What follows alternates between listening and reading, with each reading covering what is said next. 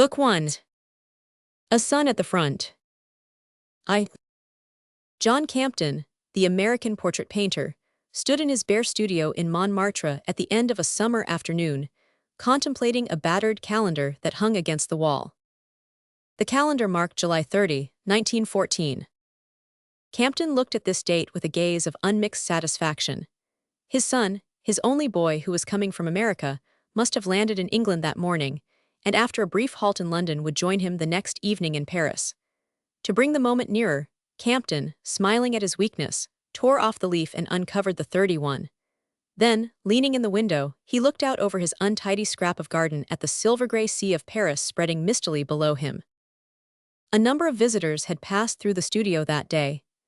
After years of obscurity, Campton had been projected into the light, or perhaps only into the limelight, by his portrait of his son George, exhibited 3 years earlier at the spring show of the French Society of Painters and Sculptors. The picture seemed to its author to be exactly in the line of the unnoticed things he had been showing before, though perhaps far nearer to what he was always trying for, because of the exceptional interest of his subject. But to the public he had appeared to take a new turn, or perhaps some critic had suddenly found the right phrase for him. Or, that season, people wanted a new painter to talk about. Didn't he know by heart all the Paris reasons for success or failure? The early years of his career had given him ample opportunity to learn them. Like other young students of his generation, he had come to Paris with an exaggerated reverence for the few conspicuous figures who made the old salons of the 80s like bad plays written around a few stars. If he could get near enough to Beausight, the ruling light of the galaxy, he thought he might do things not unworthy of that great master. But Beausight, who had ceased to receive pupils, saw no reason for making an exception in favor of an obscure youth without a backing. He was not kind, and on the only occasion when a painting of Campton's came under his eye, he let fall an epigram which went the round of Paris, but shocked its victim by its revelation of the great man's ineptitude.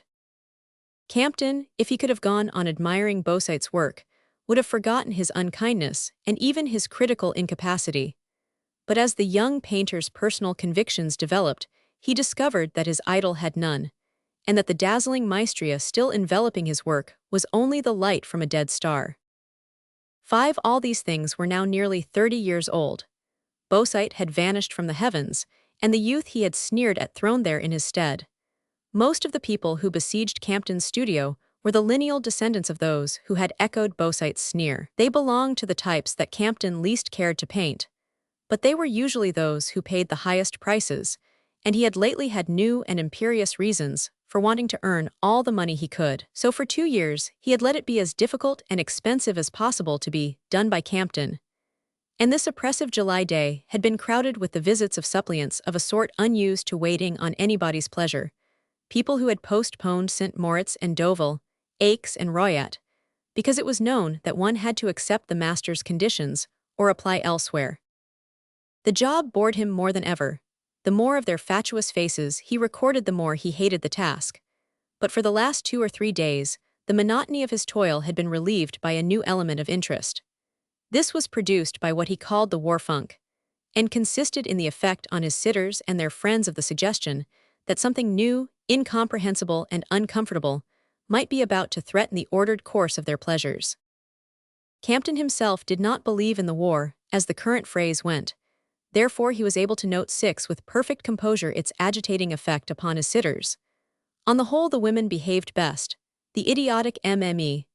de Dolmetsch had actually grown beautiful through fear for her lover, who turned out, in spite of a name as exotic as hers, to be a French subject of military age. The men had made a less creditable showing, especially the big banker and promoter, Georgenstein, whose round red face had withered like a pricked balloon, and young Prince Demetrios Palames, just married to the fabulously rich daughter of an Argentine wheat grower, and so secure as to his bride's fortune that he could curse impartially all the disturbers of his summer plans. Even the great tuberculosis specialist, Wharton, whom Campton was painting in return for the physician's devoted care of George the previous year, had lost something of his professional composure, and no longer gave out the sense of tranquilizing strength which had been such a help in the boy's fight for health. Wharton, always in contact with the rulers of the earth, must surely have some hint of their counsels. Whatever it was, he revealed nothing, but continued to talk frivolously and infatuatedly about a new Javanese dancer whom he wanted Campton to paint. But his large, beaked face with its triumphant mustache had grown pinched and gray, and he had forgotten to renew the dye on the mustache.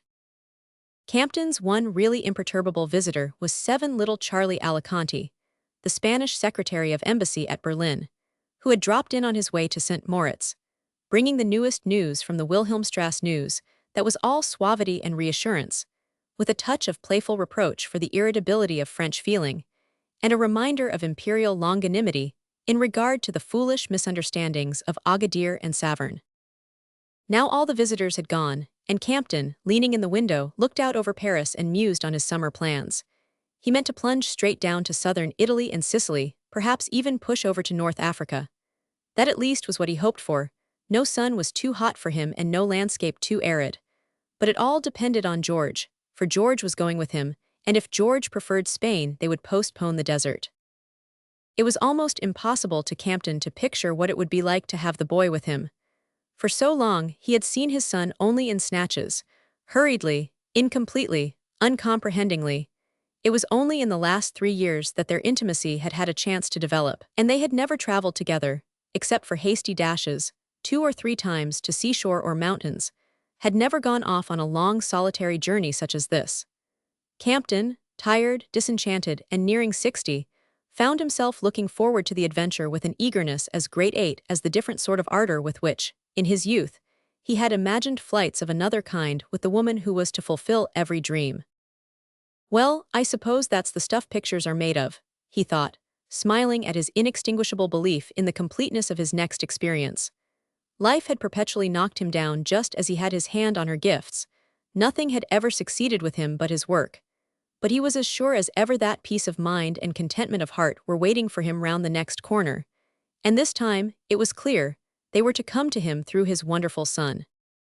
The doorbell rang, and he listened for the maidservant's step. There was another impatient jingle, and he remembered that his faithful Mariette had left for Lille, where she was to spend her vacation with her family. Campton, reaching for his stick, shuffled across the studio with his lame, awkward stride.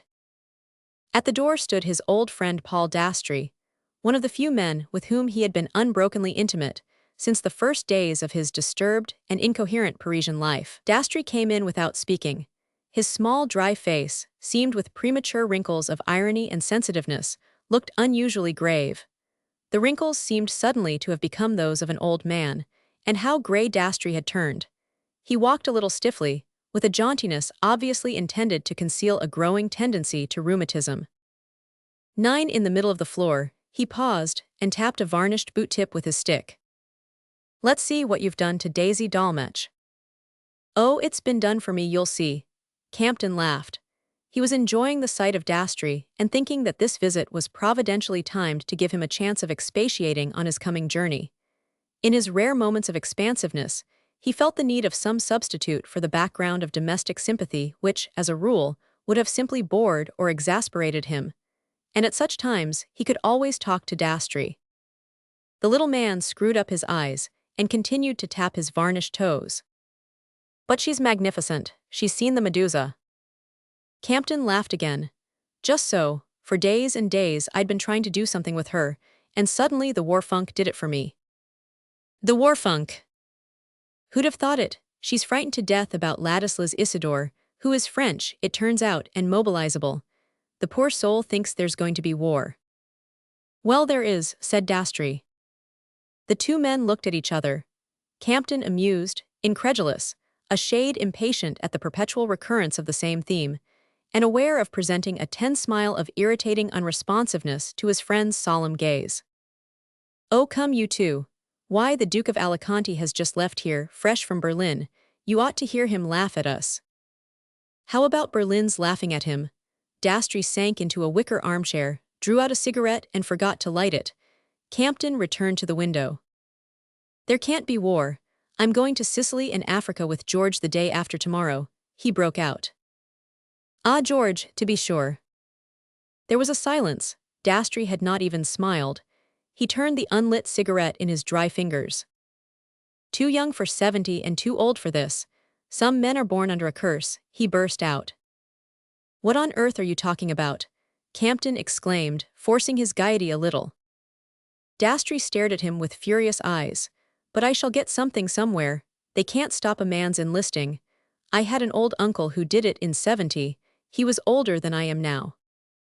Campton looked at him compassionately. Poor little circumscribed Paul Dastry, whose utmost adventure had been an occasional article in an art review, an occasional 6 weeks in the Near East. It was pitiful to see him breathing fire and fury on an enemy one knew to be engaged, at that very moment, in meeting England and France more than halfway in the effort, 11 to smooth over diplomatic difficulties. But Campton could make allowances for the nerves of the tragic generation brought up in the shadow of Sedan. Look here, he said, I'll tell you what. Come along with George and me, as far as Palermo anyhow. You're a little stiff again in that left knee, and we can bake our lamenesses together in the good Sicilian oven. Dastry had found a match, and lighted his cigarette. My poor Campton, there'll be war in 3 days. Campton's incredulity was shot through with the deadly chill of conviction. There it was, there would be war. It was too like his cursed luck not to be true. He smiled inwardly, perceiving that he was viewing the question exactly as the despicable Georgenstein and the fatuous Prince Demetrios had viewed it, as an unwarrantable interference with his private plans. Yes, but his case was different. Here was the son he had never seen enough of, never till lately seen at all as most fathers see their sons.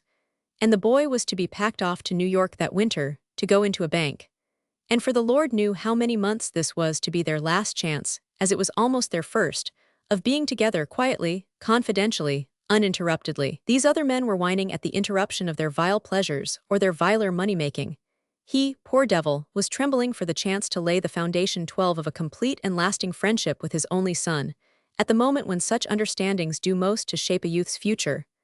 And with what I've had to fight against, he groaned, seeing victory in sight, and sickening at the idea that it might be snatched from him.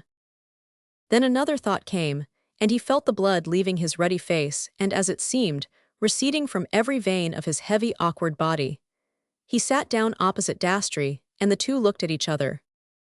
There won't be war, but if there were, why shouldn't George and I go to Sicily? You don't see us sitting here making lint, do you? Dastry smiled. Lint is unhygienic, you won't have to do that, and I see no reason why you shouldn't go to Sicily or to China. He paused. But how about George? I thought he and you were both born in France. Campton reached for a cigarette. We were, worse luck. He's subject to your preposterous military regulations. But it doesn't make any difference, as it happens. He's sure to be discharged after that touch of tuberculosis he had last year when he had to be rushed up to the Engadine. Ah, I see, then as you say. Still, of course he wouldn't be allowed to leave the country. A constrained silence fell between the two. Campton 13 became aware that, for the first time since they had known each other, their points of view were the width of the poles apart. It was hopeless to try to bridge such a distance. Of course, you know, he said, trying for his easiest voice, I still consider this discussion purely academic. But if it turns out that I'm wrong, I shall do all I can, do you hear, to get George discharged. You'd better know that. Dastry, rising, held out his hand with his faithful smile. My dear old Campton, I perfectly understand a foreigner's taking that view. He walked toward the door and they parted without more words. When he had gone, Campton began to recover his reassurance. Who was Dastry, poor chap, to behave as if he were in the councils of the powers? It was perfect nonsense to pretend that a diplomatist straight from Berlin didn't know more about what was happening there than the newsmongers of the boulevards. One didn't have to be an ambassador to see which way the wind was blowing, and men like Alicante, belonging to a country uninvolved in the affair, were the only people capable of a cool judgment at moments of international tension. Campton took the portrait of Mme. de Dolmetsch and leaned it against the other canvases along the wall. Then he started clumsily to put the room to rights.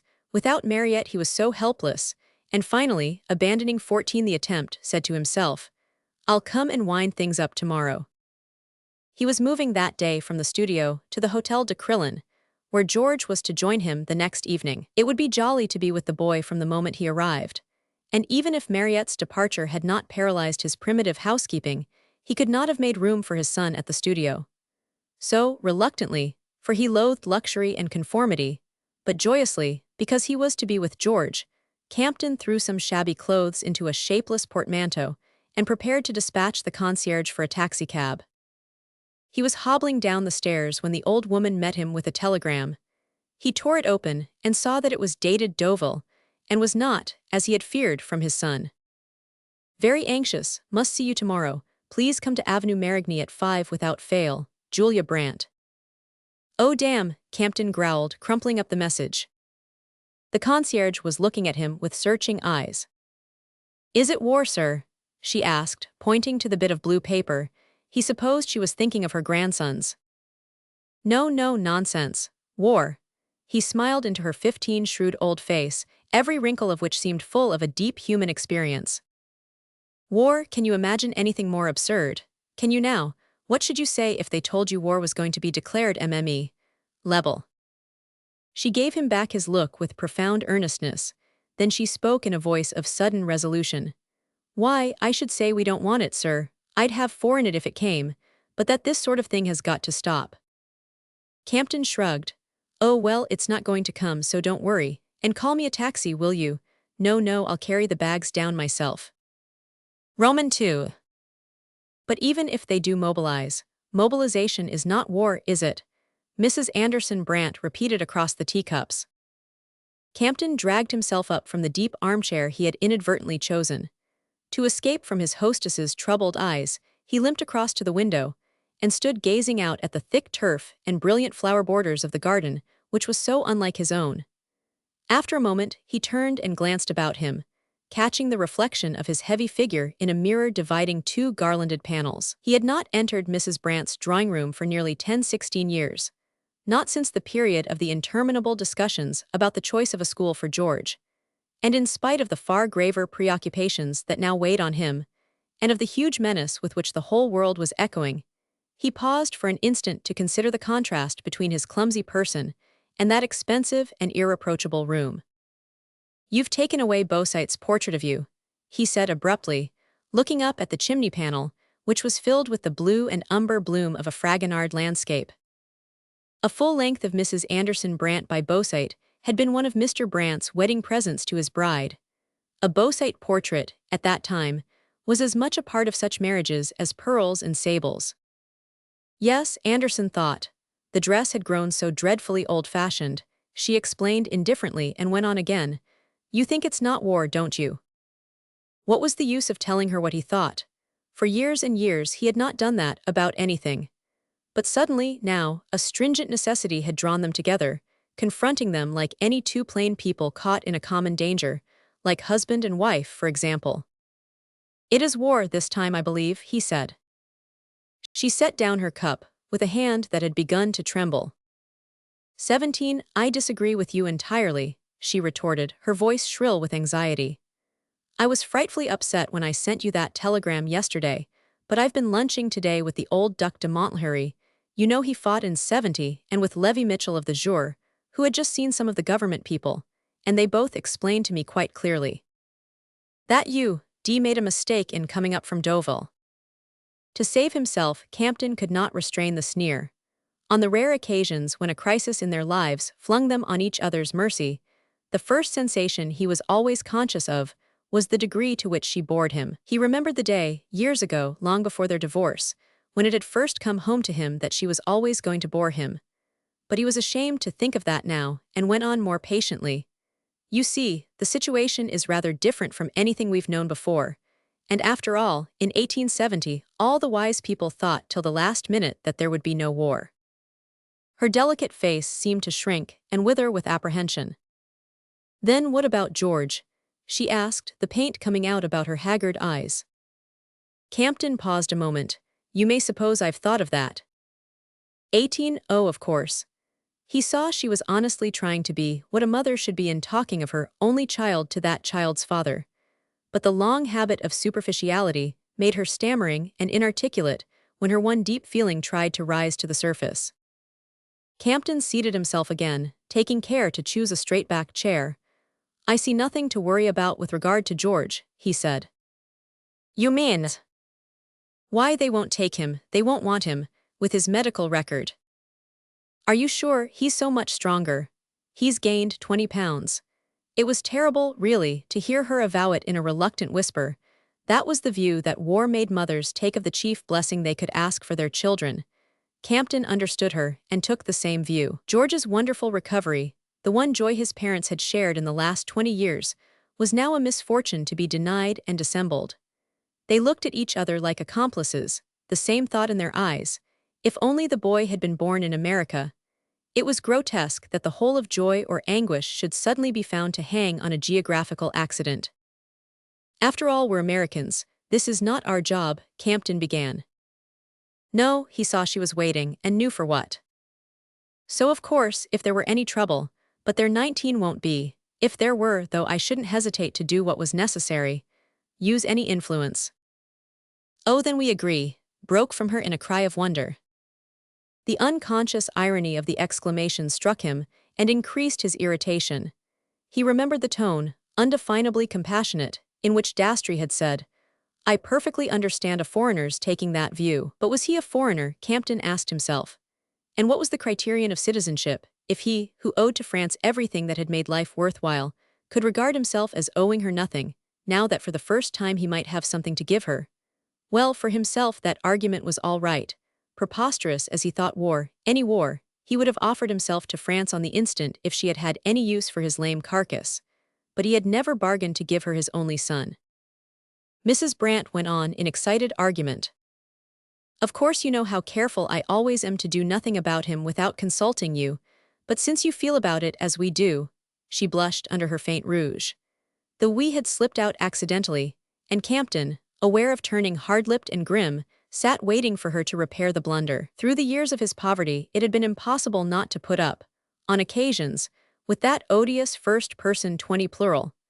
As long as his wretched inability to make money had made it necessary that his wife's second husband should pay for his son's keep, such illusions had been part of Campton's long expiation. But even then he had tacitly made his former wife understand that, when they had to talk of the boy, he could bear her saying, "I think," or "Anderson thinks," this or that, but not "we think it." And in the last few years, since Campton's unforeseen success had put him, to the astonishment of everyone concerned, in a position of financial independence, Anderson had almost entirely dropped out of their talk about George's future.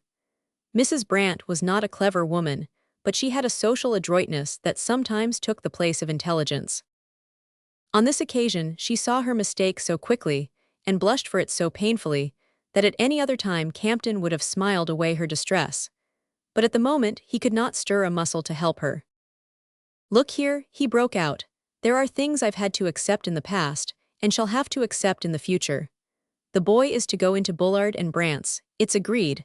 I'm not sure enough of being able to provide for him for the next few years to interfere with your plans in that respect. But I thought it was understood once for all." She interrupted him excitedly. "Oh, of course, 21 of course, you must admit I've always respected your feeling." He acknowledged awkwardly, "Yes." "Well then, won't you see that this situation is different, terribly different, and that we ought all to work together? If Anderson's influence can be of use." Anderson's influence. Campton's gorge rose against the phrase. It was always Anderson's influence that had been invoked, and none knew better than Campton himself how justly, when the boy's future was under discussion. But in this particular case the suggestion was intolerable. "Of course," he interrupted dryly, "but, as it happens, I think I can attend to this job myself."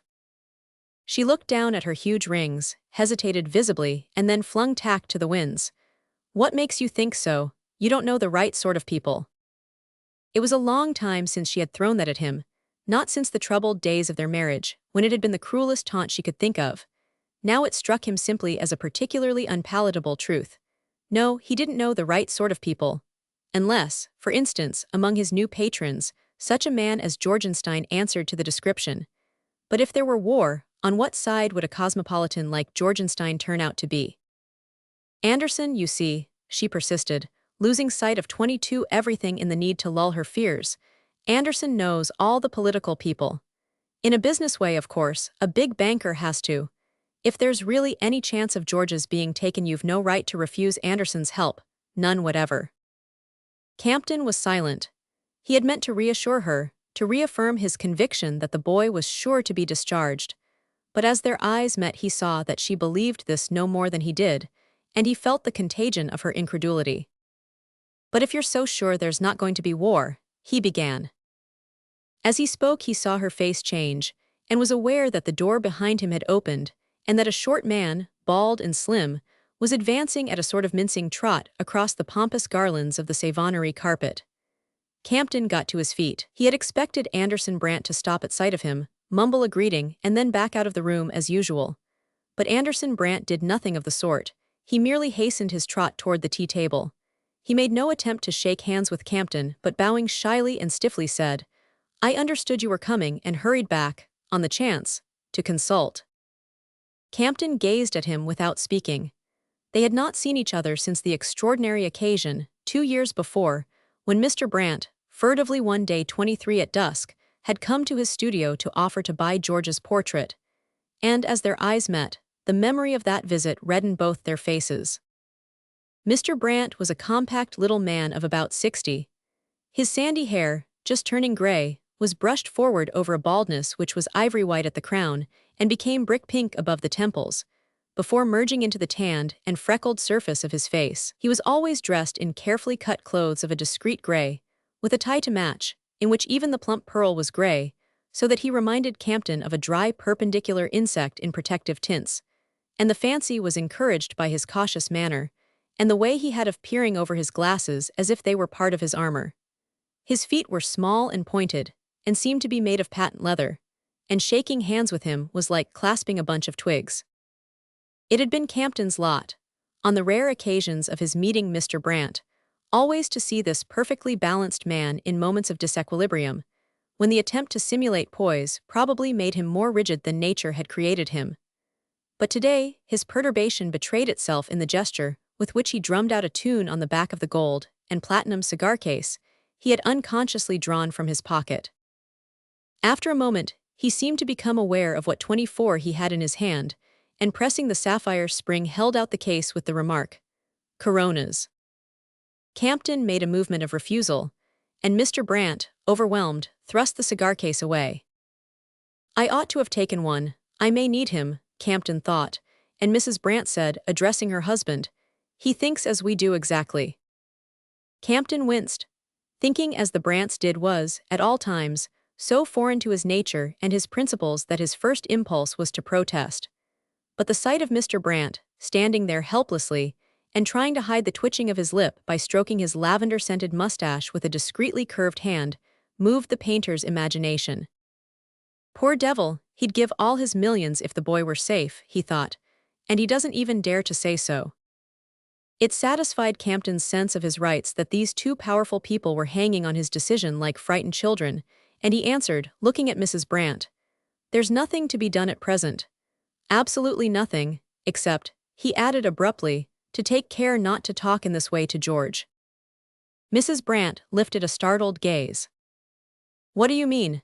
If war is declared, you can't expect me not to speak of it to him." "Speak of it as much as you like, but don't drag him in. Let him work out his own case for himself." 25, he went on with an effort. "It's what I intend to do." "But you said you'd use every influence," she protested obtusely. "Well, I believe this is one of them."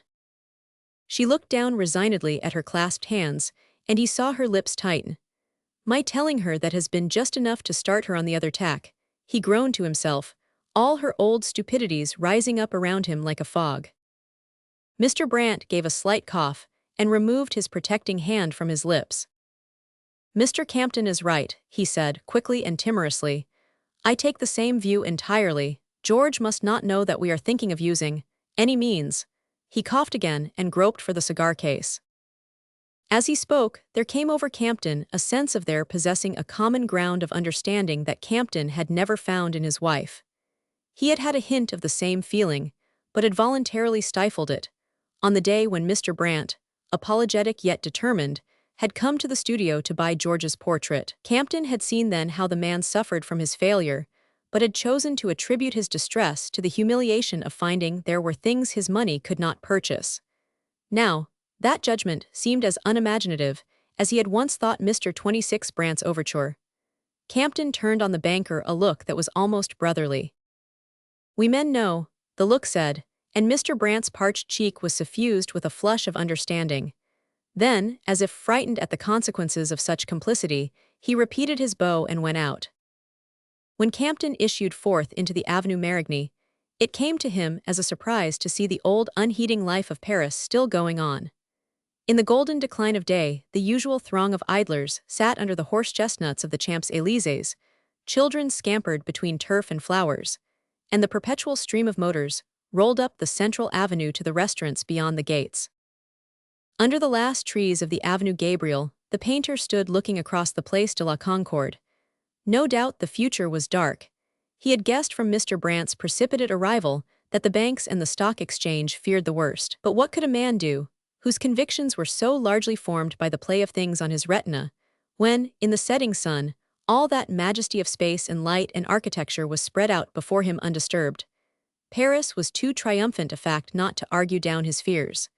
There she lay in the security of her beauty, and once more proclaimed herself eternal. Roman 3. The night was so lovely that, though the Boulogne express arrived late, George at once proposed dining in the boys. His luggage, of which, as usual, there was a good deal, was dropped at the Crillon, and they shot up the Champs-Élysées as the summer dusk began to be pricked by lamps. "How jolly the old place smells," George cried, breathing in the scent of sun-warmed asphalt, of flower-beds and freshly watered dust. He seemed as much alive to such impressions as if his first word at the station had not been, "Well, this time I suppose we're in for it." In for it they might be, but meanwhile he meant to enjoy the scents and scenes of Paris as acutely and unconcernedly as ever. Campton had hoped that he would pick out one of the humble cyclists' restaurants near the Seine. But not he. "Madrid, is it?" he said gaily, as the taxi turned into the boys, and there they sat under the illuminated trees, in the general glitter and expensiveness, with the cigans playing down their talk, and all around them the painted faces that seemed to the father so old and obvious, and to the son, no doubt, so full of novelty and mystery. The music made conversation difficult, but Campton did not care. It was enough to sit and watch the face 28 in which, after each absence, he noted a new and richer vivacity. He had often tried to make up his mind if his boy were handsome. Not that the father's eye influenced the painter's, but George's young head with its thick blonde thatch, the complexion ruddy to the golden eyebrows, and then abruptly white on the forehead, the short amused nose, the inquisitive eyes, the ears lying back flat to the skull against curly edges of fair hair, defied all rules and escaped all classifications by a mixture of romantic gaiety and shrewd plainness like that in certain 18th-century portraits. As father and son faced each other over the piled-up peaches, while the last sparkle of champagne died down in their glasses, Campton's thoughts went back to the day when he had first discovered his son. George was a schoolboy of 12, at home for the Christmas holidays. At home meant at the Brants, since it was always there he stayed. His father saw him only on certain days.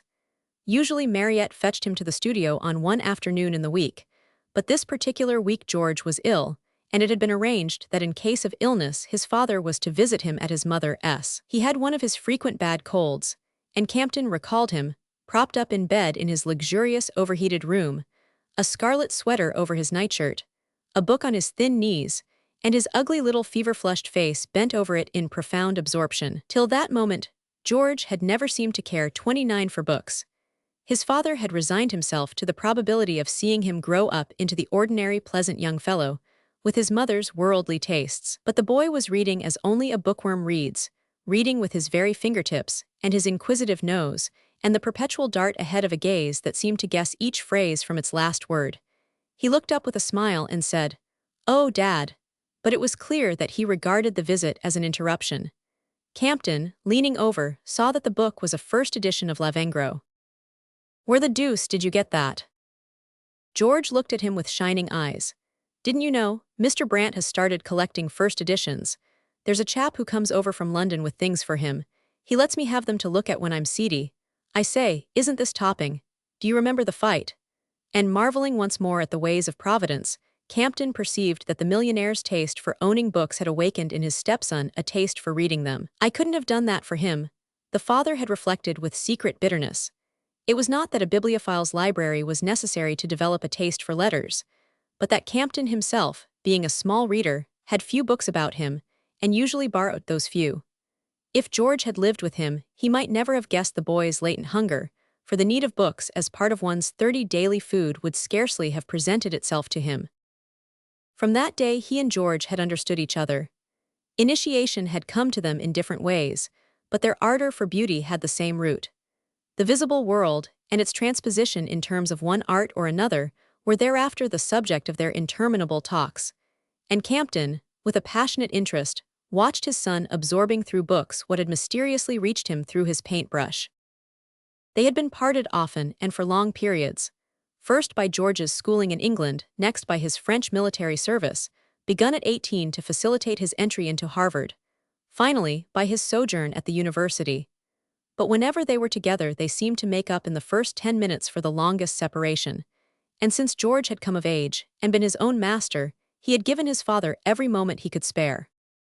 His career at Harvard had been interrupted, after 2 years, by the symptoms of tuberculosis, which had necessitated his being hurried off to the Engadine.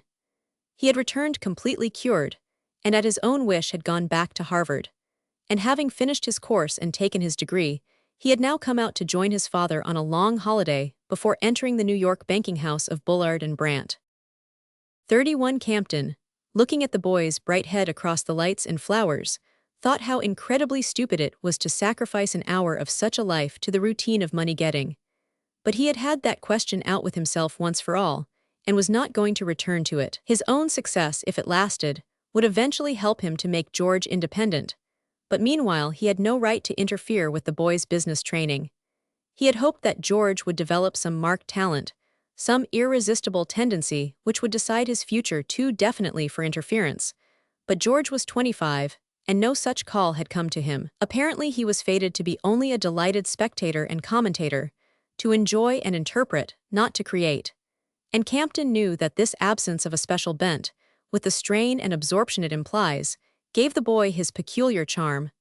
The trouble was that it made him the prey of other people's plans for him. And now all these plans, Campton's dreams for the future as well as the business arrangements which were Mr. Brandt's contribution, might be wrecked by tomorrow's news from Berlin. The possibility still seemed unthinkable, but in spite of his incredulity, the evil shadow hung on him as he and his son chatted of political issues. George made no allusion to his own case. His whole attitude was so dispassionate that his father began to wonder if he had not solved the question by concluding 32 that he would not pass the medical examination. The tone he took was that the whole affair, from the point of view of 20th century civilization, was too monstrous an incongruity for something not to put a stop to it at the 11th hour. His easy optimism at first stimulated his father, and then began to jar on him. "Dastry doesn't think it can be stopped," Campton said at length. The boy smiled. "Dear old Dastry, no, I suppose not. That after-Sedan generation have got the inevitability of war in their bones. They've never been able to get beyond it. Our whole view is different. We're internationals, whether we want to be or not. To begin with, if by our view you mean yours and mine, you and I haven't a drop of French blood in us," his father interposed, "and we can never really know what the French feel on such matters." George looked at him affectionately. "Oh, but I didn't. I meant we in the sense of my generation, of whatever nationality. I know French chaps who feel as I do, Louis Dastry, Paul's nephew for one, and lots of English ones. They don't believe the world will ever stand for another war. It's too stupidly uneconomic to begin with. I suppose you've read Angel. Then life's worth too much, and nowadays too many millions of people know it. That's the way we all feel. 33 think of everything that counts, art and science and poetry, and all the rest, going to smash at the nod of some doddering diplomatist. It was different in old times, when the best of life, for the immense majority, was never anything but plague, pestilence, and famine. People are too healthy and well-fed now, they're not going off to die in a ditch to oblige anybody." Campton looked away, and his eye, straying over the crowd, lit on the long heavy face of Wharton Lescluze, seated with a group of men on the other side of the garden. Why had it never occurred to him before that if there was one being in the world who could get George discharged, it was the great specialist under whose care he had been? Suppose war does come, the father thought, what if I were to go over and tell him I'll paint his dancer? He stood up and made his way between the tables. Wharton Lescluze was dining with a party of jaded-looking politicians and journalists. To reach him, Campton had to squeeze past another table, at which a fair, worn-looking lady sat beside a handsome old man with a dazzling mane of white hair and a grand officer's rosette of the Legion of Honor. Campton bowed, and the lady whispered something to her companion, who returned a stately vacant salute. Poor old Beausite, dining alone with his much-wronged and 34 all-forgiving wife, bowing to the people she told him to bow to and placidly murmuring, "War, war," as he stuck his fork into the peach she had peeled. At Wharton's table the faces were less placid. The men greeted Campton with a deference which was not lost on Mme. Beausite, and the painter bent close over Wharton, embarrassed at the idea that she might overhear him. "If I can make time for a sketch, will you bring your dancing lady tomorrow?" The physician's eyes lit up under their puffy lids. "My dear friend, will I? She simply set her heart on it." He drew out his watch and added, "But why not tell her the good news yourself? You told me, I think, you'd never seen her. This is her last night at the posada, and if you'll jump into my motor we shall be just in time to see her come on." Campton beckoned to George, and father and son followed Wharton Lescluze. None of the three men, on the way back to Paris, made any reference to the war. The physician asked George a few medical questions and complimented him on his look of recovered health. Then the talk strayed to studios and theaters, where Wharton Lescluze firmly kept it. The last faint rumors of the conflict died out on the threshold of the posada. It would have been hard to discern, in the crowded audience, any appearance but that of ordinary pleasure-seekers momentarily stirred by a new sensation. Collectively, fashionable 35 Paris was already away, at the seashore or in the mountains, but not a few of its chief ornaments still lingered, as the procession through Campton's studio had proved, and others had returned drawn back by doubts about the future, the desire to be nearer the source of news, the irresistible French craving for the forum and the market. When messengers are foaming in, the public of the posada, therefore, was still Parisian enough to flatter the new dancer, and on all the pleasure-tired faces, belonging to every type of money-getters and amusement-seekers, Campton saw only the old familiar music-hall look. The look of a house with lights blazing and windows wide, but nobody and nothing within. The usualness of it all gave him a sense of ease which his boy's enjoyment confirmed.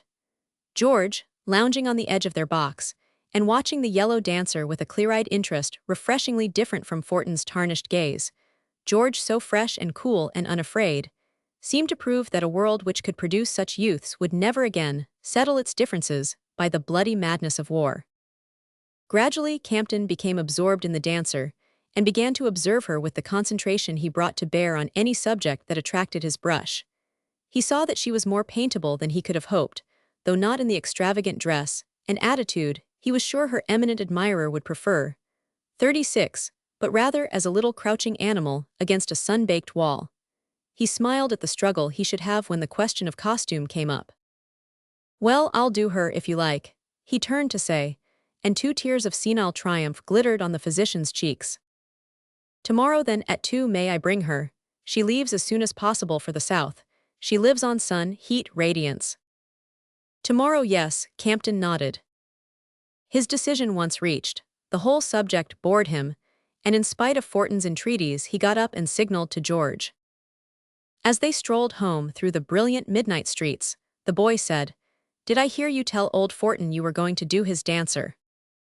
"Yes, why not? She's very paintable," said Campton, abruptly shaken out of his security. "Beginning tomorrow."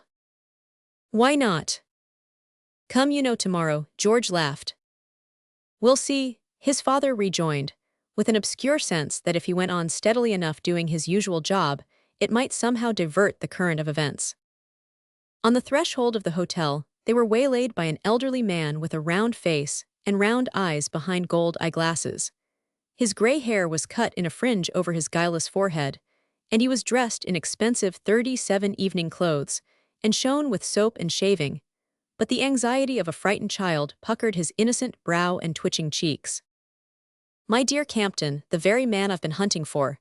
You remember me, your cousin Harvey Mayhew of Utica." Campton, with an effort, remembered, and asked what he could do, inwardly hoping it was not a portrait. "Oh, the simplest thing in the world. You see, I'm here as a delegate."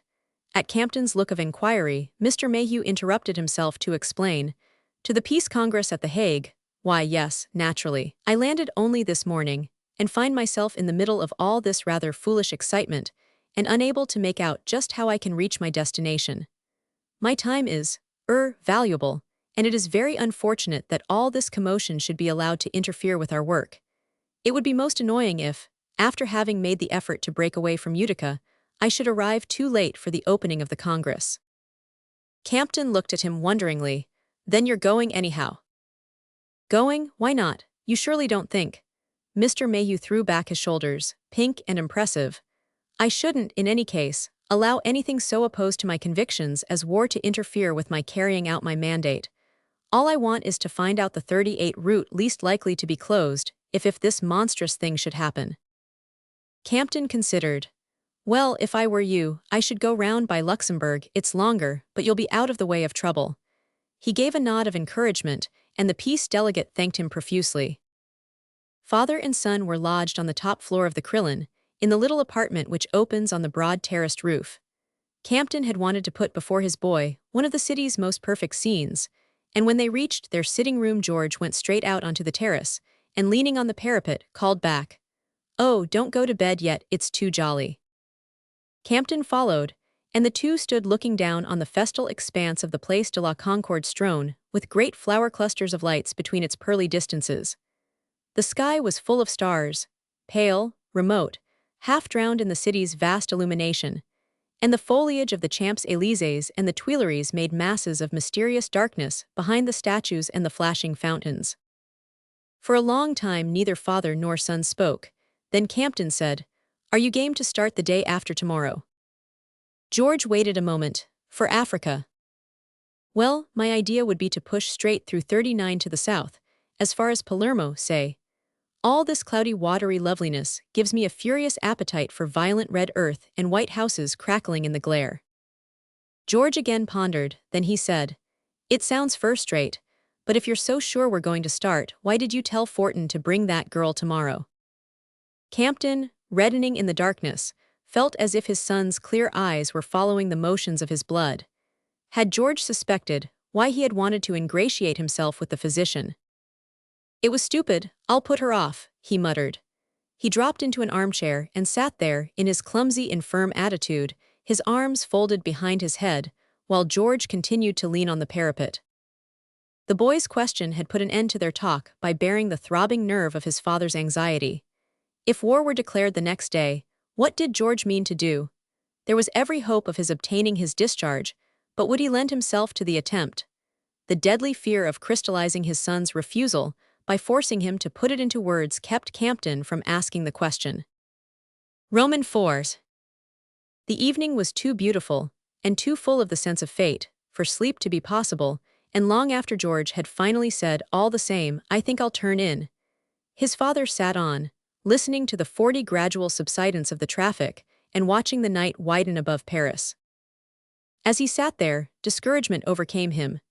His last plan, his plan for getting George finally and completely over to his side, was going to fail as all his other plans had failed. If there were war, there would be no more portraits to paint, and his vision of wealth would vanish as visions of love and happiness and comradeship had one by one faded away. Nothing had ever succeeded with him but the thing he had in some moods set least store by, the dogged achievement of his brush. And just as that was about to assure his happiness, here was this horrible world catastrophe threatening to fall across his path. His misfortune had been that he could neither get on easily with people nor live without them, could never wholly isolate himself in his art, nor yet resign himself to any permanent human communion that left it out, or, worse still, dragged it in irrelevantly. He had tried both kinds, and on the whole preferred the first. His marriage, his stupid, ill-fated marriage, had after all not been the most disenchanting of his adventures, because Julia Ambrose, when she married him, had made no pretense of espousing his art. He had seen her first in the tumble-down Venetian palace, where she lived with her bachelor uncle, old Horace Ambrose, who dabbled in bric-a-brac and cultivated a guileless bohemianism. Campton, looking 41 back, could still understand why, to a youth fresh from Utica, at odds with his father, unwilling to go into the family business, and strangling with violent, unexpressed ideas on art and the universe, marriage with Julia Ambrose had seemed so perfect a solution. She had been brought up abroad by her parents, a drifting and impecunious American couple, And after their deaths, within a few months of each other, her education had been completed, at her uncle's expense, in a fashionable Parisian convent. Thence she had been transplanted at 19 to his Venetian household, and all the ideas that most terrified and scandalized Campton's family were part of the only air she had breathed. She had never intentionally feigned an exaggerated interest in his ambitions, but her bringing up made her regard them as natural. She knew what he was aiming at, though she had never understood his reasons for trying. The jargon of art was merely one of her many languages, but she talked it so fluently that he had taken it for her mother tongue. The only other girls he had known well were his sisters, earnest eye-glassed young women, whose one answer to all his problems was that he ought to come home. The idea of Europe had always been terrifying to them, and indeed to his whole family, since the extraordinary misadventure whereby, as the result of a protracted diligence journey over bad roads, of a violent thunderstorm, and a delayed steamer, Campton 42 had been born in Paris instead of Utica. Mrs. Campton the elder had taken the warning to heart, and never again left her native soil. But the sisters, safely and properly brought into the world in their own city and state, had always felt that Campton's persistent yearnings for Europe, and his inexplicable detachment from Utica and the Mangle, were mysteriously due to the accident of their mother's premature confinement. Compared with the admonitions of these domestic censors, Miss Ambrose's innocent conversation was as seductive as the tangles of Neæra's hair, and it used to be a joke between them, one of the few he had ever been able to make her see, that he, the raw upstater, was Parisian-born, while she, the glass and pattern of worldly knowledge, had seen the light in the pure atmosphere of Madison Avenue.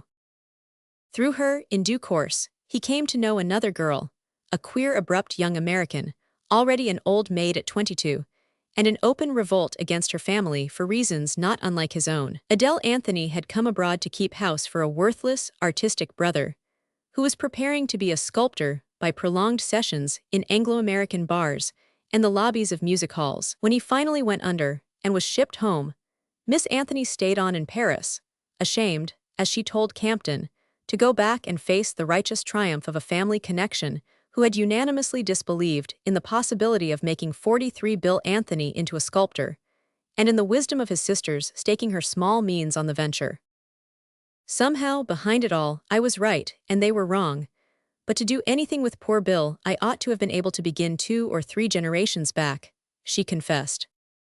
Miss Anthony had many friends in Paris, of whom Julia Ambrose was the most admired, and she had assisted sympathizingly, if not enthusiastically, at Campton's wooing of Julia and their hasty marriage. Her only note of warning had been the reminder that Julia had always been poor, and had always lived as if she were rich, and that was silenced by Campton's rejoinder that the magic mangle, to which the Campton prosperity was due, was some day going to make him rich, though he had always lived as if he were poor. "Well, you'd better not any longer," Adele sharply advised, and he laughed and promised to go out and buy a new hat. In truth, careless of comfort as he was, he adored luxury in women, and was resolved to let his wife ruin him if she did it handsomely enough.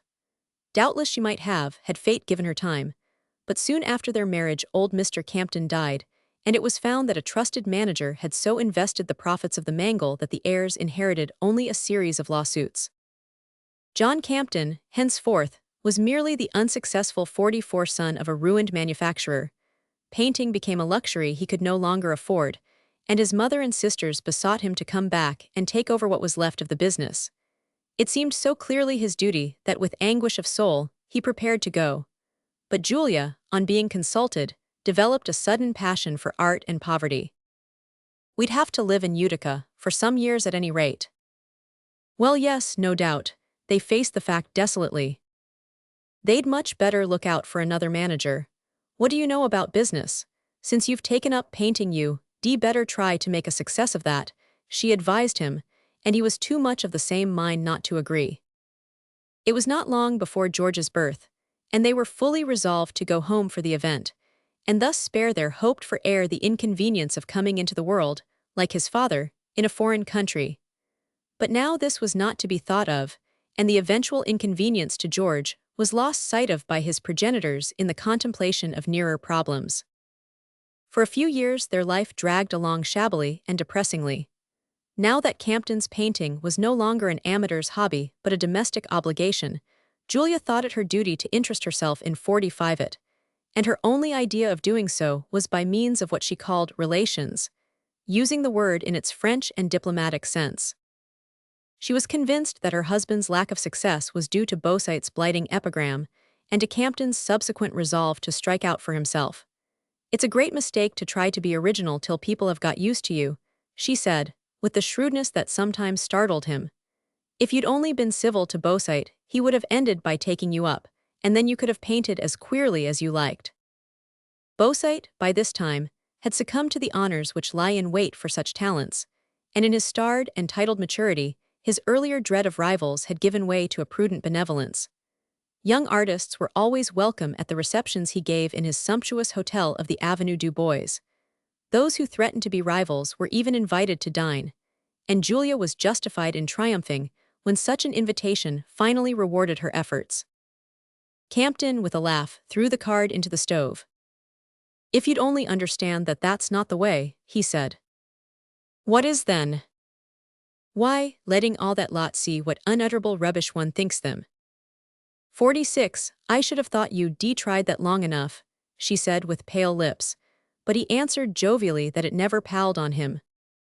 She was bitterly offended, but she knew Campton by this time, and was not a woman to waste herself in vain resentment. She simply suggested that since he would not profit by Beausite's advance, the only alternative was to try to get orders for portraits. And though at that stage he was not in the mood for portrait painting, he made an honest attempt to satisfy her. She began, of course, by sitting for him. She sat again and again, but lovely as she was, he was not inspired, and one day, in sheer self-defense, he blurted out that she was not paintable. She never forgot the epithet, and it loomed large in their subsequent recriminations. Adele Anthony, it was just like her, gave him his first order, and she did prove paintable. Campton made a success of her long, crooked, pink-nosed face. But she didn't perceive it. She had wanted something oval, with tulle and a rose in a taper hand. And after heroically facing the picture for 6 months, she hid it away in an attic, whence, a year or so before the date of the artist's present musings, it had been fished out as an early Campton, to be exhibited half a dozen times, and have articles written about it in the leading art reviews.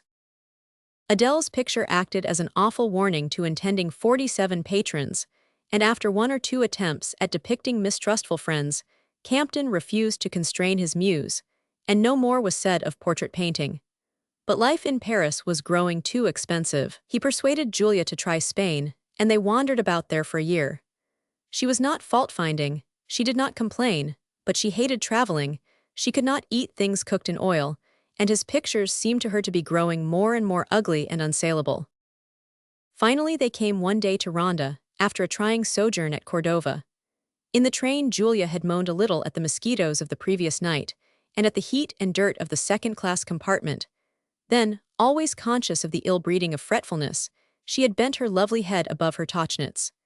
And it was then that Campton, looking out of the window to avoid her fatally familiar profile, had suddenly discovered another. It was that of a peasant girl in front of a small whitewashed house, under a white pergola hung with bunches of big red peppers. The house, which was close to the railway, was propped against an orange-colored rock, and in the glare cast up from the red earth, its walls looked as blue as snow in shadow. The girl was all blue-white too, from her cotton skirt to the kerchief knotted turban-wise above 2 folds of blue-black hair.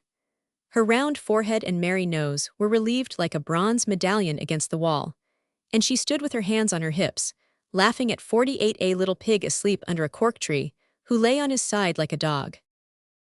The vision filled the carriage window and then vanished, but it remained so sharply impressed on Campton that even then he knew what was going to happen. He leaned back with a sense of relief and forgot everything else. The next morning he said to his wife, "There's a little place up the line that I want to go back and paint. You don't mind staying here a day or two, do you?" She said she did not mind. It was what she always said, but he was somehow aware that this was the particular grievance she had always been waiting for. He did not care for that, or for anything but getting a seat in the diligence which started every morning for the village nearest the White House. On the way he remembered that he had left Julia only 40 pesetas, but he did not care about that either. He stayed a month, and when he returned to Ronda, his wife had gone back to Paris, leaving a letter to say that the matter was in the hands of her lawyers. "What did you do it for?" I mean in that particular way. For goodness knows I understand all the rest. Adele Anthony had once asked him, while the divorce proceedings were going on, and he had shaken his head, conscious that he could not explain. It was a year or two later that he met the first person who did understand. A Russian lady who had heard 49 the story, was curious to know him, and asked, one day when their friendship had progressed, to see the sketches he had brought back from his fugue. Comment vous comprends? She had murmured, her grey eyes deep in his, but perceiving that she did not allude to the sketches but to his sentimental adventure, Campton pushed the drawings out of sight, vexed with himself for having shown them. He forgave the Russian lady her artistic obtuseness for the sake of her human comprehension.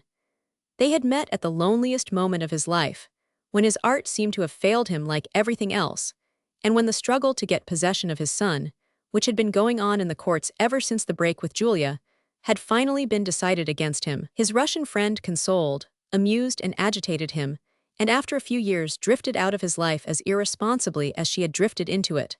And he found himself, at 45, a lonely thwarted man, as full as ever of faith in his own powers, but with little left in human nature or in opportunity. It was about this time that he heard that Julia was to marry again, and that his boy would have a stepfather.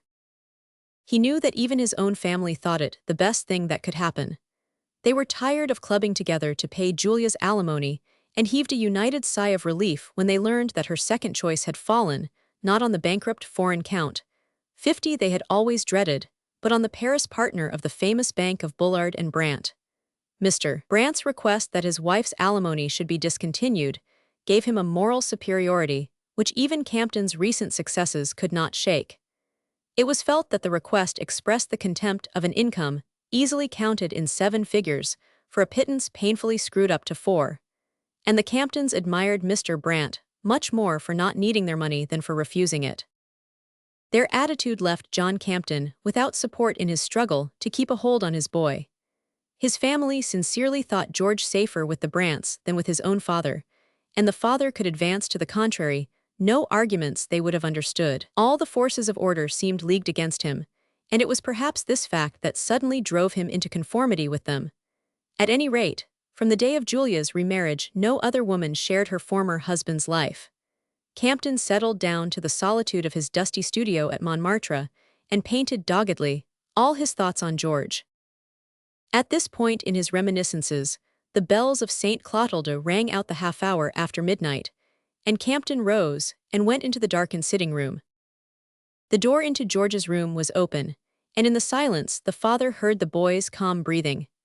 A 51 light from the bathroom cast its ray on the dressing table, which was scattered with the contents of George's pockets. Campton, dwelling with a new tenderness on everything that belonged to his son, noticed a smart antelope card case. George had his mother's weakness for Bond Street novelties. A wristwatch, his studs, a bundle of banknotes, and beside these a thumbed and dirty red book, the size of a large pocket diary. The father wondered what it was, then of a sudden he knew. He had once seen Mme. Lebel's grandson pull just such a red book from his pocket as he was leaving for his 28 days of military service. It was the livret militaire that every French citizen under 48 carries about with him. Campton had never paid much attention to French military regulations. George's service over, he had dismissed the matter from his mind, forgetting that his son was still a member of the French army, and as closely linked to the fortunes of France as the grandson of the concierge of Montmartre. Now it occurred to him that that little red book would answer the questions he had not dared to put, and stealing in, he possessed himself of it and carried it back to the sitting room. There he sat down by the lamp and read. First George's name, his domicile, his rank as a Maréchal des Logis of Dragoons, the number of his regiment and its base, all that was already familiar. But what was this on the next page? 52. In case of general mobilization, announced to the populations of France by public proclamations, or by notices posted in the streets, the bearer of this order is to rejoin his regiment at. He is to take with him provisions for 1 day. He is to present himself at the station of, on the 3rd day of mobilization at 6 o'clock, and to take the train indicated by the station master. The days of mobilization are counted from 0 o'clock to 24 o'clock. The The first day is that on which the order of mobilization is published. Campton dropped the book and pressed his hands to his temples. The days of mobilization are counted from 0 o'clock to 24 o'clock. The first day is that on which the order of mobilization is published. Then, if France mobilized that day, George would start the second day after, at 6 in the morning. George might be going to leave him within 48 hours from that very moment. Campton had always vaguely supposed that, some day or other, if war came, a telegram would call George to his base. It had never occurred to him that every detail of the boy's military life had long since been regulated by the dread power which had him in its grasp. He read the next paragraph. The bearer will travel free of charge, and thought with a grin how it would annoy Anderson Brant that the French government 53 should presume to treat his stepson as if he could not pay his way. The plump bundle of banknotes on the dressing table seemed to look with ineffectual scorn at the red book that sojourned so democratically in the same pocket. And Campton, picturing George jammed into an overcrowded military train, on the plebeian wooden seat of a third-class compartment, grinned again, forgetful of his own anxiety in the vision of Brant's exasperation. Ah well, it wasn't war yet, whatever they said. He carried the red book back to the dressing table. The light falling across the bed drew his eye to the young face on the pillow. George lay on his side, one arm above his head, the other laxly stretched along the bed. He had thrown off the blankets, and the sheet, clinging to his body, mottled his slim flank and legs as he lay in dreamless rest. For a long time Campton stood gazing. Then he stole back to the sitting room, picked up a sketchbook and pencil and returned. He knew there was no danger of waking George, and he began to draw, eagerly but deliberately, fascinated by the happy accident of the lighting and of the boy's position. Like a statue of a young knight I've seen somewhere, he said to himself, vexed and surprised that he, whose plastic memories were always so precise, should not remember where, and then his pencil stopped. What he had really thought was, like the 54 effigy of a young knight, though he had instinctively changed the word as it formed itself. He leaned in the doorway, the sketchbook in hand, and continued to gaze at his son. It was the clinging sheet, no doubt, that gave him that look, and the white glare of the electric burner. If war came, that was just the way a boy might lie on a battlefield or afterward in a hospital bed. Not his boy, thank heaven, but very probably his boy's friends. Hundreds and thousands of boys like his boy, the age of his boy with a laugh like his boy's. The wicked waste of it. Well, that was what war meant. What tomorrow might bring to millions of parents like himself. He stiffened his shoulders and opened the sketchbook again. What watery stuff was he made of, he wondered. Just because the boy lay as if he were posing for a tombstone. What of Signorelli, who had sat at his dead son's side and drawn him, tenderly, minutely, while the coffin waited? Well, damn Signorelli, that was all. Campton threw down his book, turned out the sitting room lights, and limped away to bed. The next morning he said to George, over coffee on the terrace, I think I'll drop in at Cook's about our tickets. George nodded, munching his golden roll. Right, I'll run up to see Mother then. His father was silent. Inwardly, he was saying to himself, the chances are she'll be going back to Deauville this afternoon. There had not been much to gather from the newspapers heaped at their feet. Austria had ordered general mobilization, but while the tone of the dispatches was nervous and contradictory, that of the leading articles remained almost ominously reassuring. Campton absorbed the reassurance without heeding its quality. It was a drug he had to have at any price. He expected the Javanese dancer to sit to him that afternoon, but he had not proposed to George to be present. On the chance that things might eventually take a wrong turn, he meant to say a word to Wharton Lescluze, and the presence of his son would have been embarrassing. You'll be back for lunch, he called to George, who still lounged on the terrace in pajamas. Rather, that is, unless Mother makes a point, in case she's leaving. Oh, of course, said Campton with grim cordiality. 56, you see, dear old boy, I've got to see Uncle Andy sometime. It was the grotesque name that George, in his babyhood, had given to Mr. Brant, and when he grew up it had been difficult to substitute another. Especially now, George added, pulling himself up out of his chair. Now. They looked at each other in silence, irritation in the father's eye, indulgent amusement in the son's. Why, if you and I are really off on this long trek. "Oh, of course," agreed Campton, relieved. "You'd much better lunch with them. I always want you to do what's decent." He paused on the threshold to add, "By the way, don't forget Adele." "Well, rather not," his son responded, "and we'll keep the evening free for something awful." As he left the room, he heard George rapping on the telephone and calling out Miss Anthony's number. Campton had to have reassurance at any price, and he got it, as usual, irrationally but irresistibly, through his eyes. The mere fact that the midsummer sun lay so tenderly on Paris, that the bronze dolphins of the fountains in the square were spraying the Nereids, Louis-Philippe chignons as playfully as ever, that the sleepy cities of France dozed as heavily on their thrones, and the horses of Marly pranced as fractiously on their pedestals, that the glorious central 57 setting of the city lay there in its usual mellow pomp.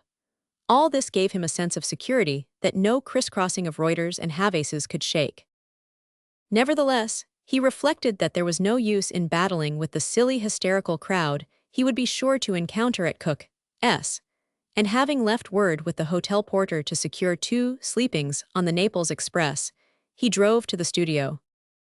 On the way, as his habit was, he thought hard of his model. Everything else disappeared like a rolled-up curtain, and his inner vision centered itself on the little yellow face he was to paint. Peering through her cobwebby window, he saw old Mme. Lebel on the watch. He knew she wanted to pounce out and ask if there would be war, and composing his most taciturn countenance, he gave her a preoccupied nod and hurried by. The studio looked grimy and disordered, and he remembered that he had intended, the evening before, to come back and set it to rights. In pursuance of this plan, he got out a canvas, fussed with his brushes and colors, and then tried once more to make the place tidy. But his attempts at order always resulted in worse confusion. The fact had been one of Julia's grievances against him, and he had often thought that a reaction from his ways probably explained the lifeless neatness of the Anderson-Brant drawing room. Campton had fled to Montmartre to escape a number 58 of things. First of all, the possibility of meeting people who would want to talk about the European situation, then of being called up by Mrs. Brant, and lastly of having to lunch alone in a fashionable restaurant. In his morbid dread of seeing people, he would have preferred an omelette in the studio, if only Mariette had been at hand to make it. And he decided, after a vain struggle with his muddled properties, to cross over to the Luxembourg Quarter and pick up a meal in a wine shop. He did not own to himself his secret reason for this decision, but it caused him, after a glance at his watch, to hasten his steps down the Rue Montmartre and bribe a passing taxi to carry him to the Museum of the Luxembourg. He reached it 10 minutes before the midday closing, and hastening past the serried statues, turned into a room halfway down the gallery. Whistler's mother and the Carmencita of Sargent wondered at each other from its walls, and on the same wall with the Whistler hung the picture Campton had come for, his portrait of his son. He had given it to the Luxembourg the day after Mr. Brant had tried to buy it, with the object of inflicting the most cruel slight he could think of on the banker. In the generous summer light, the picture shone out on him with a communicative warmth. Never had he seen so far into its depths. No wonder, he thought, it opened people's eyes to what I was trying for. 59. He stood and stared his own eyes full, mentally comparing the features before him with those of the firmer, harder George he had left on the terrace of the Crillon, and noting how time, while fulfilling the rich promise of the younger face, had yet taken something from its brightness. Campton, at that moment, found more satisfaction than ever in thinking how it must have humiliated Brant to have the picture given to France. He could have understood my keeping it myself, or holding it for a bigger price, but giving it, the satisfaction was worth the sacrifice of the best record he would ever have of that phase of his son's youth. At various times afterward he had tried for the same George, but not one of his later studies had that magic light on it. Still, he was glad he had given the picture. It was safe, safer than it would have been with him. His great dread had always been that if his will were mislaid, and his things were always getting mislaid, the picture might be sold and fall into Brant's hands after his death. The closing signal drove him out of the museum, and he turned into the first wine shop. He had advised George to lunch with the Brants, but there was disappointment in his heart. Seeing the turn things were taking, he had hoped the boy would feel the impulse to remain with him. But after all, at such a time a son could not refuse to go to his mother. Campton pictured the little party of 3 grouped about the 60 luncheon table in the high cool dining room of the Avenue Marigny, with the famous Hubert Robert panels, and the Louis Roman 15 silver and Sevres, while he, the father, George's father, sat alone at the soiled table of a frowsy wine shop. Well, it was he who had so willed it. Life was too crazy a muddle, and who could have foreseen that he might have been repaid for 26 years with such a wife by keeping an undivided claim on such a son? His meal over, he hastened back to the studio, hoping to find the dancer there. Wharton Lescluze had sworn to bring her at 2, and Campton was known to exact absolute punctuality. He had put the final touch to his fame by refusing to paint the mad young Duchesse de la Tour Crenely, who was exceptionally paintable, because she had kept him waiting 3/4 of an hour. But now, though it was nearly 3, and the dancer and her friend had not come, Campton dared not move, lest he should miss Wharton Lescluze. Sent for by a rich patient in a war funk, or else hanging about in the girl's dressing room while she polishes her toenails, Campton reflected, and sulkily sat down to wait. He had never been willing to have a telephone. To him, it was a live thing, a kind of Laocoon serpent that caught one in its coils and dragged one struggling to the receiver. His friends had spent all their logic in 61 trying to argue away this belief, but he answered obstinately, "Everyone would be sure to call me up when Mariette was out." Even the Russian lady, during her brief reign, had pleaded in vain on this point. He would have given a good deal now if he had listened to her. The terror of having to cope with small material difficulties, always strongest in him in moments of artistic inspiration, when the hushed universe seemed hardly big enough to hold him and his model, this dread anchored him to his seat while he tried to make up his mind to send Mimi Lebel to the nearest telephone station. If he called to her, she would instantly begin, "And the war, sir?" And he would have to settle that first. Besides, if he did not telephone himself, he could not make sure of another appointment with Wharton Lescluze. But the idea of battling alone with the telephone in a public place covered his large body with a damp distress. If only George had been in reach. He waited till 4 and then, furious, locked the studio and went down. Mimi Lebel still sat in her spidery den. She looked at him gravely, their eyes met, they exchanged a bow, but she did not move or speak. She was busy as usual with some rusty sewing. He thought it odd that she should not rush out to waylay him. Everything that day was odd. He found all the telephone booths besieged. The people waiting were certainly bad cases of war funk, 62 to judge from their looks. After scrutinizing them for a while, he decided to return to his hotel and try to communicate with Wharton Lescluze from there. To his annoyance, there was not a taxi to be seen. He limped down the slope of Montmartre to the nearest metro station, and just as he was preparing to force his lame bulk into a crowded train, caught sight of a solitary horse cab, a vehicle he had not risked himself in for years. The cab driver, for gastronomic reasons, declined to take him farther than the Madeleine, and getting out there, Campton walked along the Rue Royale. Everything still looked wonderfully as usual, and the fountains in the place sparkled gloriously. Comparatively few people were about. He was surprised to see how few. A small group of them, he noticed, had paused near the doorway of the Ministry of Marine and were looking, without visible excitement, at a white paper pasted on the wall. He crossed the street and looked too. In the middle of the paper, in queer Gothic-looking characters, he saw the words, "Les armies de terre et de mer." War had come. He knew now that he had never for an instant believed it possible. Even when he had had that white-lipped interview with the Brants, even when he had 63 planned to take Wharton Lescluze by his senile infatuation and secure a medical certificate for George. Even then, he had simply been obeying the superstitious impulse which makes a man carry his umbrella when he goes out on a cloudless morning. War had come. He stood on the edge of the sidewalk and tried to think, now that it was here, what it really meant. That is, what it meant to him. Beyond that he had no intention of venturing. "This is not our job anyhow," he muttered, repeating the phrase with which he had bolstered up his talk with Julia. But abstract thinking was impossible. His confused mind could only snatch at a few drifting scraps of purpose. "Let us be practical," he said to himself.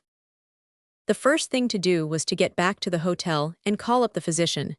He strode along at his fastest limp, suddenly contemptuous of the people who got in his way. War, and they've nothing to do but dawdle and gape. How like the French. He found himself hating the French. He remembered that he had asked to have his sleepings engaged for the following night. But even if he managed to secure his son's discharge, there could be no thought, now, of George's leaving the country, and he stopped at the desk to cancel the order. There was no one behind the desk. One would have 64 said that confusion prevailed in the hall if its emptiness had not made the word incongruous. At last a waiter with rumpled hair strayed out of the restaurant, and of him, imperiously, Campton demanded the concierge. "The concierge, he's gone. To get my places for Naples." The waiter looked blank. "Gone, mobilized to join his regiment, it's the war." "But look here, someone must have attended to getting my places, I suppose," cried Campton wrathfully.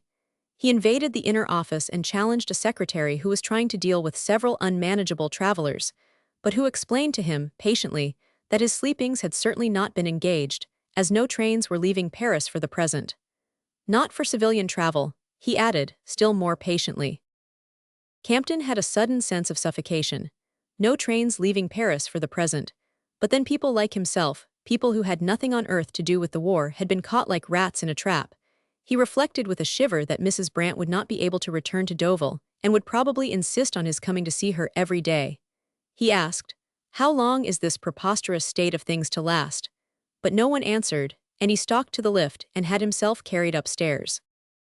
He was confident that George would be there waiting. 65, but the sitting room was empty.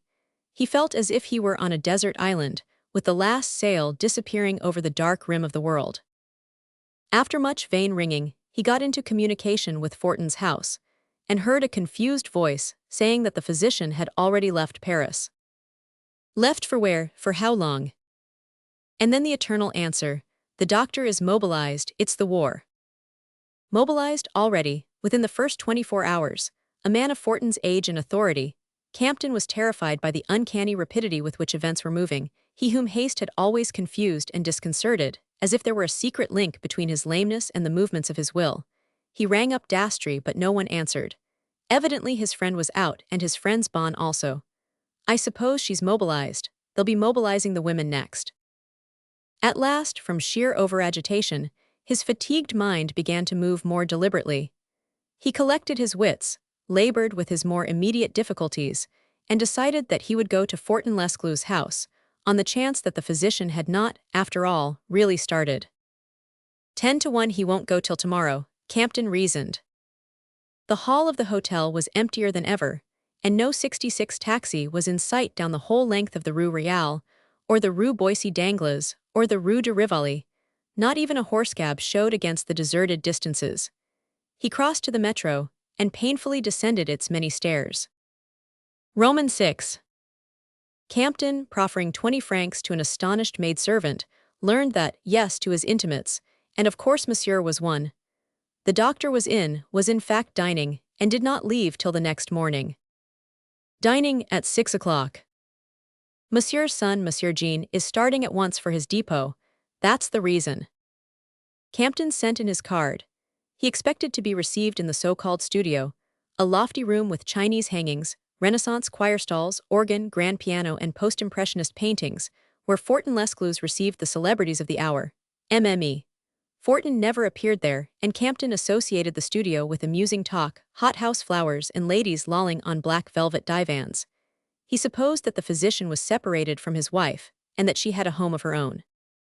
When the maid reappeared, she did not lead him to the studio, but into a small dining room with the traditional Henry Roman II sideboard of waxed walnut, a 67 hanging table lamp under a beaded shade, an India rubber plant on a plush pedestal, and napkins that were just being restored to their bone rings by the 4 persons seated about the red and white checkered tablecloth. These were the great man himself, a tall large woman with gray hair, a tiny old lady, her face framed in a peasant's fluted cap, and a plain young man wearing a private's uniform, who had a nose like the doctor's and simple light blue eyes. The 2 ladies and the young man, so much more interesting to the painter's eye than the sprawling beauties of the studio, were introduced by Wharton Lescluze as his wife, his mother, and his son. MME. Wharton said in a deep alto a word or two about the privilege of meeting the famous painter who had portrayed her husband, and the old mother in a piping voice exclaimed, "Monsieur, I was at Sedan in 1870. I saw the Germans. I saw the emperor sitting on a bench. He was crying. My mother's heard everything, she's seen everything. There's no one in the world like my mother, the physician said, laying his hand on hers. You won't see the Germans again, ma bonne mère, her daughter-in-law added, smiling. Campton took coffee with them, bore with a little inevitable talk about the war, and then eagerly questioned the son. The young man was a chemist, a 68 preparator in the laboratory of the Institut Pasteur. He was also, it appeared, given to prehistoric archaeology and had written a thesis on the painted caves of the Dordogne.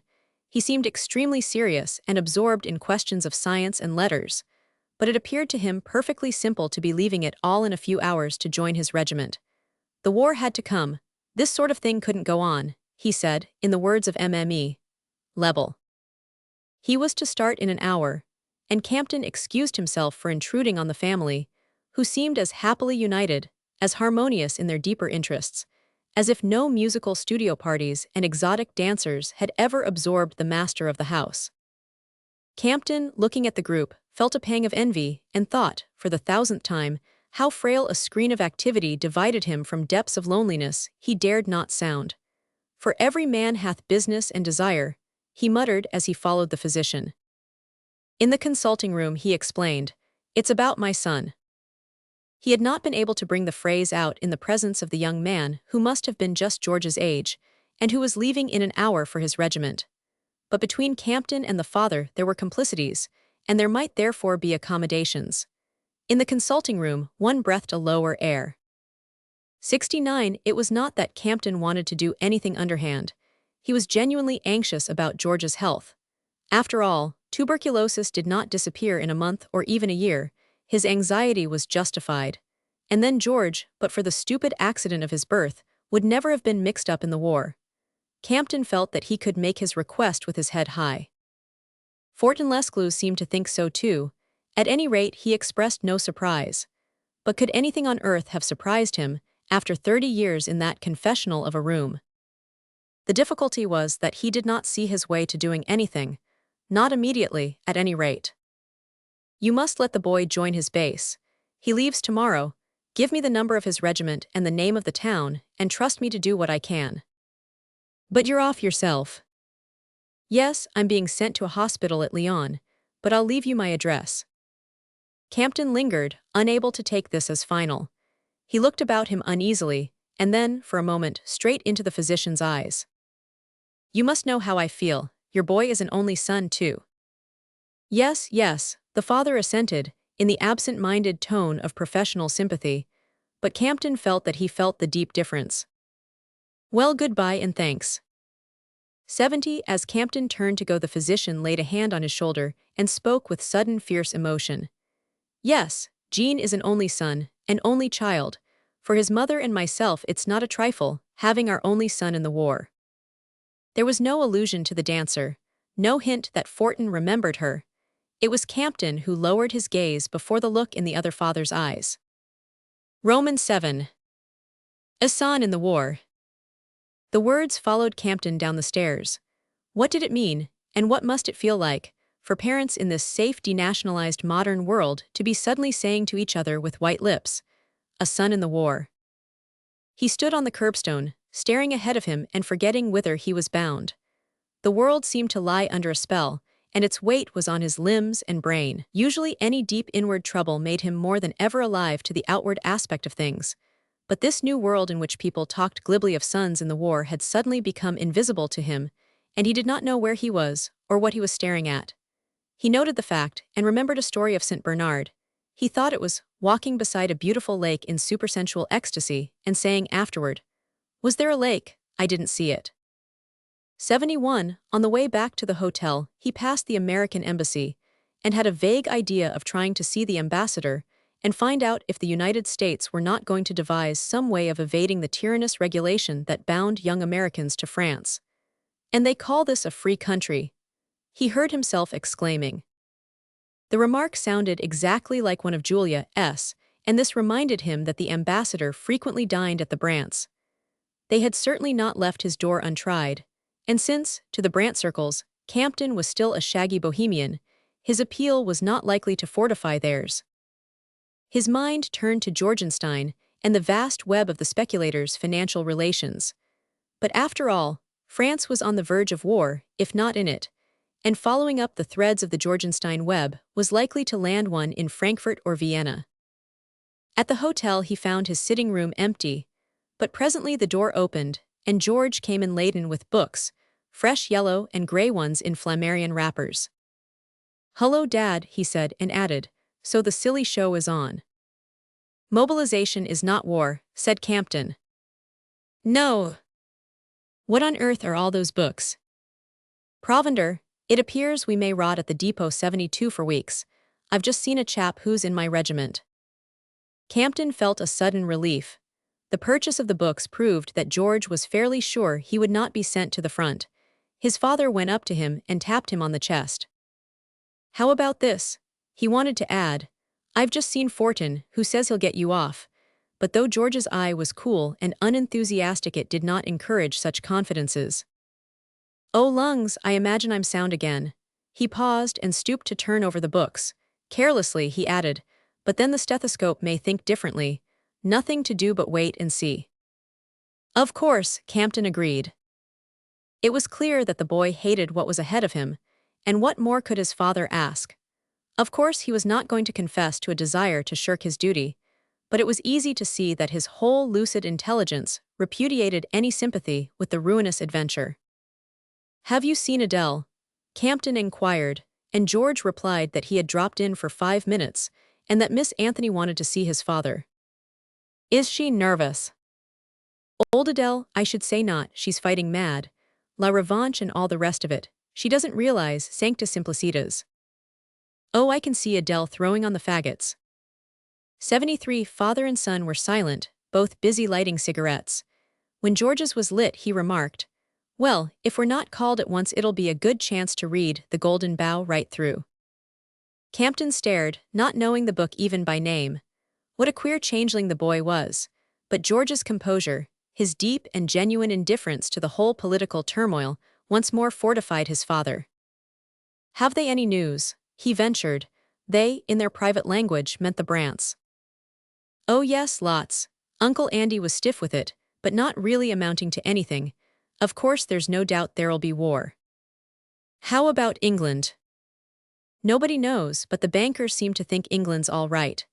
George paused and finally added, "Look here, dear old boy, before she leaves I think Mother wants to see you." Campton hardened instantly. "She has seen me yesterday." "I know, she told me." The son began to cut the pages of one of his books, with a visiting card he had picked up, and the father stood looking out on the Place de la Concorde through the leafy curtain of the terrace. Campton knew that he could not refuse his son's request. In his heart of hearts he was glad it had been 74 made, since it might mean that they had found a way, perhaps through the ambassador. But he could never prevent a stiffening of his whole self at any summons or suggestion from the Brants.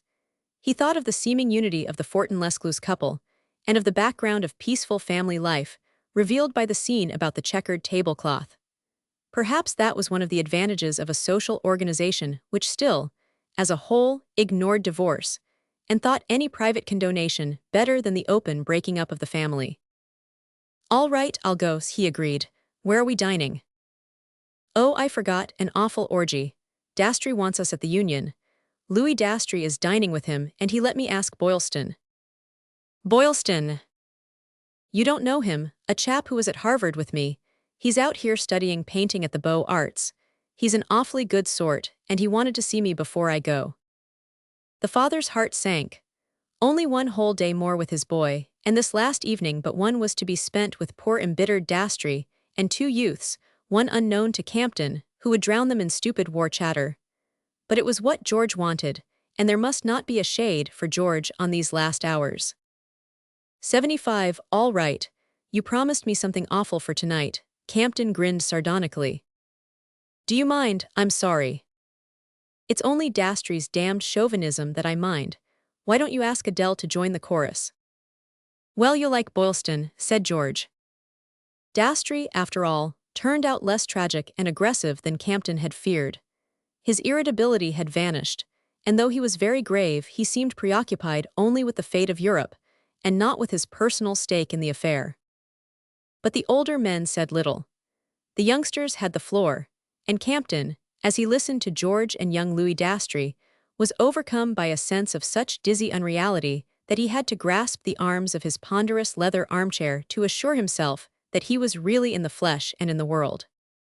What? 2 days ago they were still in the old easy Europe, a Europe in which one could make plans, engage passages on trains and steamers, argue about pictures, books, theaters, ideas, draw as much money as one chose out of the bank, and say, "The day after tomorrow I'll be in Berlin, or Vienna or Belgrade." And here they sat in their same evening clothes, about the same shining mahogany writing table, apparently the same group of free and independent youths and elderly men, and in reality prisoners, every one of 76 them, handcuffed to this hideous masked bully of war. The young men were sure that the conflict was inevitable.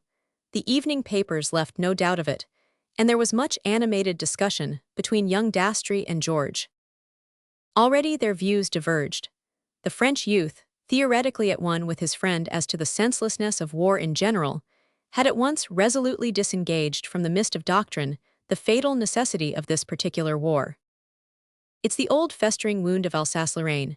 Bismarck foresaw it and feared it, or perhaps planned it and welcomed it, who knows? But as long as the wound was there, Germany believed that France would try to avenge it, and as long as Germany believed that, she had to keep up her own war strength, and she's kept it up to the toppling over point, ruining herself and us. That's the whole thing as I see it. War's rot, but to get rid of war forever we've got to fight this one first. It was wonderful to Campton that this slender, learned youth should already have grasped the necessity of the conflict and its deep causes. While his own head was still spinning with wrath and bewilderment at the bottomless perversity of mankind, Louis Dastry had analyzed and accepted the situation and his own part in it. And he was not simply resigned. He 77 was trembling with eagerness to get the thing over. "If only England is with us we're safe. It's a matter of weeks," he declared. Wait a bit. I want to know more about a whole lot of things before I fix a date for the fall of Berlin," his uncle interposed, but Louis flung him a radiant look. "We've been there before, my uncle." "But there's Russia too," said Boylston explosively. He had not spoken before. "Nous l'avons eu, votre Rhine allemand," quoted George, as he poured a golden hock into his glass. He was keenly interested, that was evident, but interested as a looker-on, a dilettante. He had neither Valmy nor Sedan in his blood, and it was as a sympathizing spectator that he ought by rights to have been sharing his friend's enthusiasm, not as a combatant compelled to obey the same summons. Campton, glancing from one to another of their brilliant faces, felt his determination harden to save George from the consequences of his parents' stupid blunder. After dinner young Dastry proposed a music hall. The audience would be a curious sight. There would be wild enthusiasm and singing of the Marseillaise. The other young men agreed, but their elders, after a tacitly exchanged glance, decided to remain at the club, on the plea that someone at the Ministry of War had promised to telephone if there were fresh news. 78 Campton and Dastry, left alone, stood on the balcony watching the boulevards. The streets, so deserted during the day, had become suddenly and densely populated. Hardly any vehicles were in sight. The motor omnibuses were already carrying troops to the stations.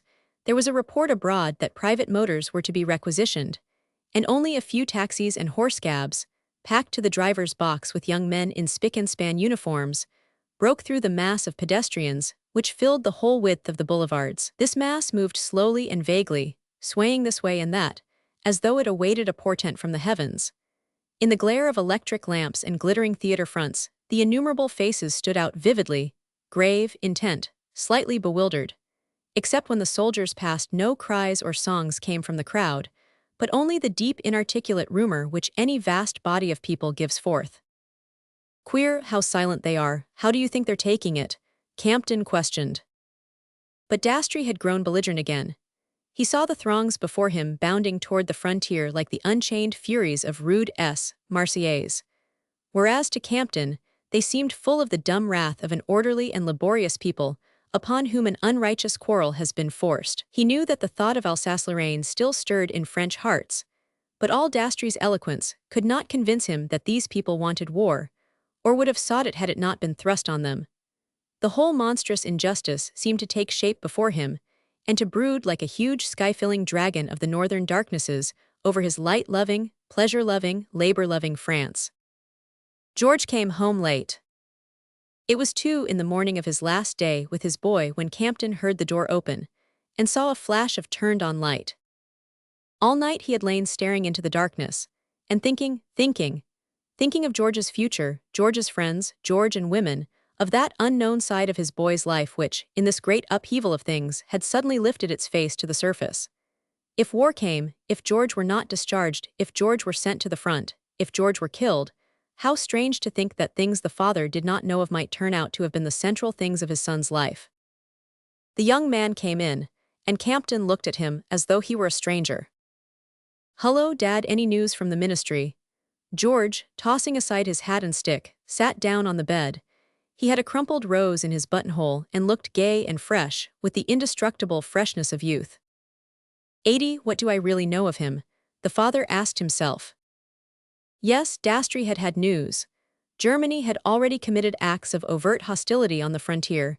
Telegraph and telephone communications had been cut, French locomotives seized, troops massed along the border on the specious pretext of the Kriegsgefahrzustand. It was war. "Oh well," George shrugged. He lit a cigarette and asked, "What did you think of Boylston?" "Boylston?" "The fat brown chap at dinner." Yes, of course. Campton became aware that he had not thought of Boylston at all, had hardly been aware of his presence.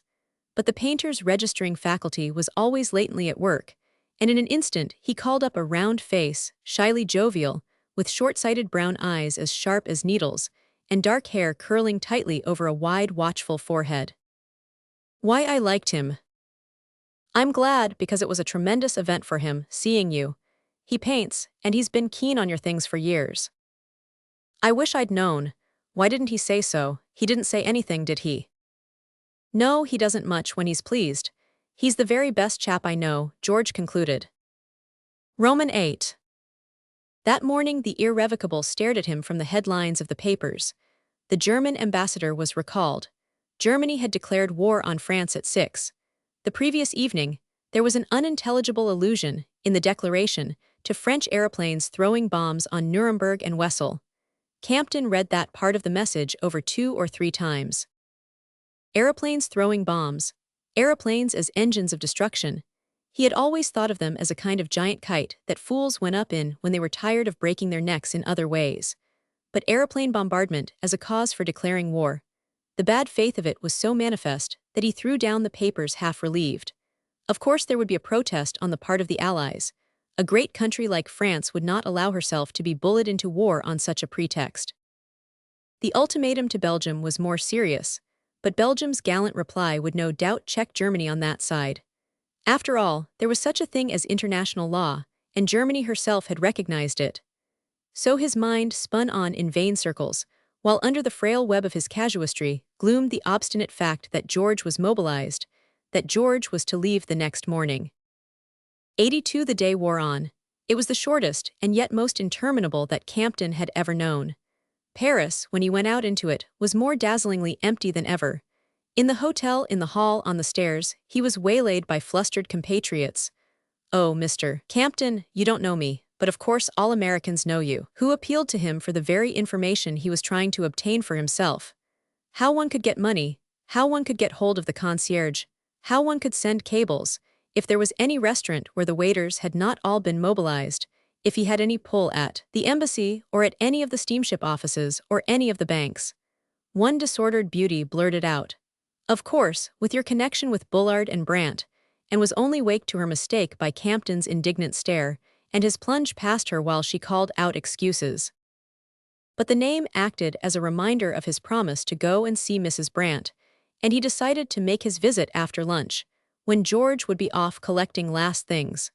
Visiting the Brandts with George would have been beyond his capacity. The great drawing rooms, their awnings spread against the sun, their tall windows wide to the glow of the garden, were empty when he entered. But in a moment, he was joined by a tall, angular woman with a veil pushed up untidily above her pink nose. Campton 83 reflected that he had never seen Adele Anthony in the daytime without a veil pushed up above a flushed nose, and dangling in irregular wisps from the back of a small hard hat, of which the shape never varied. "Julia will be here in a minute. When she told me you were coming, I waited." He was glad to have a word with her before meeting Mrs. Brant, though his impulse had been almost as strong to avoid the one as the other.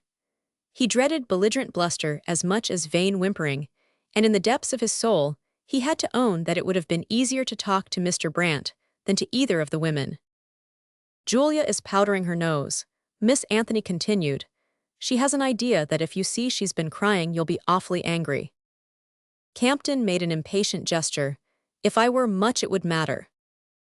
"Ah, but you might tell George, and George is not to know." She paused and then bounced round on him abruptly. She always moved and spoke in explosions, as if the wires that agitated her got tangled and then were too suddenly jerked loose. "Does George know?" "About his mother's tears." "About this plan you're all hatching to have him discharged?" Campton reddened under her lashless blue gaze.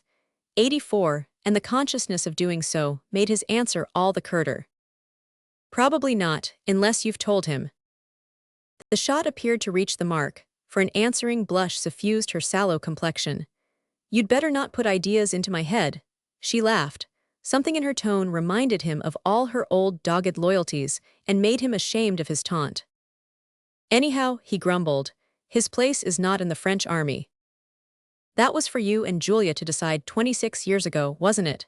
Now it's up to him." Her capricious adoption of American slang fitted anyhow into her old-fashioned and punctilious English, sometimes amused but oftener exasperated Campton. "If you're going to talk modern slang, you ought to give up those ridiculous stays and not wear a fringe like a mid-Victorian royalty," he jeered, trying to laugh off his exasperation. She let this pass with a smile. "Well, I wish I could find the language to make you understand how much better it would be to leave George alone. This war will be the making of him.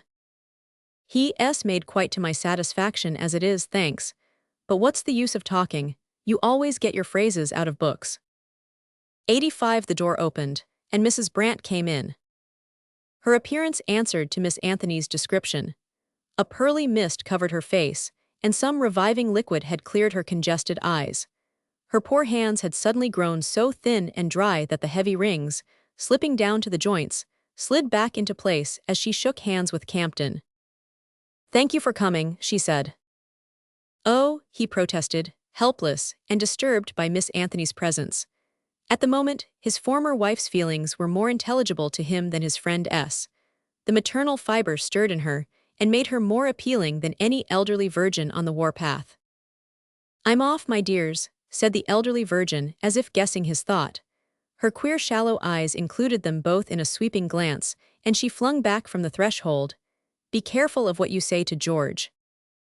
What they had to say to each other did not last many minutes. The Brants had made various efforts, but had been baffled on all sides by the general agitation and confusion. In high quarters, the people they wanted to see were inaccessible, and those who could be reached lent but a distracted ear. The ambassador had at once declared that he could do nothing, others vaguely promised they would see, but hardly seemed to hear what they were being asked. 86, and meanwhile time is passing and he's going, Mrs. Brant lamented. The reassurance that Campton brought from Wharton-les-Clous, vague though it was, came to her as a miraculous promise, and raised Campton suddenly in her estimation.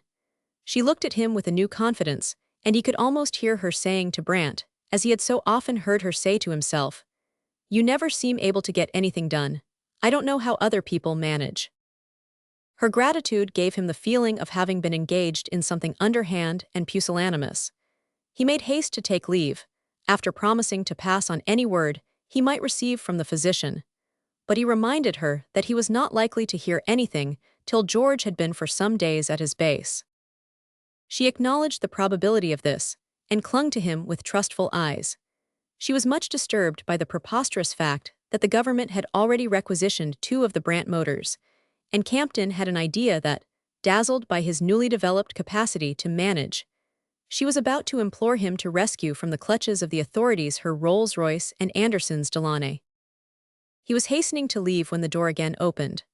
A rumpled-looking maid peered in, evidently perplexed, and giving way doubtfully to a young woman who entered with a rush, and then paused as if she too 87 were doubtful. She was pretty in an odd disheveled way, and with her elaborate clothes and bewildered look, She reminded Campton of a fashion plate torn from its page and helplessly blown about the world. He had seen the same type among his compatriots any number of times in the last days. "Oh, Mrs. Brandt. Yes, I know you gave orders that you were not into anybody, but I just wouldn't listen, and it's not that poor woman's fault," the visitor began, in a plaintive staccato which matched her sad eyes and her fluttered veils. "You see, I simply had to get hold of Mr. Brandt because I'm here without a penny, literally." She dangled before them a bejeweled mesh bag. "And in a hotel where they don't know me. And at the bank they wouldn't listen to me, and they said Mr. Brandt wasn't there, though of course I suppose he was. So I said to the cashier, 'Very well then, I'll simply go to the Avenue Marigny and batter in his door, unless you'd rather I jumped into the Seine.'" "Oh, Mrs. Talcott," murmured Mrs. Brandt. "Really, it's a case of my money or my life," the young lady continued with a studied laugh. She stood between them, artificial and yet so artless, conscious of intruding, but evidently used to having her intrusions pardoned, and her large eyes turned interrogatively to Campton. "Of course my husband will do all he can for you. 88 I'll telephone," said Mrs. Brandt. Then, perceiving that her visitor continued to gaze at Campton, she added, "Oh no, this is not. This is Mr. Campton." "John Campton, I knew it." Mrs. Talcott's eyes became devouring and brilliant. "Of course I ought to have recognized you at once from your photographs. I have one pinned up in my room. But I was so flurried when I came in." She detained the painter's hand. "Do forgive me, for years I've dreamed of your doing me. You see, I paint a little myself, but it's ridiculous to speak of such things now." She added, as if she were risking something, "I knew your son at St. Moritz. We saw a great deal of him there and in New York last winter." "Ah," said Campton, bowing awkwardly. "Cursed fools, all women." He anathematized her on the way downstairs. In the street, however, he felt grateful to her for reducing Mrs. Brandt to such confusion that she had made no attempt to detain him. His way of life lay so far apart from his former wife, that they had hardly ever been exposed to accidents of the kind, and he saw that Julia's embarrassment kept all its freshness. The fact set him thinking curiously of what her existence had been since they had parted. She had long since forgotten her youthful art jargon to learn others more consonant to her tastes. As the wife of the powerful American banker, she dispensed the costliest 89 hospitality with the simple air of one who has never learnt that human life may be sustained without the aid of orchids and champagne. With guests either brought up in the same convictions or bent on acquiring them, she conversed earnestly and unweariedly about motors, clothes, and morals. But perhaps her most stimulating hours were those brightened by the weekly visit of the rector of her parish. With happy, untrammeled hands, she was now free to rebuild to her own measure a corner of the huge wicked welter of Paris. And immediately it became as neat, as empty, as airtight as her own immaculate drawing-room. There he seemed to see her, throning year after year in an awful emptiness of wealth and luxury and respectability, seeing only dull people, doing only dull things, and fighting feverishly to defend the last traces of a beauty which had never given her anything but the tamest and most unprofitable material prosperity. "She's never even had the silly kind of success she wanted, poor Julia," he mused, wondering that she had been able to put into her life so few of the sensations which can be bought by wealth and beauty. And now what will be left? How on earth will she fit into a war? He was sure all her plans had been made for the coming 6 months. Her weekend sets of heavy millionaires secured for Deauville, and after that for the shooting at the big chateau near Campigny, and 390 weeks reserved for Biarritz before the return to Paris in January. One of the luxuries Julia had most enjoyed after her separation from Campton, Adele had told him, had been that of planning things ahead. Mr. Brandt, thank heaven, was not impulsive. And now here was this black bolt of war falling among all her carefully balanced arrangements, with a crash more violent than any of Campton's inconsequences. As he reached the Place de la Concorde, a newsboy passed with the 3 o'clock papers, and he bought one and read of the crossing of Luxembourg and the invasion of Belgium. The Germans were arrogantly acting up to their menace. Heedless of international law, they were driving straight for France and England by the road they thought the most accessible. In the hotel he found George, red with rage, devouring the same paper. The boy's whole look was changed. "The howling blackguards, the brigands, this isn't war, it's simple murder." The two men stood and stared at each other. "Will England stand it?" sprang to their lips at the same moment. Never, never. England would never permit such a violation of the laws regulating the relations between civilized peoples. They began to say both together that after all perhaps it was the best thing that could have happened, since, if there had been the least hesitation or reluctance in any section of English opinion, 91 this abominable outrage would instantly sweep it away. They've been too damned clever for once, George exulted. France is saved, that's certain anyhow. Yes, France was saved if England could put her army into the field at once. But could she? Oh, for the Channel Tunnel at this hour. Would this lesson at last cure England of her obstinate insularity? Belgium had announced her intention of resisting, but what was that gallant declaration worth in face of Germany's brutal assault? A poor little country pledged to a guaranteed neutrality could hardly be expected to hold her frontiers more than 48 hours against the most powerful army in Europe. And what a narrow strip Belgium was, viewed as an outpost of France. These thoughts racing through Campton's mind were swept out of it again by his absorbing preoccupation. What effect would the Belgian affair have on George's view of his own participation in the war? For the first time the boy's feelings were visibly engaged. His voice shook as he burst out. Louis Dastrey's right. This kind of thing has got to stop. We shall go straight back to cannibalism if it doesn't. God, what hounds. Yes, but Campton pondered, tried to think up pacifist arguments, remembered his own discussion with Paul Dastrey 3 days before. My dear chap, hasn't 92 France perhaps gone about with a chip on her shoulder? Saverne, for instance. Some people think. Damn Saverne, haven't the Germans shown us what they are now? Belgium sheds all the light I want on Saverne. They're not fit to live with white people, and the sooner they're shown it the better. Well, France and Russia and England are here to show them. George laughed, yes, and double quick. Both were silent again, each thinking his own thoughts. They were apparently the same, for just as Campton was about to ask where George had decided that they should take their last dinner, the young man said abruptly, "Look here, Dad, I'd planned a little tete-a-tete for us this evening." "Yes." "Well, I can't, I'm going to chuck you." He smiled a little, his color rising nervously. "For some people I've just run across, who were awfully kind to me at St. Moritz and in New York last winter. I didn't know they were here till just now. I'm awfully sorry, but I've simply got to dine with them." There was a silence. Campton stared out over his son's shoulder at the great sunlit square. "Oh, all right," he said briskly. "This, on George's last night. You don't mind much, do you? I'll be back early, for a last powwow on the terrace." George paused, 93, and finally brought out, "You see, it really wouldn't have done to tell Mother that I was deserting her on my last evening because I was dining with you." A weight was lifted from Campton's heart, and he felt ashamed of having failed to guess the boy's real motive. "My dear fellow, naturally, quite right, and you can stop in and see your mother on the way home. You'll find me here whenever you turn up." George looked relieved. "Thanks a lot, you always know, and now for my adieus to Adele." He went off whistling the waltz from the Rosencavalier, and Campton returned to his own thoughts. He was still revolving them when he went upstairs after a solitary repast in the confused and servantless dining room. Adele Anthony had telephoned to him to come and dine, after seeing George, he supposed, but he had declined. He wanted to be with his boy or alone.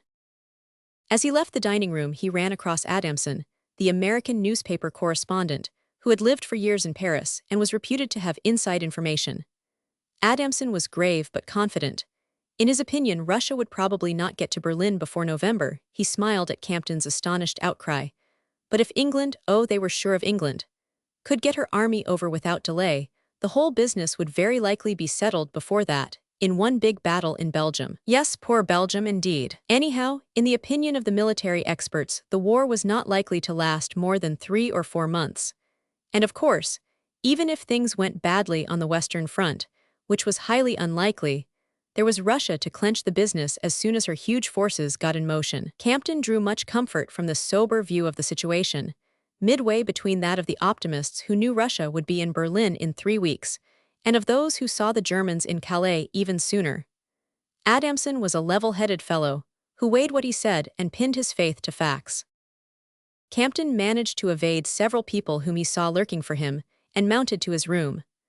On the terrace, alone with the serene city, his confidence grew, and he began to feel more and more sure that, Whatever happened, George was likely to be kept out of the fighting till the whole thing was over. With such formidable forces closing in on her, it was fairly obvious that Germany must succumb before half or even a quarter of the Allied reserves had been engaged. Sustained by the thought, he let his mind hover tenderly over George's future and the effect on his character of this brief and harmless plunge into a military career. Roman night. George was gone. When, with a last whistle and scream, his train had plowed its way out of the clanging station, when the last young figures clinging to the rear of the last carriage had vanished, and the bare rails again glittered up from the cindery tracks, Campton turned and looked about him. All the platforms of the station were crowded, as he had seldom seen any place crowded, and to his surprise, he found himself taking in every detail of the scene with a morbid accuracy of observation. He had discovered, during these last days, that his artist's vision had been strangely unsettled. Sometimes, as when he had left Wharton's house, he saw nothing. The material world, which had always tugged at him with 1,000 hands, vanished and left him in the void. Then again, as at present, he saw everything, saw it too clearly, in all its superfluous and negligible reality, instead of instinctively selecting and disregarding what was not to his purpose. Faces, faces, they swarmed about him, and his overwrought vision registered them one by one. Especially he noticed the faces of the women of all ages, all classes. These were the wives, mothers, grandmothers, sisters, mistresses of all those heavily laden trainfuls of French youth. He was struck with 96 the same strong cheerfulness in all. Some pale, some flushed, some serious, but all firmly and calmly smiling.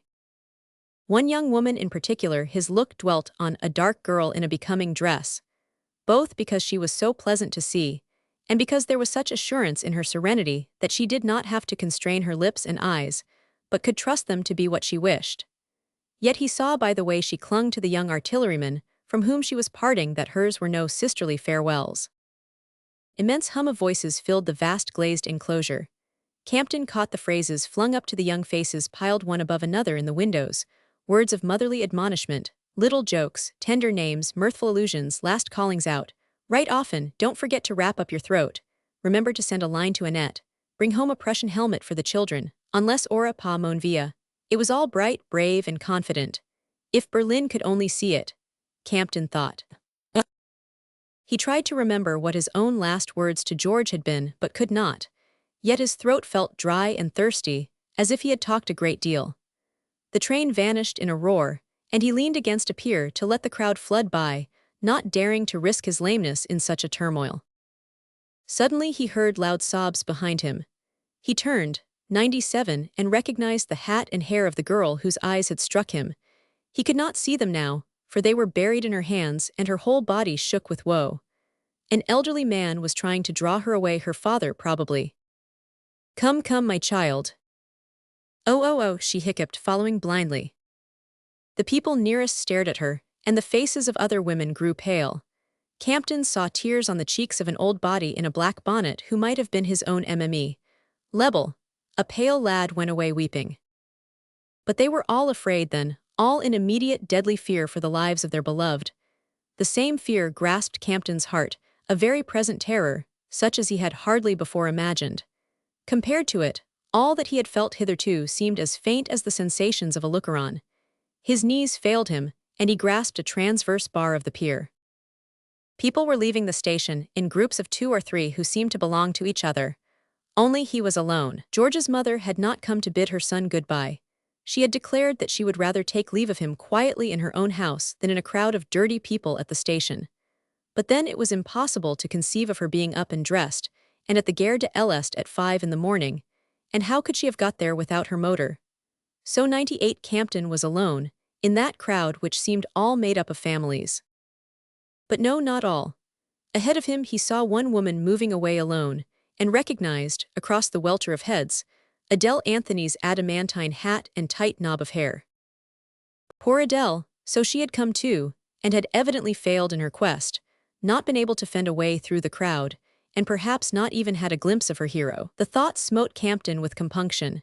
He regretted his sneering words when they had last met, regretted refusing to dine with her. He wished the barrier of people between them had been less impenetrable, but for the moment it was useless to try to force a way through it.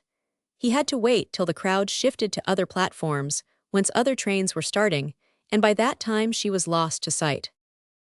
At last he was able to make his way through the throng, and as he came out of a side entrance he saw her.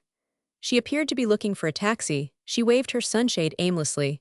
But no one who knew the Gare de l'Est would have gone around that corner to look for a taxi, least of all the practical Adele. Besides, Adele never took taxis. She traveled in the bowels of the earth or on the dizziest omnibus tops. Campton knew at once that she was waiting for him. He went up to her, and a guilty pink suffused her nose. 99, you missed him after all, he said. Oh no, I didn't. You did, but I was with him all the time. We didn't see you. No, but I saw distinctly. That was all I went for, she jerked back. He slipped his arm through hers. This crowd terrifies me. I'm glad you waited for me, he said. He saw her pleasure, but she merely answered, I'm dying of thirst, aren't you? Yes, or hunger or something. Could we find a latery? They found one, and sat down among early clerks and shop girls, and a few disheveled women with swollen faces whom Campton had noticed in the station. One of them, who sat opposite an elderly man, had drawn out a pocket mirror and was powdering her nose. Campton hated to see women powder their noses. One of the few merits with which he credited Julia Brandt was that of never having adopted these dirty modern fashions, of continuing to make her toilet in private, like a lady, as people used to say when he was young. But now the gesture charmed him, for he had recognized the girl who had been sobbing in the station. How game she is, I like that, but why is she so frightened? He wondered, for he saw that her chocolate 100 was untouched and that the smile had stiffened on her lips. Since his talk with Adamson, he could not bring himself to be seriously alarmed. Fear had taken him by the throat for a moment in the station, at the sound of the girl's sobs, but already he had thrown it off. Everybody agreed that the war was sure to be over in a few weeks. Even Dastry had come round to that view, and with Wharton's protection, and the influences Anderson Brandt could put in motion, George was surely safe, as safe at his depot as anywhere else in this precarious world. Campton poured out Adele's coffee and drank off his own as if it had been champagne. Do you know anything about the people George was dining with last night? He inquired abruptly. Miss Anthony knew everything and everybody in the American circle in Paris. She was a clearinghouse of Franco-American gossip, and it was likely enough that if George had special reasons for wishing to spend his last evening away from his family, she would know why. But the chance of her knowing what had been kept from him made Campton's question, as soon as it was put, seem indiscreet, and he added hastily, Not that I want. She looked surprised. No, he didn't tell me. Some young man's affair, I suppose. She smirked absurdly, her lashless eyes blinking under the pushed-back veil. 101. Campton's mind had already strayed from the question. Nothing bored him more than Adele doing the sad dog, and he was vexed at having given her such a chance to be silly. What he wanted to know was whether George had spoken to his old friend about his future, about his own idea of his situation, and his intentions and wishes in view of the grim chance which people, with propitiatory vagueness, call anything happening. Had the boy left any word, any message with her for anyone? But it was useless to speculate, for if he had, the old goose, true as steel, would never betray it by as much as a twitch of her lids. She could look, when it was a question of keeping a secret, like such an impenetrable idiot that one could not imagine anyone's having trusted a secret to her.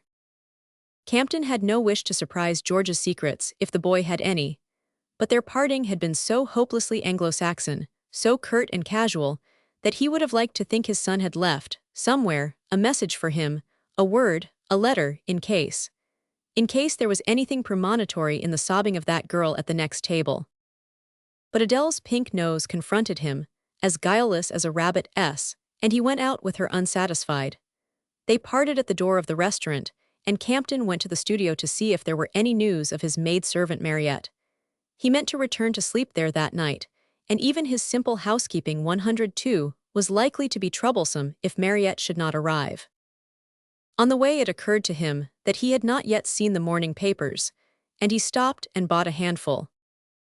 Negotiations, hopes, fears, conjectures, but nothing new or definite except the insolent fact of Germany's aggression and the almost certainty of England's intervention.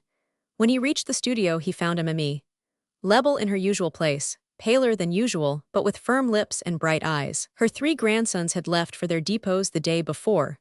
One was in the Chasseurs Alpins, and probably already on his way to Alsace, another in the infantry, the third in the heavy artillery. She did not know where the 2 latter were likely to be sent. Her eldest son, their father, was dead. The second, a man of 50 and a cabinet maker by trade, was in the territorials and was not to report for another week. He hoped, before leaving, to see the return of his wife and little girl, who were in the Ardennes with the wife's people. MME. Lebel's mind was made up and her philosophy ready for immediate application. It's terribly hard for the younger people, but it had to be. I come from Nancy, monsieur. I remember the German occupation. I understand better than my daughter-in-law. There was no news of Mariette, and small chance of having any for some days, much less of seeing her. 103. No one could tell how long civilian travel would be interrupted. MME. Lebel, moved by her lodger's plight, promised to find someone, and Campton mounted to the studio. He had left it only 2 days before, on the day when he had vainly waited for Wharton and his dancer, and an abyss already divided him from that vanished time.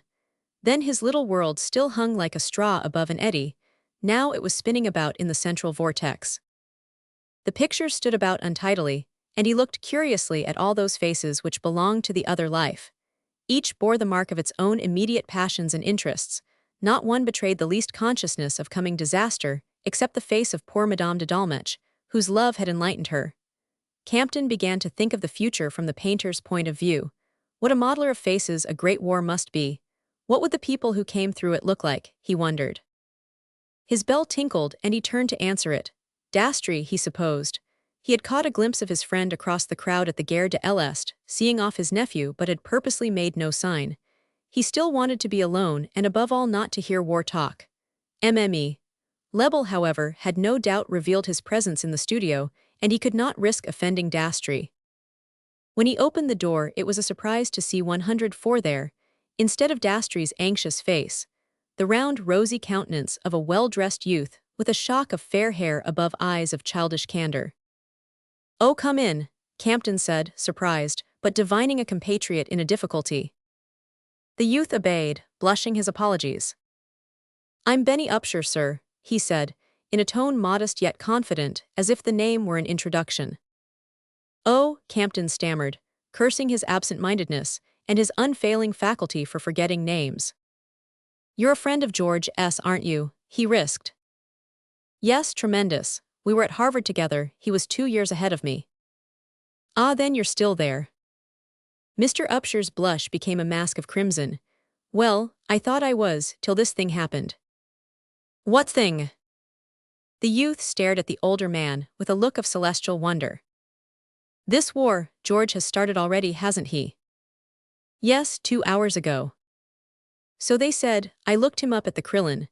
I wanted most awfully to see him. If I had, of course I shouldn't have bothered you." "My dear young man, you're not bothering me, but what can I do?" Mr. Upshur's composure seemed to be returning as 105, the necessary preliminaries were cleared away. "Thanks a lot," he said. "Of course what I'd like best is to join his regiment." "Join his regiment, you?" Campton exclaimed. "Oh, I know it's difficult. I raced up from Biarritz quick as I could to catch him. He seemed still to be panting with the effort. I want to be in this," he concluded. Campton contemplated him with helpless perplexity. "But I don't understand. There's no reason, in your case. With George it was obligatory on account of his being born here, but I suppose you were born in America." "Well, I guess so, in Utica. My mother was Madeline Mayhew. I think we're sort of cousins, sir, aren't we?" Of course. Excuse my not recalling it just at first, but my dear boy, I still don't see." Mr. Upshur's powers of stating his case were plainly limited. He pushed back his rumpled hair, looked hard again at his cousin, and repeated doggedly, "I want to be in this." "This war." He nodded. Campton groaned. What did the boy mean, and why come to him with such tomfoolery? At that moment, he felt even more unfitted than usual to deal with practical problems, and in spite of the forgotten 106 cousinship, it was no affair of his what Madeline Mayhew's son wanted to be in. But there was the boy himself, stolid, immovable, impenetrable to hints, and with something in his wide blue eyes like George, and yet so childishly different. "Sit down, have a cigarette, won't you? You know, of course," Campton began, "that what you propose is almost insuperably difficult. Getting into George's regiment. Getting into the French army at all for a foreigner, a neutral. I'm afraid there's really nothing I can do." Benny Upshur smiled indulgently. "I can fix that up all right. Getting into the army, I mean. The only thing that might be hard would be getting into his regiment." "Oh, as to that, out of the question, I should think." Campton was conscious of speaking curtly. The boy's bland determination was beginning to get on his nerves. "Thank you no end," said Benny Upshur, getting up. "Sorry to have butted in," he added, holding out a large brown hand. Campton followed him to the door perplexedly. He knew that something ought to be done, but what? On the threshold he laid his hand impulsively on the youth's shoulder. "Look here, my boy, we're cousins, as you say, and if you're Madeline Mayhew's boy you're an only son. Moreover you're George's friend, which 107 matters still more to me. I can't let you go like this. Just let me say a word to you before." A gleam of shrewdness flashed through Benny Upshur's inarticulate blue eyes. "A word or two against, you mean? Why, it's awfully kind but not the least earthly use. I guess I've heard all the arguments. But all I see is that hulking bully trying to do Belgium in. England's coming in, ain't she? Well, then why ain't we? England, why there's no analogy." The young man groped for the right word. "I don't know, maybe not. Only in tight places we always do seem to stand together." "You're mad, this is not our war. Do you really want to go out and butcher people?" "Yes, this kind of people," said Benny Upshur cheerfully. "You see, I've had all this talk from Uncle Harvey Mayhew a good many times on the way over. We came out on the same boat. He wanted me to be his private secretary at the Hague Congress. But I was pretty sure I'd have a job of my own to attend to." Campton still contemplated him hopelessly. "Where is your uncle?" he wondered. Benny grinned. "On his way to the Hague, I suppose." "He ought to be here to look after you. Someone ought to." 108. "Then you don't see your way to getting me into George's regiment," Benny simply replied. An hour later Campton still seemed to see him standing there, with obstinate soft eyes, repeating the same senseless question. It cost him an effort to shake off the vision. He returned to the Krillin to collect his possessions. On his table was a telegram, and he seized it eagerly, wondering if by some mad chance George's plans were changed, if he were being sent back, if Wharton had already arranged something. He tore open the message, and read, "Utica, July 31st. No news from Benny. Please do all you can to facilitate his immediate return to America. Dreadfully anxious, your cousin Madeline Upshur." "Good Lord," Campton groaned, "and I never even asked the boy's address." Book 2. X. The war was 3 months old, 3 centuries. By virtue of some gift of adaptation which seemed forever to discredit human sensibility, people were already beginning to live into the monstrous idea of it, acquire its ways, speak its language, regard it as a thinkable, endurable, arrangeable fact, to eat it by day and sleep on it, yes, and soundly, at night. The war went on, life went on, Paris went on. She had had her great hour of resistance, when, alone, exposed and defenseless, she had held back the enemy and broken his strength. She had had afterward her hour of triumph, the hour of the Marne, then her hour of passionate and prayerful hope, when it seemed to the watching nations that the enemy was not only held back but thrust back, and victory finally in reach. That hour had passed in its turn, giving way to the gray reality of the trenches. A new speech was growing up in this new world. There were trenches now, there was a front. People were beginning to talk of their sons at the front. The first time John Campton heard the phrase, it sent a shudder through him. Winter was coming on, and he was haunted by the vision of the youths out 112 there, boys of George's age, thousands and thousands of them, exposed by day in reeking wet ditches and sleeping at night under the rain and snow. People were talking calmly of victory in the spring that was still 6 long months away. And meanwhile, what cold and wet, what blood and agony, what shattered bodies out on that hideous front, what shattered homes in all the lands it guarded. Campton could bear to think of these things now. His son was not at the front, was safe, thank God, and likely to remain so. During the first awful weeks of silence and uncertainty, when every morning brought news of a fresh disaster, when no letters came from the army and no private messages could reach it, during those weeks. While Campton, like other fathers, was without news of his son, the war had been to him simply a huge featureless mass crushing him earthward, blinding him, letting him neither think nor move nor breathe. But at last he had got permission to go to Chalons, whither Wharton, who chanced to have begun his career as a surgeon, had been hastily transferred. The physician, called from his incessant labors in a roughly improvised operating room, to which Campton was led between rows of stretchers laden with livid blood-splashed men, had said kindly, but with a shade of impatience, that he had not forgotten, had done what he could, that George's health did not warrant his 113 being discharged from the army, but that he was temporarily on a staff job at the rear, and would probably be kept there if such and such influences were brought to bear. Then, calling for hot water and fresh towels, the surgeon vanished, and Campton made his way back with lowered eyes between the stretchers. The influences in question were brought to bear, not without Anderson Brandt's assistance, and now that George was fairly certain to be kept at clerical work, a good many miles from the danger zone, Campton felt less like an ant under a landslide, and was able for the first time to think of the war as he might have thought of any other war. Objectively, intellectually, almost dispassionately, as of history in the making. It was not that he had any doubt as to the rights and wrongs of the case. The painfully preserved equilibrium of the neutrals made a pitiful show now that the monstrous facts of the first weeks were known. Germany's diplomatic perfidy, her savagery in the field, her premeditated and systematized terrorizing of the civil populations. Nothing could efface what had been done in Belgium and Luxembourg, the burning of Louvain, the bombardment of Reims. These successive outrages had roused in Campton the same incredulous wrath as in the rest of mankind, but being of a speculative mind, and fairly sure now that George would never lie in the mud and snow with the others, he had begun to consider the landslide in its universal 114 relations, as well as in its effects on his private ant-heap.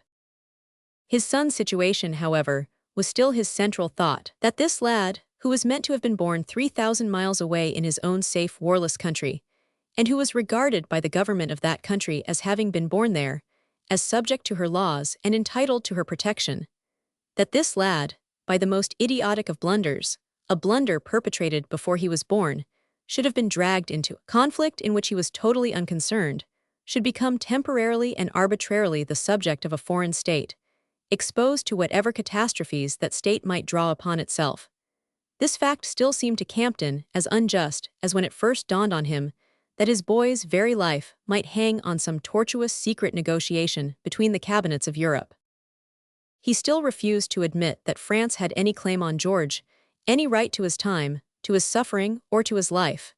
He had argued it out 100 times with Adele Anthony. You say Julia and I were to blame for not going home before the boy was born, and God knows I agree with you, but suppose we'd meant to go. Suppose we'd made every arrangement, taken every precaution, as my parents did in my own case, got to Havre or Cherbourg, say, and been told the steamer had broken her screw, or been prevented 115 ourselves at the last moment by illness or accident or any sudden grab of the hand of God. You'll admit we shouldn't have been to blame for that. Yet the law would have recognized no difference. George would still have found himself a French soldier on the 2nd of last August because, by the same kind of unlucky accident, he and I were born on the wrong side of the Atlantic. And I say that's enough to prove it's an iniquitous law, a travesty of justice. Nobody's going to convince me that, because a steamer may happen to break a flange of her screw at the wrong time, or a poor woman be frightened by a thunderstorm, France has the right to force an American boy to go and rot in the trenches. In the trenches is George in the trenches? Adele Anthony asked, raising her pale eyebrows. No, Campton thundered, his fist crashing down among her tea things, and all your word juggling isn't going to convince me that he ought to be there. He paused and stared furiously about the little ladylike drawing room into which Miss Anthony's sharp angles were so incongruously squeezed. She made no answer, and he went on. George looks at the thing exactly as I do. Has he told you so? Miss Anthony inquired, rescuing his teacup and putting sugar into her own. He has told me nothing to the contrary. You don't seem to be aware that military correspondence is censored, 116, and that a soldier can't always blurt out everything he thinks. Miss Anthony followed his glance about the room, and her eyes paused with his on her own portrait, now in the place of honor over the mantelpiece, where it hung incongruously above a menagerie of china animals and a collection of trophies from the Marne.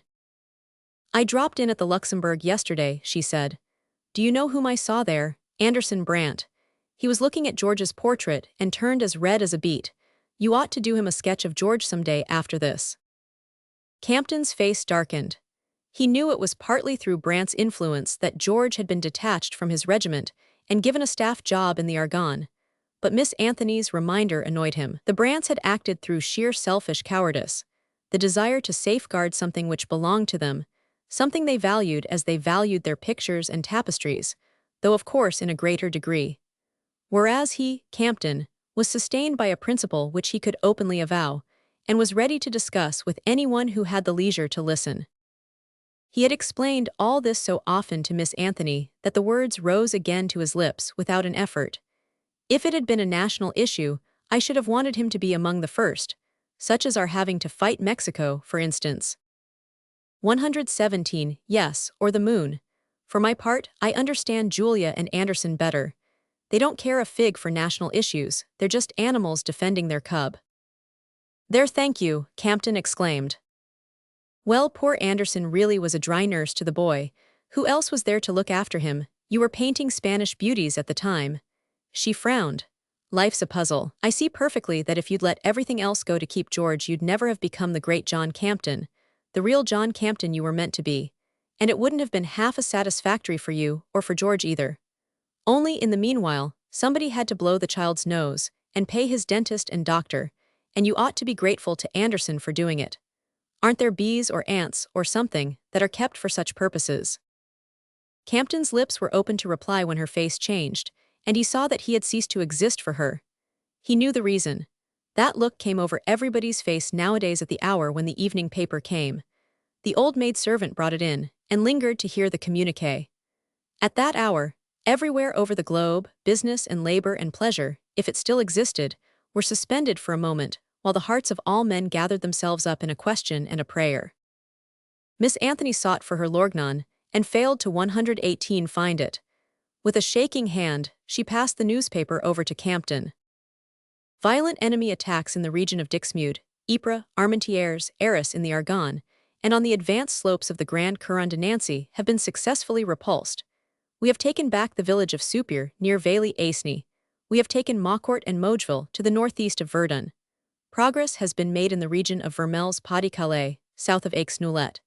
Enemy attacks in the Hauts de Meuse and southeast of Saint-Mihiel have also been repulsed. In Poland, the Austrian retreat is becoming general.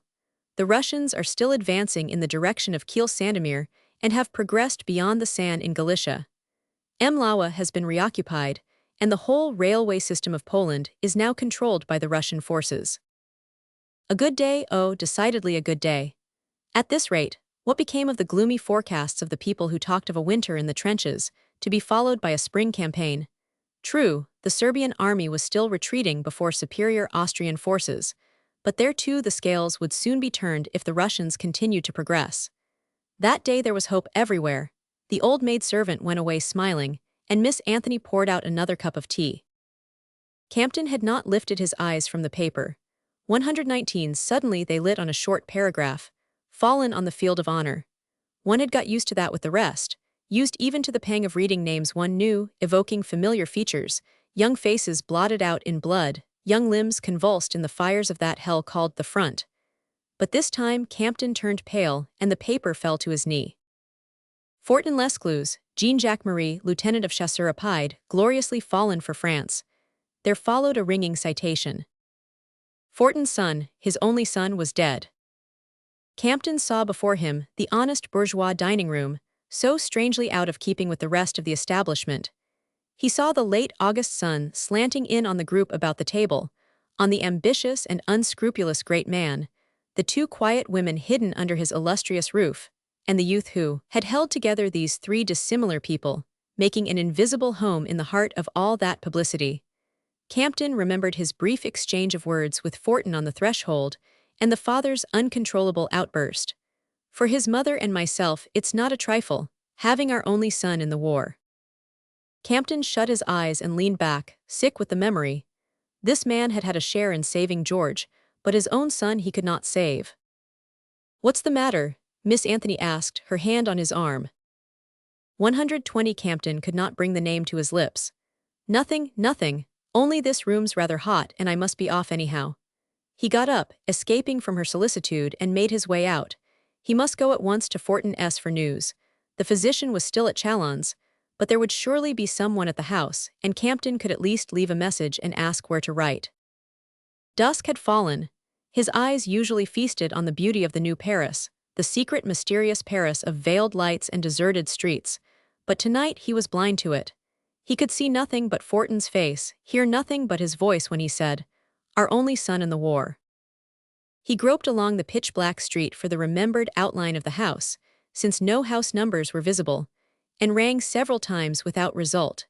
He was just turning away when a big mud-splashed motor drove up. He noticed a soldier at the steering wheel, then 3 people got out stiffly, 2 women smothered in crepe and a haggard man in a dirty uniform. Campton stopped, and Wharton Lescluze recognized him by the light of the motor lamp. The 4 stood and looked at each other. The old mother, under her crepe, appeared no bigger than a child. "Ah, you know," the doctor said. Campton nodded. The father spoke in a firm voice. "It happened 121 days ago at Suippes. You've seen his citation. They brought him into me at Chalons without a warning and too late. I took off both legs, but gangrene had set in. Ah, if I could have got hold of one of our big surgeons. Yes, we're just back from the funeral, my mother and my wife. They had that comfort." The 2 women stood beside him like shrouded statues. Suddenly, Wharton's deep voice came through the crepe. "You saw him, monsieur, that last day. The day you came about your own son, I think." Yes," Campton stammered in anguish. The physician intervened. "And now, ma bonne mère, you're not to be kept standing. You're to go straight in and take your tisane and go to bed." He kissed his mother and pushed her into his wife's arms. "Goodbye, my dear, take care of her." The women vanished under the porte-cochere, and Wharton turned to the painter. "Thank you for coming. I can't ask you in, I must go back immediately." "Back?" "To my work, thank God, if it were not for that." He jumped into the motor, called out en route, and was absorbed into the night. Campton went home to his studio. He still lived there, shiftlessly and uncomfortably, for Mariette had never come back from Lille. She had not come back, and there was no news of her. Lille had become a part of the occupied provinces, from which there was no escape, and people were beginning to find out what that living burial meant. Adele Anthony had urged Campton to go back to the hotel, but he obstinately refused. What business had he to be living in expensive hotels when, for the Lord knew how long, his means of earning a livelihood were gone, and when it was his duty to save up for George, who was safe, who was definitely out of danger, and whom he longed more than ever, when the war was over, to withdraw from the stifling atmosphere of his stepfather's millions. He had been so near to having the boy to himself when the war broke out. He had almost had in sight the proud day when he should be able to say, "Look here, this is your own bank account. Now you're independent, for God's sake stop, and consider what you want to do with your life." The war had put an end to that, but only for a time. If victory came before long, Campton's reputation would survive the eclipse, his chances of money-making 123 would be as great as ever, and the new George, the George matured and disciplined by war, would come back with a finer sense of values, and a soul steeled against the vulgar opportunities of wealth. Meanwhile, it behoved his father to save every penny, and the simplest way of saving was to go on camping in the studio, taking his meals at the nearest wine shop, and entrusting his bed-making and dusting to old Lebel. In that way he could live for a long time without appreciably reducing his savings. Lebel's daughter-in-law Jules, who was in the Ardennes with the little girl when the war broke out, was to have replaced Mariette. But like Mariette, Jules never arrived and no word came from her or the child. They too were in an occupied province. So Campton jogged on without a servant. It was very uncomfortable, even for his lax standards, but the dread of letting a stranger loose in the studio made him prefer to put up with Lebel's intermittent services. So far she had borne up bravely. Her orphan grandsons were all at the front, how that word had insinuated itself into the language. But she continued to have fairly frequent reassuring news of them. The chasseur Alpin, slightly wounded in Alsace, was safe in hospital, and the others were well and wrote cheerfully. Her son Jules, the cabinet maker, was guarding 124A Bridge at St. Cloud and came in regularly to see her, but Campton noticed that it was about him that she seemed most anxious. He was a silent, industrious man who had worked hard to support his orphan nephews and his mother, and had married in middle age, only 4 or 5 years before the war, when the lads could shift for themselves, and his own situation was secure enough to permit the luxury of a wife and baby. Jules had waited patiently for him, though she had other chances, and finally they had married and the baby had been born, and blossomed into one of those finished little Frenchmen who, at 4 or 5, seem already to be musing on the great central problems of love and thrift. The parents used to bring the child to see Campton, and he had made a celebrated sketch of her, in her Sunday bonnet, with little earrings and a wise smile. And these two, mother and child, had disappeared on the 2nd of August as completely as if the earth had opened and swallowed them. As Campton entered, he glanced at the old woman's den, saw that it was empty, and said to himself, "She's at St. Cloud again," for he knew that she seized every chance of being with her eldest. He unlocked his door and felt his way into the dark studio. Lebel might at least have made up the fire. Campton lit the lamp, found some wood, and 125 knelt down stiffly by the stove. Really, life was getting too uncomfortable. He was trying to coax a flame when the door opened, and he heard Lebel. "Really, you know," he turned to rebuke her, but the words died on his lips. She stood before him, taking no notice.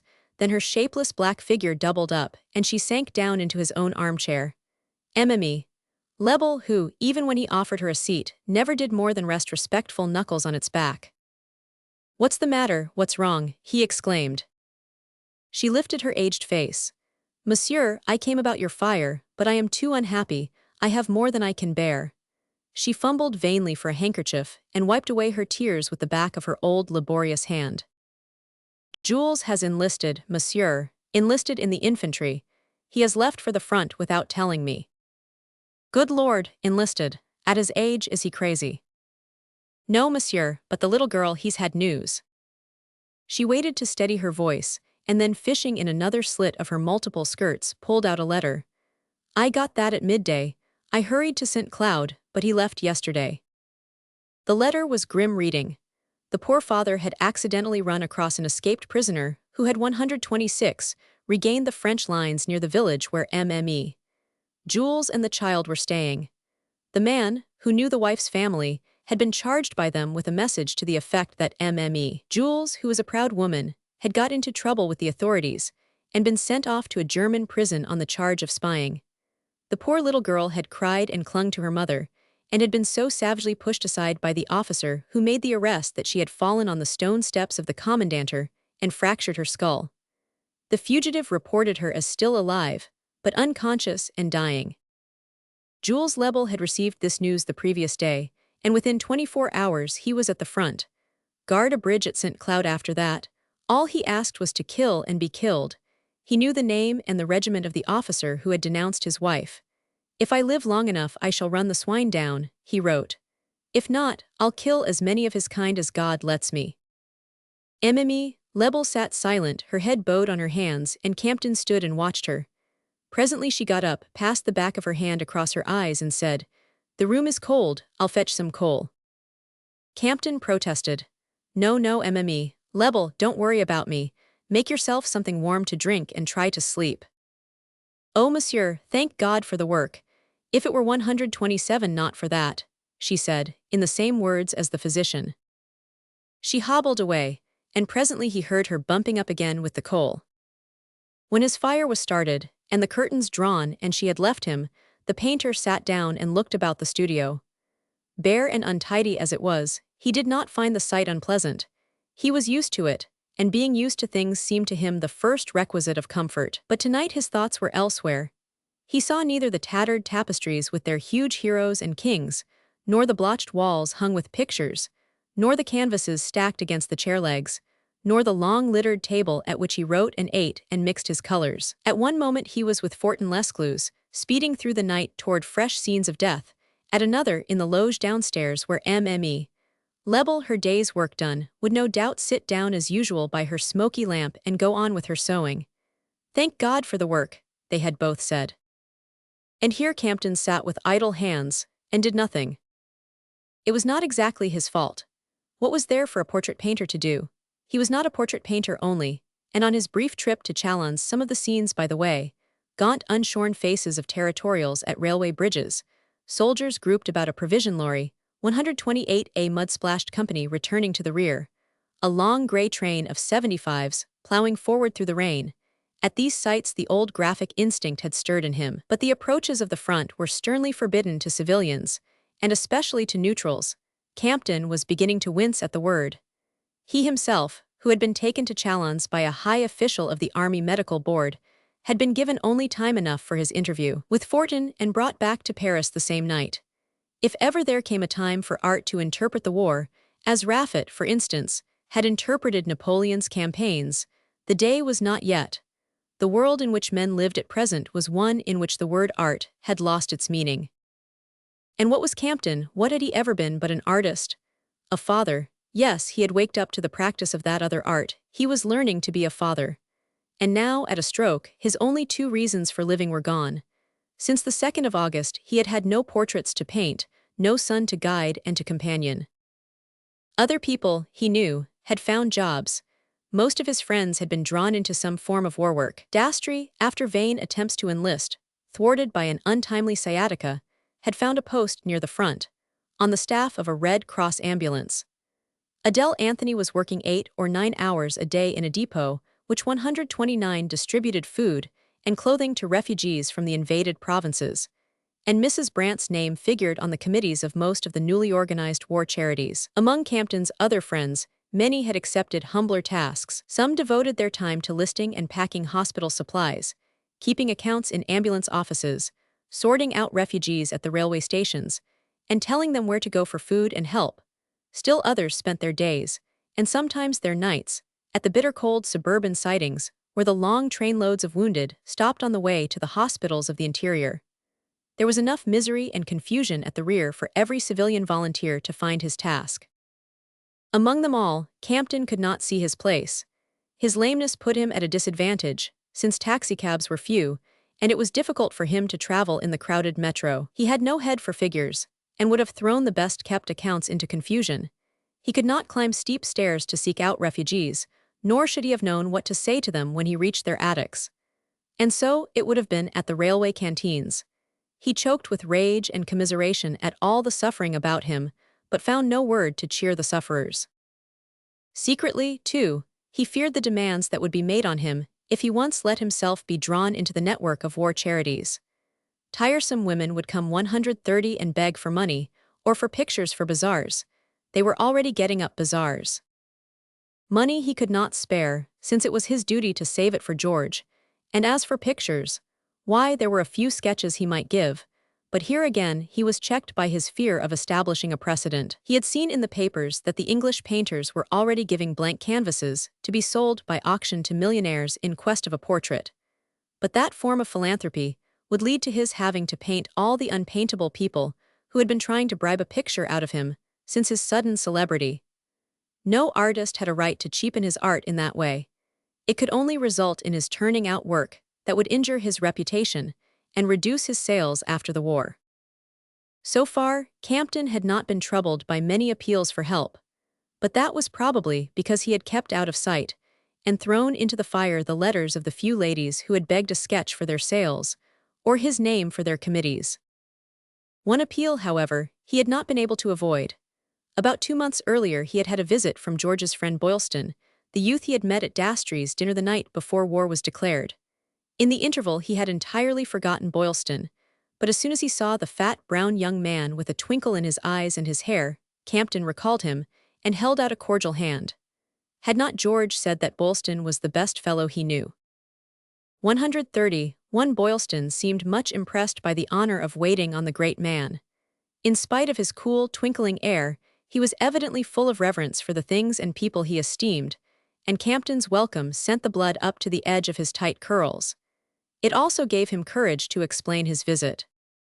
He had come to beg Campton to accept the chairmanship of the American Committee of the Friends of French Art, an international group of painters who proposed to raise funds for the families of mobilized artists. The American group would naturally be the most active, since Americans had, in larger numbers than any other foreigners, sought artistic training in France, and all the members agreed that Campton's name must figure at their head.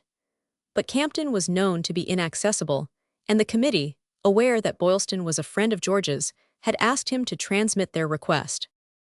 "You see, sir, nobody else represents."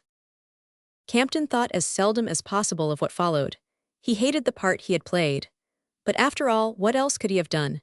Everything in him recoiled from what acceptance would bring with it. Publicity, committee meetings, speechifying, writing letters, seeing troublesome visitors, hearing harrowing stories, asking people for money, above all, having to give his own, a great deal of his own. He stood before the young man, abject, irresolute, chinking a bunch of keys in his trouser pocket, and 132 remembering afterward that the chink must have sounded as if it were full of money. He remembered too, oddly enough, that as his own embarrassment increased, Boylston's vanished. It was as though the modest youth, taking his host's measure, had reluctantly found him wanting, and from that moment had felt less in awe of his genius. Illogical, of course, and unfair, but there it was. The talk had ended by Campton's refusing the chairmanship, but agreeing to let his name figure on the list of honorary members, where he hoped it would be overshadowed by rival glories.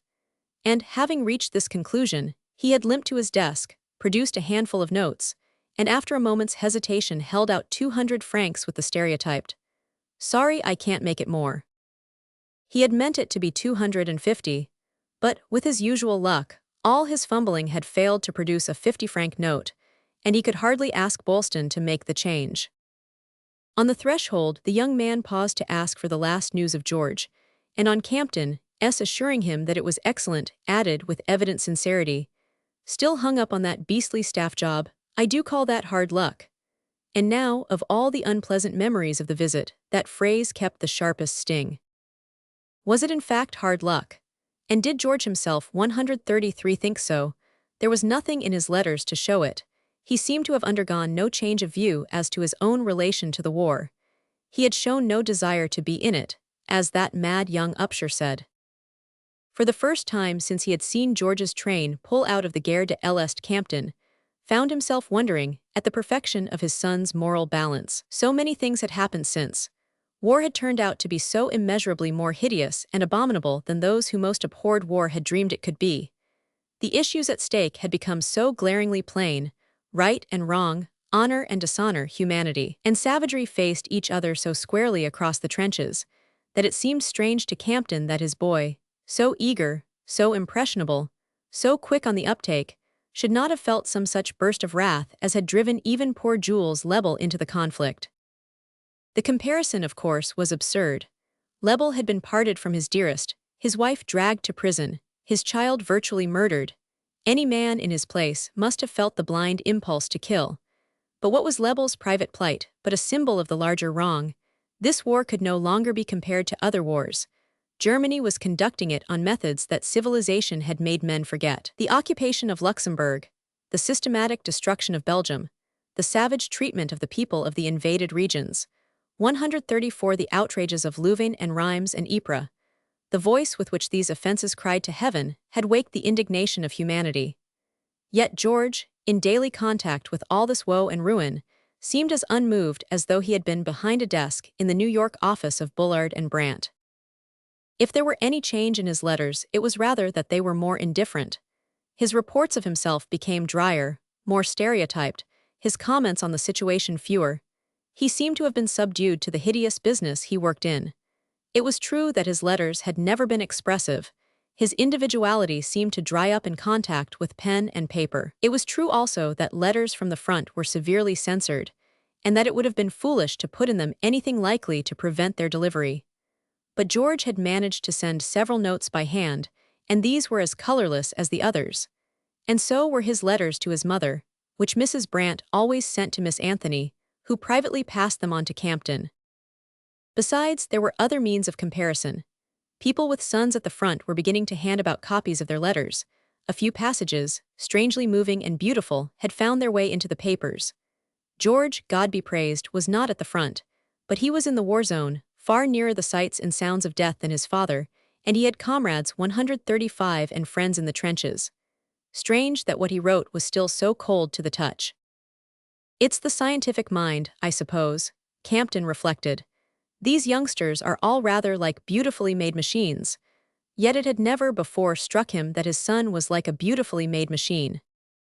He remembered that he had not dined, and got up wearily. As he passed out, he noticed on a pile of letters and papers a brand new card. He could always tell the new cards by their whiteness, which 24 hours of studio dust turned to gray.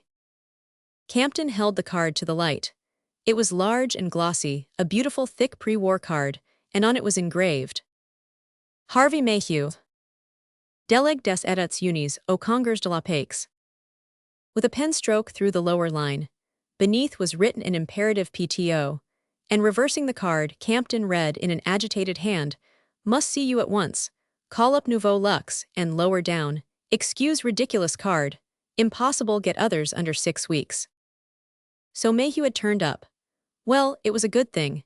Perhaps he might bring news of that mad Benny Upshur, whose doings had caused Campton so much trouble in the early days that he could never recall the boy's obstinate rosy face without a stir of irritation.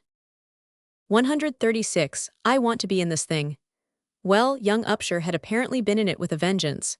But what he had cost Campton in cables to his distracted family and in weary pilgrimages to the War Office, the American Embassy, the Consulate, the Prefecture of Police, and divers other supposed sources of information. The painter meant someday to tell his young relative in no measured terms.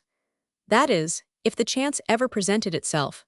For since he had left the studio that morning 4 months ago, Benny had so completely vanished that Campton sometimes wondered, with a little shiver, if they were ever likely to exchange words again in this world. Mayhew will know. He wants to tell me about the boy, I suppose, he mused. Harvey Mayhew with a pen stroke through the title which, so short a time since, it had been his chief ambition to display on his cards. No wonder it embarrassed him now. But where on earth had he been all this time?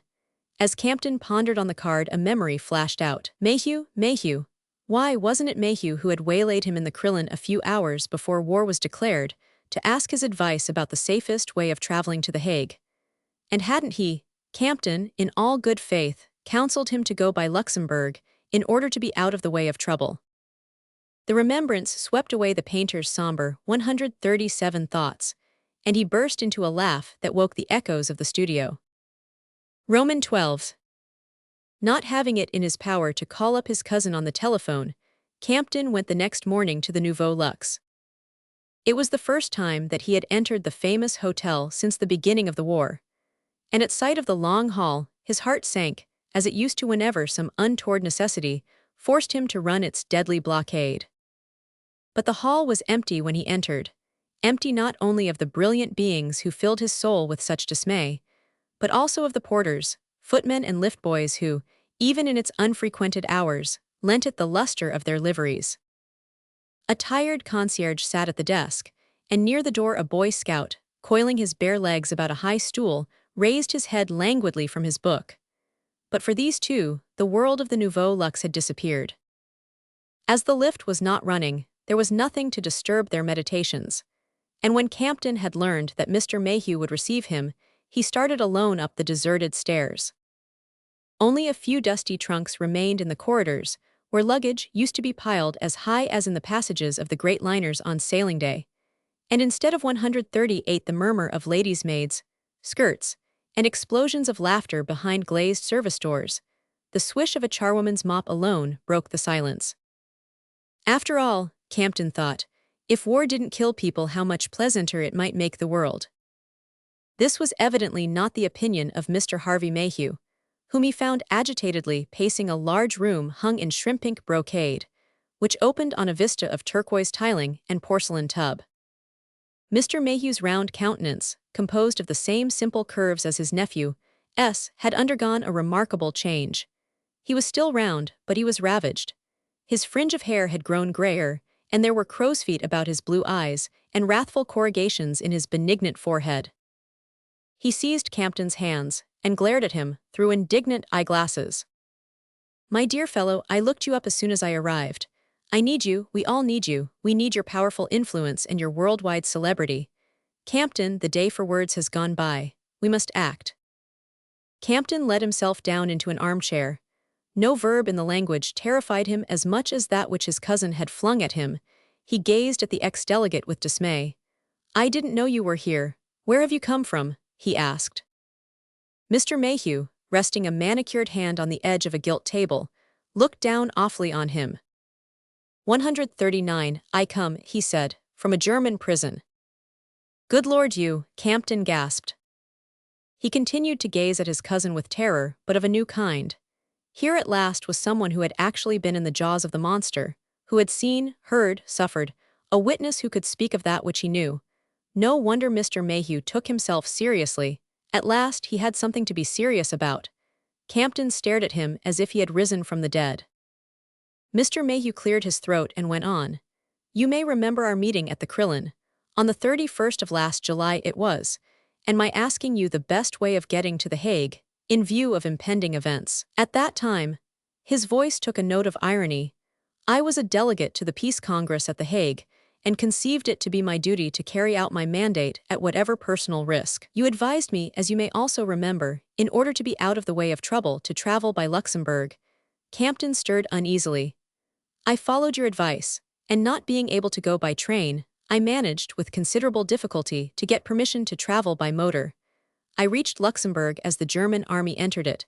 The next day I was in a German prison." "The next day?"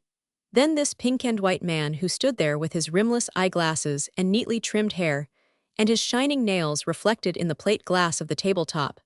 This perfectly typical, usual 140 sort of harmless rich American, had been for 4 months in the depths of the abyss that men were beginning to sound with fearful hearts. "It is a simple miracle," said Mr. Mayhew, "that I was not shot as a spy." Campton's voice choked in his throat. "Where were you imprisoned?" "The first night, in the police commissariat, with common thieves and vagabonds, with," Mr. Mayhew lowered his voice and his eyes, "with prostitutes, Campton." He waited for this to take effect and continued. "The next day, in consequence of the energetic intervention of our consul, who behaved extremely well, as I have taken care to let them know in Washington, I was sent back to my hotel on parole, and kept there, Campton, I, the official representative of a friendly country, under strict police surveillance, like an unfortunate woman, for 8 days, a week and 1 day over." Mr. Mayhew sank into a chair and passed a scented handkerchief across his forehead. "When I was finally released, I was without money, without luggage, without my motor or my wretched chauffeur, a Frenchman, who had been instantly carried off to Germany. In this state of destitution, and without an apology, I was shipped to Rotterdam and put on a steamer sailing for America." He wiped his forehead again, 141, and the corners of his agitated lips. "Peace, Campton, peace. When I think that I believed in a thing called peace, that I left Utica, always a difficult undertaking for me, because I deemed it my duty in the interests of peace, the word became a hiss, to travel to the other side of the world, and use the weight of my influence and my experience in such a cause." He clenched his fist, and shook it in the face of an invisible foe. "My influence, if I have any, my experience. Ha, I have had experience now, Campton. And my God, sir, they shall both be used till my last breath to show up these people, to proclaim to the world what they really are, to rouse public opinion in America against a nation of savages who ought to be hunted off the face of the globe like vermin, like the vermin in their own prison cells. Campton, if I may say so without profanity, I come to bring not peace but a sword." It was some time before the flood of Mr. Mayhew's wrath subsided, or before there floated up from its agitated depths some fragments of his subsequent history and present intentions. Eventually, however, Campton gathered that after a short sojourn in America, where he found opinion too lukewarm for him, he had come back to Europe to collect the experiences of other victims of German savagery. Mr. Mayhew, in short, meant to devote himself to atrocities, and he had sought out Campton to ask his help, and especially 142, to be put in contact with persons engaged in refugee work, and likely to have come across flagrant offenses against the law of nations. It was easy to comply with the latter request. Campton scribbled a message to Adele Anthony at her refugee depot, and he undertook also to find out from what officials Mr. Mayhew might obtain leave to visit the front. "I know it's difficult," he began, but Mr. Mayhew laughed. "I am here to surmount difficulties after what I've been through." It was not until then that Mr. Mayhew found time to answer an inquiry about his nephew. "Benny Upshur, ha, I'm proud of Benny. He's a hero, that nephew of mine, he was always my favorite." He went on to say that the youth, having failed to enlist in the French army, had managed to get back to England, and there, passing himself off as a Canadian, born at Murray Bay, sir, wasn't it lucky? Had joined an English regiment, and after 3 months' training, was now on his way to the front. His parents had made a great outcry, moved heaven and earth for news of him, but the boy had covered up his tracks so cleverly that they had had no word till he was starting for Boulogne with his draft. Rather high-handed, and poor Madeline had nearly gone out of her mind, but Mr. Mayhew confessed he had no patience with 143 such feminine weakness. Benny, a man and must act as a man. That boy, Campton, saw things as they were from the first. Campton took leave, dazed and crushed by the conversation. It was all one to him if Harvey Mayhew chose to call on America to avenge his wrongs. Campton himself was beginning to wish that his country would wake up to what was going on in the world, but that he, Campton, should be drawn into the affair, should have to write letters, accompany the ex-delegate to embassies and Red Crosses, languish with him in ministerial antechambers, and be deafened with appeals to his own celebrity and efficiency, that he should have ascribed to himself that mysterious gift of knowing the ropes, in which his whole blundering career had proved him to be cruelly lacking. This was so dreadful to him as to obscure every other question. "Thank the Lord," he muttered, "I haven't got the telephone anyhow." He glanced cautiously down the wide stairs of the hotel to assure himself of a safe retreat, but in the hall an appealing voice detained him. "Dear master, dear great master, I've been lying in wait for you." A Red Cross nurse advanced, not the majestic figure of the Crimean legend, but the new version evolved in the Rue de la Paix, short skirts, long ankles, pearls and curls. The face under the coif was young, wistful, 144, haggard with the perpetual hurry of the aimless. Where had he seen those tragic eyes, so full of questions and so invariably uninterested in the answers? "I'm Madge Talcott, I saw you the day war was declared," the young lady corrected herself. Campton remembered their meeting at Mrs. Brandt's and was grateful for her evident embarrassment. So few of the new generation seemed aware that there were any privacies left to respect. He looked at Mrs. Talcott more kindly. "You must come," she continued, laying her hand on his arm. Her imperatives were always in italics. "Just a step from here to my hospital. There's someone asking for you." For me, someone wounded. What if it were Benny Upshur? A cold fear broke over Campton.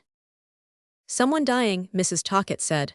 "Oh, nobody you know, a poor young French soldier. He was brought here 2 days ago, and he keeps on repeating your name." "My name? Why my name?" "We don't know, we don't think he knows you, but he's shot to pieces and half delirious.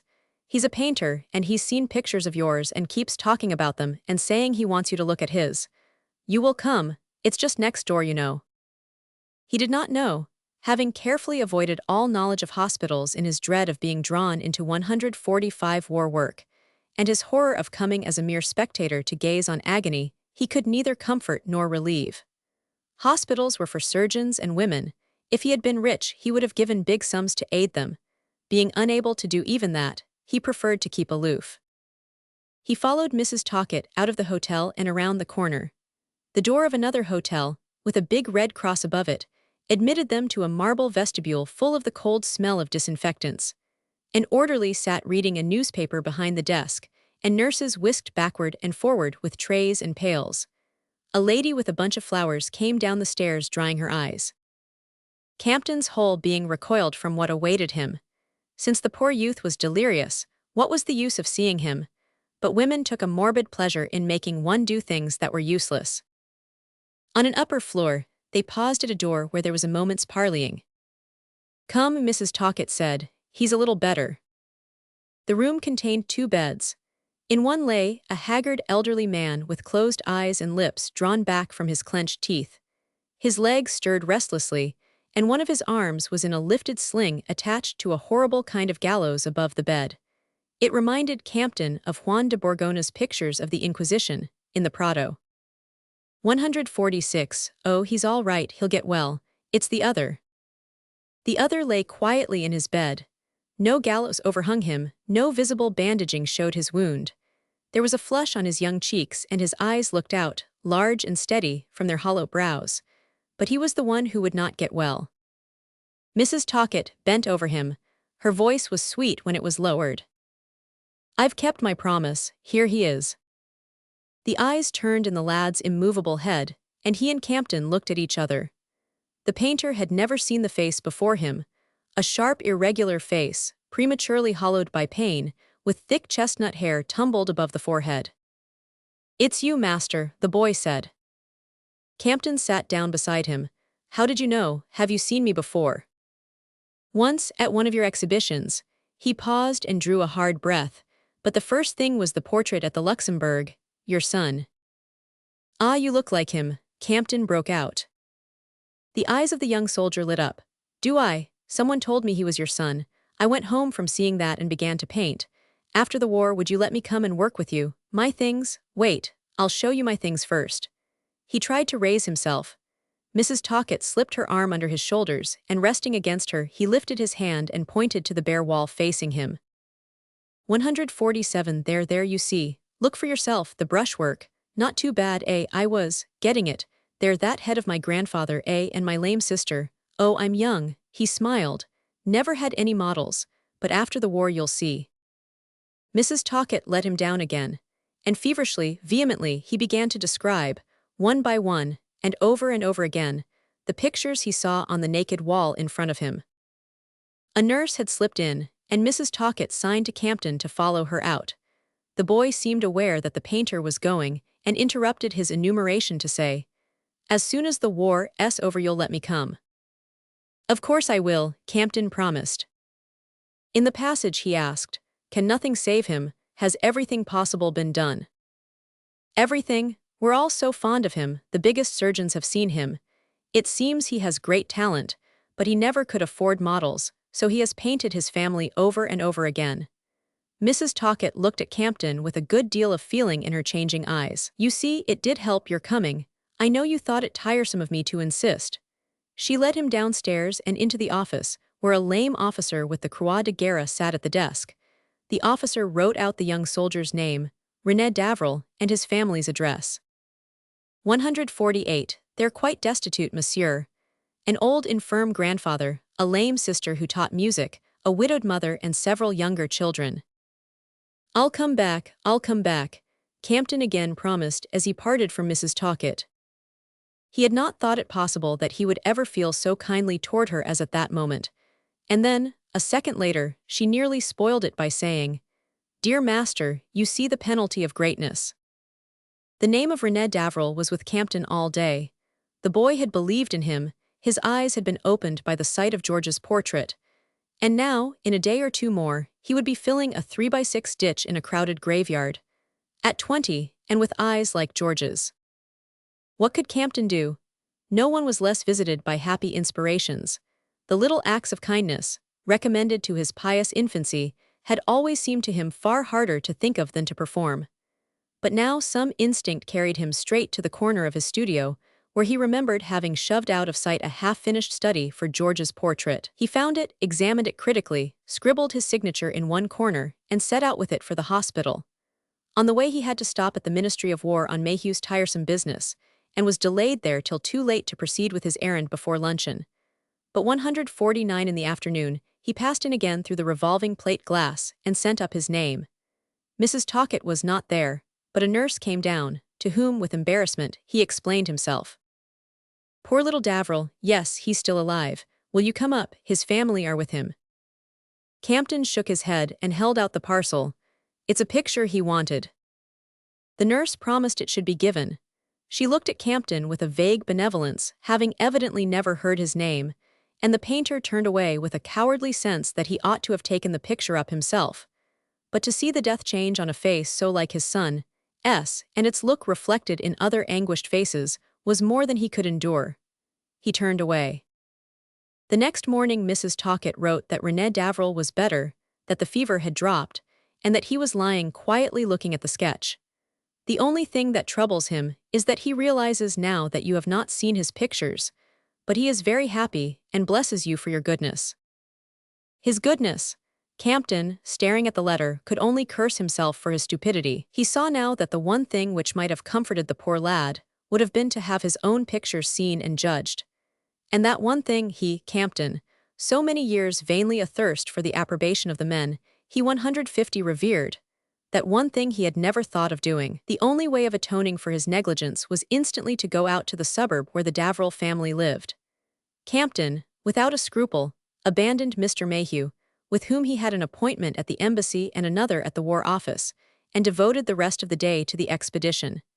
It was after 6 when he reached the hospital again, and when Mrs. Talcott came down he went up to her impetuously.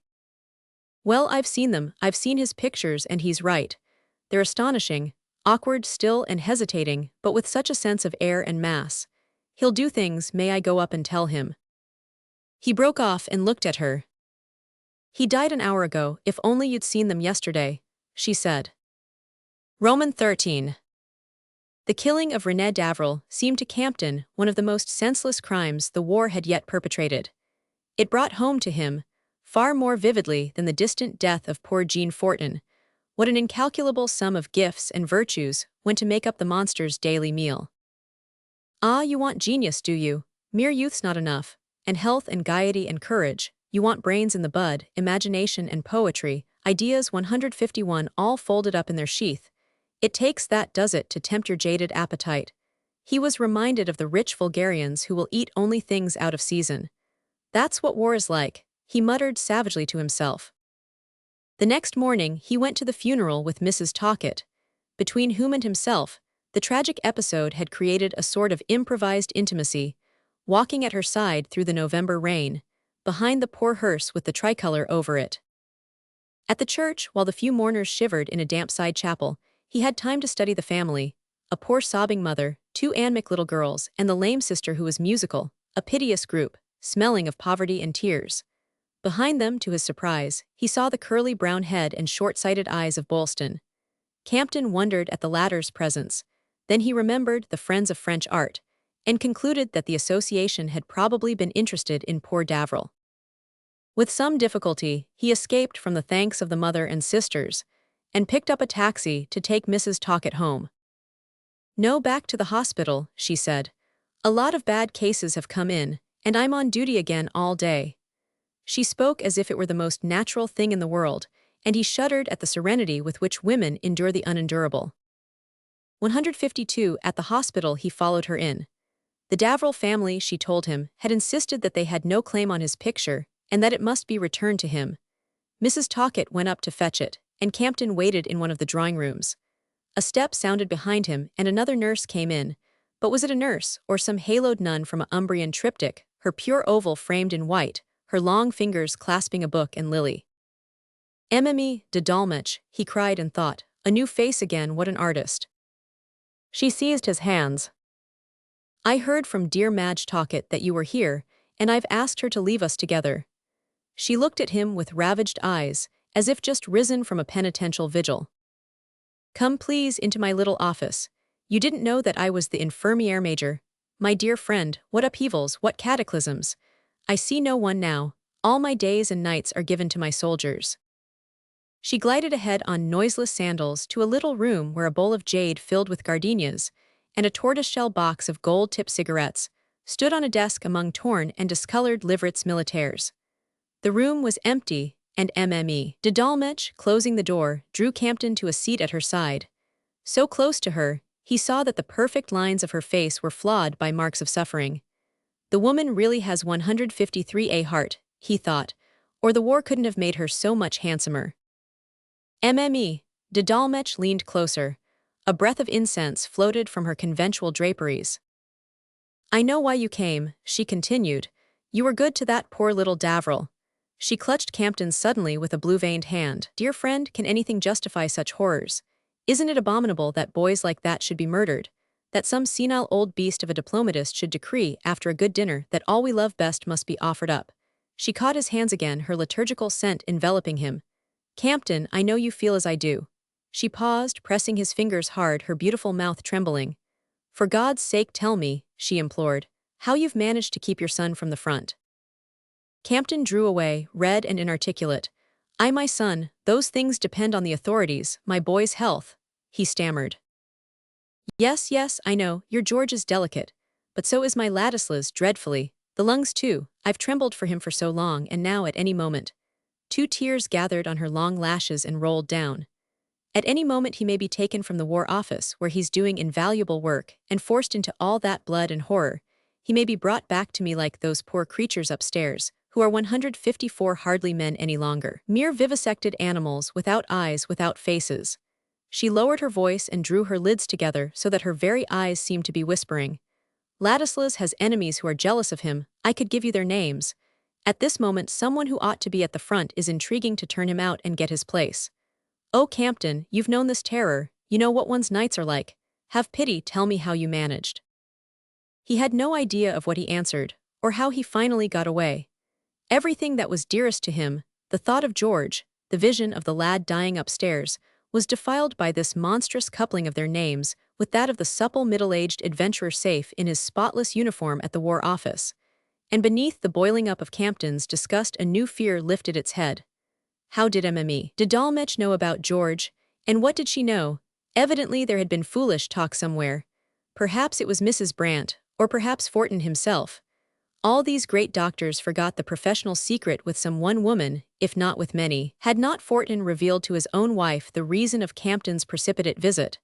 The painter escaped from de Dolmetsch's scented lair, and from the sights and sounds of the hospital, in a state of such perturbation that for a while he stood in the street wondering where he had meant to go next. 155. He had his own reasons for agreeing to the Davrils' suggestion that the picture should be returned to him, and presently these reasons came back. They'd never dare to sell it themselves, but why shouldn't I sell it for them? He had thought, remembering their denuded rooms and the rusty smell of the women's mourning.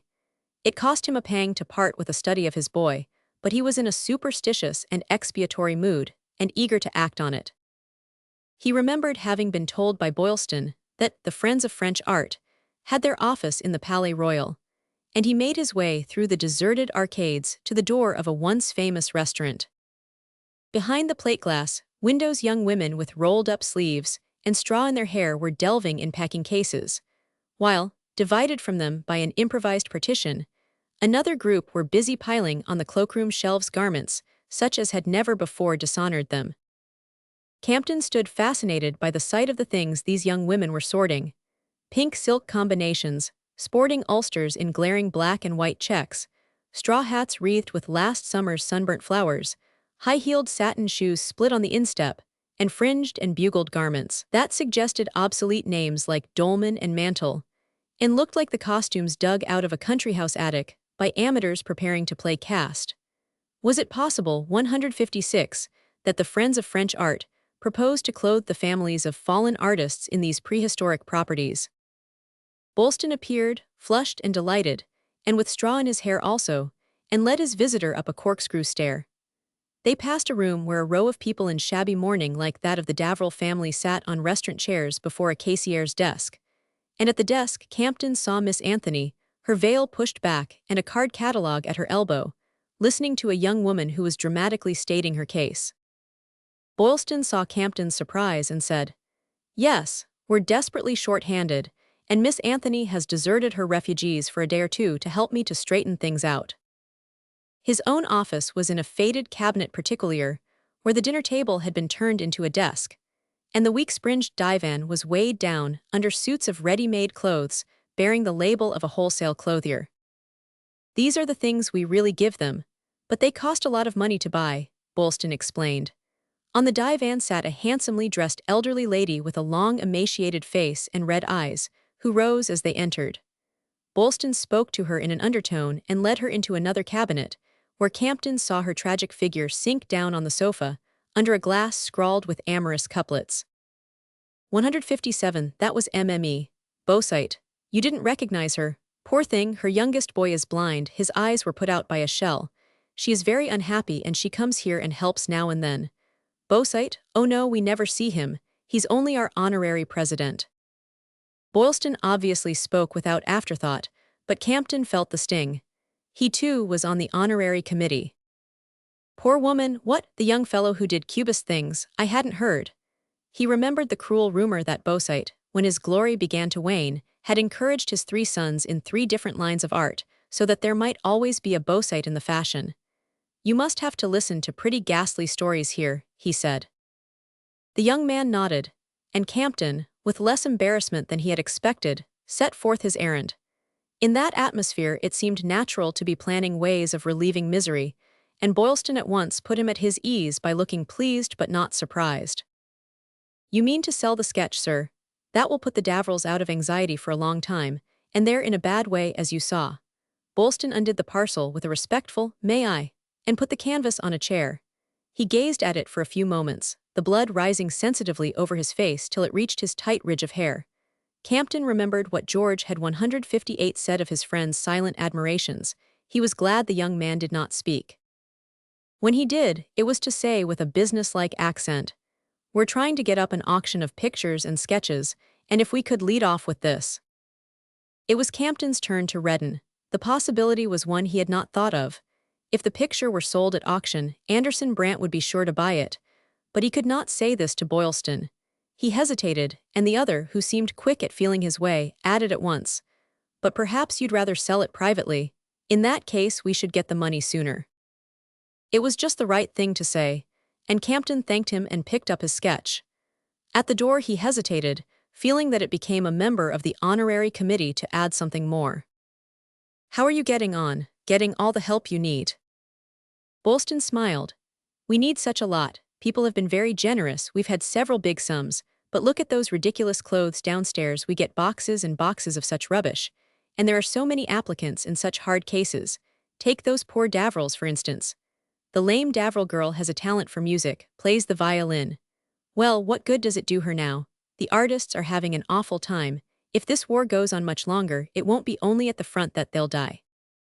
159 said Campton. "Well, I'll take this to a dealer." On the way down, he turned in to greet Miss Anthony. She looked up in surprise, her tired face haloed in tumbling hairpins, but she was too busy to do more than nod across the group about her desk.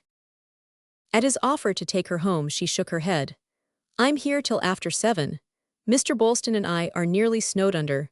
We've got to go down presently and help unpack, and after that I'm due at my refugee canteen at the Nord. It's my night shift." Campton, on the way back to Montmartre, fell to wondering if such excesses of altruism were necessary, or a mere vain overflow of energy. He was terrified by his first close glimpse of the ravages of war, and the efforts of the little band struggling to heal them seemed pitifully ineffectual. No doubt they did good here and there, made a few lives less intolerable, but how the insatiable monster must laugh at them as he spread his red havoc wider. On reaching home, Campton forgot everything at sight of a letter from George. He had not had one for 2 weeks, and this interruption, just as the military mails were growing more regular, had made him anxious.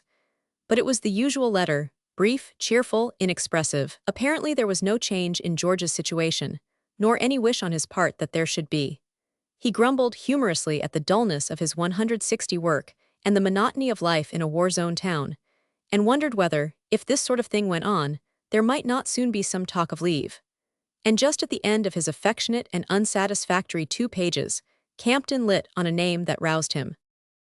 "I saw a fellow who'd seen Benny Upshur yesterday on his way to the English front. The young lunatic looked very fit. You know he volunteered in the English army when he found he couldn't get into the French. He's likely to get all the fighting he wants." It was a relief to know that someone had seen Benny Upshur lately. The letter was but 4 days old, and he was then on his way to the front. Probably he was not yet in the fighting he wanted, and one could, without remorse, call up an unmutilated face and clear blue eyes.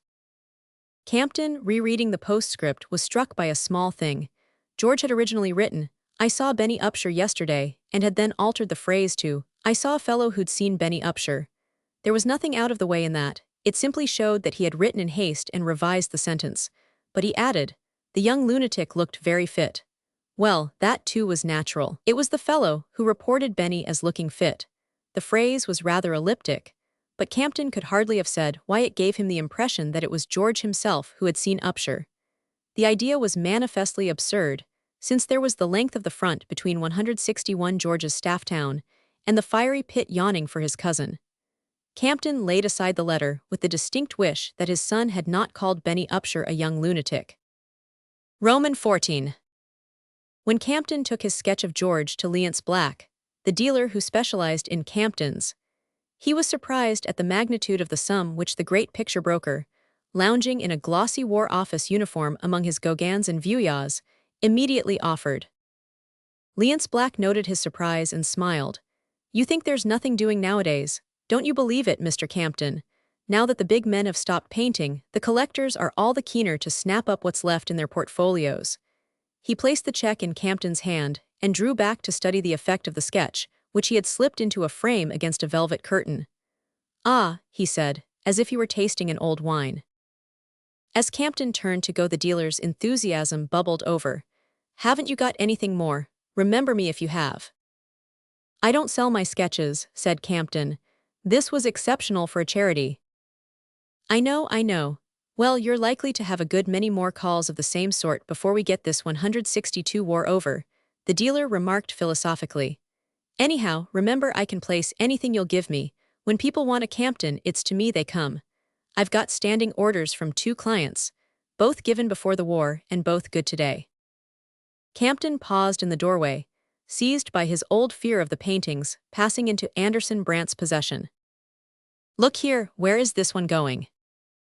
The dealer cocked his handsome gray head and glanced archly through plump eyelids. "Violation of professional secrecy? Well, under constraint I'll confess it's to a young lady, great admirer, artist herself. Had her order by cable from New York a year ago. Been on the lookout ever since." "Oh, all right," Campton answered, repocketing the money. He set out at once for the Friends of French Art, and Leonce Black, bound for the Ministry of War, walked by his side, regaling him alternately with the gossip of the ministry and with racy anecdotes of the dealer's world. In M. Black's opinion, the war was an inexcusable blunder, since Germany was getting to be the best market for the kind of freak painters, out of whom the dealers who know how to make a man foam can make a big turnover. "I don't know what on earth will become of all those poor devils now. Paris cared for them only because she knew Germany would 163 give any money for their things. Personally, as you know, I've always preferred sounder goods. I'm a classic, my dear Campton, and I can feel only classic art," said the dealer, swelling out his uniformed breast and stroking his Assyrian nose as though its handsome curve followed the pure Delphic line. "But as long as things go on as they are at present in my department of the administration, the war's not going to end in a hurry," he continued. "And now we're in for it, we've got to see the thing through." Campton found Boylston, as usual, in his melancholy cabinet particulier. He was listening to the tale of a young woman with streaming eyes and an extravagant hat. She was so absorbed in her trouble that she did not notice Campton's entrance, and behind her back, the painter made a sign to say that she was not to be interrupted. He was as much interested in the suppliant's tale as in watching Boylston's way of listening. That modest and commonplace-looking young man was beginning to excite a lively curiosity in Campton. It was not only that he remembered George's commendation, for he knew that the generous enthusiasms of youth may be inspired by trifles imperceptible to the older. It was Boylston himself who interested the painter. He knew no more of the young man than the scant details Miss Anthony could give. Boylston, it appeared, was the oldest hope of a well-to-do Connecticut family. On his 164 leaving college, a place had been reserved for him in the paternal business. But he had announced good-humoredly that he did not mean to spend his life in an office, and one day, after a 10 minutes conversation with his father, as to which details were lacking, he had packed a suitcase and sailed for France. There he had lived ever since, in shabby rooms in the Rue de Verneuil, on the scant allowance remitted by an irate parent, apparently never running into debt, yet always ready to help a friend. All the American art students in Paris knew Boylston, and though he was still in the early 30s, they all looked up to him. For Boylston had one quality which always impresses youth. Boylston knew everybody. Whether you went with him to a smart restaurant in the Rue Royale or to a wine shop of the left bank, the patron welcomed him with the same cordiality and sent the same emphatic instructions to the cook. The first fresh peas and the tenderest spring chicken were always for this quiet youth, who, when he was alone, dined cheerfully on veal and vin ordinaire. If you wanted to know where to get the best Burgundy, Boylston could tell you. He could also tell you where to buy an engagement ring for your girl, a Ford runabout going at half price, or the papier timbre on which to address a summons to a recalcitrant laundress. If you got into a row with your landlady, you found that Boylston knew her, and that at sight of him, she 165 melted and withdrew her claim. Or, failing this, he knew the solicitor in whose office her son was a clerk, or had other means of reducing her to reason. Boylston also knew a man who could make old clocks go, another who could clean flannels without their shrinking, and a third who could get you old picture frames for a song. And best of all, when any inexperienced American youth was caught in the dark Parisian cobweb, and the people at home were on no account to hear about it, Boylston was found to be the friend and familiar of certain occult authorities, who, with a smile and a word of warning, could break the mesh and free the victim. The mystery was how and why all these people did what Boylston wanted, but the reason began to dawn on Campton as he watched the young woman in the foolish hat deliver herself of her grievance. Boylston was simply a perfect listener, and most of his life was spent in listening. Everything about him listened. His round forehead and peering screwed-up eyes, his lips twitching responsively under the close-clipped mustache, and every crease and dimple of his sagacious and humorous young countenance. Even the attitude of his short, fat body, with elbows comfortably bedded in heaped-up papers, and fingers plunged into his crinkled hair. There was never a hint of hurry or impatience about him. Having once asserted his right to do what he liked with his life, he was apparently content 166 to let all his friends prey on it. You never caught his eye on the clock, or his lips shaping an answer before you had turned the last corner of your story. Yet when the story was told, and he had surveyed it in all its bearings, you could be sure he would do what he could for you, and do it before the day was over. "Very well, mademoiselle," he said, when the young woman had finished.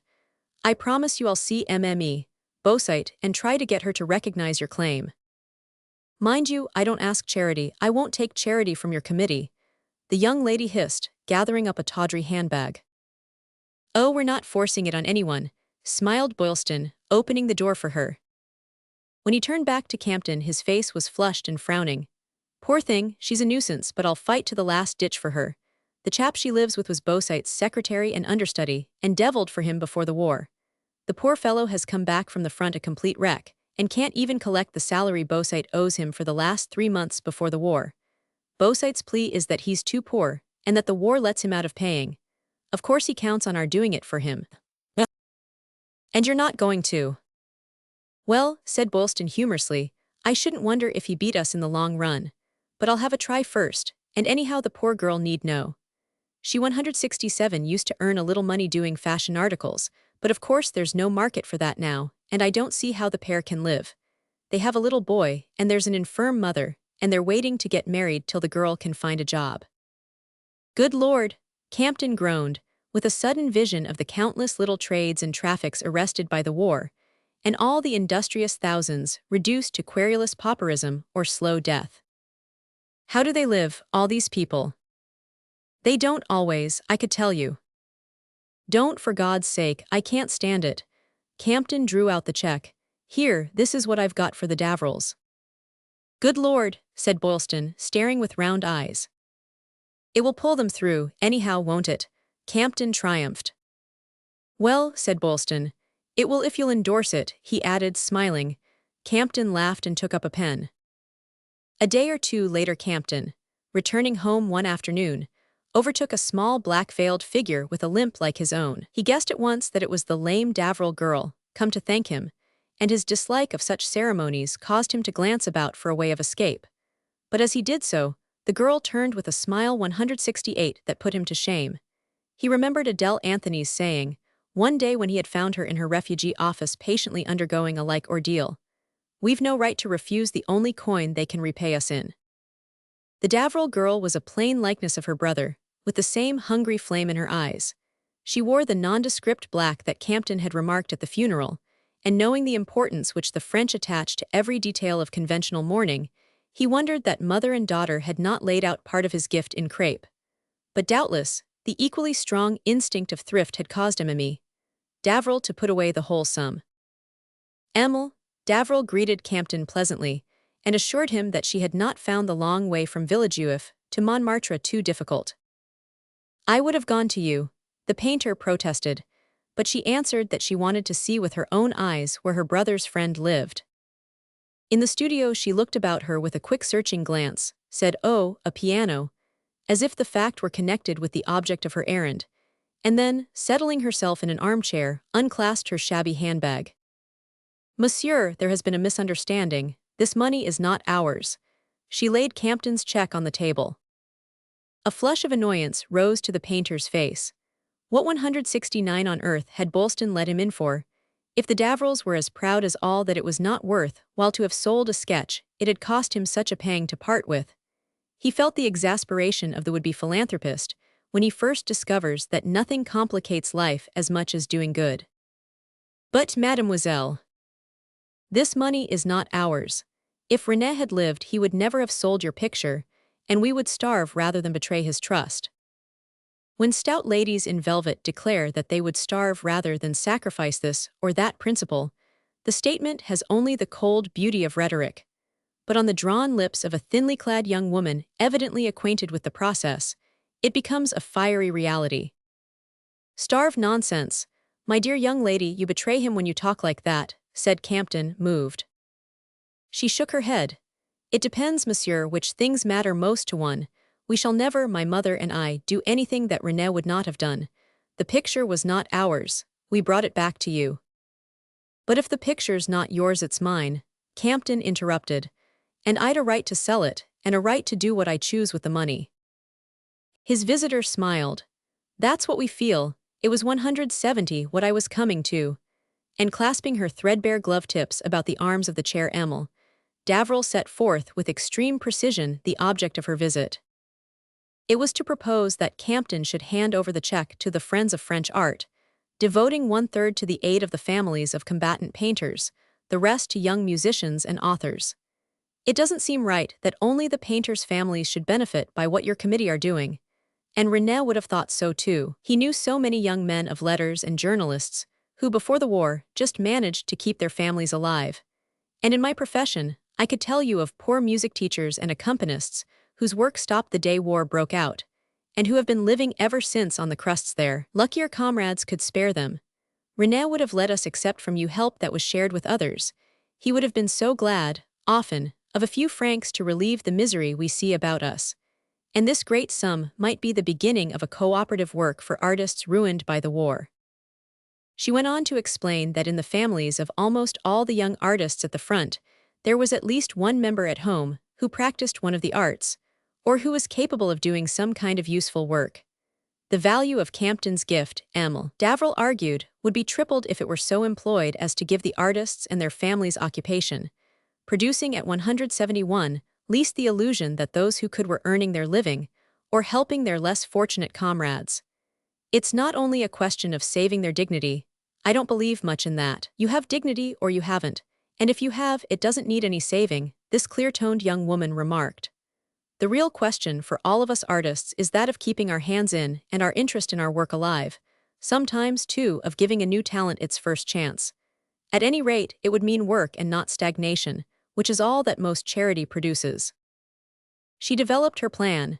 For the musicians, concerts in private houses, hence her glance at the piano. For the painters, small exhibitions in the rooms of the committee where their pictures would be sold with the deduction of a percentage, to be returned to the general fund. And for the writers, well, their lot was perhaps the hardest to deal with, but an employment agency might be opened, where those who chose could put their names down and take such work as was offered. Above all, Emil, Davril again insisted, the fund created by Campton's gift was to be spent only in giving employment, not for mere relief. Campton listened with growing attention.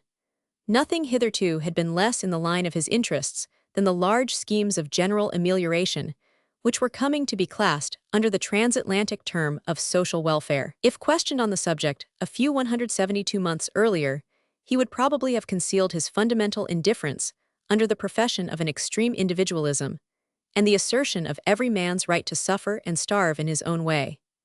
Even since René Davril's death had brought home to him the boundless havoc of the war, he had felt no more than the impulse to ease his own pain by putting his hand in his pocket when a particular case was too poignant to be ignored.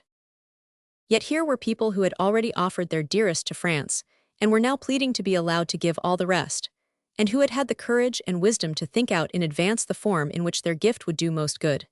Campton had the awe of the unpractical man for anyone who knows how to apply his ideas. He felt that there was no use in disputing Emil Davril's plan. He must either agree to it or repocket his check. I'll do as you want, of course, but I'm not much good about details.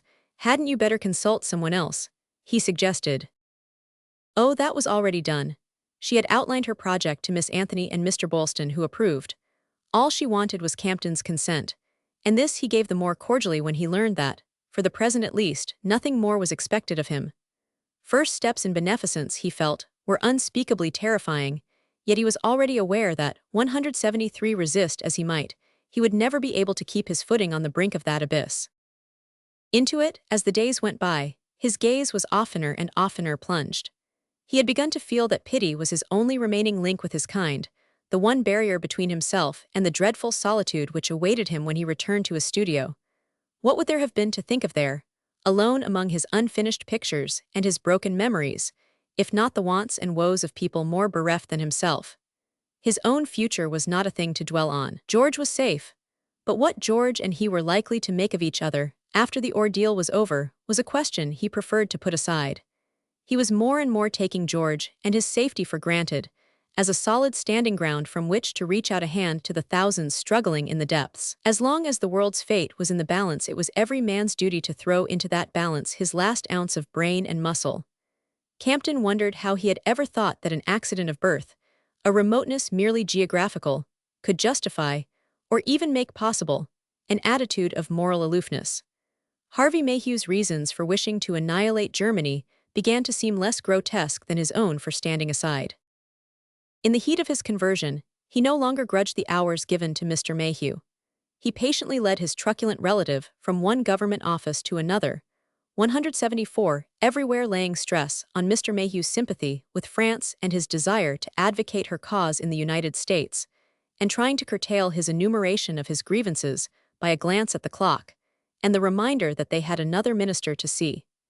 Mr. Mayhew was not very manageable. His adventure had grown with repetition, and he was increasingly disposed to feel that the retaliation he called down on Germany could best be justified by telling everyone what he had suffered from her. Intensely aware of the value of time in Utica, he was less sensible of it in Paris, and seemed to think that, since he had left a flourishing business to preach the Holy War, other people ought to leave their affairs to give him a hearing. But his zeal and persistence were irresistible, and doors which Campton had seen barred against the most reasonable appeals flew open at the sound of Mr. Mayhew's trumpet.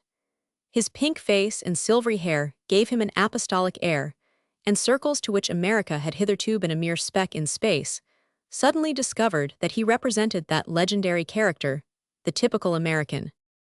The keen Boylston, prompt to note and utilize the fact, urged Campton to interest Mr. Mayhew in the Friends of French Art, and with considerable flourish, the former peace delegate was produced at a committee meeting and given his head. But his interest flagged when he found that the Friends concerned 175 themselves with atrocities only in so far as any act of war is one, and that their immediate task was the humdrum one of feeding and clothing the families of the combatants and sending comforts to the trenches. He served up, with a somewhat dog-eared eloquence, the usual account of his own experiences, and pressed a modest gift upon the treasurer.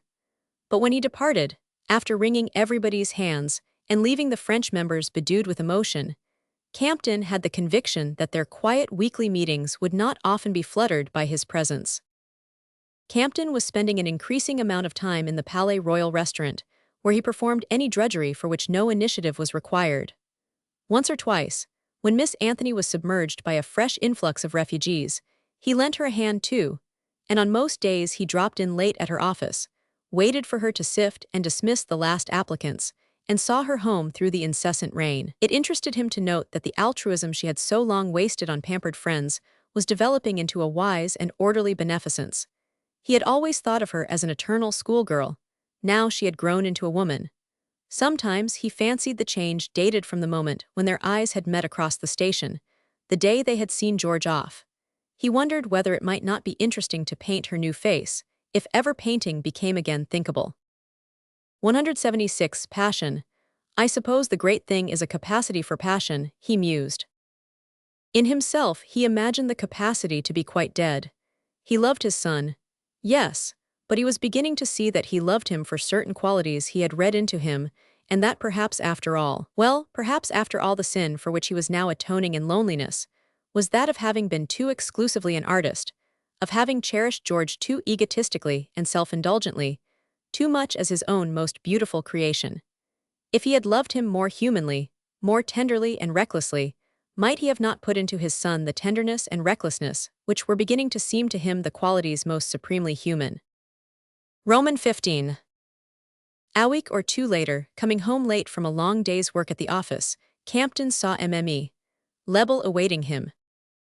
He always stopped for a word now, fearing each time that there was bad news of Jules Lebel, but not wishing to seem to avoid her. Today, however, Mme. Lebel, though mysterious, was not anxious.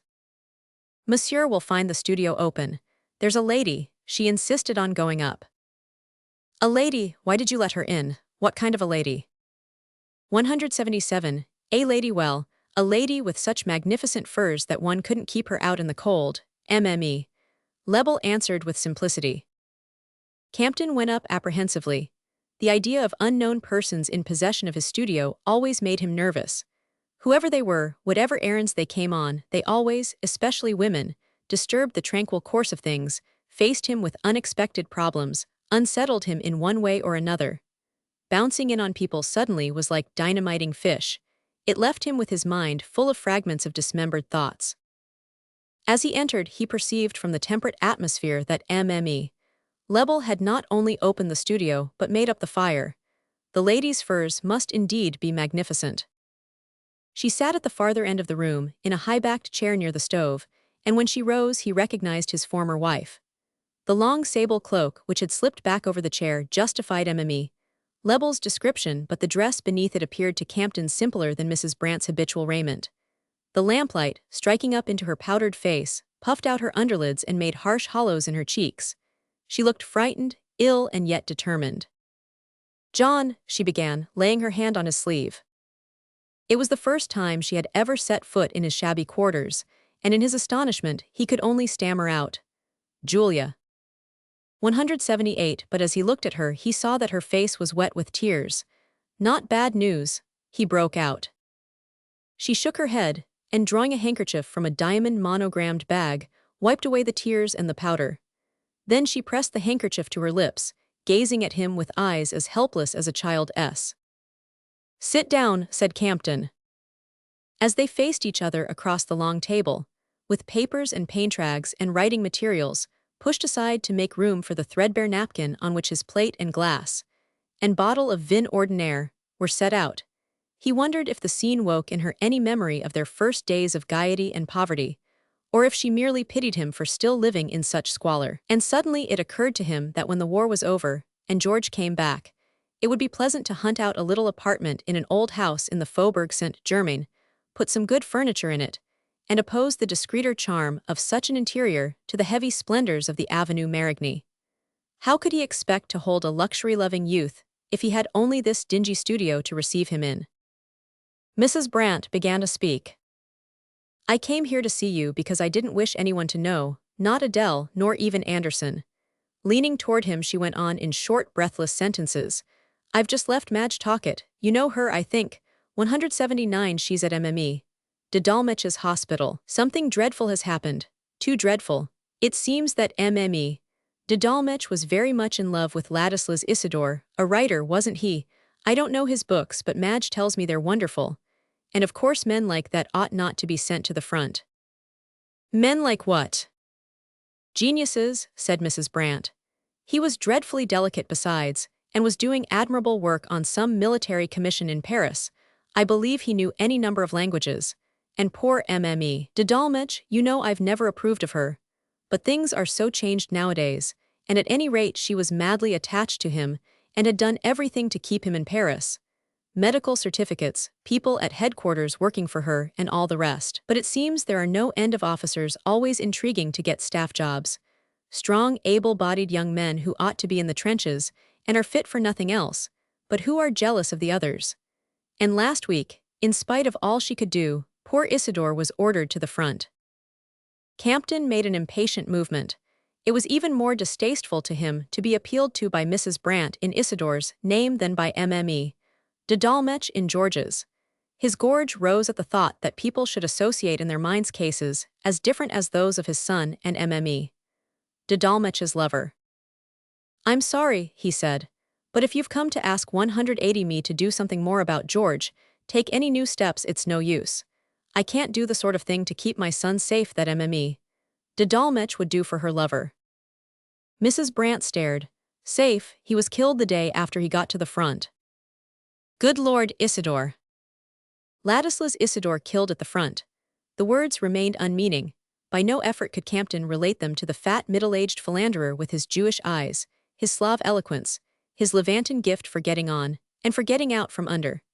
Campton tried to picture the clever, contriving devil drawn in his turn into that merciless red eddy, and gulped down the monster's throat with the rest.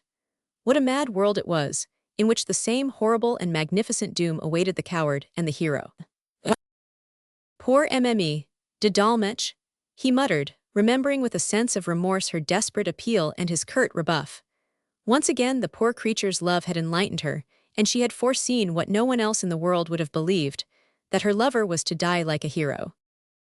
Isidore was nearly 40 and had a weak heart, and she'd left nothing, literally nothing, undone to save him. Campton read in his wife's eyes what was coming. It's impossible now that George should not be taken, Mrs. Brant went on. 181, the same thought had tightened Campton's own heartstrings, but he had hoped she would not say it. It may be George's turn any day, she insisted. They sat and looked at each other without speaking. Then she began again imploringly, "I tell you there's not a moment to be lost." Campton picked up a palette knife and began absently to rub it with an oily rag. Mrs. Brant's anguished voice still sounded on. "Unless something is done immediately, it appears there's a regular hunt for embusques, as they're called, as if it was everybody's business to be killed. How's the staff work to be carried on if they're all taken? But it's certain that if we don't act at once, act energetically." He fixed his eyes on hers. "Why do you come to me?" he asked. Her lids opened wide. "But he's our child. Your husband knows more people. He has ways, you've often told me." She reddened faintly and seemed about to speak, but the reply died on her lips. "Why did you say," Campton pursued, "that you had come here because you wanted to see me without Brant's knowing it?" She lowered her eyes and fixed them on the knife he was still automatically rubbing. "Because Anderson thinks, Anderson woe, he says he's done all he can." 182, "Ah," cried Campton, drawing a deep breath. He threw back his shoulders as if to shake off a weight. "I feel exactly as Brant does," he declared. You feel as he does, you George's father. But a father has never done all he can for his son. There's always something more that he can do." The words, breaking from her in a cry, seemed suddenly to change her from an aging doll into a living and agonized woman. Campton had never before felt as near to her, as moved to the depths by her. For the length of a heartbeat, he saw her again with a red-haired baby in her arms, the light of morning on her face. "My dear, I'm sorry," he laid his hand on hers. Sorry, I don't want you to be sorry, I want you to do something, I want you to save him." He faced her with bent head, gazing absently at their interwoven fingers. Each hand had forgotten to release the other. "I can't do anything more," he repeated. She started up with a despairing exclamation. "What's happened to you? Who has influenced you? What has changed you?" How could he answer her? He hardly knew himself, had hardly been conscious of the change till she suddenly flung it in his face. If blind animal passion be the profoundest as well as the fiercest form of attachment, his love for his boy was at that moment as nothing 183 to hers. Yet his feeling for George, in spite of all the phrases he dressed it in, had formerly in its essence been no other. That his boy should survive at any price, that had been all he cared for or sought to achieve. It had been convenient to justify himself by arguing that George was not bound to fight for France, but Campton now knew that he would have made the same effort to protect his son if the country engaged had been his own. In the careless pre-war world, as George himself had once said, it had seemed unbelievable that people should ever again go off and die in a ditch to oblige anybody. Even now, the automatic obedience of the millions of the untaught and the unthinking, though it had its deep pathetic significance, did not move Campton like the clear-eyed sacrifice of the few who knew why they were dying. Jean Wharton, René Davril, and such lads as young Louis Dastry, with his reasoned horror of butchery and waste in general, and his instant grasp of the necessity of this particular sacrifice. It was they who had first shed light on the dark problem. Campton had never before, at least consciously, thought of himself and the few beings he cared for as part of a greater whole, component elements of the immense, amazing spectacle. But the last 4 months had shown him man as a defenseless animal suddenly torn from his shell, stripped of all the interwoven tendrils, 184 of association, habit, background, daily ways and words, daily sights and sounds, and flung out of the human habitable world into naked ether, where nothing breathes or lives. That was what war did. That was why those who best understood it in all its farthest-reaching abomination willingly gave their lives to put an end to it. He heard Mrs. Brant crying. "Julia," he said, "Julia, I wish you'd try to see." She dashed away her tears. "See what? All I see is you, sitting here safe and saying you can do nothing to save him, but to have the right to say that you ought to be in the trenches yourself. What do you suppose those young men out there think of their fathers, safe at home, who are too high-minded and conscientious to protect them?" He looked at her compassionately. "Yes," he said, "that's the bitterest part of it, but for that, there would hardly be anything in the worst war for us old people to lie awake about." Mrs. Brant had stood up and was feverishly pulling on her gloves. He saw that she no longer heard him. He helped her to draw her furs about her, and stood waiting while she straightened her veil and tapped the waves of hair into place, her eyes blindly seeking for a mirror. There was nothing more that either could say. He lifted the lamp, and went out of the door ahead of her. 185, "You needn't come down," she said in a sob, but leaning over the rail into the darkness he answered. "I'll give you a light. The concierge has forgotten the lamp on the stairs." He went ahead of her down the long, greasy flights, and as they reached the ground floor, he heard a noise of feet coming and going, and frightened voices exclaiming. In the doorway of the Porters' lodge, Mrs. Brant's splendid chauffeur stood looking on compassionately at a group of women gathered about Mme. Lebel. The old woman sat in her den, her arms stretched across the table, her sewing fallen at her feet. On the table lay an open letter. The grocer's wife from the corner stood by, sobbing. Mrs. Brant stopped, and Campton, sure now of what was coming, pushed his way through the neighbors about the door. Mme. Lebel's eyes met his with the mute reproach of a tortured animal. "Jules," she said, "last Wednesday, through the heart." Campton took her old withered hand. The women ceased sobbing and a hush fell upon the stifling little room. When Campton looked up again, he saw Julia Brant, pale and bewildered, hurrying toward her motor, and the vault of the portcotcher sent back the chauffeur's answer to her startled question. "Poor old lady, yes, her only son's been killed at the front." Romans 16. Campton sat with his friend Dastry, in the latter's pleasant little entresol, full of Chinese lacquer and Venetian furniture. Dastry, in the last days of January, had been sent home from his ambulance with an attack of rheumatism, and when it became clear that he could no longer be of use in the mud and cold of the army zone, he had reluctantly taken his place behind a desk at the Ministry of War. The friends had dined early, so that he might get back to his night shift, and they sat over coffee and liqueurs, the mist of their cigars floating across lustrous cabinet fronts and the worn gilding of slender consoles. On the other side of the hearth young Boylston, sunk in an armchair, smoked and listened. "It always comes back to the same thing," Campton was saying nervously. "What right have useless old men like me, sitting here with my cigar by this good fire, to preach blood and butchery to boys like George and your nephew?" Again and again, during the days since Mrs. Brant's visit, he had turned over in his mind the same torturing question. How was he to answer that last taunt of hers? Not long ago, Paul Dastry would have seemed the last person to whom he could have submitted such a 187 problem. Dastry, in the black August days, starting for the front in such a frenzy of baffled bloodlust, had remained for Campton the type of man with whom it was impossible to discuss the war. But 3 months of hard service in posts de secours and along the awful battle edge had sent him home with a mind no longer befogged by personal problems. He had done his utmost, and knew it, and the fact gave him the professional calm which keeps surgeons and nurses steady through all the horrors they are compelled to live among. Those few months had matured and mellowed him more than a lifetime of Paris. He leaned back with half-closed lids, quietly considering his friend's difficulty. "I see, your idea is that, being unable to do even the humble kind of job that I've been assigned to, you've no right not to try to keep your boy out of it if you can." Well, by any honorable means. Dastry laughed faintly, and Campton reddened. The word's not happy, I admit. I wasn't thinking of that. I was considering how the meaning had evaporated out of lots of our old words, as if the general smash-up had broken their stoppers. So many of them, you see, said Dastry smiling. We'd taken good care not to uncork for centuries. Since I've been on the edge of what's going on 50 miles from here, a good many of my own words have lost their 188 meaning, and I'm not prepared to say where honor lies in a case like yours. He mused a moment, and then went on. What would George's view be? Campton did not immediately reply.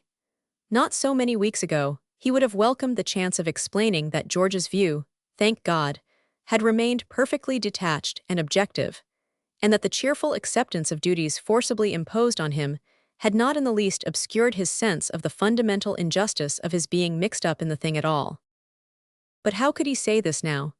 If George's view were still what his father had been in the habit of saying it was, then he held that view alone.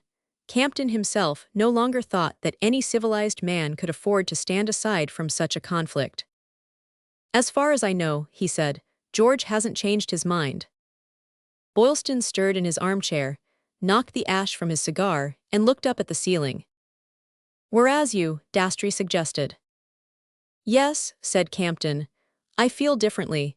You speak of the difference of having been in contact with what's going on out there, but how can anybody not be in contact, who has any imagination, any sense of right and wrong? Do these pictures and hangings ever shut it out from you, or those books over there when you turn to them after your day's work? Perhaps they do because you've got a real job, a job you've been ordered to do, 189 and can't not do. But for a useless drifting devil like me, my God, the sights and the sounds of it are always with me. There are a good many people who wouldn't call you useless, Mr. Campton, said Boylston. Campton shook his head. I wish there were any healing in the kind of thing I'm doing. Perhaps there is to you, to whom it appears to come naturally to love your kind. Boylston laughed. Service is of no use without conviction. That's one of the uncomfortable truths this stir-up has brought to the surface. I was meant to paint pictures in a world at peace, and I should have more respect for myself if I could go on unconcernedly doing it, instead of pining to be in all the places where I'm not wanted, and should be of no earthly use. That's why, he paused, looked about him, and sought understanding in Dastry's friendly gaze. That's why I respect George's opinion, which really consists in not having any, and simply doing without comment the work assigned to him. The whole thing is so far beyond human measure that one's individual rage and revolt seem of no more use than a woman's scream at an accident she isn't in. Even while he spoke, Campton knew he was arguing only against himself. He did not in the least believe that any individual sentiment counted for nothing at such a time, and Dastry really spoke for him in rejoining, Everyone can at least contribute an attitude. 190 as you have, my dear fellow. Boylston's here to confirm it. Boylston grunted his assent. An attitude, Campton retorted. The word is revolting to me. Anything a man like me can do is too easy to be worth doing. And as for anything one can say, how dare one say anything in the face of what is being done out there to keep this room and this fire and this ragged end of life safe for such survivals as you and me? He crossed to the table to take another cigar. As he did so, he laid an apologetic pressure on his host's shoulder. Men of our age are the chorus of the tragedy, Dastry. We can't help ourselves. As soon as I open my lips to blame or praise, I see myself in white petticoats, with a long beard held on by an elastic, goading on the combatants in a cracked voice from a safe corner of the ramparts. On the whole, I'd sooner be spinning among the women. Well, said Dastry, getting up, I've got to get back to my spinning at the ministry, where, by the way, there are some very pretty young women at the distaff. It's extraordinary how much better pretty girls type than plain ones. I see now why they get all the jobs. The three went out into the winter blackness. They were used by this time to the new Paris, to extinguished lamps, shuttered windows, deserted streets, the 191 almost total cessation of wheeled traffic. All through the winter, life had seemed in suspense everywhere, as much on the battlefront as in the rear. Day after day, week after week, of rain and sleet and mud. Day after day, week after week, of vague noncommittal news from west and east. Everywhere the enemy baffled but still menacing. Everywhere death, suffering, destruction, without any perceptible oscillation of the scales, any compensating hope of good to come out of the long, slow, endless waste. The benumbed and darkened Paris of those February days seemed the visible image of a benumbed and darkened world. Down the empty asphalt sheeted with rain, the rare street lights stretched interminable reflections. The three men crossed the bridge and stood watching the rush of the Seine. Below them gloomed the vague bulk of deserted bathhouses, unlit barges, river steamers out of commission. The Seine too had ceased to live. Only a single orange gleam, low on the water's edge, undulated on the jetty waves like a streamer of seaweed. The two Americans left Dastry at his ministry, and the painter strolled on to Boylston's lodging, before descending to the underground railway. He, whom his lameness had made so heavy and indolent, now limped about for hours at a time over wet pavements and under streaming skies. These midnight tramps had become a sort of expiatory need to him. Out there, out 192 there, if they had these wet stones under them they'd think it was the floor of heaven. He used to muse, driving on obstinately through rain and darkness. The thought of out there besieged him day and night. The phrase was always in his ears. Wherever he went he was pursued by visions of that land of doom. Visions of fathomless mud, rat-haunted trenches, freezing nights under the sleety sky, men dying in the barbed wire between the lines, or crawling out to save a comrade, and being shattered to death on the return. His collaboration with Boylston had brought Campton into close contact with these things. He knew by heart the history of scores and scores of young men of George's age who were doggedly suffering and dying a few hours away from the Palais Royal office, where their records were kept. Some of these histories were so heroically simple that the sense of pain was lost in beauty, as though one were looking at suffering transmuted into poetry. But others were abominable, unendurable in their long-drawn useless horror. Stories of cold and filth and hunger, of ineffectual effort, of hideous mutilation, of men perishing of thirst in a shell hole, and half-dismembered bodies dragging themselves back to shelter only to die as they reached it. Worst of all were the perpetually recurring reports of military blunders, medical neglect, carelessness in high places. The torturing knowledge of the lives that might have been saved 193 if this or that officer's brain, this or that surgeon's hand, had acted more promptly. An impression of waste, confusion, ignorance, obstinacy, prejudice, and the indifference of selfishness or of mortal fatigue emanated from these narratives written home from the front, or faltered out by white lips on hospital pillows. The friends of French art, especially since they had enlarged their range, had to do with young men accustomed to the freest exercise of thought and criticism. A nation in arms does not judge a war as simply as an army of professional soldiers. All these young intelligences were so many subtly adjusted instruments for the testing of the machinery of which they formed a part, and not one accepted the results passively. Yet in one respect all were agreed. The had-to-be of the first day was still on every lip. The German menace must be met. Chance willed that theirs should be the generation to meet it. On that point speculation was vain and discussion useless. The question that stirred them all was how the country they were defending was helping them to carry on the struggle. There the evidence was cruelly clear, the comment often scathingly explicit, and Campton, bending still lower over the abyss, caught a shuddering glimpse of what must be, if political blunders, inertia, tolerance, perhaps even evil ambitions and connivances, should at last outweigh the effort of the front. There was no logical argument against such a possibility.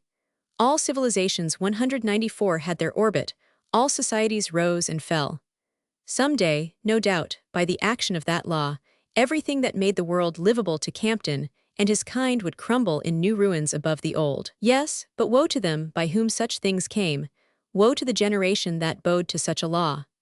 The powers of darkness were always watching and seeking their hour, but the past was a record of their failures as well as of their triumphs. Campton, brushing up his history, remembered the great turning points of progress, saw how the liberties of England had been born of the ruthless discipline of the Norman conquest, and how even out of the hideous welter of the French Revolution and the Napoleonic Wars had come more freedom and a wiser order. The point was to remember that the efficacy of the sacrifice was always in proportion to the worth of the victims, and there, at least his faith was sure. He could not, he felt, leave his former wife's appeal unnoticed.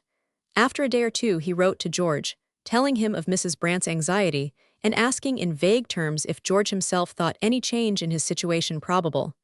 His letter ended abruptly. "I suppose it's hardly time yet to ask for leave." Romans 17. Not long after his midnight tramp with Bolston and Dastry, the post brought Campton 2 letters. One was postmarked Paris, the other bore the military frank and was addressed in his son's hand. He laid it aside while he glanced at the first. It contained an engraved card. Mrs. Anderson Brandt. At home on February 20th at 4 o'clock. Mr. Harvey Mayhew will give an account of his captivity in Germany. Mme. de Dolmetsch will sing. For the benefit of the Friends of French Art Committee. Tickets 100 francs. Enclosed was the circular of the subcommittee in aid of musicians at the front, with which Campton was not directly associated. It bore the names of Mrs. Talcott, Mme. Beausite, and a number of other French and American ladies. Campton tossed the card away. He was not annoyed by the invitation.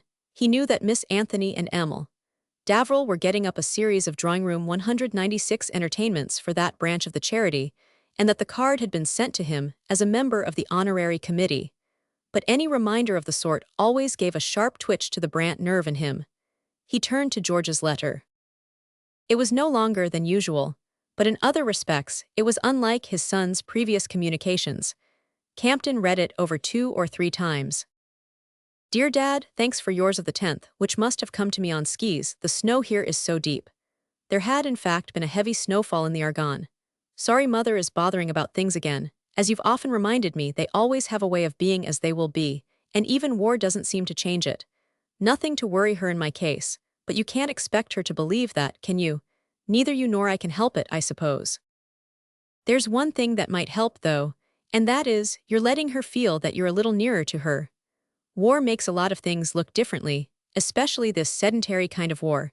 It's rather like going over all the old odds and ends in one's cupboards, and some of them do look so foolish. I wish you'd see her now and then, just naturally, as if it had happened. You know you've got one inexhaustible topic between you. The said IT is doing well, and has nothing new to communicate up to now 197 except a change of address. Hereafter please write to my base instead of directing here, as there's some chance of a shift of HQ. The precaution is probably just a new twist of the old red tape, signifying nothing. But base will always reach me if we are shifted. Let Mother know, and explain, please, otherwise she'll think the unthinkable. Interrupted by Big Drive, Quill Drive of course. As ever. Georgius Scribblerius. P.S. Don't be too savage to Uncle Andy either. Number 2. I had thought of leave, but perhaps you're right about that. It was the first time George had written in that way of his mother. His smiling policy had always been to let things alone, and go on impartially dividing his devotion between his parents, since they refused to share even that common blessing. But war gave everything a new look, and he had evidently, as he put it, been turning over the old things in his cupboards. How was it possible, Campton wondered, that after such a turning over he was still content to write nothing new to communicate, and to make jokes about another big quill drive? Glancing at the date of the letter, Campton saw that it had been written on the day after the first ineffectual infantry assault on Vauquois.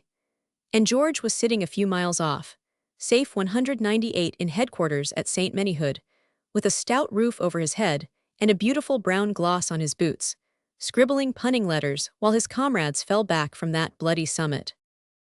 Suddenly Campton's eyes filled. No, George had not written that letter for the sake of the joke. The joke was meant to cover what went before it. Ah, how young the boy was to imagine that his father would not see. Yes, as he said, war made so many of the old things look foolish. Campton set out for the Palais Royal. He felt happier than for a long time past. The tone of his boy's letter seemed to correspond with his own secret change of spirit. He knew the futility of attempting to bring the Brandts and himself together, but was glad that George had made the suggestion. He resolved to see Julia that afternoon. At the Palais Royal he found the indefatigable Boylston busy with an exhibition of paintings sent home from the front, and Emil Davril helping to catalogue them. Lamentable pensioners came and went, bringing fresh tales of death, fresh details of savagery. The air was dark with poverty and sorrow. In the background Mme. Beausite flitted about, tragic and ineffectual. Boylston had not been able to extract a penny from Beausite for his secretary and the latter's left-handed family, but Mme. Beausite had discovered a newly organized charity, which lent money to temporarily 199 embarrassed war victims. And with an artless self-satisfaction, she had contrived to obtain a small loan for the victim of her own thrift. For what other purpose are such charities founded? She said, gently disclaiming in advance the praise which Miss Anthony and Bolston had no thought of offering her. Whenever Campton came in, she effaced herself behind a desk, where she bent her beautiful white head over a card catalogue without any perceptible results. The telephone rang. Boylston, after a moment, looked up from the receiver. "Mr. Campton." The painter glanced apprehensively at the instrument, which still seemed to him charged with explosives. "Take the message, do. The thing always snaps at me." There was a listening pause, then Boylston said, "It's about Upshur." Campton started up, killed. "Not sure, it's Mr. Brant. The news was wired to the bank. They want you to break it to Mr. Mayhew." "Oh Lord," the painter groaned, the boy's face suddenly rising before his blurred eyes. Miss Anthony was not at the office that morning, or he would have turned to her. At least she might have gone with him on his quest. He could not ask Boylston to leave the office, and he felt that curious incapacity to deal 200 with the raw fact of sorrow, which had often given an elfin unreality to the most poignant moments of his life. It was as though experience had to enter into the very substance of his soul before he could even feel it. Other people, he thought, would know what to say and I shan't. Someone meanwhile had fetched a cab, and he drove to the Nouveau Luxe, though with little hope of finding Mr. Mayhew. But Mr. Mayhew had grown 2 secretaries and turned the shrimp-pink drawing-room into an office. One of the secretaries was there, hammering at a typewriter. She was a competent young woman, who instantly extracted from her pocket diary the fact that her chief was at Mrs. Anderson Brant's, rehearsing. Rehearsing? "Why yes, he's to speak at Mrs. Brant's next week on atrocities," she said, surprised at Campton's ignorance. She suggested telephoning, but in the shrunken households of the rich, where but 1 or 2 servants remained, telephoning had become as difficult as in the understaffed hotels, and after 1 or 2 vain attempts, Campton decided to go to the Avenue Marigny. He felt that to get hold of Mayhew as soon as possible might still in some vague way help poor Benny, since it was not yet sure that he was dead.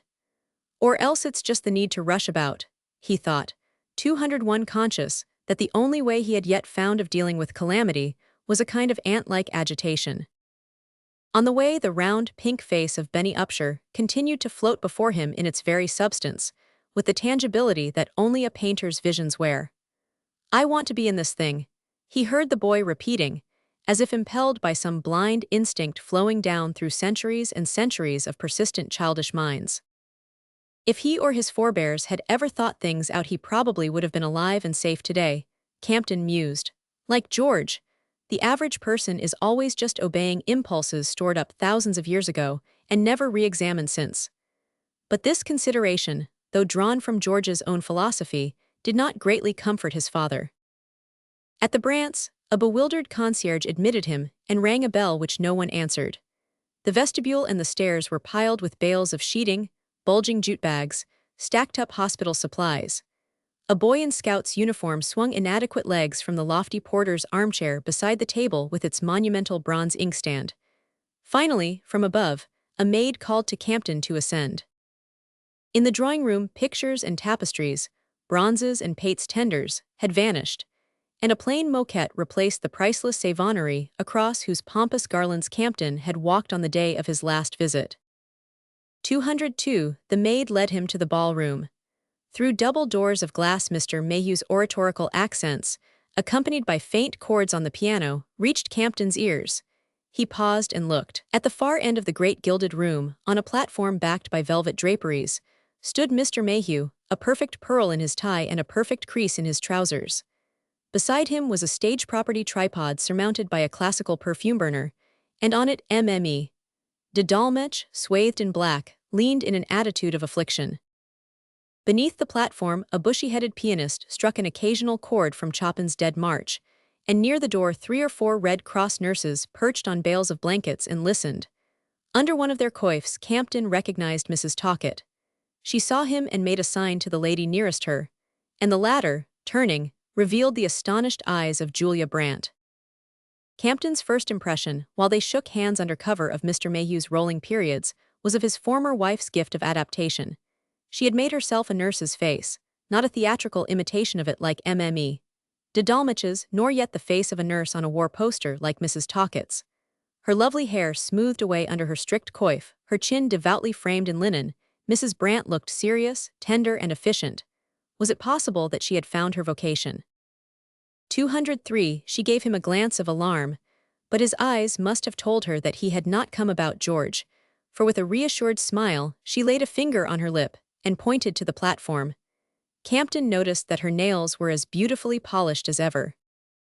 Mr. Mayhew was saying, "All that I have to give, yes, all that is most precious to me, I am ready to surrender, to offer up, to lay down in the great struggle which is to save the world from barbarism. I, who was one of the first victims of that barbarism." He paused and looked impressively at the bales of blankets. The piano filled in the pause, and Mme. de Dolmetsch, without changing her attitude, almost without moving her lips, sang a few notes of lamentation. "Of that hideous barbarism," Mr. Mayhew began again, "I repeat that I stand here ready to give up everything I hold most dear." "Do stop him," Campton whispered to Mrs. Brant. Little Mrs. Talcott, with the quick intuition he had noted in her, sprang up and threaded her way to the stage. Mme. de Dolmetsch flowed from one widowed pose into another, and Mr. Mayhew, majestically descending, approached Mrs. Brant. "You agree with me, I hope. You feel that anything more than Mme. de Dolmetsch's beautiful voice, anything in the way of a choral accompaniment, would only weaken my effect. Where the facts are so overwhelming it is enough to state them. That is," Mr. 204 Mayhew added modestly, "if they are stated vigorously and tersely, as I hope they are." Mme. de Dolmetsch, with the gesture of a marble mourner torn from her cenotaph, glided up behind him and laid her hand in Campton's. "Dear friend, you've heard. You remember our talk. I am Cassandra, cursed with the hideous gift of divination." Tears rained down her cheeks, washing off the paint like mud swept by a shower. "My only comfort," she added, fixing her perfect eyes on Mr. Mayhew, "is to help our great good friend in this crusade against the assassins of my Ladislas." Mrs. Talcott had said a word to Mr. Mayhew. Campton saw his complacent face go to pieces as if it had been vitrioled. "Benny, Benny," he screamed, "Benny hurt. My Benny, it's a mistake, what makes you think?" His eyes met Campton's. "Oh my God, why, he's my sister's child," he cried, plunging his face into his soft manicured hands. In the cab to which Campton led him, he continued to sob with the full-throated sobs of a large invertebrate distress, beating his breast for an unfindable handkerchief, and when he found it, immediately weeping it into pulp. Campton had meant to leave him at the bank, but when the taxi stopped, Mr. Mayhew was in too pitiful a plight for the painter to resist his entreaty. 205, "It was you who saw Benny last, you can't leave me," the poor man implored, and Campton followed him up the majestic stairway. Their names were taken in to Mr. Brant, and with a motion of wonder at the unaccountable humors of fate, Campton found himself for the first time entering the banker's private office. Mr. Brant was elsewhere in the great glazed labyrinth, and while the visitors waited, the painter's registering eye took in the details of the room, from the Barye Sire Perdue on a peach-colored marble mantel to the blue Morocco armchairs about a giant writing table. On the table was an electric lamp in a celadon vase, and just the right number of neatly folded papers lay under a paperweight of Chinese crystal.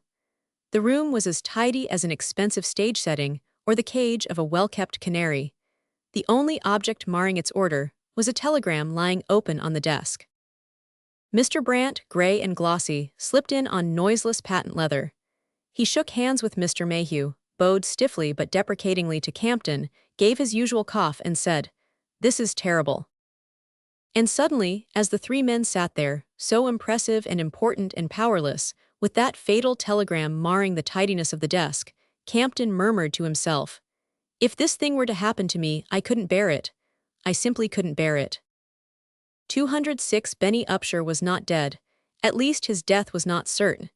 He had been seen to fall in a surprise attack near Neuve-Chapelle. The telegram, from his commanding officer, reported him as wounded and missing. The words had taken on a hideous significance in the last months. Freezing to death between the lines, mutilation and torture, or weeks of slow agony in German hospitals. These were the alternative visions associated with the now familiar formula.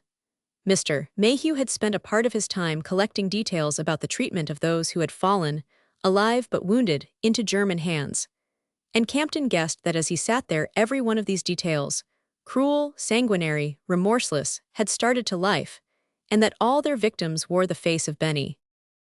The wretched man sat speechless, so unhinged and swinging loose in his grief that Mr. Brant and Campton could only look on, following the thoughts he was thinking, seeing the sights he was seeing, and each avoiding the others, lest they should betray to one another the secret of their shared exultation at George's safety. Finally, Mr. Mayhew was put in charge of a confidential clerk, who was to go with him to the English military mission in the hope of getting farther information. He went away, small and shrunken, with the deprecating smile of a man who seeks to ward off a blow. As he left the room, Campton heard him say 207 timidly to the clerk, "No doubt you speak French, sir. The words I want don't seem to come to me." Campton had meant to leave at the same time, but some vague impulse held him back. He remembered George's postscript, "Don't be too savage to Uncle Andy," and wished he could think of some friendly phrase to ease off his leave-taking. Mr. Brant seemed to have the same wish. He stood, erect and tightly buttoned, one small hand resting on the arm of his desk chair, as though he were posing for a cabinet size, with the photographer telling him to look natural. His lids twitched behind his protective glasses, and his upper lip, which was as straight as a ruler, detached itself by a hair's breadth from the lower, but no word came. Campton glanced up and down the white-paneled walls, and spoke abruptly. "There was no reason on earth," he said, "why poor young Upshur should ever have been in this thing." Mr. Brant bowed. This sort of crazy impulse to rush into other people's rows, Campton continued with rising vehemence, is of no more use to a civilized state than any other unreasoned instinct. At bottom it's nothing but what George calls the baseball spirit, just an ignorant passion for fisticuffs. Mr. Brant looked at him intently. "When did George say that?" he asked, with his usual cough before the name. 208 Campton colored. "Oh, some time ago, in the very beginning I think. It was the view of most thoughtful young fellows at that time." "Quite so," said Mr. Brant, cautiously stroking his mustache. Campton's eyes again wandered about the room. "Now of course." "Ah, now." The two men looked at each other, and Campton held out his hand. Mr. Brant, growing pink about the forehead, extended his dry fingers, and they shook hands in silence. Roman 18. In the street, Campton looked about him with the same confused sense as when he had watched Wharton Lescluze driving away to Chalons, his dead son's image in his eyes. Each time that Campton came in contact with people on whom this calamity had fallen, he grew more acutely aware of his own inadequacy. If he had been Wharton Lescluze, it would have been impossible for him to go back to Chalons and resume his task. If he had been Harvey Mayhew, still less could he have accommodated himself to the intolerable, the really inconceivable, thought that Benny Upshur had vanished into that fiery furnace like a crumpled letter tossed into a grate. Young Wharton was defending his country, but 209 Upshur, in God's name, what was Benny Upshur of Connecticut doing in a war between the continental powers? Suddenly Campton remembered that he had George's letter in his pocket, and that he had meant to go back with it to Mrs. Brant's. He had started out that morning full of the good intentions the letter had inspired, but now he had no heart to carry them out. Yet George had said, "Let mother know and explain, please," and such an injunction could not be disregarded. He was still hesitating on a street corner when he remembered that Miss Anthony was probably on her way home for luncheon, and that if he made haste, he might find her dispatching her hurried meal. It was instinctive with him, in difficult hours, to turn to her, less for counsel than for shelter. Her simple, unperplexed view of things was as comforting as his mother's solution of the dark riddles he used to propound in the nursery. He found her in her little dining room, with Delft plates askew on imitation Cordova leather, and a death's head pennon and a Prussian helmet surmounting the nymph in cast bronze on the mantelpiece. In entering, he faced the relentless light of a ground-glass window opening on an air shaft, and Miss Anthony, flinging him a look, dropped her fork and sprang up crying, "George." "George, why George?" Campton recovered his 210 presence of mind under the shock of her agitation. "What made you think of George?" "Your face," she stammered, sitting down again. So absurd of me. But you looked. A seat for Monsieur Jean, she cried over her shoulder to the pantry. Ah, my face, yes, I suppose so. Benny Upshur has disappeared, I've just had to break it to Mayhew. Oh, that poor young Upshur, how dreadful. Her own face grew instantly serene. I'm so sorry, so very sorry. Yes, yes, you shall lunch with me, I know there's another cutlet, she insisted. He shook his head, I couldn't. Well then, I've finished. She led the way into the drawing room. There it was her turn to face the light, and he saw that her own features were as perturbed as she had apparently discovered his to be. Poor Benny, poor boy, she repeated, in the happy voice she might have had if she had been congratulating Campton on the lad's escape. He saw that she was still thinking not of Upshur, but of George, and her inability to fit her intonation to her words betrayed the violence of her relief. But why had she imagined George to be in danger? Campton recounted the scene at which he had just assisted, and while she continued to murmur her sympathy he asked abruptly, "Why on earth should you have been afraid for George?" 211. Miss Anthony had taken her usual armchair. It was placed, as the armchairs of elderly ladies usually are, with its high back to the light, and Campton could no longer observe the discrepancy between her words and her looks. This probably gave her laugh its note of confidence. "My dear, if you were to cut me open George's name would run out of every vein," she said. But in that tone, it was your tone, you thought he'd been that something had happened, Campton insisted. How could it, where he is? She shrugged her shoulders in the foreign way she had picked up in her youth. The gesture was as incongruous as her slang, but it had become part of her physical self, which lay in a loose mosaic of incongruities over the solid crystal block of her character. Why indeed, I suppose there are risks everywhere, aren't there? I don't know. He pulled out the letter he had received that morning. A sudden light had illuminated it, and his hand shook. I don't even know where George is any longer. She seemed to hesitate for a moment, and then asked calmly, "What do you mean?" "Here, look at this. We're to write to his base. I'm to tell his mother of the change." He waited, cursing the faint winter light and the protecting back of her chair. "What can it mean?" he broke out, "except that he's left St. Manyhood, that he's been sent 212 elsewhere, and that he doesn't want us to find out where." Miss Anthony bent her long nose over the page. Her hand held the letter steadily, and he guessed, as she perused it, that she had had one of the same kind and had already drawn her own conclusions. What they were, that first startled George seemed to say, but would she ever let Campton see as far into her thoughts again? He continued to watch her hands patiently, since nothing was to be discovered of her face. The hands folded the letter with precision and handed it back to him. "Yes, I see why you thought that one might have," she surprised him by conceding. Then, darting at his unprotected face a gaze he seemed to feel though he could not see it.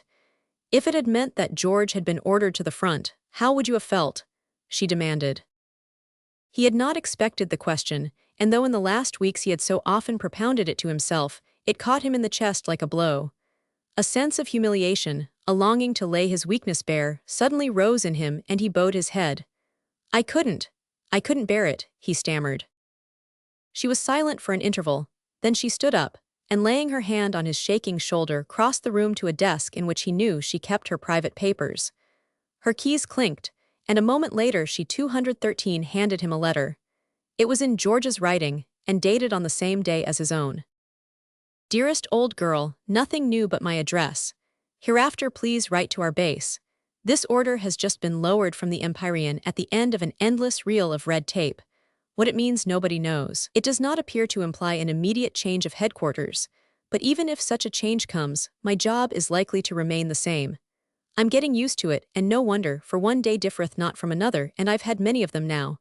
Take care of Dad and Mother and of your matchless self. I'm writing to Father today. You're George the first and last, or I'll know why." The two letters bore one another out in a way which carried conviction. Campton saw that his sudden doubts must have been produced, since he had not felt them that morning, by the agonizing experience he had undergone. The vision of Benny Upshur had unmanned him. George was safe, and asked only to remain so. That was evident from both letters, and as the certainty of his son's acquiescence once more penetrated Campton, it brought with it a fresh reaction of shame. Ashamed? Yes, he had begun to be ashamed of George as well as of himself. Under the touch of Adele Anthony's implacable honesty, his last pretenses shriveled up, and he longed to abase himself. He lifted his head and looked at her, remembering all she would be able to read in his eyes. 214, you're satisfied? She inquired. Yes, if that's the word. He stretched his hand toward her and then drew it back. But it's not the word any longer. He labored with the need of self-expression and the opposing instinct of concealing feelings too complex for Miss Anthony's simple gaze. How could he say, I'm satisfied, but I wish to God that George were not? And was he satisfied after all? And how could he define, or even be sure that he was actually experiencing, a feeling so contradictory that it seemed to be made up of anxiety for his son's safety, shame at that anxiety, shame at George's own complacent acceptance of his lot, and terror of a possible change in that lot? There were hours when it seemed to Campton that the Furies were listening, and ready to fling their awful answer to him if he as much as whispered to himself, would to God that George were not satisfied. The sense of their haunting presence laid its clutch on him and caused him, after a pause, to finish his phrase in another tone. No, satisfied's not the word. I'm glad George is out of it, he exclaimed. Miss Anthony was folding away the letter as calmly as if it had been a refugee record. She did not appear to notice the change in Campton's voice. I don't pretend to your sublime detachment. You've never had a child, he sneered. Certainly, if the Furies were listening, they would put that down to his credit. 215, oh my poor John, she said.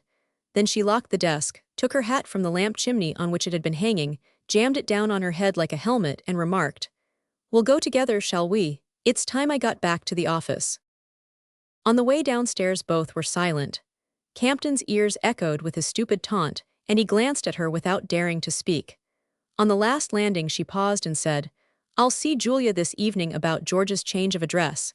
She may be worried, and I can explain, I can take her my letter. Oh do, he assented, and tell her if she needs me. It was as much of a message as he found courage for. Miss Anthony nodded. Roman 19. One day MME. Lebel said, the first horse chestnuts are in bloom, and Monsieur must really buy himself some new shirts. Campton looked at her in surprise. She spoke in a different voice. He wondered if she had had good news of her grandchildren.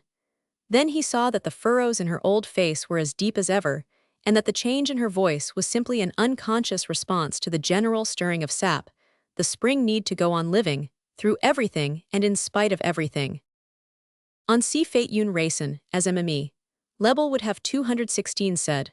Life had to go on and new shirts had to be bought. No one knew why it was necessary, but everyone felt that it was, and here were the horse chestnuts once more actively confirming it. Habit laid its compelling grasp on the wires of the poor broken marionettes with which the Furies had been playing, and they responded, though with feebler flappings, to the accustomed jerk. In Campton, the stirring of the sap had been a cold and languid process, chiefly felt in his reluctance to go on with his relief work. He had tried to close his ears to the whispers of his own lassitude, vexed, after the first impulse of self-dedication, to find that no vocation declared itself, that his task became each day more tedious as well as more painful. Theoretically, the pain ought to have stimulated him. Perpetual immersion in that sea of anguish should have quickened his effort to help the poor creatures sinking under its waves. The woe of the war had had that effect on Adele Anthony, on young Boylston, on Emil Daverill, on the greater number of his friends. But their ardor left him cold. He wanted to help, he wanted it, he was sure, as earnestly as they, but the longing was not an inspiration to him, and he felt more and more that to work listlessly was to work ineffectually. I give the poor devils so many boots and money orders a day, you give them yourself and so does Boylston, he complained to Miss Anthony, who murmured, 217, ah Boylston, as if that point of the remark were alone worth noticing. At his age too, it's extraordinary the way the boy's got out of himself. Or into himself rather. He was a pottering boy before, now he's a man, with a man's sense of things. Yes, but his patience, his way of getting into their minds, their prejudices, their meannesses, their miseries. He doesn't seem to me like the kind who was meant to be a missionary. Not a bit of it, but he's burnt up with shame at our not being in the war, as all the young Americans are. Campton made an impatient movement. Benny Upshur again, can't we let our government decide all that for us? What else did we elect it for, I wonder? I wonder, echoed Miss Anthony. Talks of this kind were irritating and unprofitable, and Campton did not again raise the question. Miss Anthony's vision was too simplifying to penetrate far into his doubts, and after nearly a year's incessant contact with the most savage realities, her mind still seemed at ease in its old formulas. Simplicity, after all, was the best safeguard in such hours. Mrs. Brant was as absorbed in her task as Adele Anthony. Since the Brant villa at Deauville had been turned into a hospital, she was always on the road, in 218A refulgent new motor emblazoned with a red cross, carrying supplies, rushing down with great surgeons, hurrying back to committee meetings and conferences, with the service descent, for she and Mr. Brant were now among the leaders in American relief work in Paris, and throwing open the Avenue Marigny drawing rooms for concerts, lectures, and such sober philanthropic gaieties as society was beginning to countenance. On the day when MME. Lebel told Campton that the horse chestnuts were in blossom and he must buy some new shirts, he was particularly in need of such incentives. He had made up his mind to go to see Mrs. Brant about a concert for the Friends of French Art, which was to be held in her house. Ever since George had asked him to see something of his mother, Campton had used the pretext of charitable collaboration as the best way of getting over their fundamental lack of anything to say to each other. The appearance of the Champs-Élysées confirmed MME. Lebel's announcement. Everywhere the punctual rosy spikes were rising above unfolding green, and Campton, looking up at them, remembered once thinking how nature had adapted herself to the scene in overhanging with her own pink lamps and green fans, the lamps and fans of the café's chantants beneath. The latter lights had long since been extinguished, the fans folded up. And as he passed the bent and broken arches of electric light, the iron chairs and dead plants 219 in paintless boxes, all heaped up like the scenery of a bankrupt theater, he felt the pang of nature's obstinate renewal in a world of death. Yet he also felt the stir of the blossoming trees in the form of a more restless discontent, a duller despair, a new sense of inadequacy. How could war go on when spring had come? Mrs. Brant, having reduced her household and given over her drawing rooms to charity, received in her boudoir, a small room contrived by a clever upholsterer to simulate a seclusion of which she had never felt the need. Photographs strewed the low tables, and facing the door Campton saw George's last portrait, in uniform, enclosed in an expensive frame. Campton had received the same photograph and thrust it into a drawer. He thought a young man on a safe staff job rather ridiculous in uniform, and at the same time the sight filled him with a secret dread. Mrs. Brant was bidding goodbye to a lady in mourning whom Campton did not know. His approach through the carpeted antechamber had been unnoticed, and as he entered the room he heard Mrs. Brant say in French, apparently in reply to a remark of her visitor, "Bridge, cheer, madame. No, not yet. I confess I haven't the courage to take up my old life.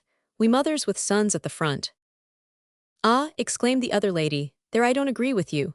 I think one owes it to them to go on as if one were as little afraid as they are. That is what 220 all my sons prefer. Even," she added, lowering her voice but lifting her head higher, "even, I'm sure, the one who is buried by the Marne." With a flush on her handsome face, she pressed Mrs. Brant's hand and passed out. Mrs. Brant had caught sight of Campton as she received the rebuke. Her color rose slightly, and she said with a smile, "So many women can't get on without amusement."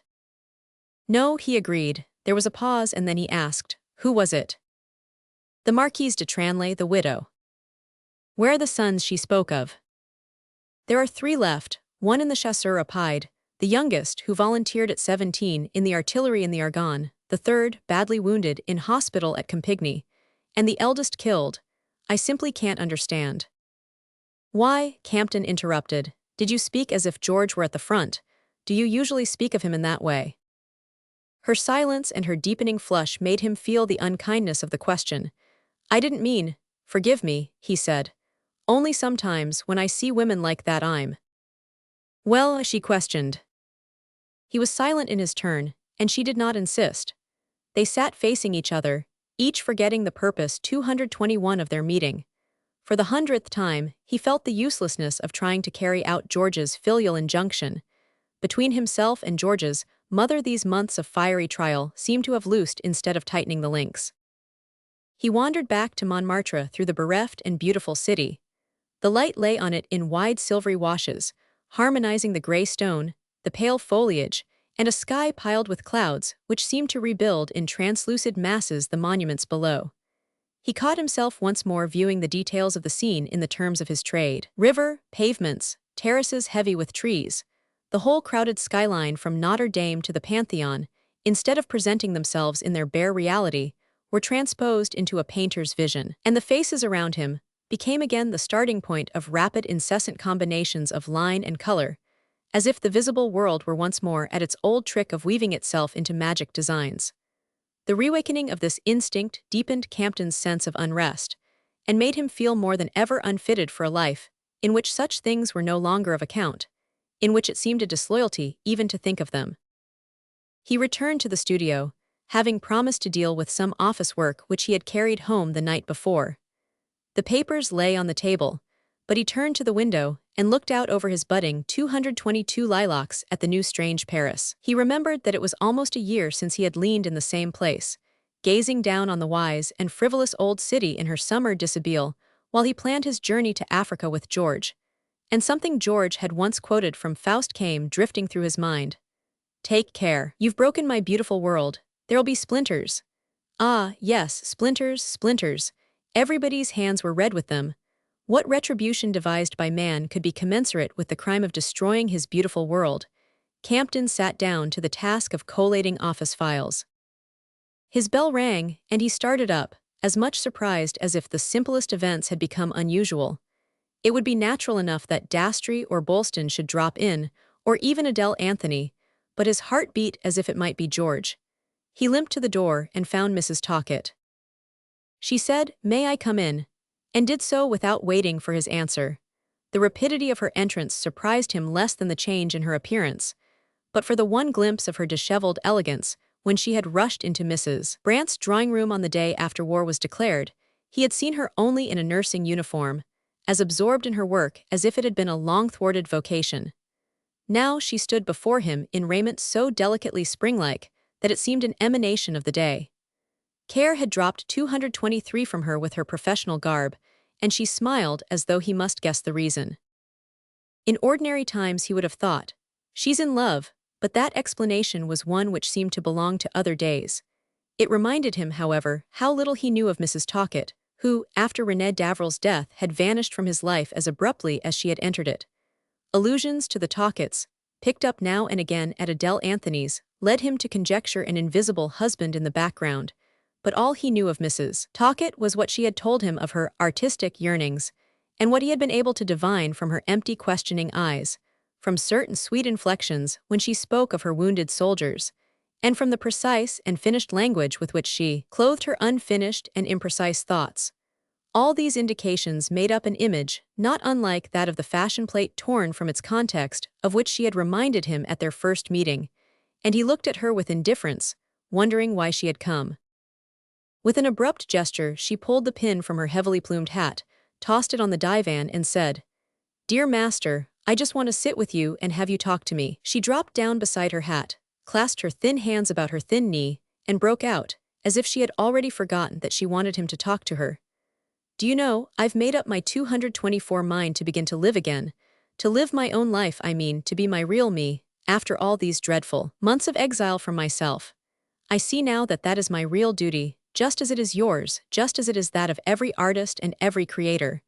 Don't you feel as I do? Don't you agree with me? We must save beauty for the world. Before it is too late, we must save it out of this awful wreck and ruin." It sounds ridiculously presumptuous, doesn't it, to say we in talking of a great genius like you and a poor little speck of dust like me? But after all, there is the same instinct in us, the same craving, the same desire to realize beauty, though you do it so magnificently and so objectively, and I. She paused, unclasped her hands, and lifted her lovely bewildered eyes. "I do it only by a ribbon in my hair, a flower in a vase, a way of looping a curtain, or placing a lacquer screen in the right light. But I oughtn't to be ashamed of my limitations, do you think I ought? Surely everyone ought to be helping to save beauty. Everyone is needed, even the humblest and most ignorant of us, or else the world will be all death and ugliness. And after all, ugliness is the only real death, isn't it?"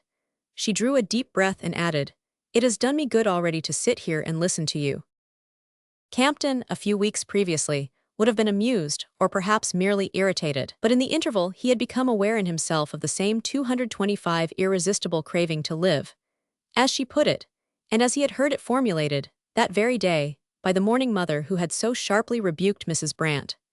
The spring was stirring them all in their different ways, secreting in them the sap which craved to burst into bridge parties, or the painting of masterpieces, or a consciousness of the need for new shirts. But what am I in all this? Mrs. Talcott rushed on, sparing him the trouble of a reply.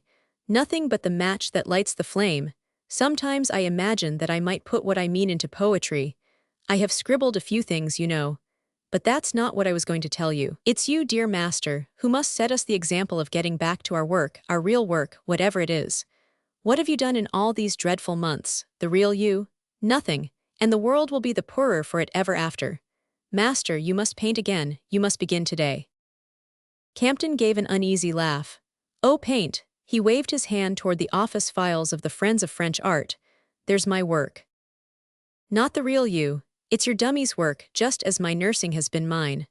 Oh, one did one's best, but all the while beauty and art and the eternal things were perishing. And what will the world be like without them? I shan't be here, Campton growled. 226, but your son will.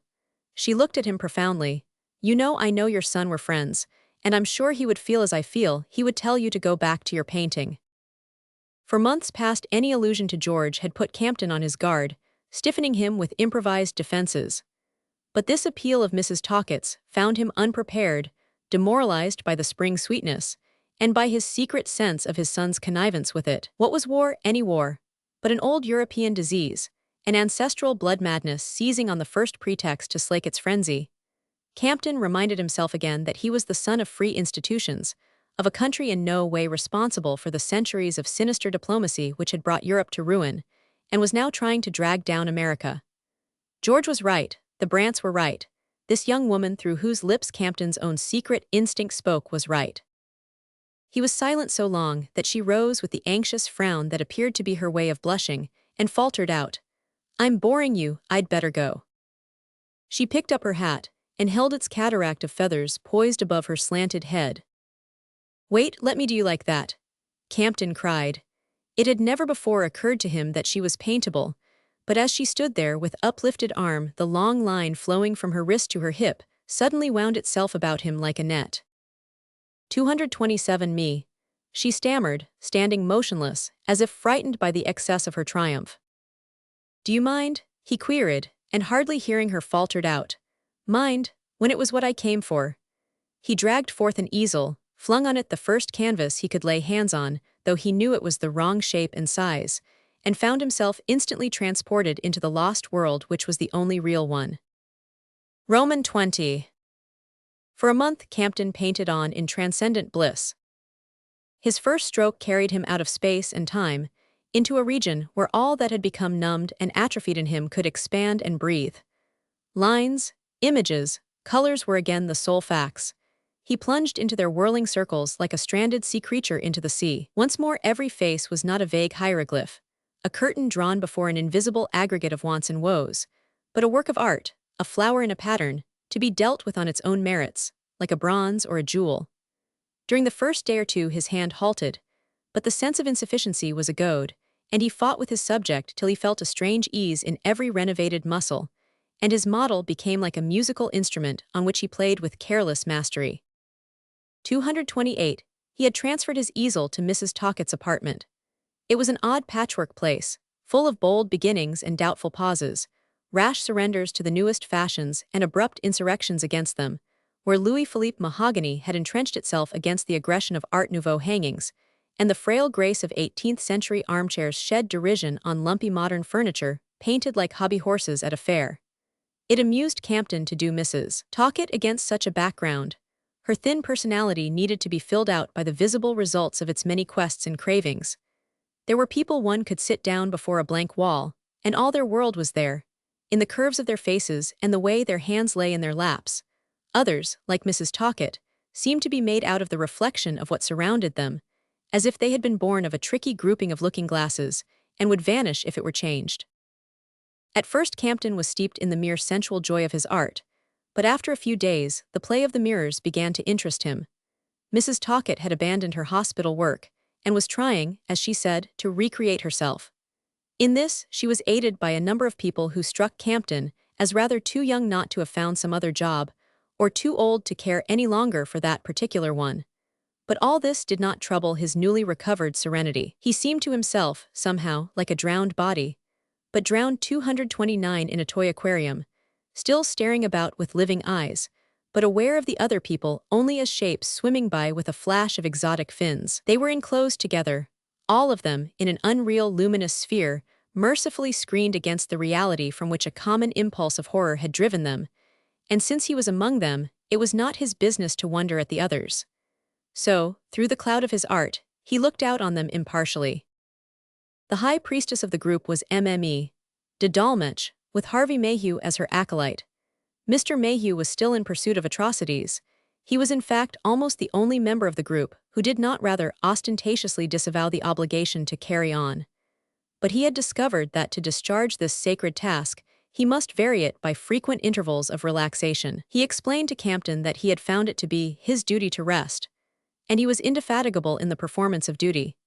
He had therefore, with an expenditure of eloquence which Campton thought surprisingly slight, persuaded Boylston to become his understudy and devote several hours a day to the whirling activities of the Shrimp-Pink Bureau of Atrocities at the Nouveau Luxe. Campton, at first, could not understand how the astute Boylston had allowed himself to be drawn into the eddy, but it turned out that Boylston's astuteness had drawn him in. "You see, there's an awful lot of money 230 to be got out of it, one way and another, and I know a use for every penny.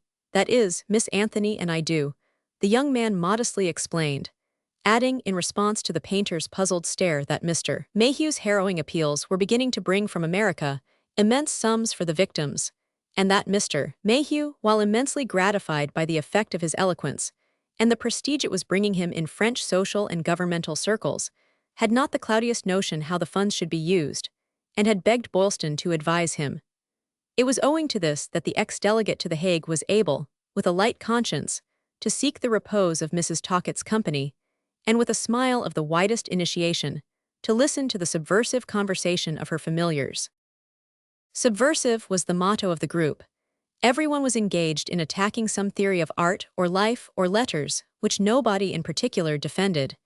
Even Mr. Talcott, a kindly young man with eyeglasses and glossy hair, who roamed about straightening the furniture, like a gentlemanly detective watching the presents at a wedding, owned to Campton that he was subversive, and on the painter's pressing for a definition, added, "Why, I don't believe in anything she doesn't believe in," while his eyeglasses shyly followed his wife's course among the teacups. Mme. de Dolmetsch, though obviously anxious to retain her hold on Mr. Mayhew, did not restrict herself 231 to such mild fare, but exercised her matchless eyes on a troop of followers. The shock-haired pianist who accompanied her recitations, a straight-backed young American diplomatist, whose collars seemed a part of his career, a lustrous South American millionaire, and a short, squat Sicilian who designed the costumes for the pianist's unproduced ballets.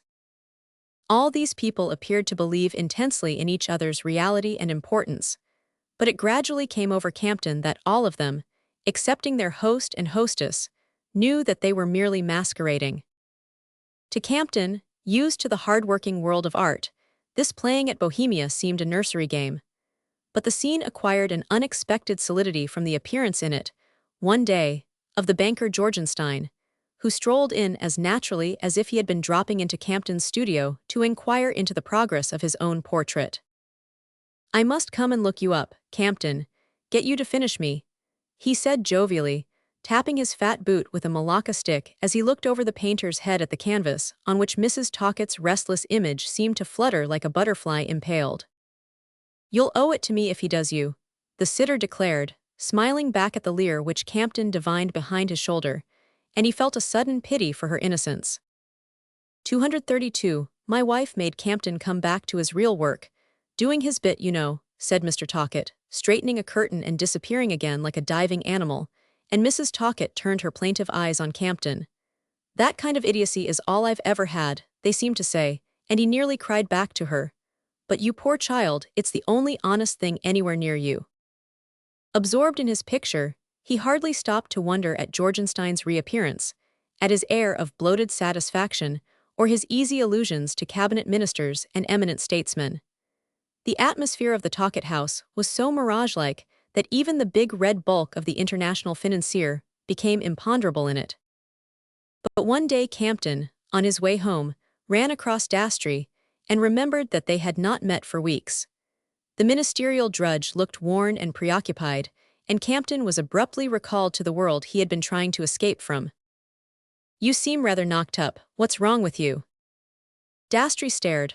"Wrong with me? Well, did you like the communiqué this morning?" "I didn't read it," said Campton curtly. They walked along a few steps in silence. "You see," the painter continued, "I've gone back to my job, my painting. I suddenly found I had to." 233 Dastry glanced at him with surprising kindliness. "Ah, that's good news, my dear fellow." "You think so?" Campton half sneered. "Of course, why not? What are you painting? May I come and see?" "Naturally." Campton paused. "The fact is, I was bitten the other day with a desire to depict that little will-o'-the-wisp of a Mrs. Talcott. Come to her house any afternoon and I'll show you the thing." "To her house?" Dastry paused with a frown, then the picture finished. "No, not by a long way. I'm doing it there in her milieu among her crowd. It amuses me, they amuse me. When will you come?" He shot out the sentences like challenges, and his friend took them up in the same tone. "To Mrs. Talcott's, to meet her crowd. Thanks, I'm too much tied down by my job." "No, you're not. You're too disapproving," said Campton quarrelsomely. "You think we're all a lot of shirks, of drones, of international loafers, I don't know what you call us. But I'm one of them, so whatever name you give them, I must answer to. Well, I'll tell you what they are, my dear fellow, and I'm not ashamed to be among them. They're people who have resolutely, unanimously, unshakably decided, for a certain number of hours each day, to forget the war, to ignore it, to live as if it were not and never had been, so that 234 so that beauty shall not perish from the earth," Campton shouted, bringing his stick down with a whack on the pavement. Dastry broke into a laugh. "Alan's donk, decided to forget the war. Why, bless your heart, they've never, not one of 'em, ever been able to remember it for an hour together. No, not from the first day, except as it interfered with their plans, or cut down their amusements, or increased their fortunes. You're the only one of them, my dear chap, since you class yourself among them of whom what you've just said is true, and if you can forget the war while you're at your work, so much the better for you and for us and for posterity, and I hope you'll paint all Mrs. Talcott's crowd, one after another, though I doubt if they're as good subjects now as when you caught them last July with the war funk on." He held out his hand with a dry smile. "Goodbye, I'm off to meet my nephew, who's here on leave." He hastened away, leaving Campton in a crumbled world. Louis Dastry on leave, but that was because he was at the front. The real front, in the trenches, had already had a slight wound and a fine citation. Staff officers, as George had wisely felt, were not asking for leave just yet. The thoughts excited by this encounter left Campton more than ever resolved to drug himself with work and frivolity. It was none of his business to pry into 235 the consciences of the people about him, not even into Georgenstein's, into which one would presumably have had to be let down in a diver's suit, with oxygen pumping at top pressure, if the government tolerated Georgenstein's presence in France, probably on the ground that he could be useful. So the banker himself let it be known. It was silly of people like Adele Anthony and Dastry to wince at the mere mention of his name. There woke in Campton all the old spirit of aimless random defiance, revolt for revolt's sake, which had marked the first period of his life after his separation from his wife. He had long since come to regard it as a crude and juvenile phase, yet here he was reliving it. Though he knew of the intimacy between Mrs. Talcott and the Brants, he had no fear of meeting Julia. It was impossible to picture her neat head battling with the blasts of that disheveled drawing-room. But though she did not appear there, he heard her more and more often alluded to, in terms of startling familiarity, by Mrs. Talcott's visitors. It was clear that they all saw her, chiefly in her own house, that they thought her, according to their respective vocabularies, a perfect dear, une femme exquise or une bonne ville, ah, poor Julia, and that their sudden enthusiasm for her was not uninspired by the fact that she had got her marvelous chef demobilized, and was giving little war dinners followed by a quiet turn at bridge. 236 Campton remembered Mimi. De Tranlay's rebuke to Mrs. Brant on the day when he had last called in the Avenue Marigny. Then he remembered also that it was on that very day that he had returned to his painting. After all, she held out longer than I did, poor Julia. He mused, annoyed at the idea of her being the complacent victim of all the veracities he saw about him, and yet reflecting that she was at last living her life, as they called it at Mrs. Talcott's. After all, the fact that George was not at the front seemed to exonerate his parents, unless, indeed, it did just the opposite. One day, coming earlier than usual to Mrs. Talcott's to put in a last afternoon's work on her portrait, Campton, to his surprise, found his wife in front of it. Equally to his surprise, he noticed that she was dressed with a juvenility quite new to her, and for the first time he thought she looked old-fashioned and also old. She met him with her usual embarrassment. "I didn't know you came as early as this. Madge told me I might just run in." She waved her hand toward the portrait. "I hope you like it," he said, suddenly finding that he didn't. "It's marvelous, marvelous." She looked at him timidly. "It's extraordinary how you've caught her rhythm, her tempo," she ventured in the jargon of the place. Campton, to hide a smile, turned away to get 237 his brushes. "I'm so glad," she continued hastily, "that you've begun to paint again. We all need to. "Oh, not you and I, do we?" he rejoined with a scornful laugh. She evidently caught the allusion, for she blushed all over her uncovered neck, up through the faintly wrinkled cheeks to the roots of her newly dyed hair. Then he saw her eyes fill. What's she crying for? Because George is not in danger? He wondered, busying himself with his palette. Mrs. Talcott hurried in with surprise and apologies, and one by one the habitués followed, with cheery greetings for Mrs. Brant, and a moment of constraint as they noted Campton's presence, and the relation between the two was mutely passed about. Then the bridge tables were brought. Mr. Talcott began to straighten the cards nervously, and the guests broke up into groups, forgetting everything but their own affairs. As Campton turned back to his work, he was aware of a last surprise in the sight of Mrs. Brant, serene and almost sparkling, waving her adieus to the bridge tables, and going out followed by Georgenstein, with whom she seemed on terms of playful friendliness. Of all strange war promiscuities, Campton thought this the strangest. Roman 21. The next time Campton saw Mrs. Brant was in his own studio. He was preparing, one morning, to leave the melancholy place, when the bell rang and his bonne let her in. Her dress was less frivolous than at Mrs. Talcott's, and she wore a densely patterned veil, like the ladies in cinema plays when they visit their seducers or their accomplices. Through the veil she looked at him agitatedly and said, "George is not at St. Manyhood." He stared. "No, Anderson was there the day before yesterday." Brant at St. Manyhood. Campton felt the blood rush to his temples. What, he, the boy's father, had not so much as dared to ask for the almost unattainable permission to go into the war zone. And this other man, who was nothing to George, absolutely nothing, who had no right whatever to ask for leave to visit him, had somehow obtained the priceless favor, and instead of passing it on, instead of offering at least to share it with the boy's father, had sneaked off secretly to feast on the other's lawful privilege. "How the devil?" Campton burst out. "Oh, he got a Red Cross mission. It was arranged very suddenly through a friend."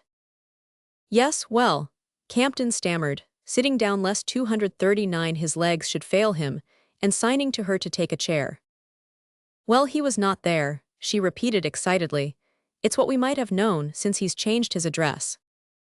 "Then he didn't see him," Campton interrupted, the ferocious joy of the discovery crowding out his wrath and wonder. "Anderson didn't. No, he wasn't there, I tell you." "The HQ has been moved." "No, it hasn't. Anderson saw one of the officers. He said George had been sent on a mission." "To another HQ." "That's what they said. I don't believe it." "What do you believe?" "I don't know. Anderson's sure they told him the truth. The officer he saw is a friend of George S., and he said George was expected back that very evening." Campton sat looking at her uncertainly. Did she dread, or did she rather wish, to disbelieve the officer's statement? Where did she hope or fear that George had gone? And what were Campton's own emotions? As confused, no doubt, as hers, as undefinable. The insecurity of his feelings moved him to a momentary compassion for hers, which were surely pitiable, whatever else they were. Then a savage impulse swept away every other, and he said, Wherever George was, Brant's visit will have done him no good. 240. She grew pale. What do you mean? I wonder it never occurred to you, or to your husband, since he's so solicitous. Campton went on, prolonging her distress. Please tell me what you mean, she pleaded with frightened eyes. Why, in God's name, couldn't you both let well enough alone?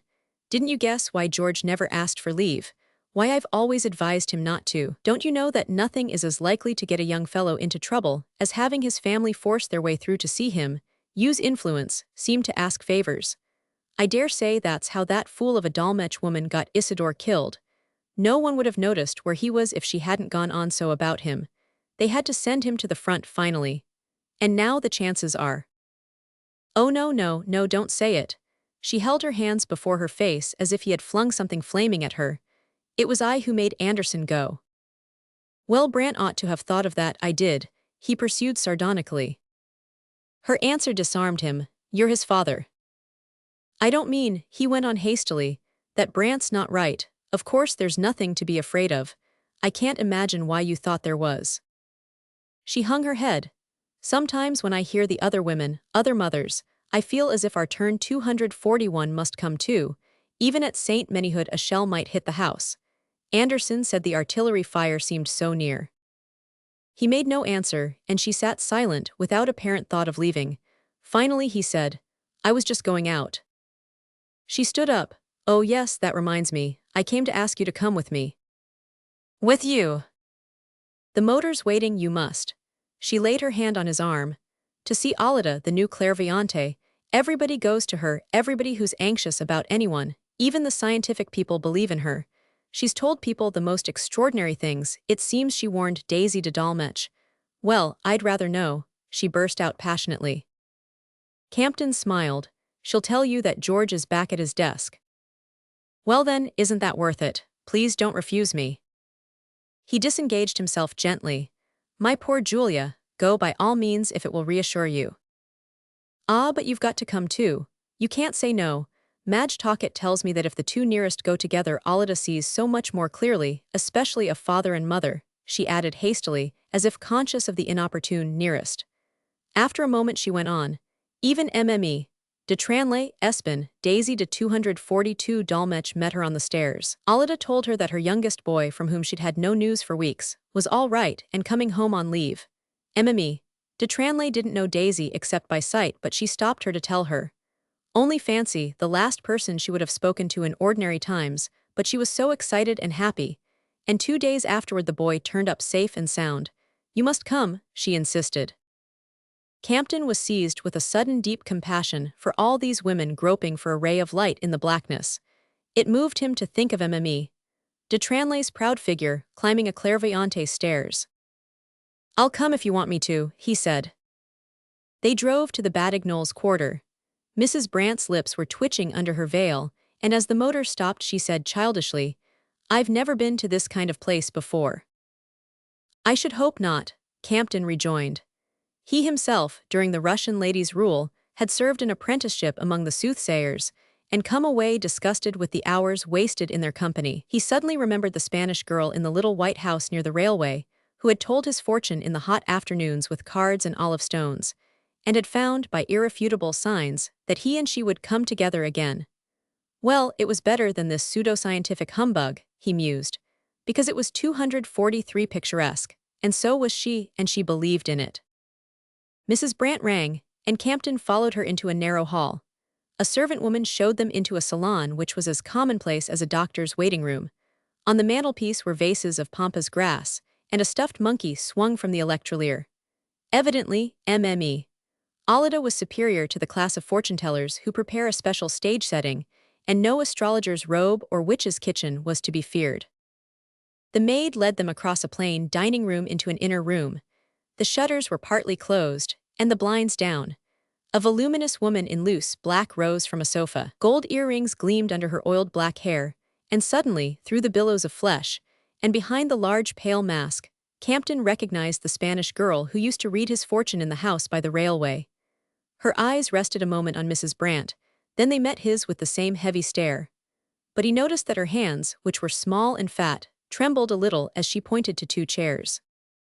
"Sit down, please," she said in a low, rough voice, speaking in French. The door opened again, and a young man with Levantan eyes and a showy necktie looked in. She said sharply, "No," and he disappeared. Campton noticed that a large emerald flashed on his 244 manicured hand. MME. Alida continued to look at her visitors. Mrs. Brandt wiped her dry lips and stammered, "We're his parents, a son at the front." MME.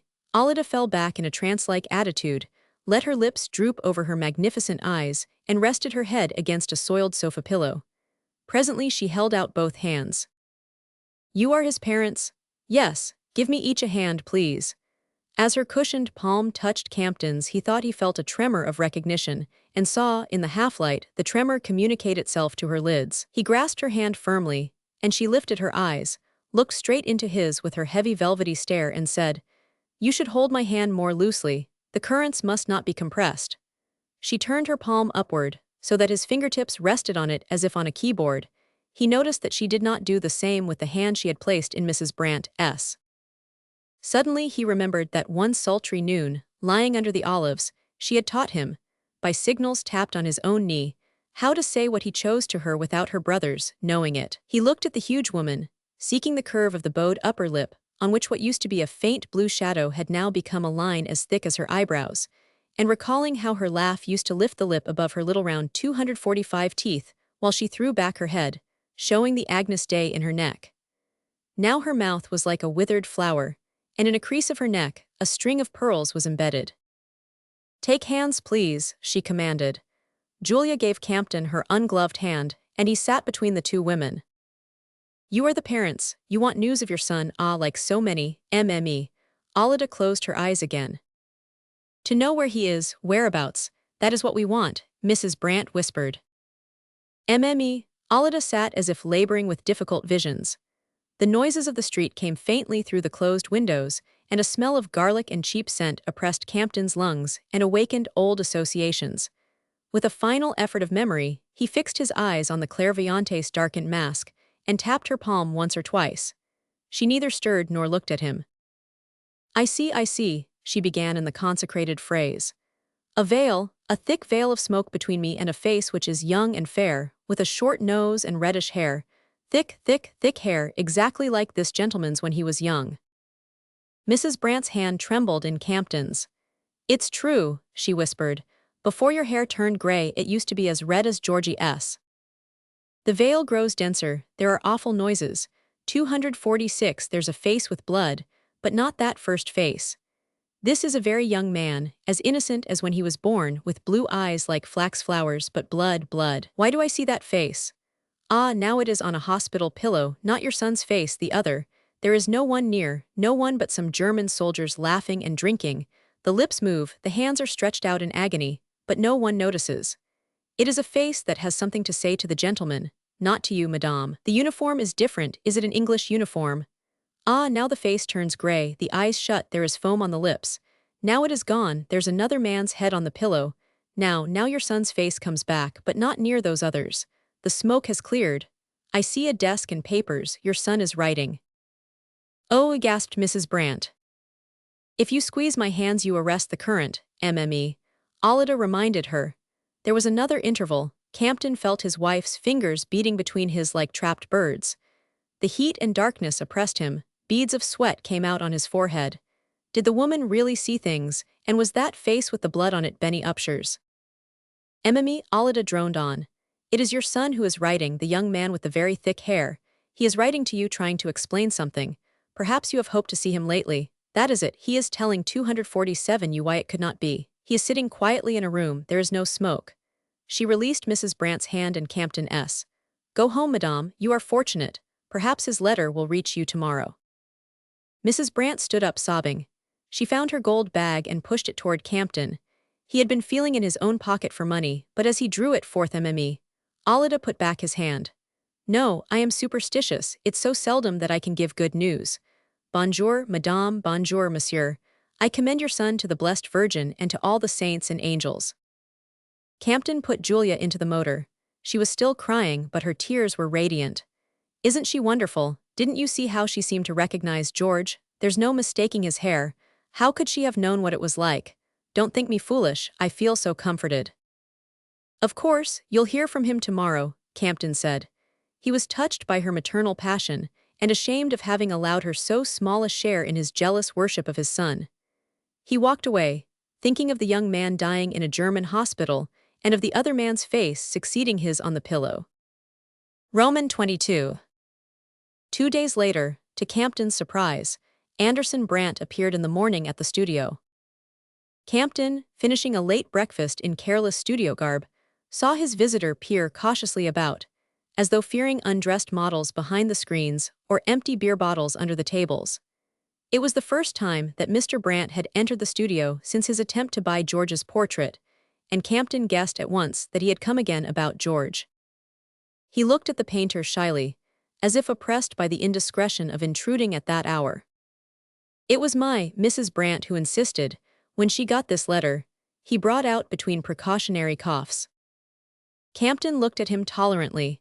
A barrier seemed to have fallen between them since their brief exchange of words about Benny Upshur.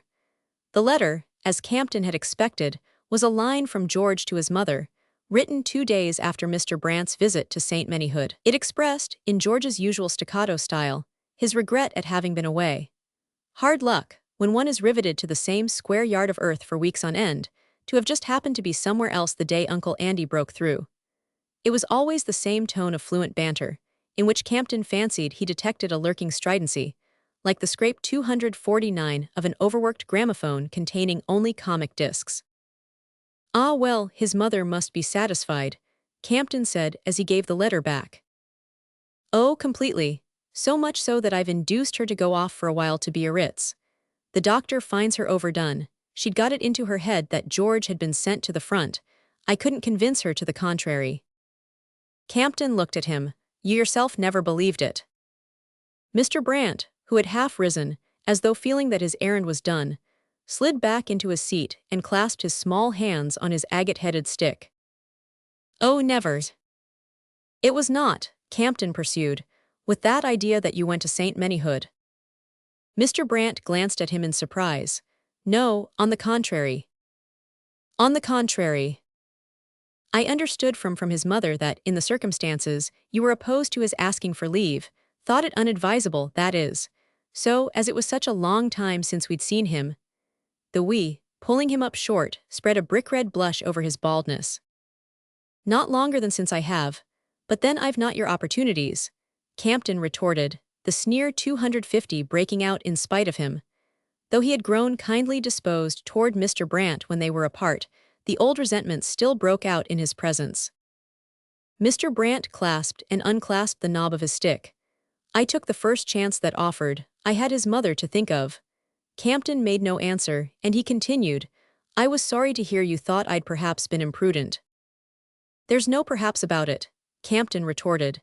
"Since you say you were not anxious about the boy, I can't imagine why you made the attempt." Mr. Brant was silent.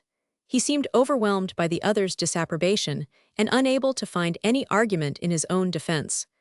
"I never dreamed it could cause any trouble," he said at length.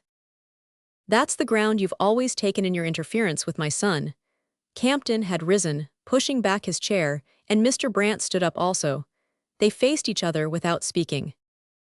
"I'm sorry," Mr. Brant began, "that you should take such a view. It seemed to me natural, when Mr. Jorgenstein gave me the chance." "Jorgenstein, it was Jorgenstein who took you to the front, took you to see my son." Campton threw his head back and laughed. "That's complete, that's really complete." Mr. Brant reddened as if the laugh had been a blow. 251, he stood very erect, his lips as tightly closed as a shut penknife. He had the attitude of a civilian under fire, considerably perturbed, but obliged to set the example of fortitude. Campton looked at him. At last he had Mr. Brant at a disadvantage. Their respective situations were reversed, and he saw that the banker was aware of it, and oppressed by the fear that he might have done harm to George. He evidently wanted to say all this and did not know how. His distress moved Campton, in whose ears the sound of his own outburst still echoed unpleasantly. If only Mr. Brant would have kept out of his way, he would have found it so easy to be fair to him. "I'm sorry," he began in a quieter tone. I dare say I'm unjust, perhaps it's in the nature of our relation. Can't you understand how I've felt, looking on helplessly all these years, while you've done for the boy everything I wanted to do for him myself? Haven't you guessed why I jumped at my first success, and nursed my celebrity till I'd got half the fools in Europe lining up to be painted? His excitement was mastering him again, and he went on hurriedly. Do you suppose I'd have wasted all these precious years over their stupid faces if I hadn't wanted to make my son independent of you? And he would have been, if the war hadn't come, been my own son again and nobody else. Leading his own life, whatever he chose it to be, 252 instead of having to waste his youth in your bank, learning how to multiply your millions. The futility of this retrospect, and the inconsistency of his whole attitude, exasperated Campton more than anything his visitor could do or say, and he stopped, embarrassed by the sound of his own words, yet seeing no escape save to bury them under more and more. But Mr. Brant had opened his lips. "They'll be his, you know, the millions," he said. Campton's anger dropped. He felt Mr. Brant at last too completely at his mercy. He waited for a moment before speaking. "You tried to buy his portrait once. You remember I told you it was not for sale," he then said. Mr. Brant stood motionless, grasping his stick in one hand and stroking his mustache with the other. For a while he seemed to be considering Campton's words without feeling their sting. "It was not the money," he stammered out at length, from the depth of some unutterable plea for understanding. Then he added, "I wish you a good morning," and walked out with his little stiff steps. Roman 23. Campton was thoroughly ashamed of what he had said to Mr. Brant, or rather of his manner of saying it. If he could have put the same facts quietly, ironically, without forfeiting his dignity, and with the 253 added emphasis which deliberateness and composure give, he would scarcely have regretted the opportunity. He had always secretly accused himself of a lack of courage in accepting Mr. Brant's heavy benefactions for George, when the boy was too young to know what they might pledge him to. And it had been a disappointment that George, on reaching the age of discrimination, had not appeared to find the burden heavy, or the obligations unpleasant. Campton, having accepted Mr. Brant's help, could hardly reproach his son for feeling grateful for it, and had therefore thought it more decent to postpone disparagement of their common benefactor till his own efforts had set them both free. Even then, it would be impossible to pay off the past, but the past might have been left to bury itself. Now his own wrath had dug it up, and he had paid for the brief joy of casting its bones in Mr. Brant's face by a deep disgust at his own weakness. All these things would have weighed on him even more if the outer weight of events had not been so much heavier. He had not returned to Mrs. Talcott's since the banker's visit.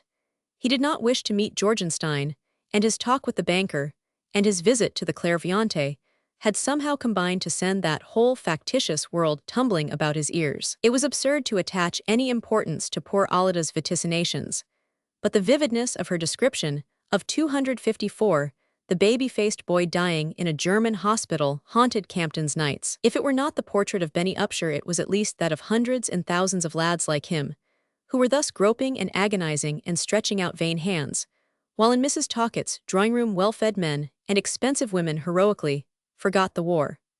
Campton, seeking to expiate his own brief forgetfulness by a passion of renewed activity, announced to Boylston the next afternoon that he was coming back to the office. Boylston hardly responded. He looked up from his desk with a face so strange that Campton broke off to cry out, "What's happened?" The young man held out a newspaper. They've done it," he shouted. Across the page, the name of the Lusitania blazed out like the writing on the wall. The berserker light on Boylston's placid features transformed him into an avenging cherub. "Ah, now we're in it at last," he exulted, as if the horror of the catastrophe were already swallowed up in its result. The two looked at each other without further words, but the older man's first thought had been for his son. Now, indeed, America was in it. The gross tangible proof for which her government had forced her to wait was there in all its unimagined horror.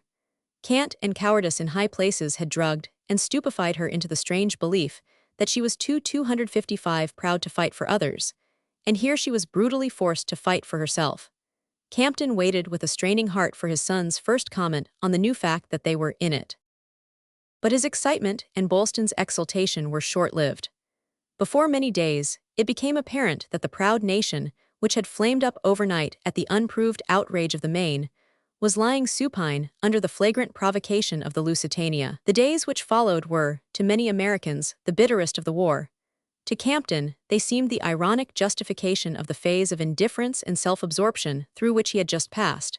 He could not go back to Mrs. Talcott and her group, but neither could he take up his work with even his former zeal. The bitter taste of the national humiliation was perpetually on his lips.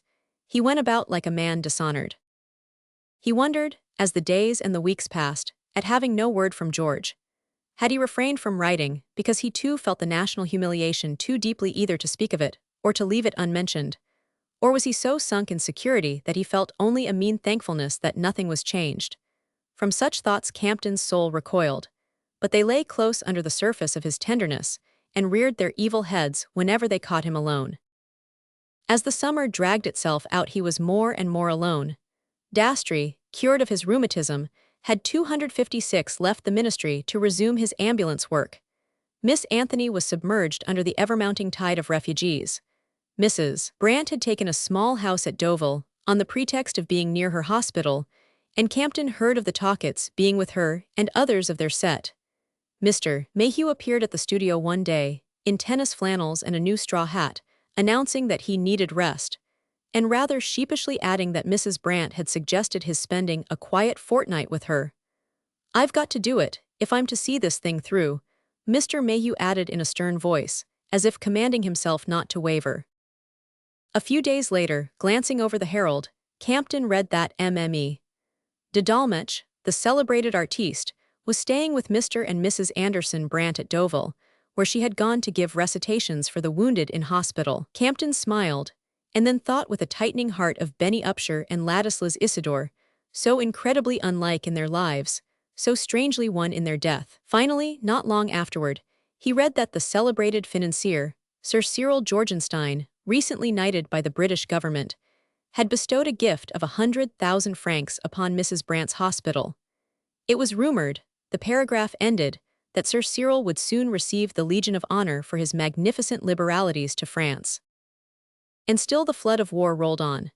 Success here, 257 failure there, the menace of disaster elsewhere, Russia retreating to the Seine, Italy declaring war on Austria and preparing to cross the Isonze, the British advance at Anzac, and from the Near East news of the new landing at Suvla. Through all this alternating of tragedy and triumph ran the million and million individual threads of hope, fear, fortitude, resolve, with which the fortune of the war was obscurely but fatally interwoven.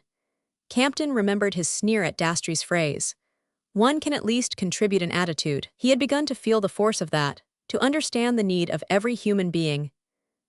Pulling his weight in the struggle, had begun to scan every face in the street, in the passionate effort to distinguish between the stones in the wall of resistance and the cracks through which discouragement might filter.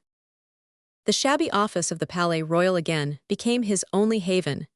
His portrait of Mrs. Talcott had brought him many new orders, but he refused them all, and declined even to finish the pictures interrupted by the war. One of his abrupt revulsions of feeling had flung him back, heart and brain, into the horror he had tried to escape from. "If thou ascend up into heaven, I am there. If thou make thy bed in hell, behold, I am there," the war said to him, and as the daily headlines shrieked out the names of new battlefields, from the Arctic shore to the Pacific, he groaned back like the psalmist, "Whither shall I go from thee?" 258 The people about him, Miss Anthony, Boylston, Emil, Davril, and all their band of tired, resolute workers, plodded ahead, their eyes on their task, seeming to find in its fulfillment a partial escape from the intolerable oppression. The women especially, with their gift of living in the particular, appeared hardly aware of the appalling development of the catastrophe, and Campton felt himself almost as lonely among these people who thought of nothing but the war as among those who hardly thought of it at all. It was only when he and Boylston, after a hard morning's work, went out to lunch together, that what he called the Lusitania look, suddenly darkening the younger man's face, moved the painter with an anguish like his own. Boylston, breaking through his habitual shyness, had one day remonstrated with Campton for not going on with his painting, but the latter had merely rejoined, "We've each of us got to worry through this thing in our own way," and the subject was not again raised between them. The intervals between George's letters were growing longer. Campton, who noted in his pocket diary the dates of all that he received, as well as those addressed to Mrs. Brant and Miss Anthony, had not had one to record since the middle of June. And in that, there was no allusion to the Lusitania. "It's queer," he said to Boylston, one day toward 259 the end of July. "I don't know yet what George thinks about the Lusitania." "Oh yes, you do, sir," Boylston returned, laughing. "But all the mails from the war zone," he added, "have been very much delayed lately. When there's a big attack on anywhere, they hold up everything along the line, and besides, no end of letters are lost."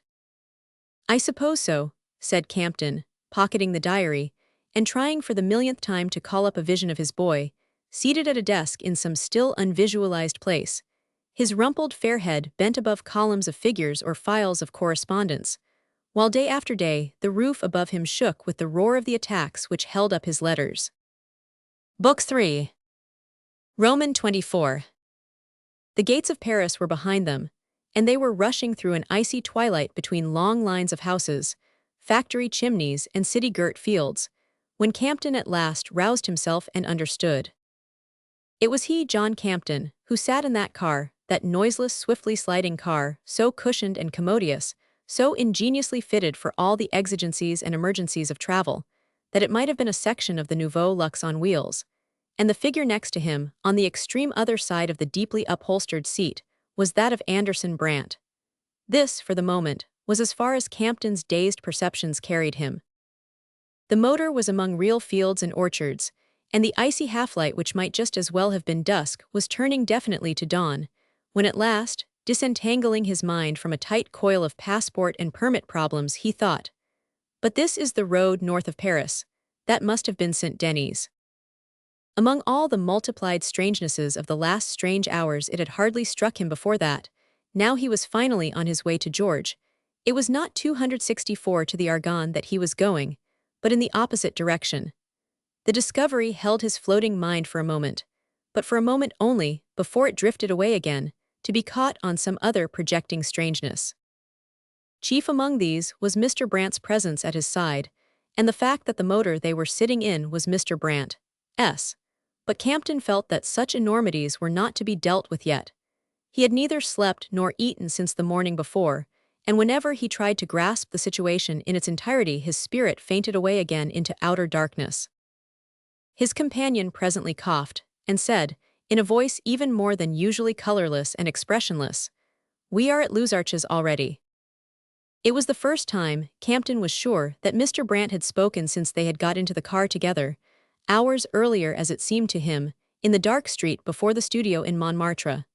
The first, at least, except to ask, as the chauffeur touched the self-starter, "Will you have the rug over you?" The two travelers did not share a rug. A separate one, soft as fur and light as down, lay neatly folded on the gray carpet before each seat. But Campton, though the early air was biting, had left his where it lay, and had not answered. Now he was beginning to feel that he could not decently remain silent any longer, and with an effort 265 which seemed as mechanical and external as the movements of the chauffeur whose back he viewed through the wide single sheet of plate glass, he brought out, like a far-off echo, "Luzarches." It was not that there lingered in him any of his old sense of antipathy toward Mr. Brant. In the new world into which he had been abruptly hurled, the previous morning, by the coming of that letter which looked so exactly like any other letter, in this new world Mr. Brant was nothing more than the possessor of the motor and of the pull that were to get him, Campton, in the shortest possible time, to the spot of earth where his son lay dying. Once assured of this, Campton had promptly and indifferently acquiesced in Miss Anthony's hurried suggestion that it would be only decent to let Mr. Brant go to Dowland's with him. But the exchange of speech with anyone, whether Mr. Brant or another, was for the time being manifestly impossible. The effort, to Campton, to rise out of his grief, was like that of a dying person struggling back from regions too remote for his voice to reach the ears of the living. He shrank into his corner, and tried once more to fix his attention on the flying landscape.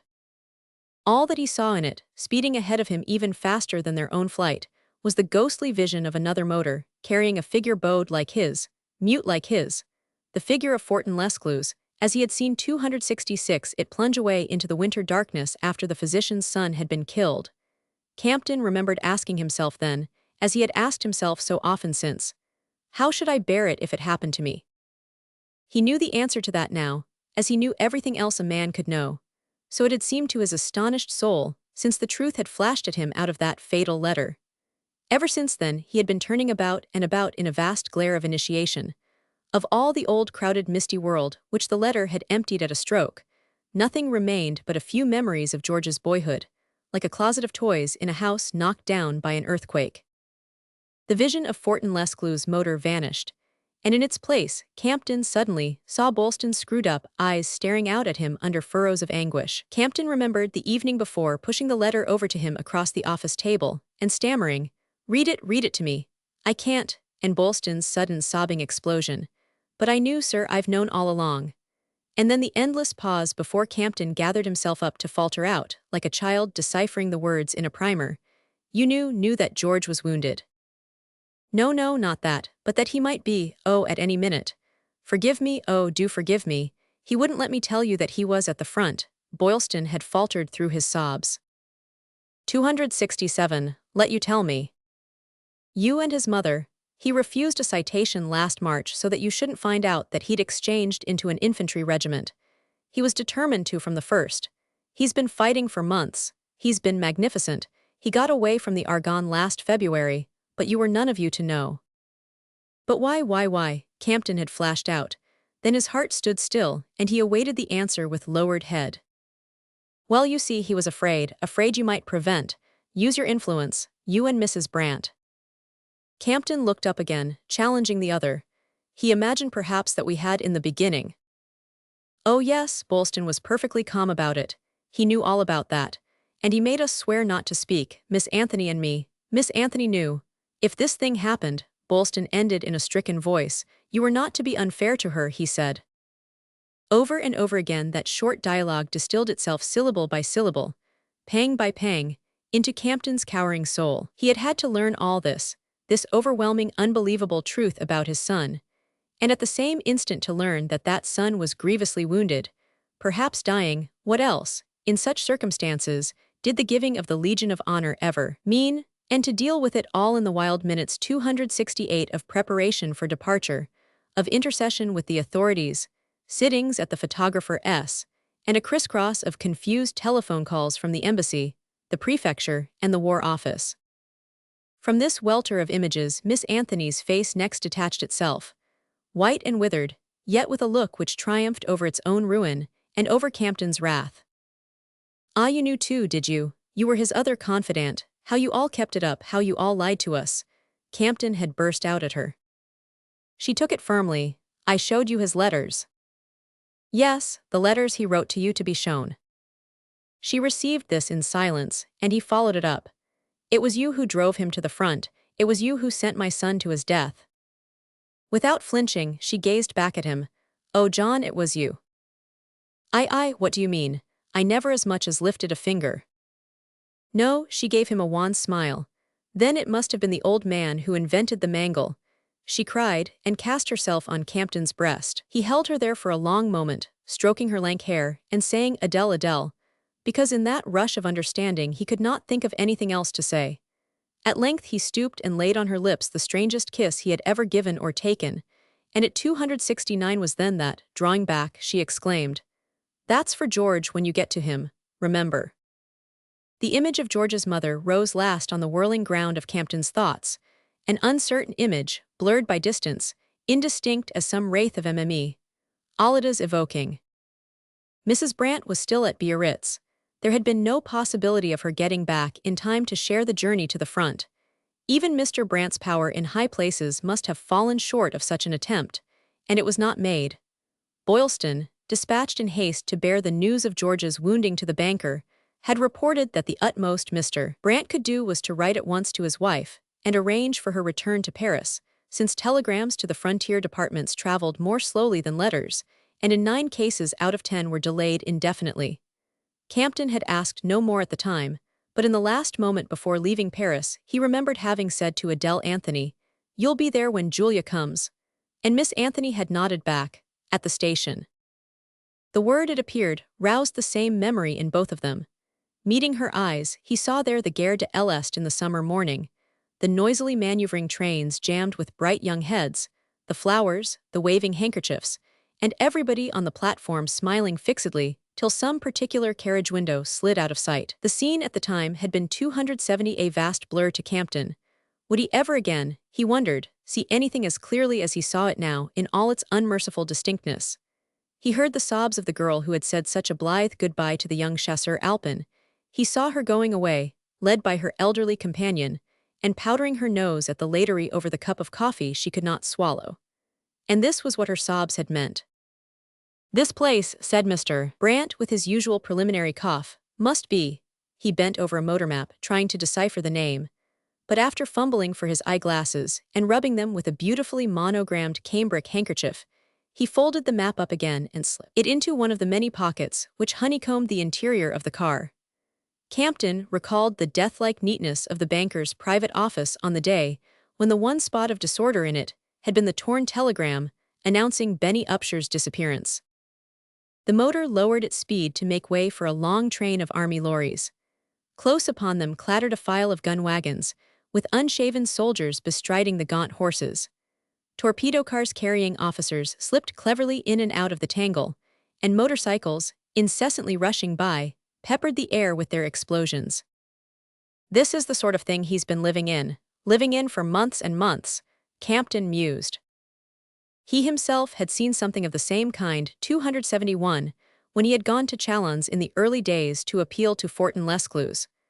But at that time, the dread significance of the machinery of war had passed almost unnoticed in his preoccupation about his boy.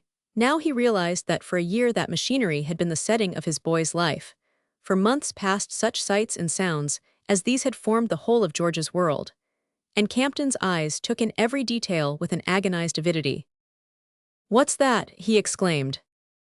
A huge continuous roar, seeming to fall from the low clouds above them, silenced the puny rumble and clatter of the road. On and on it went, in a slow pulsating rhythm, like the boom of waves driven by a gale on some far-distant coast. "That the guns," said Mr. Brant. "At the front." "Oh, sometimes they seem much nearer. Depends on the wind." Campton sat bewildered. Had he ever before heard that sinister roar? At Chalons, he could not be sure, but the sound had assuredly not been the same. Now it overwhelmed him like the crash of the sea over a drowning head. He cowered back in his corner. Would it ever stop, he asked himself? Or was it always like this, day and night, in the hell of hells that they were bound for? Was that merciless thud forever in the ears of the dying? 272, a sentinel stopped the motor and asked for their pass. He turned it about and about, holding it upside down in his horny hands and wrinkling his brows in the effort to decipher the inverted characters. "How can I tell?" he grumbled doubtfully, looking from the faces of the two travelers to their unrecognizable photographs. Mr. Brant was already feeling for his pocket and furtively extracting a banknote. "For God's sake, not that," Campton cried, bringing his hand down on the banker's. Leaning over, he spoke to the sentinel. "My son's dying at the front. Can't you see it when you look at me?" The man looked and slowly gave back the paper. "You can pass," he said, shouldering his rifle. The motor shot on, and the two men drew back into their corners. Mr. Brant fidgeted with his eyeglasses and after an interval coughed again. "I must thank you," he began, for saving me just now from an inexcusable blunder. It was done mechanically. One gets into the habit." "Quite so," said Campton dryly, "but there are cases." Of course. Silence fell once more. Mr. Brant sat bolt upright, his profile detached against the wintry fields. Campton, sunk into his corner, glanced now and then at the neat gray silhouette, in which the perpendicular glint 273 of the eyeglass nearest him was the only point of light. He said to himself that the man was no doubt suffering horribly, but he was not conscious of any impulse of compassion. He and Mr. Brant were like two strangers pinned down together in a railway smash. The shared agony did not bring them nearer.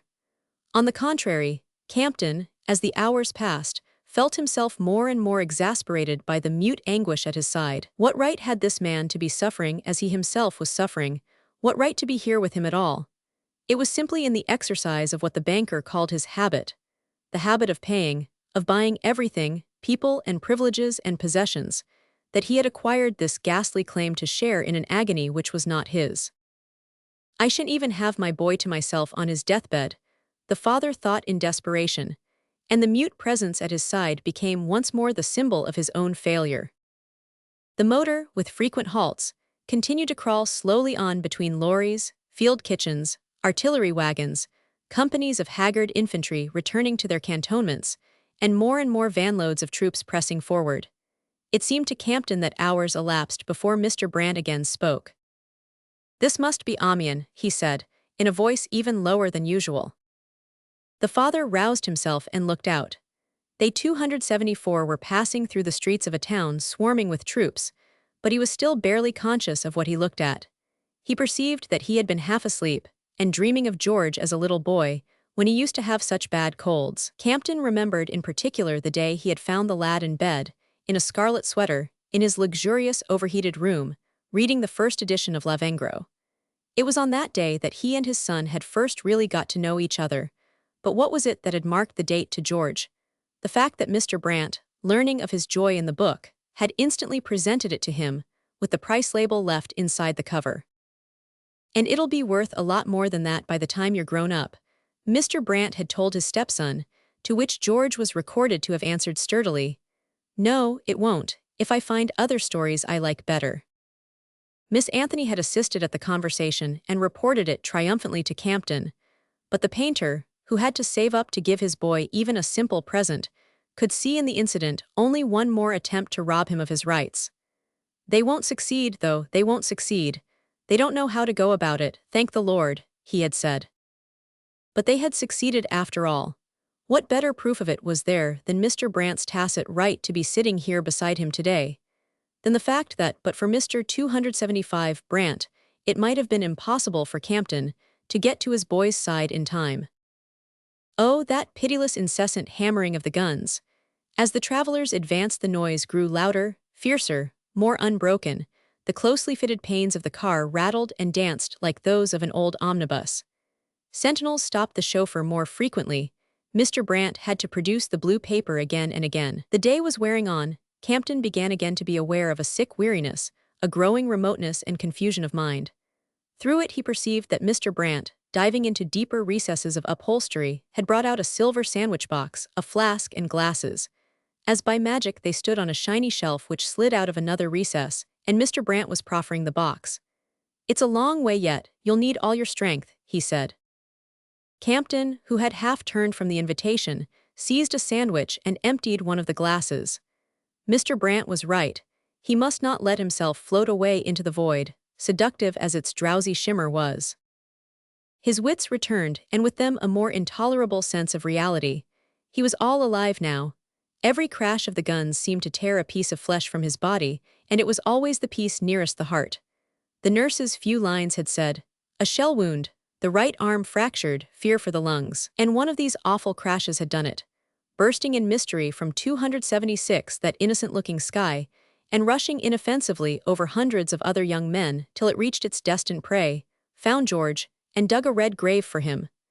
Campton was convinced now that his son was dead. It was not only that he had received the Legion of Honor. It was the appalling, all-destroying thunder of the shells, as they went on crashing and bursting. What could they leave behind them but mismated fragments? Gathering up all his strength in the effort not to recoil from the vision, Campton saw his son's beautiful body like a carcass, tumbled out of a butcher's cart. "Dowlands," said Mr. Brant. They were in a town, and the motor had turned into the court of a great barrack-like building. Before them stood a line of empty stretchers such as Campton had seen at Chalons. A young doctor in a cotton blouse was lighting a cigarette and laughing with a nurse. Laughing. At regular intervals the cannonade shook the windows. It seemed the heartbeat of the place. Campton noticed that many of the window panes had been broken and patched with paper. Inside they found another official, who called to another nurse as she passed by laden with fresh towels. She disappeared into a room where heaps of bloody linen were being stacked into baskets, returned, looked at Campton and nodded. He looked back at her blunt 277 tired features and kindly eyes, and said to himself that they had perhaps been his son's last sight on earth. The nurse smiled. "It's 3 flights up," she said. "He'll be glad." Glad he was not dead then, he could even be glad. In the staggering rush of relief the father turned instinctively to Mr. Brant. He felt that there was enough joy to be shared. But Mr. Brant, though he must have heard what the nurse had said, was moving away. He did not seem to understand. "This way," Campton called after him, pointing to the nurse, who was already on the first step of the stairs. Mr. Brant looked slightly puzzled. Then, as the other's meaning reached him, he colored a little, bent his head stiffly, and waved his stick toward the door. "Thanks," he said, "I think I'll take a stroll first, stretch my legs." And Campton, with a rush of gratitude, understood that he was to be left alone with his son. Roman 25. He followed his guide up the steep flights, which seemed to become buoyant and lift him like waves. It was as if the muscle that always dragged back his lame leg had suddenly regained its elasticity. He floated up as one mounts stairs in a dream. A smell of disinfectants hung in the cold air, and once, through 278A half-open door, a sickening odor came. He remembered it at Chalons, and Wharton's murmured, "Gangrene, ah, if only we could get them sooner." How soon had they got his boy, Campton wondered. The letter, mercifully sent by hand to Paris, had reached him on the third day after George's arrival at the Dowlands Hospital, but he did not yet know how long before that the shell splinter had done its work. The nurse did not know either. How could she remember? They had so many. The administrator would look up the files and tell him. Only there was no time for that now. On a landing, Campton heard a babble and scream. A nauseating scream in a queer bleached voice that might have been man, woman, or monkeys. Perhaps that was what the French meant by a white voice. This voice, which was as featureless as some of the poor men's obliterated faces. Campton shot an anguished look at his companion, and she understood and shook her head. "Oh no, that's in the big ward. It's the way they scream after a dressing." She opened a door, and he was in a room with 3 beds in it, wooden pallets hastily knocked together and spread with rough gray blankets. In spite of the cold, flies still swarmed on the unwashed panes, and there were big holes in the flynet over the bed nearest the window. Under the net lay a middle-aged bearded man, heavily bandaged about the chest and left arm. He was snoring, his mouth open, his gaunt cheeks drawn 279 in with the fight for breath. Campton said to himself that if his own boy lived, he should like some day to do something for this poor devil who was his roommate. Then he looked about him and saw that the 2 other beds were empty. He drew back. The nurse was bending over the bearded man. "He'll wake presently, I'll leave you," and she slipped out. Campton looked again at the stranger, then his glance traveled to the scarred brown hand on the sheet, a hand with broken nails and blackened fingertips. It was George's hand, his son's, swollen, disfigured but unmistakable. The father knelt down and laid his lips on it. "What was the first thing you felt?" Adele Anthony asked him afterward, and he answered, "Nothing." "Yes, at the very first, I know. It's always like that. But the first thing after you began to feel anything." He considered, and then said slowly, "The difference. The difference in him. In him, in life, in everything." Miss Anthony, who understood as a rule, was evidently puzzled. What kind of a difference? Oh, a complete difference. With that she had to be content. 280, the sense of it had first come to Campton when the bearded man, raising his lids, looked at him from far off with George's eyes, and touched him, very feebly, with George's hand. It was in the moment of identifying his son that he felt the son he had known to be lost to him forever. George's lips were moving, and the father laid his ear to them. Perhaps these were last words that his boy was saying.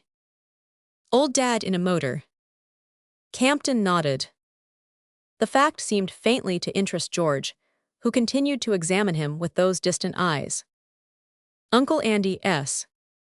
Campton nodded again. "Mother. She's coming too, very soon." George's lips were screwed into a whimsical smile. "I must have a shave first," he said, and drowsed off again, his hand in Campton S. The other gentleman, the nurse questioned the next morning. Campton had spent the night in the hospital, stretched on the floor at his son's threshold. It was a breach of rules, but for once the major had condoned it.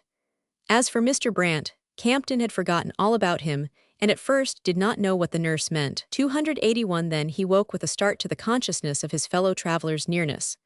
Mr. Brant, the nurse explained, had come to the hospital early, and had been waiting below for the last 2 hours. Campton, almost as gaunt and unshorn as his son, pulled himself to his feet and went down. In the hall the banker, very white, but smooth and trim as ever, was patiently measuring the muddy flags. "Less temperature this morning," Campton called from the last flight. Oh, stammered Mr. Brant, red and pale by turns. Campton smiled haggardly and pulled himself together in an effort of communicativeness. Look here, he's asked for you, you'd better go up. Only for a few minutes, please, he's awfully weak. Mr. Brant, speechless, stood stiffly waiting to be conducted. Campton noticed the mist in his eyes and took pity on him. I say, where's the hotel? Just a step away. I'll go around then and get a shave and a wash while you're with him, the father said, with a magnanimity which he somehow felt the powers might take account of in their subsequent dealings with George. If the boy was to live, Campton could afford to be generous, and he had decided to assume that the boy would live and to order his behavior accordingly. I thank you, said Mr. Brant, turning toward the stairs. 282, 5 minutes at the outside. Campton cautioned him, and hurried out into the morning air through which the guns still crashed methodically. When he got back to the hospital, refreshed and decent, he was surprised, and for a moment alarmed, to find that Mr. Brant had not come down. Sending up his temperature, of course, damn him. Campton raged, scrambling up the stairs as fast as his stiff leg permitted. But outside of George's door, he saw a small figure patiently mounting guard. I stayed with him less than 5 minutes. I was merely waiting to thank you. Oh, that's all right. Campton paused and then made his supreme effort. How does he strike you? Hopefully.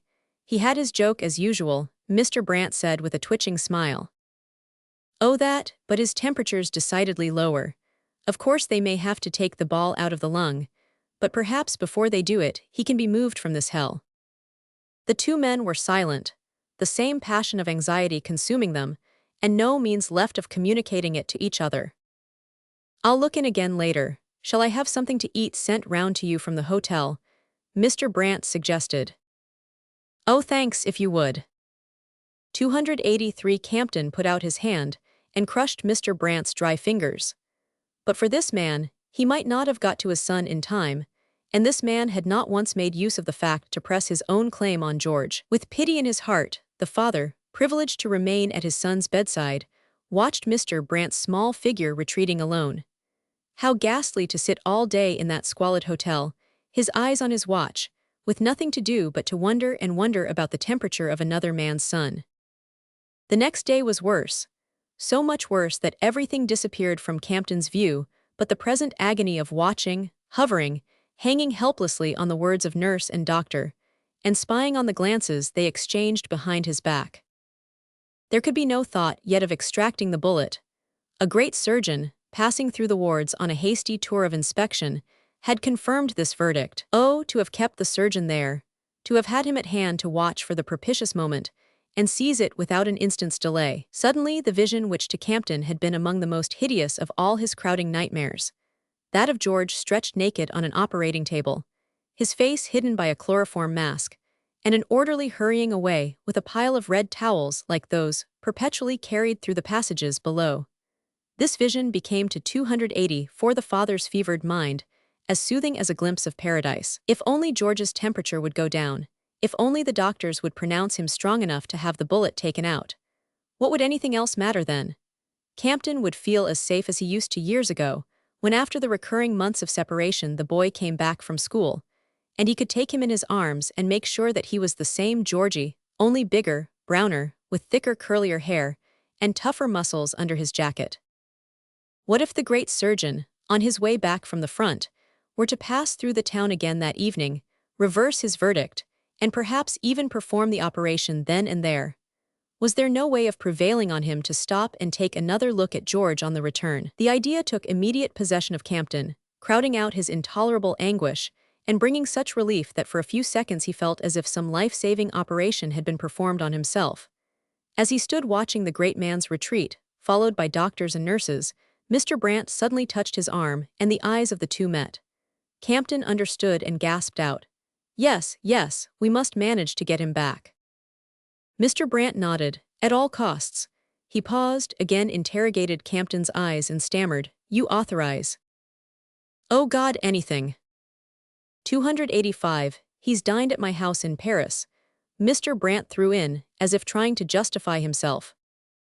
"Oh, go." Campton almost pushed him down the stairs. 10 minutes later he reappeared, modest but exultant. Well, he wouldn't commit himself before the others. Oh. But to me, as he was getting into the motor. Well. Yes, if possible, somewhere about midnight. Campton turned away, choking, and stumped off toward the tall window at the end of the passage. Below him lay the court. A line of stretchers was being carried across it, not empty this time, but each one with a bloody burden. Doctors, nurses, orderlies hurried to and fro. Drub, drub, drub went the guns, shaking the windows, rolling their fierce din along the cloudy sky, down the corridors of the hospital and the pavement of the streets, like huge bowls crashing through story above story of a kind of skyscraping bowling alley. Even the dead underground must hear them, Campton muttered. The word made him shudder superstitiously, and he crept back to George's door and opened it. But the nurse, within, shook her head. 286, he must sleep after the examination. Better go. Campton turned and saw Mr. Brant waiting. A bell rang 12. The two, in silence, walked down the stairs, crossed the court, averting their eyes from the stretchers, and went to the hotel to get something to eat. Midnight came, it passed. No one in the hurried, confused world of the hospital had heard of the possibility of the surgeon's returning. When Campton mentioned it to the nurse, she smiled her tired smile and said, "He could have done nothing."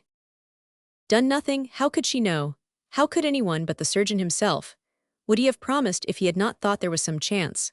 Campton, stretched out on a blanket and his rolled-up coat, lay through the long, restless hours staring at the moonlit sky framed by the window of the corridor. Great clouds swept over that cold, indifferent vault. They seemed like the smoke from the guns which had not once ceased through the night. At last he got up, turned his back on the window, and lay down again facing the stairs. The moonlight unrolled a white strip along the stone floor. A church bell rang 1, 2. There were noises and movements below. Campton raised himself, his heart beating all over his body. Steps came echoing up. Careful, someone called. A stretcher rounded the 287 stair rail. Another, and then another. An orderly with a lantern preceded them, followed by one of the doctors, an old bunched-up man in a muddy uniform, who stopped furtively to take a pinch of snuff. Campton could not believe his eyes. Didn't the hospital people know that every bed on that floor was full? Every bed, that is, but the two in George's room, and the nurse had given Campton the hope, the promise almost, that as long as his boy was so ill she would keep those empty. "I'll manage somehow," she had said. For a mad moment Campton was on the point of throwing himself in the way of the tragic procession, barring the threshold with his arms. "What does this mean?" he stammered to the nurse, who had appeared from another room with her little lamp. She gave a shrug. "More casualties, every hospital is like this." He stood aside, wrathful, impotent. At least if Brant had been there, perhaps by some offer of money, but how, to whom? Of what earthly use, after all, was Brant's boasted influence? These people would only laugh at him, perhaps put them both out of the hospital. He turned despairingly to the nurse. "You might as well have left him in the trenches." "Don't say that, sir," she answered, and the echo of his own words horrified him like a sacrilege. Two of the stretchers were carried into George's 288 room. Campton caught a glimpse of George, muttering and tossing. The moonlight lay in the hollows of his bearded face. And again the father had the sense of utter alienation from that dark, delirious man, who for brief intervals suddenly became his son, and then as suddenly wandered off into strangeness. The nurse slipped out of the room and signed to him. "Both nearly gone. They won't trouble him long," she whispered. The man on the third stretcher was taken to a room at the other end of the corridor. Campton watched him being lifted in. He was to lie on the floor then, for in that room there was certainly no vacancy. But presently he had the answer. The bearers did not come out empty-handed. They carried another man whom they laid on the empty stretcher. Lucky, lucky devil, going, no doubt, to a hospital at the rear. As the procession reached the stairs, the lantern swung above the lucky devil's face. His eyes stared ceilingward from black orbits. One arm, swinging loose, dangled down, the hand stealthily counting the steps as he descended, and no one troubled, for he was dead. At dawn Campton, who must have been asleep, started up again hearing steps. The surgeon? Oh, if this time it were the surgeon! But only Mr. Brant detached himself from the shadows accumulated in the long corridor. Mr. Brant, crumpled and unshorn, with bloodshot eyes and gloves on his unconscious hands. 289. Campton glared at him resentfully. "Well, how about your surgeon? I don't see him," he exclaimed. Mr. Brant shook his head despondently. "No, I've been waiting all night in the court. I thought if he came back I should be the first to catch him, but he has just sent his orderly for instruments. He's not coming. There's been terrible fighting." Campton saw 2 tears running down Mr. Brant's face. They did not move him. The banker glanced toward George's door, full of the question he dared not put. Campton answered it. "You want to know how he is? Well, how should he be with that bullet in him, and the fever eating him inch by inch, and 2 more wounded men in his room? That's how he is," Campton almost shouted. Mr. Brant was trembling all over. 2 more men in his room, he echoed shrilly. "Yes, bad cases dying." Campton drew a deep breath. "You see, there are times when your money and your influence and your knowing everybody are no more use than so much sawdust." The nurse opened the door and looked out. "You're talking too loudly," she said. She shut the door and the 2 men stood silent, abashed. Finally Mr. Brant turned away. "I'll go and 290 try again. There must be other surgeons, other ways," he whispered. "Oh, your surgeons, oh, your ways," Campton sneered after him in the same whisper. Roman 26. From the room where he sat at the foot of George's glossy white bed, Campton, through the open door, could watch the November sun slanting down a white ward where, in the lane between other white beds, pots of chrysanthemums stood on white-covered tables. Through the window his eyes rested incredulously on a court enclosed in monastic arches of grey stone, with squares of turf bordered by box hedges, and a fountain playing. Beyond the court sloped the faded foliage of a park not yet entirely stripped by channel gales, and on days without wind, instead of the boom of the guns, the roar of the sea came faintly over intervening heights and hollows. Campton's ears were even more incredulous than his eyes. He was gradually coming to believe in George's white room, the ward beyond, the flowers between the beds, the fountain in the court. But the sound of the sea still came to him, intolerably but unescapably, as the crash of guns. When the impression was too overwhelming, he would turn away from the window and cast his glance on the bed, but only to find that the 291 smooth young face on the pillow had suddenly changed into that of the haggard bearded stranger on the wooden pallet at Dowland's. And Campton would have to get up, lean over, and catch the twinkle in George's eyes before the evil spell was broken. Few words passed between them. George, after all these days, was still too weak for much talk, and silence had always been Campton's escape from feeling. He never had the need to speak in times of inward stress, unless it were to vent his anger, as in that hateful scene at Dowland's between himself and Mr. Brant. But he was sure that George always knew what was passing through his mind, that when the sea boomed their thoughts flew back together to that other scene, but a few miles and a few days distant, yet already as far off, as much an affair they were both rid of as a nightmare to a wakened sleeper, and that for a moment the same vision clutched them both, mocking their attempts at indifference. Not that the sound, to Campton at any rate, suggested any abstract conception of war. Looking back afterward at this phase of his life, he perceived that at no time had he thought so little of the war. The noise of the sea was to him simply the voice of the engine which had so nearly destroyed his son. That association, deeply embedded in his half-dazed consciousness, left no room for others. The general impression of unreality was enhanced 292 by his not having yet been able to learn the details of George's wounding. After a week during which the boy had hung near death, the great surgeon, returning to Dowland's just as Campton had finally ceased to hope for him, had announced that, though George's state was still grave, he might be moved to a hospital at the rear. So one day, miraculously, the perilous transfer had been made, in one of Mrs. Brant's own motor ambulances. And for a week now George had lain in his white bed, hung over by white-gowned sisters, in an atmosphere of sweetness and order which almost made it seem as if he were a child recovering from illness in his own nursery, or a red-haired baby sparring with dimpled fists at a new world.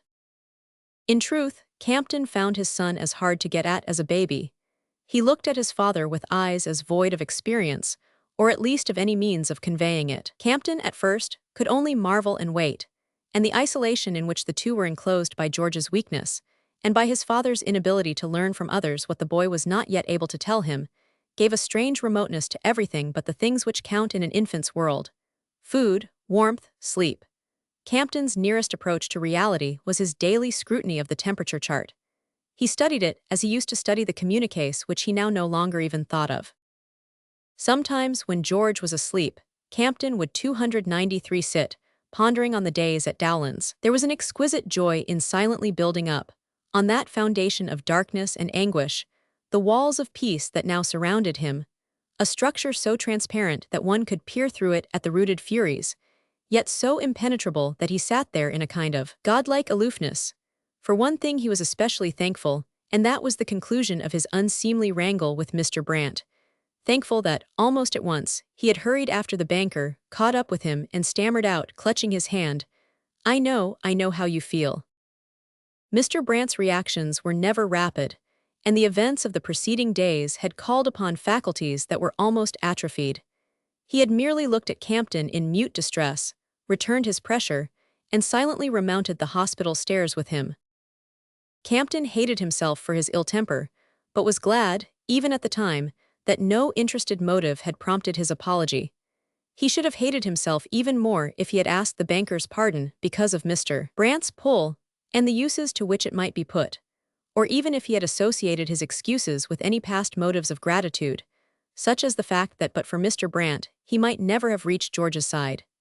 Instead of that, he simply felt that once more his senseless violence had got the better of him, and he was sorry that he had behaved like a brute to 294 a man who loved George, and was suffering almost as much as he was at the thought that George might die.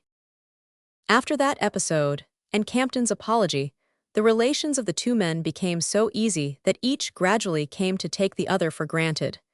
And Mr. Brant, relieved of a perpetual hostile scrutiny, was free to exercise his ingenuity in planning and managing. It was owing to him, Campton no longer minded admitting it, that the famous surgeon had hastened his return to Dowland's, that George's translation to the sweet monastic building near the sea had been so rapidly effected, and that the great man, appearing there soon afterward, had extracted the bullet with his own hand. But for Mr. Brant's persistence, even the leave to bring one of Mrs. Brant's motor ambulances to Dowland's would never have been given, and it might have been fatal to George to make the journey in a slow and jolting military train.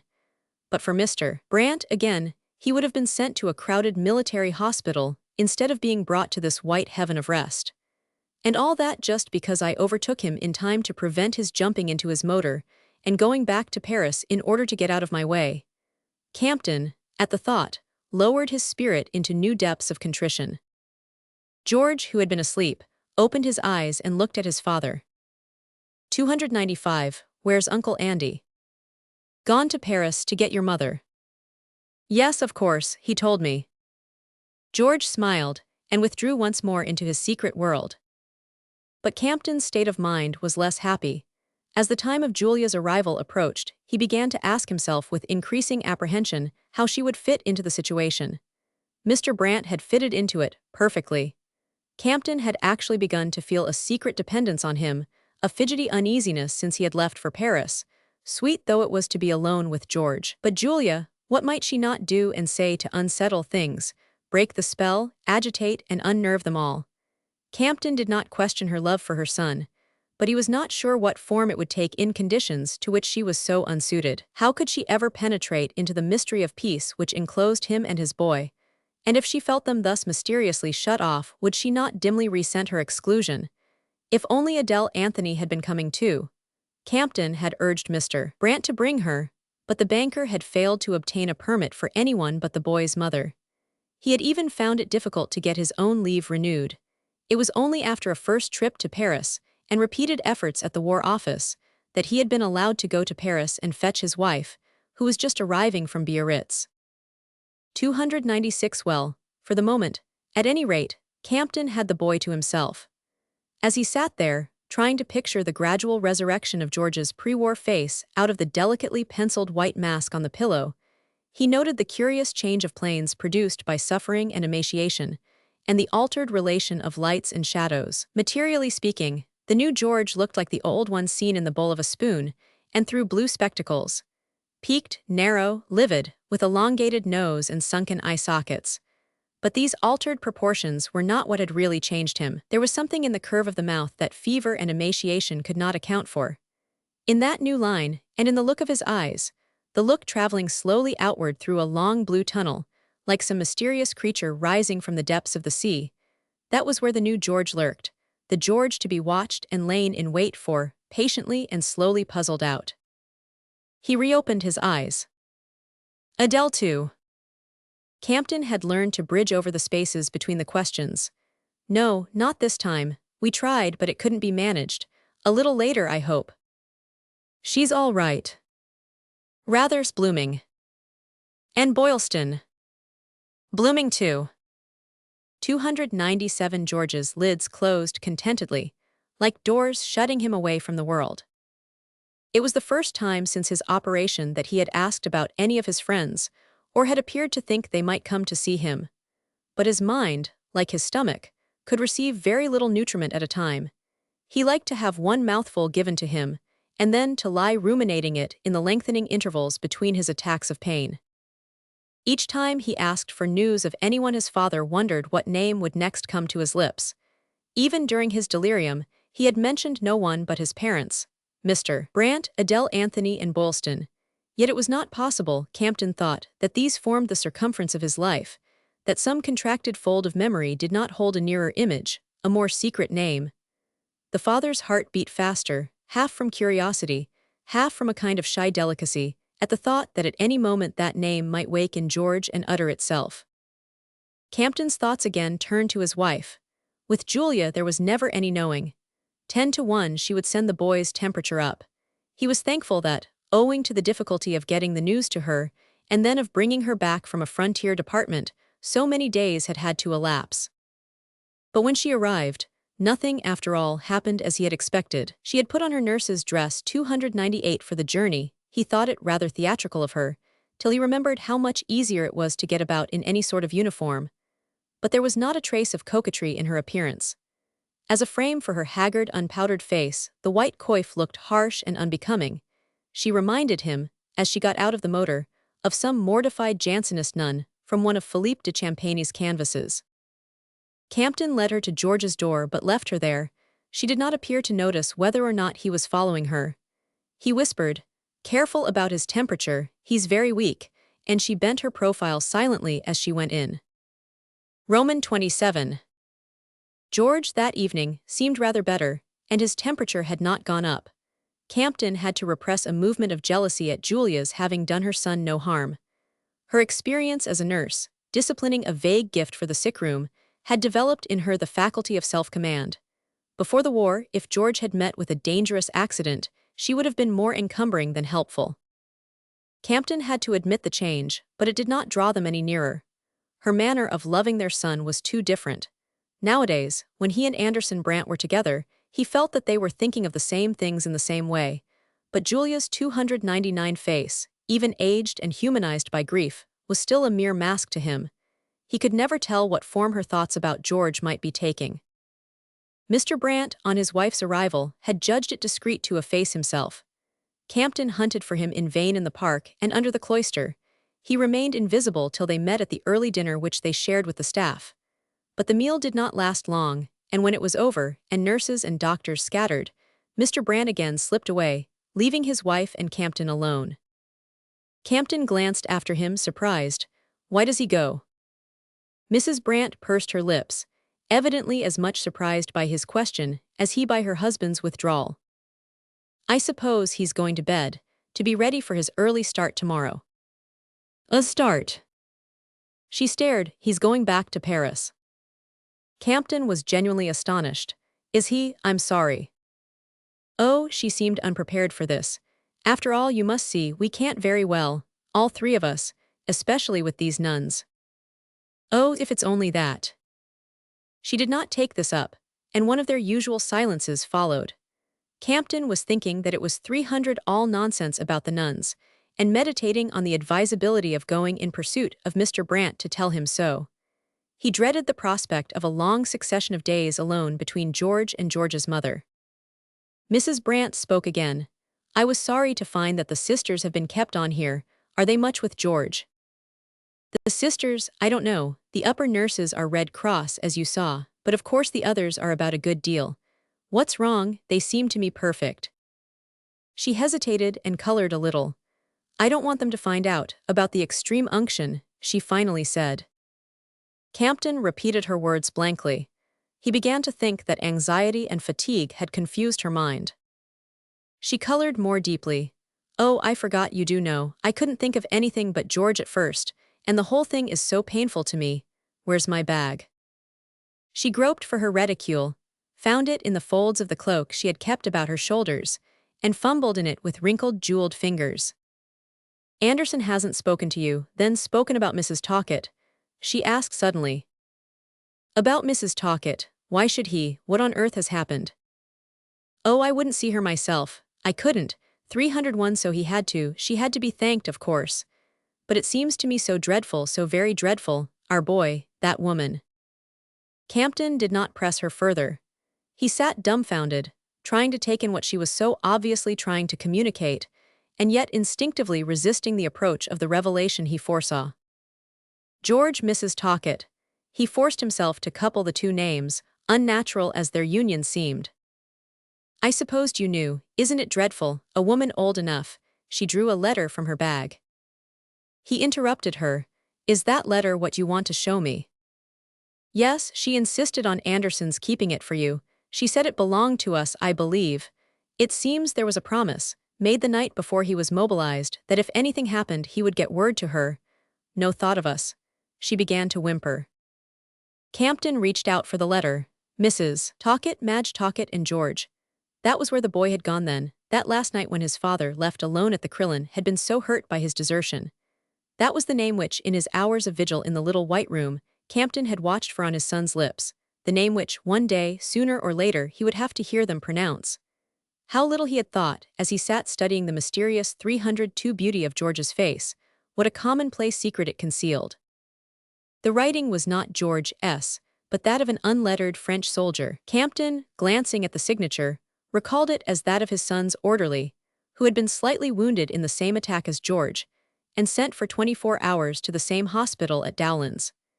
He had been at George's side when he fell, and with the simple directness often natural to his class in France, he told the tale of his lieutenant's wounding, in circumstances which appeared to have given George great glory in the eyes of his men. They thought the wound mortal, but the orderly and a stretcher-bearer had managed to get the young man into the shelter of a little wood. The stretcher-bearer, it turned out, was a priest. He had at once applied the consecrated oil, and George, still conscious, had received it with a beautiful smile. Then the orderly, thinking all was over, had hurried back to the fighting and been wounded. The next day he too had been carried to Dowlands, and there, after many inquiries, he had found his lieutenant in the same hospital alive, but too ill to see him. He had contrived, however, to see the nurse, and had learned from her that the doctors had not given up hope. With that he had to be content, but before returning to his base he had hastened to fulfill his lieutenant's instructions, given many months earlier, 303 by writing to tell his lady that he was severely wounded but still alive, which is a good deal in itself. The orderly hopefully ended, not to mention his receiving the Legion of Honor. Campton laid the letter down. There was too much to be taken in all at once, and, as usual in moments of deep disturbance, he wanted to be alone, above all wanted to be away from Julia. But Julia held him with insistent eyes. Do you want this? He asked finally, pushing the letter toward her. She recoiled. Want it? A letter written to that woman? No, I should have returned it at once, but Anderson wouldn't let me. Think of her forcing herself upon me as she did, and making you paint her portrait. I see it all now. Had you any idea this was going on? Campton shook his head, and perceived by her look of relief that what she had resented above all was the thought of his being in a secret of George's from which she herself was excluded. Adele didn't know either, she said, with evident satisfaction. Campton remembered that he had been struck by Miss Anthony's look of sincerity when he had asked her if she had any idea where George had spent his last evening, and she had answered negatively. This recollection made him understand Mrs. Brandt's feeling of relief. 304, perhaps after all it's only a flirtation, a mere sentimental friendship, he hazarded. A flirtation? Mrs. Brandt's Mater Dolorosa face suddenly sharpened to worldly astuteness. A sentimental friendship, Have you ever heard George mention her name, or make any sort of allusion to such a friendship? Campton considered. No, I don't remember his ever speaking of her. Well then, her eyes had the irritated look he had seen on the far-off day when he had thrown Beausite's dinner invitation into the fire. Once more, they seemed to say, she had taken the measure of his worldly wisdom. George's silence, his care not even to mention that the Talcotts were so much as known to him, certainly made it look as though the matter went deep with him. Campton, recalling the tone of the Talcott drawing-room and its familiars, had an even stronger recoil of indignation than Julia's, but he was silenced by a dread of tampering with his son's privacy, a sense of the sacredness of everything pertaining to that still mysterious figure in the white bed upstairs. Mrs. Brandt's face had clouded again. It's all so dreadful, and this extreme unction too. What is it exactly, do you know? A sort of baptism? Will the Roman Church try to get hold of him on the strength of it? 305 Campton remembered with a faint inward amusement that, in spite of her foreign bringing-up, and all her continental affinities, Julia had remained as implacably and incuriously Protestant as if all her life she had heard the Scarlet Woman denounced from Presbyterian pulpits. At another time, it would have amused him to ponder on this one streak in her of the ancestral iron, but now he wanted only to console her. Oh no, it was just the accident of the priests being there. One of our chaplains would have done the same kind of thing. She looked at him mistrustfully. The same kind of thing, it's never the same with them. Whatever they do reaches ahead. I've seen such advantage taken of the wounded when they were too weak to resist, didn't know what they were saying or doing. Her eyes filled with tears. A priest and a woman, I feel as if I'd lost my boy. The words went through Campton like a sword, and he sprang to his feet. Oh, for God's sake be quiet, don't say it. What does anything matter but that he's alive? Of course, I didn't mean, but that he should think only of her and not of us, that he should have deceived us, about everything. Ah, don't say that either, don't tempt Providence. If he deceived us as you call it, we've no one but ourselves 306 to blame, you and I and Brandt. Didn't we all do our best to make him deceive us, with our intriguing and our wire-pulling and our cowardice? How he despised us for it. Yes, thank God, how he despised us from the first. He didn't hide the truth from Boylston or Adele, because they were the only two on a level with him. And they knew why he deceived us. They understood him, they abetted him from the first. He stopped, checked by Mrs. Brandt's pale, bewildered face, and the eyes imploringly lifted, as if to ward off unintelligible words. Ah well, all this is no use, he said. We've got him safe and it's more than we deserve. He laid his hand on her shoulder. Go to bed, you're dead beat. Only don't say things that might wake up the Furies. He pocketed the letter, and went out in search of Mr. Brandt, followed by her gaze of perplexity.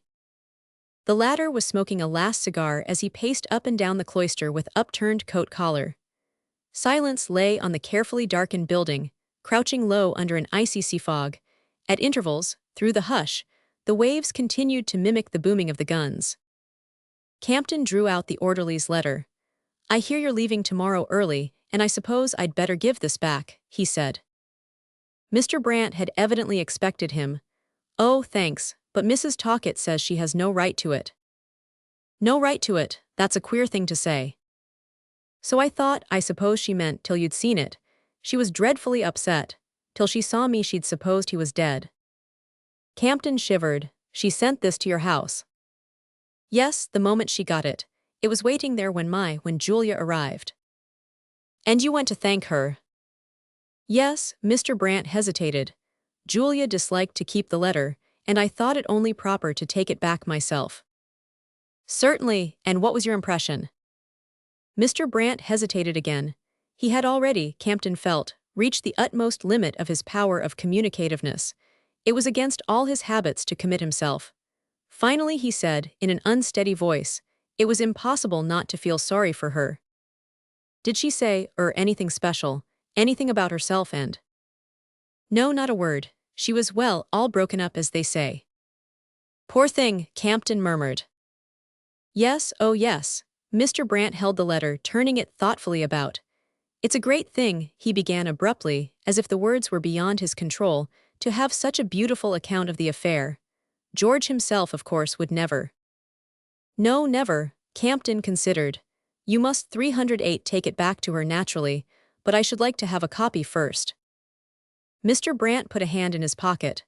I supposed you would, and I took the liberty of making two, privately of course. I hope you'll find my writing fairly legible. He drew two folded sheets from his note case and offered one to Campton. Oh, thank you. The two men grasped hands through the fog. Mr. Brant turned to continue his round, and Campton went up to the whitewashed cell in which he was lodged. Screening his candle to keep the least light from leaking through the shutters, he reread the story of George's wounding, copied out in the cramped, tremulous writing of a man who never took pen in hand, but to sign a daily batch of typed letters. The handmade copy of a letter by Mr. Brant represented something like the pious toil expended by a monkish scribe on the page of a missal, and Campton was moved by the little man's devotion. As for the letter, Campton had no sooner begun to reread it than he entirely forgot that it was a message of love, addressed at George's request to Mrs. Talcott, and saw in it only the record of his son's bravery. And for the first time he understood that from the moment of George's wounding until now he had never really thought of him in relation to the war, never thought of his judgment on the war, of all the 309 unknown emotions, resolves and actions which had drawn him so many months ago from his safe shelter in the Argonne.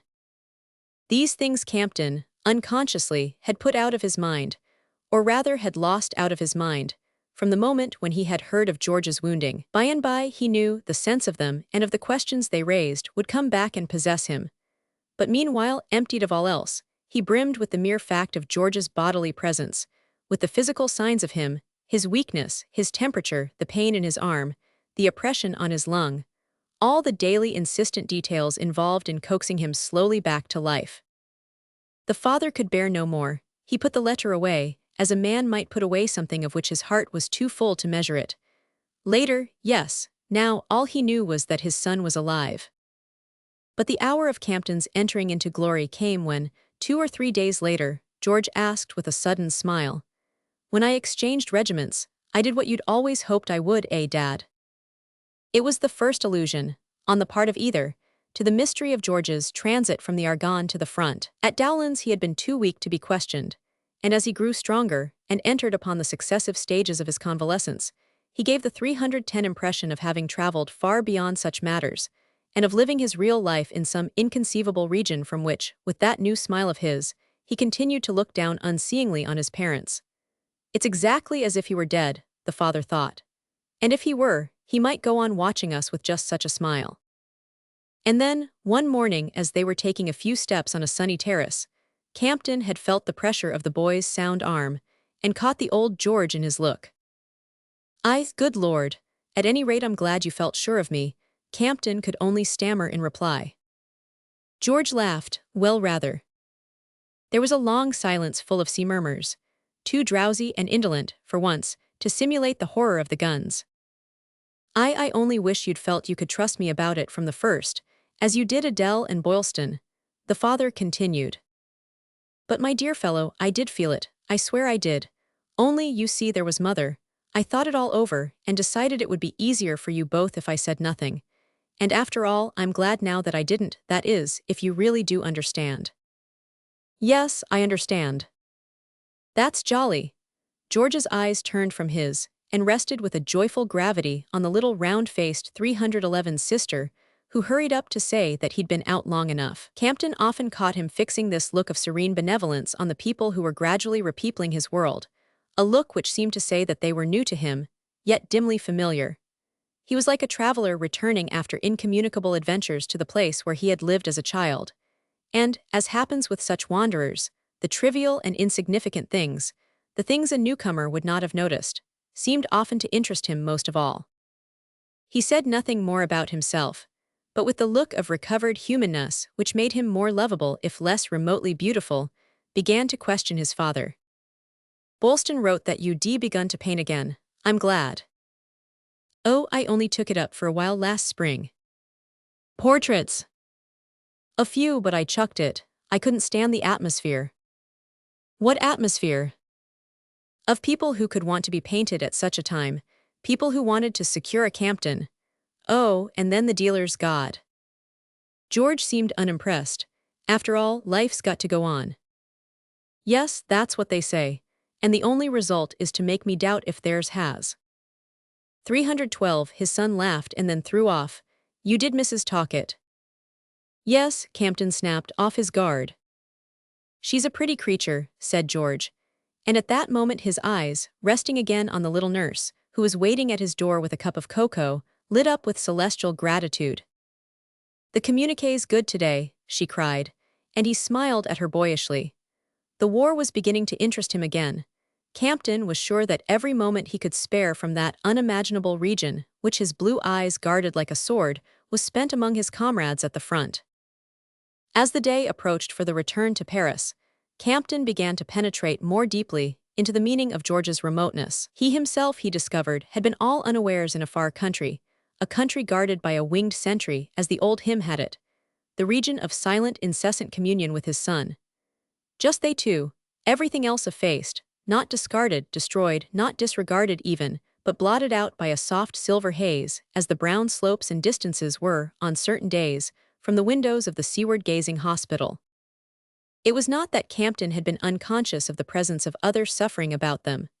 As George grew stronger, and took his first steps in the wards, he and 313 his father were inevitably brought into contact with the life of the hospital. George had even found a few friends, and 2 or 3 regimental comrades, among the officers perpetually coming and going, or enduring the long weeks of agony which led up to the end. But that was only toward the close of their sojourn, when George was about to yield his place to others, and be taken to Paris for the re-education of his shattered arm. And by that time, the weeks of solitary communion had left such an imprint on Campton that, once the hospital was behind him, and no more than a phase of memory, it became to him as one of its own sea mists, in which he and his son might have been peacefully shut away together from all the rest of the world. Roman 28. Preparedness, cried Boylston in an exultant crow. His round, brown face with its curly crest and peering half-blind eyes beamed at Campton in the old way across the desk of the Palais Royal office, and from the corner where she had sunk down on one of the broken springe divans, Adele Anthony echoed, "Preparedness." It was the first time that Campton had heard the word, but the sense of it had been in the air ever since he and George had got back to Paris. He remembered, on the very day of their arrival, noticing something 314 different in both Boylston and Miss Anthony, and the change had shown itself in the same way. Both seemed more vivid yet more remote. It had struck Campton in the moment of first meeting them, in the Paris hospital near the Bois de Boulogne, Fortin-Lesclu's old nursing home, transformed into a house of re-education, to which George had been taken. In the little cell crowded with flowers, almost too many flowers, his father thought, for the patient's aching head and tired eyes, Campton, watching the entrance of the 2 visitors, the first to be admitted after Julia and Mr. Brandt, had instantly remarked the air they had of sharing something so secret and important that their joy at seeing George seemed only the overflow of another deeper joy. Their look had just such a vividness as George's own. As their glances crossed, Campton saw the same light in the eyes of all 3. And now, a few weeks later, the clue to it came to him in Boylston's new word, preparedness. America, it appeared, had caught it up from east to west, in that sudden, incalculable way she had of flinging herself on a new idea. From a little group of discerning spirits, the contagion had spread like a prairie fire, sweeping away all the other catchwords of the hour, devouring them in one great blaze of wrath and enthusiasm. America meant to be prepared. First had come the creation of the training camp at Plattsburgh, for which, after long delays and 315 much difficulty, permission had been wrung from a reluctant government. Then, as candidates flocked to it, as the whole young manhood of the eastern states rose to the call, other camps, rapidly planned, were springing up at Fort Oglethorpe in Georgia, at Fort Sheridan in Illinois, at the Presidio in California. For the idea was spreading through the West, and the torch kindled beside the Atlantic seaboard already flashed its light on the Pacific. For hours at a time, Campton heard Boylston talking about these training camps with the young Americans who helped him in his work, or dropped in to seek his counsel. More than ever now, he was an authority and an oracle to these stray youths, who were expending their enthusiasm for France in the humblest of philanthropic drudgery. Students of the Beaux Arts or the university, or young men of leisure discouraged by the indifference of their country and the dilatoriness of their government, and fired by the desire to take part in a struggle in which they had instantly felt their own country to be involved in spite of geographical distance. None of these young men had heard Benny Upsher's imperious call to be in it from the first, no matter how or at what cost. They were of the kind to wait for a lead, and now Boylston was giving it to them with his passionate variations on the great theme of preparedness. George, meanwhile, lay there in his 316 bed and smiled, and now and then Boylston brought one or two of the more privileged candidates to see him. One day Campton found young Louis Dastry there, worn and haggard after a bad wound, and preparing to leave for America as instructor in one of the new camps. That seemed to bring the movement closer than ever, to bring it into their very lives. The thought flashed through Campton, when George is up, we'll get him sent out too, and once again a delicious sense of security crept through him. George, as yet, was only sitting up for a few hours a day. The wound in the lung was slow in healing, and his fractured arm in recovering its flexibility. But in another fortnight, he was to leave the hospital and complete his convalescence at his mother's. The thought was bitter to Campton. He had had all kinds of wild plans, of taking George to the Crillon, or hiring an apartment for him, or even camping with him at the studio. But George had smiled all this away. He meant to return to the Avenue Marigny, where he always stayed when he came to Paris, and where it was natural that his mother should want him now. Adele Anthony pointed out to Campton how natural it was, one day as he and she left the Palais Royal together. They were going to lunch at a nearby restaurant, as they often did on leaving the office, and Campton had begun to speak of George's future arrangements. He would be well enough to leave the hospital 317 in another week, and then no doubt a staff job could be obtained for him in Paris. With Brant's pull, you know, Campton concluded, hardly aware that he had uttered the detested phrase without even a tinge of irony. But Adele was aware, as he saw by the faint pucker of her thin lips. He shrugged her smile away indifferently. Oh, well, hang it, yes. Everything's changed now, isn't it? After what the boy's been through, I consider that we're more than justified in using Brant's pull in his favor or anybody else's. Miss Anthony nodded and unfolded her napkin. Well then, Campton continued his argument, as he's likely to be in Paris now till the war is over, which means sometime next year, they all say, why shouldn't I take a jolly apartment somewhere for the two of us? Those pictures I did last spring brought me in a lot of money, and there's no reason. His face lit up. Servants, you say? Why, my poor Mariette may be back from Lille any time now. They tell me there's sure to be a big push in the spring. They're saving up for that all along the line. Ask Dastry. Ask. You'd better let George go to his mother, said Miss Anthony concisely. Why? Because it's natural, it's human. You're not always, you know, she added with another pucker. 318, not human. I don't mean that you're inhuman, but you see things differently. I don't want to see anything but one, and that's my own son. How shall I ever see George if he's at the Avenue Marigny? He'll come to you. Yes, when he's not at Mrs. Talcott's. Miss Anthony frowned. The subject had been touched upon between them soon after Campton's return, but Miss Anthony had little light to throw on it. George had been as mute with her as with everyone else, and she knew Mrs. Talcott but slightly, and seldom saw her. Yet Campton perceived that she could not hear the young woman named without an involuntary contraction of her brows. I wish I liked her, she murmured. Mrs. Talcott. Yes, I should think better of myself if I did, and it might be useful, but I can't. Campton said within himself, oh, women. For his own resentment had died out long ago. He could think of the affair now as one of hundreds such as happen to young men. He was even conscious of regarding it, in some unlit secret fold of himself, as a probable guarantee of George's wanting to remain in Paris, another subterranean way of keeping him, should such be needed. Perhaps that was what Miss Anthony 319 meant by saying that her liking Mrs. Talcott might be useful. Why shouldn't he be with me? The father persisted. He and I were going off together when the war begun. I was defrauded of that. Why shouldn't I have him now? Miss Anthony smiled. Well, for one thing, because of that very pull you were speaking of. Oh, the Brants. Campton glanced impatiently at the bill of fare, grumbled, Dejeuner du jour, I suppose, and went on. Yes, I might have known it, he belongs to them. From the minute we got back and I saw them at the station with their motor waiting and everything arranged as only money can arrange it, I knew I'd lost my boy again. He stared moodily before him. And yet if the war hadn't come, I should have got him back. I almost had. His companion still smiled, a little wistfully. She leaned over and laid her hand on his, under cover of the bill of fare. You did get him back, John, forever and always, the day he exchanged into the infantry. Isn't that enough? Campton answered her smile. You gallant old chap you, he said, and they began to lunch. George was able to be up now, able to drive out, and to see more people.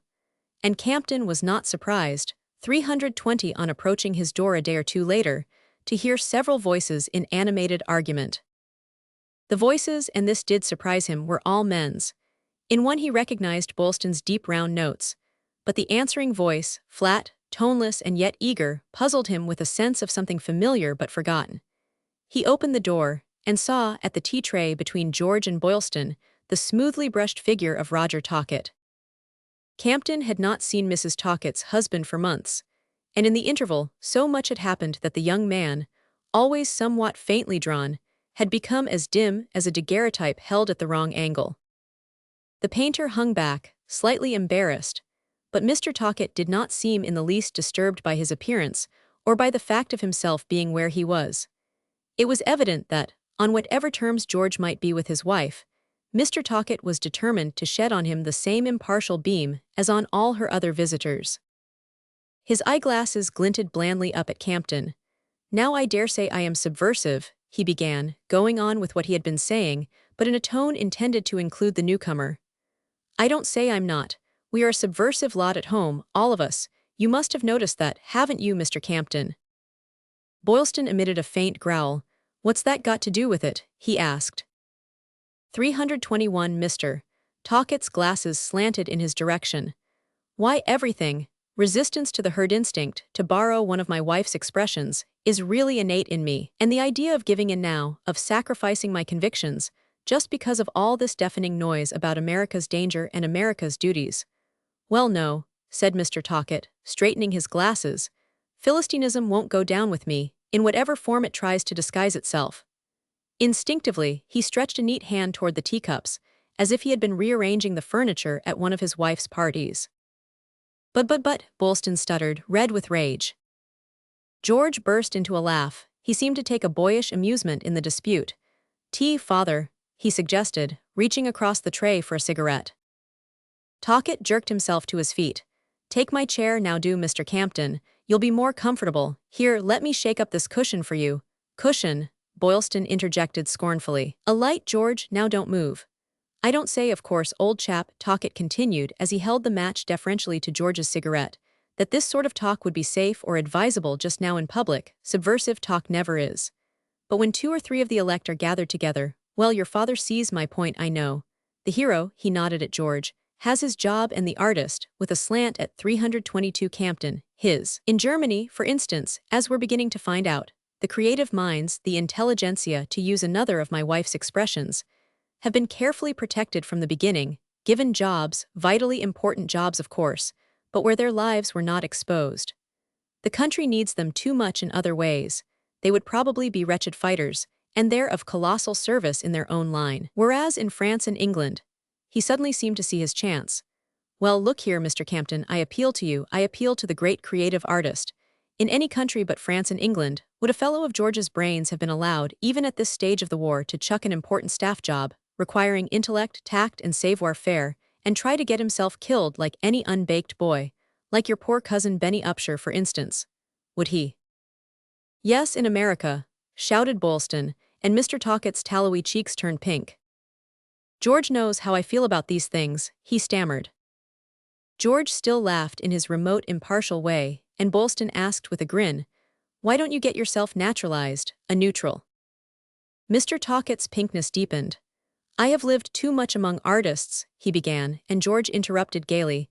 There's a lot to be said on Talcott's 323 side too. Going, Roger.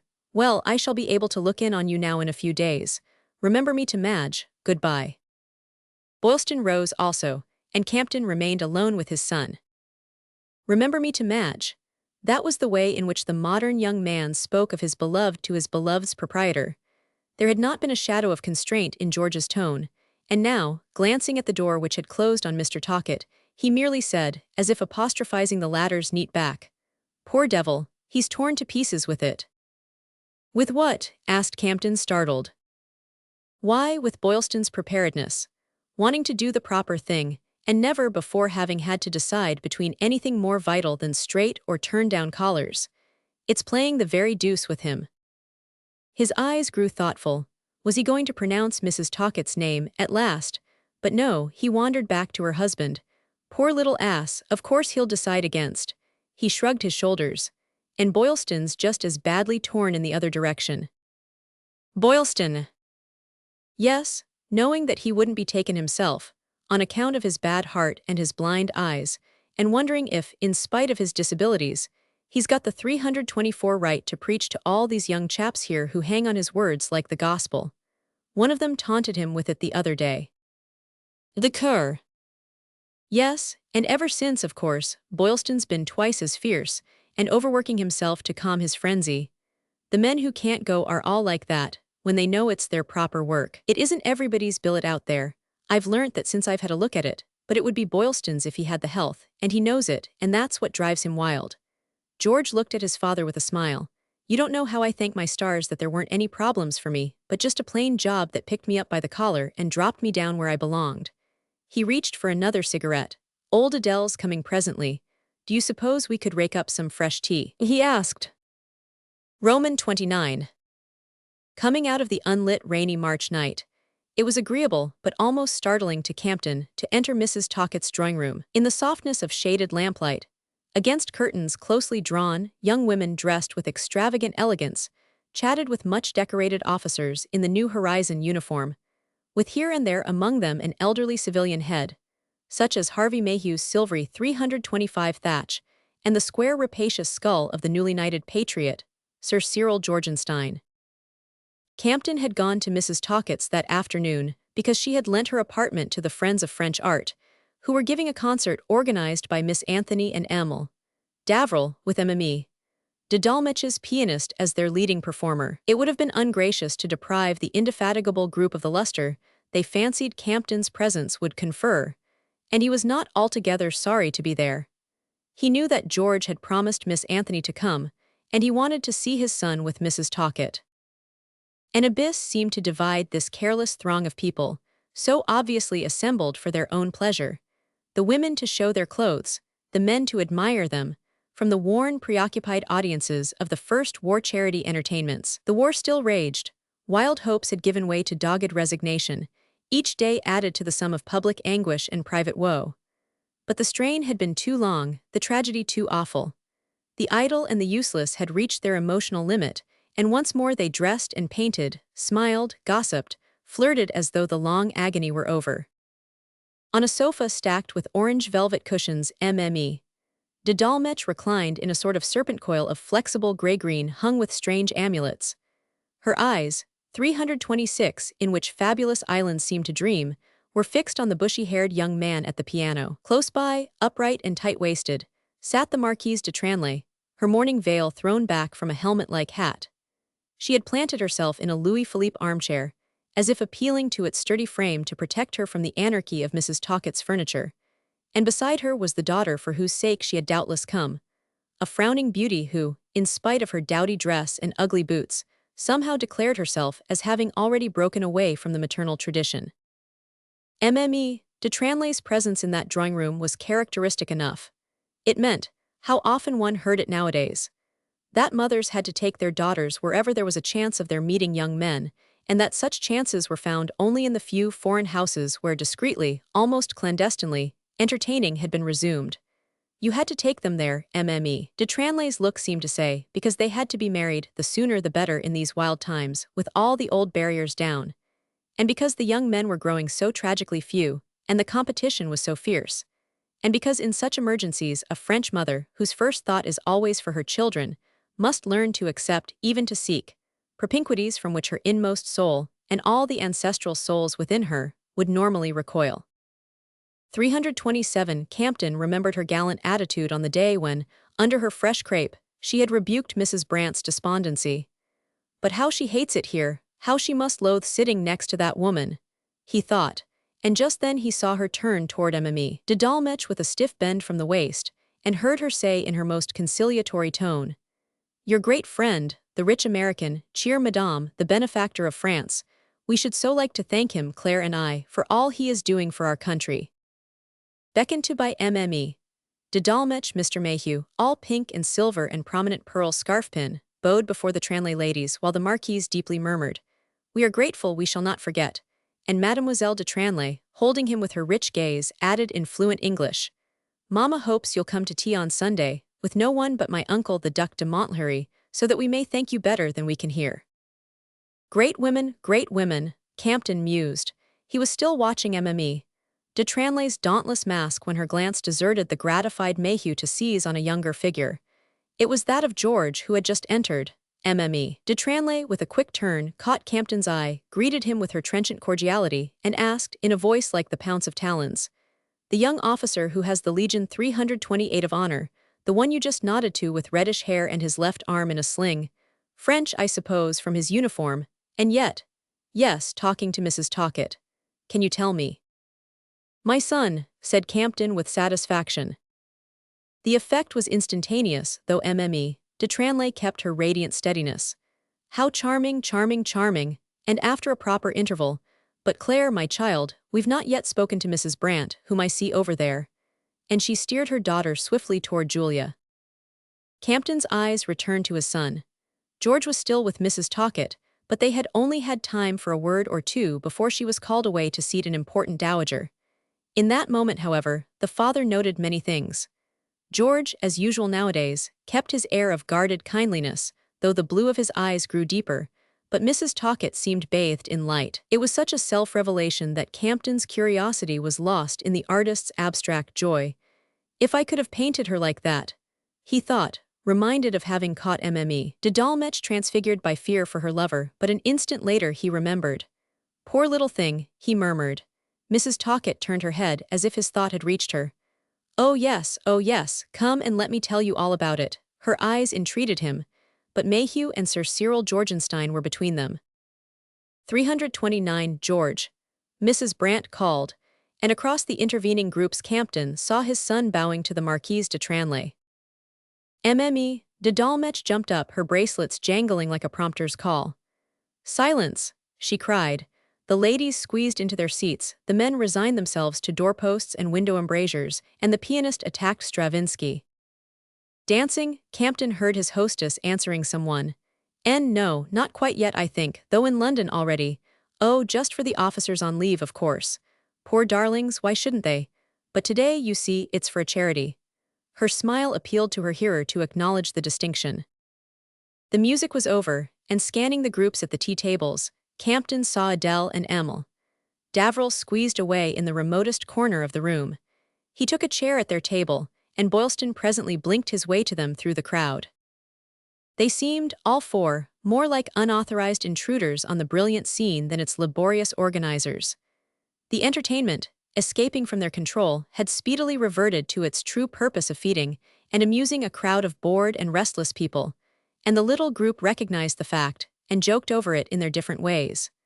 But Davriel was happy at the sale of tickets, which must have been immense to judge from the crowd, spying about the entrance. 330 she had seen furious fine ladies turn away ticketless. And Adele Anthony was exhilarated by the nearness of people she did not know, or wish to know, but with whose names and private histories she was minutely and passionately familiar. "That's the old Duchesse de Murals with Mrs. Talcott. There, she's put her at the Beausite's table." "Well, of all places. Ah, but you're all too young to know about Beausite's early history, and now, of course, it makes no earthly difference to anybody. But there must be times when Mme. Beausite remembers and grins. Now that she's begun to rouge again, she looks 20 years younger than the Duchess. Ah," she broke off, abruptly signing to Campton. He followed her glance to a table at which Julia Brant was seating herself with the Tranlay ladies and George. Mayhew joined them, nobly deferential, and the elder ladies lent him their intensest attention, isolating George with the young girl. Adele murmured, "Not such a bad thing. They say the girl will have half of old Montlhéry's money, he's her mother's uncle. And she's heaps handsomer than the other, not that that seems to count any more." Campton shrugged the subject away. Yes, it would be a good thing if George could be drawn from what his mother, with a retrospective pinching of the lips, called his wretched infatuation. But the idea that 331 the boy might be coaxed into a marriage, and a rich marriage, by the Brants, was even more distasteful to Campton. If he really loved Madge Talcott, better stick to her than let himself be cajoled away for such reasons. As the second part of the program began, Campton and Boylston slipped out together. Campton was oppressed and disturbed. "It's queer," he said, taking Boylston's arm to steer him through the dense darkness of the streets. "All these people who have forgotten the war have suddenly made me remember it." Boylston laughed. "Yes, I know." He seemed preoccupied and communicative, and the painter fancied he was going to lead the talk, as usual, to preparedness and America's intervention. But after a pause he said, "You haven't been much at the office lately." "No," Campton interrupted. "I've shirked abominably since George got back, but now that he's gone to the Brants you'll see." "Oh, I didn't mean it as a reproach, sir. How could you think it? We're running smoothly enough as far as organization goes. That's not what bothers me." "You're bothered." Yes, he was, and so, he added, was Miss Anthony. The trouble was, he went on to explain, that Mr. Mayhew, after months of total indifference, except when asked to represent them on official platforms, had 332 developed a disquieting interest in the Friends of French Art. He had brought them, in the beginning, a certain amount of money, none of which came out of his own pocket, and in consequence had been imprudently put on the financial committee, so that he had a voice in the disposal of funds, though till lately he had never made it heard. But now, apparently, atrocities were losing their novelty, and he was disposed to transfer his whole attention to the Friends of French Art, with results which seemed incomprehensibly disturbing to Boylston, until he let drop the name of Mme. de Dolmetsch. Campton exclaimed at it. "Well, yes, you must have noticed that she and Mr. Mayhew have been getting pretty chummy. You see, he's done such a lot of talking that people think he's at least an oil king, and Mme. de Dolmetsch is dazzled, but she's got her musical prodigy to provide for," and Boylston outlined the situation which his astuteness had detected while it developed unperceived under Campton's dreaming eyes. Mr. Mayhew was attending all their meetings now, finding fault, criticizing, asking to have the accounts investigated, though they had always been audited at regular intervals by expert accountants. And all this zeal originated in the desire to put Mme. de Dolmetsch in Miss Anthony's place, on the plea that her greater social experience, her gift of attracting and interesting, would 333 bring in immense sums of money, whereas, Boylston grimly hinted, they already had a large balance in the bank, and it was with an eye to that balance that Mme. de Dolmetsch was forcing Mayhew to press her claim. "You see, sir, Mr. Mayhew never turns out to be as liberal as they expect when they first hear him talk, and though Mme. de Dolmetsch has him in her noose, she's not getting what she wants by a long way. And so they've cooked this up between them, she and Mme. Beausite, without his actually knowing what they're after." Campton stopped short, releasing Boylston's arm. "But what you suggest is abominable," he exclaimed. "Yes, I know it," but the young man's voice remained steady. "Well, I wish you'd come to our meetings, now you're back." I will, but I'm no earthly use on financial questions. You're much stronger there." He felt Boylston's grin through the darkness. "Oh, they'll have me out too before long." "You nonsense, what do you mean?" "I mean that lots of people are beginning to speculate in war charities, oh, in all sorts of ways. Sometimes I'm sick to the point of chucking it all, but Miss Anthony keeps me going." "Ah, she would," Campton agreed.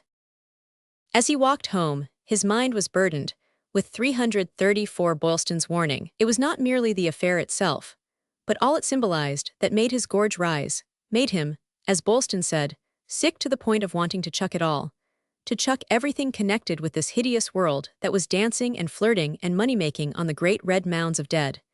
He grinned at the thought that he had once believed in the regenerative power of war, the salutary shock of great moral and social upheavals. Yet he had believed in it, and never more intensely than at George's bedside at Dowland's, in that air so cleansed by passion and pain that mere living seemed a meaningless gesture compared to the chosen surrender of life. But in the Paris to which he had returned after barely 4 months of absence, the instinct of self-preservation seemed to have wiped all meaning from such words. Poor fatuous Mayhew dancing to Mme. de Dolmetsch's piping, Georgenstein sinking under the weight of his international honors, Mme. de Tranlay intriguing to push her daughter in such society, and Julia placidly abetting her. Campton hardly knew from which of these sorry visions he turned with a completer loathing.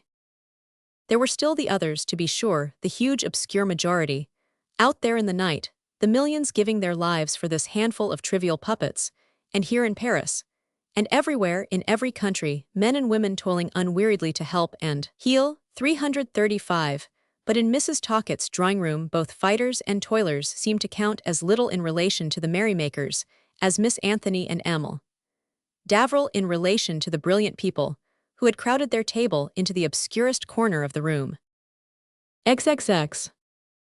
These thoughts continued to weigh on Campton. To shake them off, he decided, with one of his habitual quick jerks of resolution, to get back to work.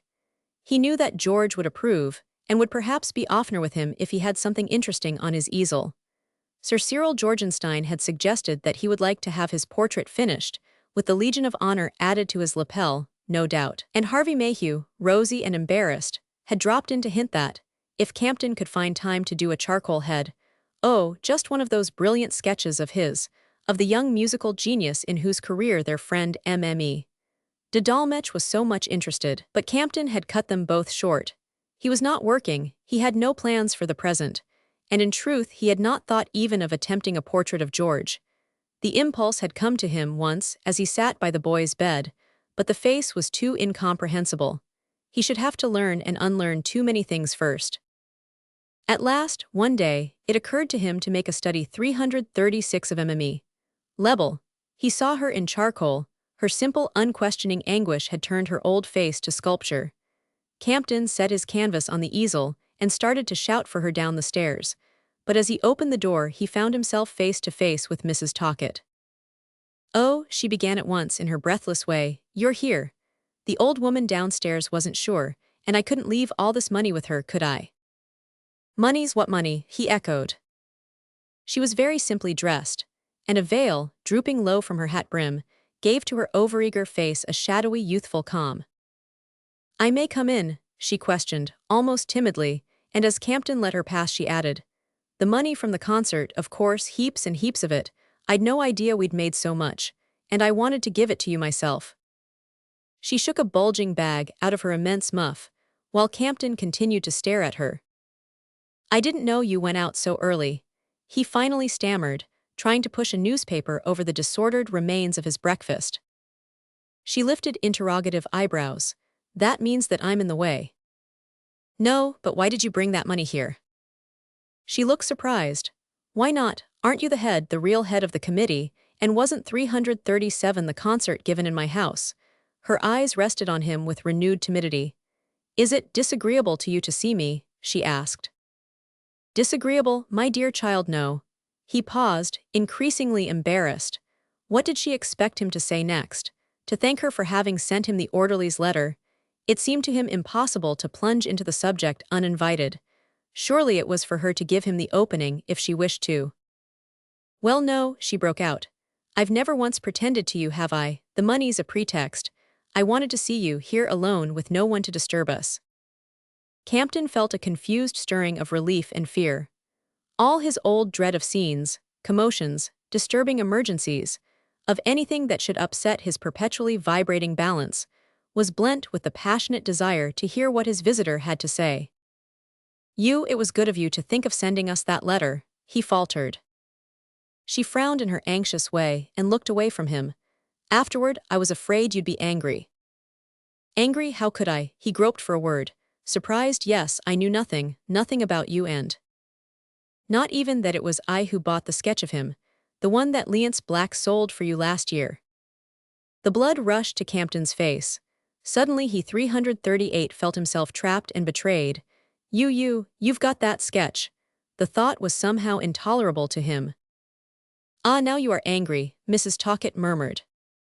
No, but I never imagined." "I know, that was what frightened me, you're suspecting nothing." She glanced about her, dropped to a corner of the divan, and tossed off her hat with the old familiar gesture. "Oh, can I talk to you?" she pleaded. Campton nodded. "I wish you'd light your pipe then and sit down too." He reached for his pipe, struck a match, and slowly seated himself. "You always smoke a pipe in the morning, don't you?" "He told me that," she went on, then she paused again and drew a long, anxious breath.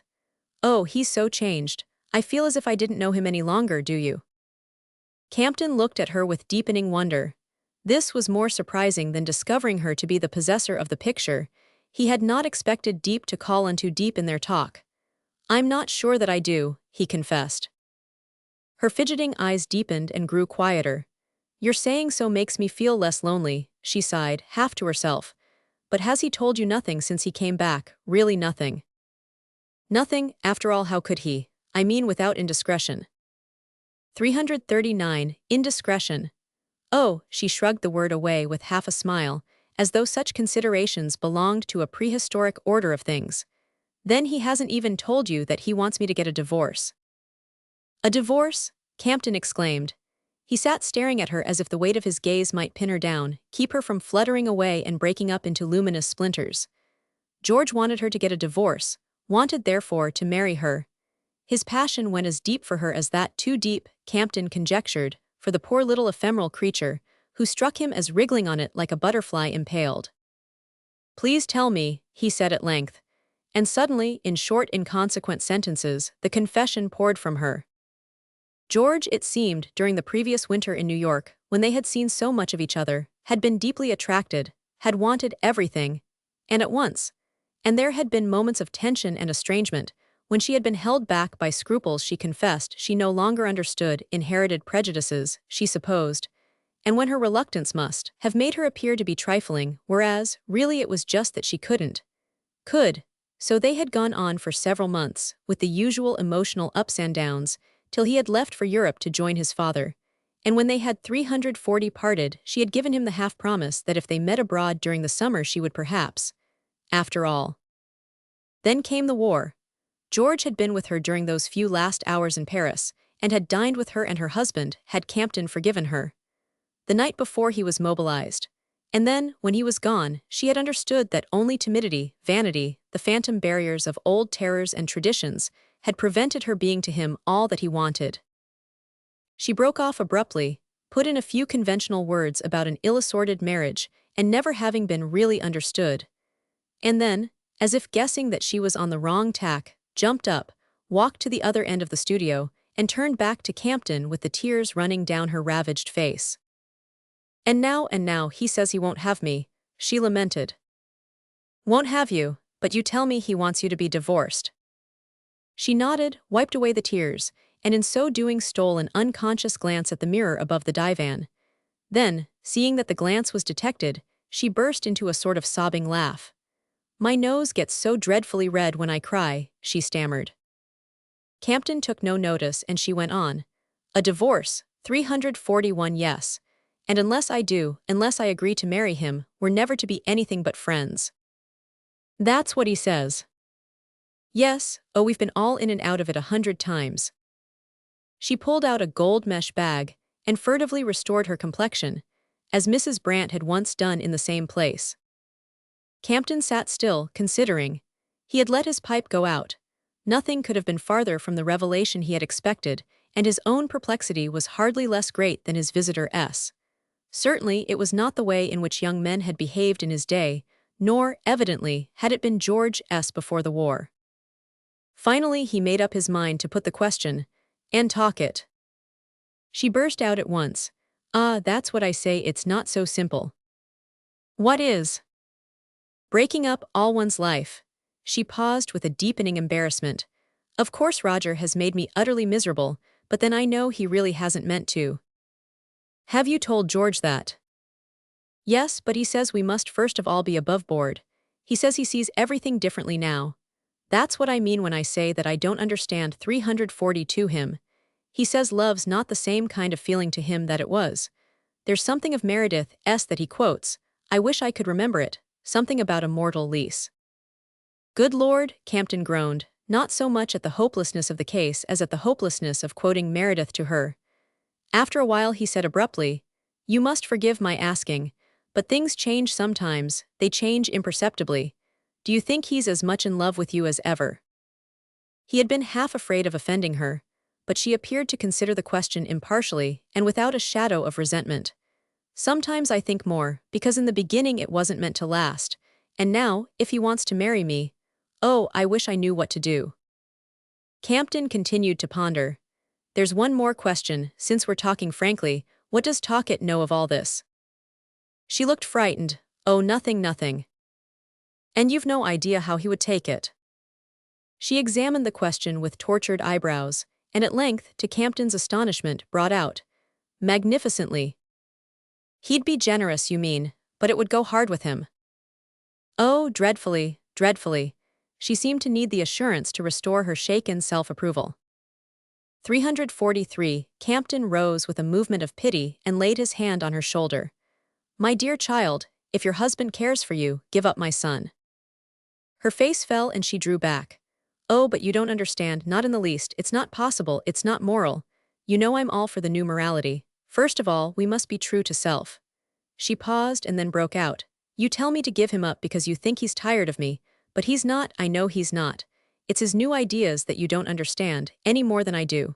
It's the war that has changed him. He says he wants only things that last, that are permanent, things that hold a man fast. That sometimes he feels as if he were being swept away on a flood, and we're trying to catch at things, at anything, as he's rushed along under the waves. He says he wants quiet monotony, to be sure the same things will happen every day.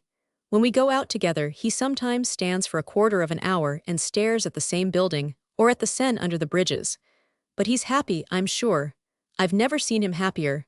Only it's in a way I can't make out. Ah, my dear, if it comes to that, I'm not sure that I can. Not sure enough to help you, I'm afraid. She looked at him, disappointed. You won't speak to him then? Not unless he speaks to me. Ah, he frightens you, just as he does me.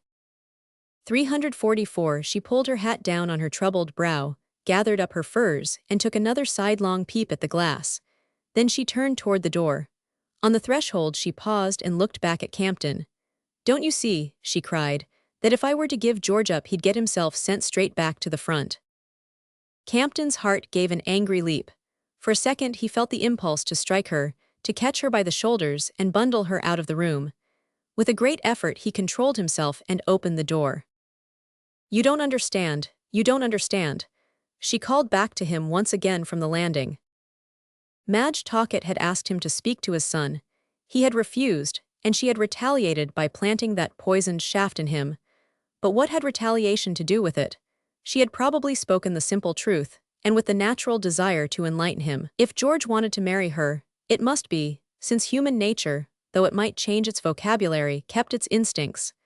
It must be that he was very much in love, and in that case her refusal would in truth go hard with him, and it would be natural that he should try to get himself sent away from Paris. From Paris, yes, but not necessarily to the front. After such wounds and such honors he had only to choose. A staff appointment could easily be got. Or, no doubt, with his 345 two languages, he might, if he preferred, have himself sent on a military mission to America. With all this propaganda talk, wasn't he the very type of officer they wanted for the neutral countries? It was Campton's dearest wish that George should stay where he was.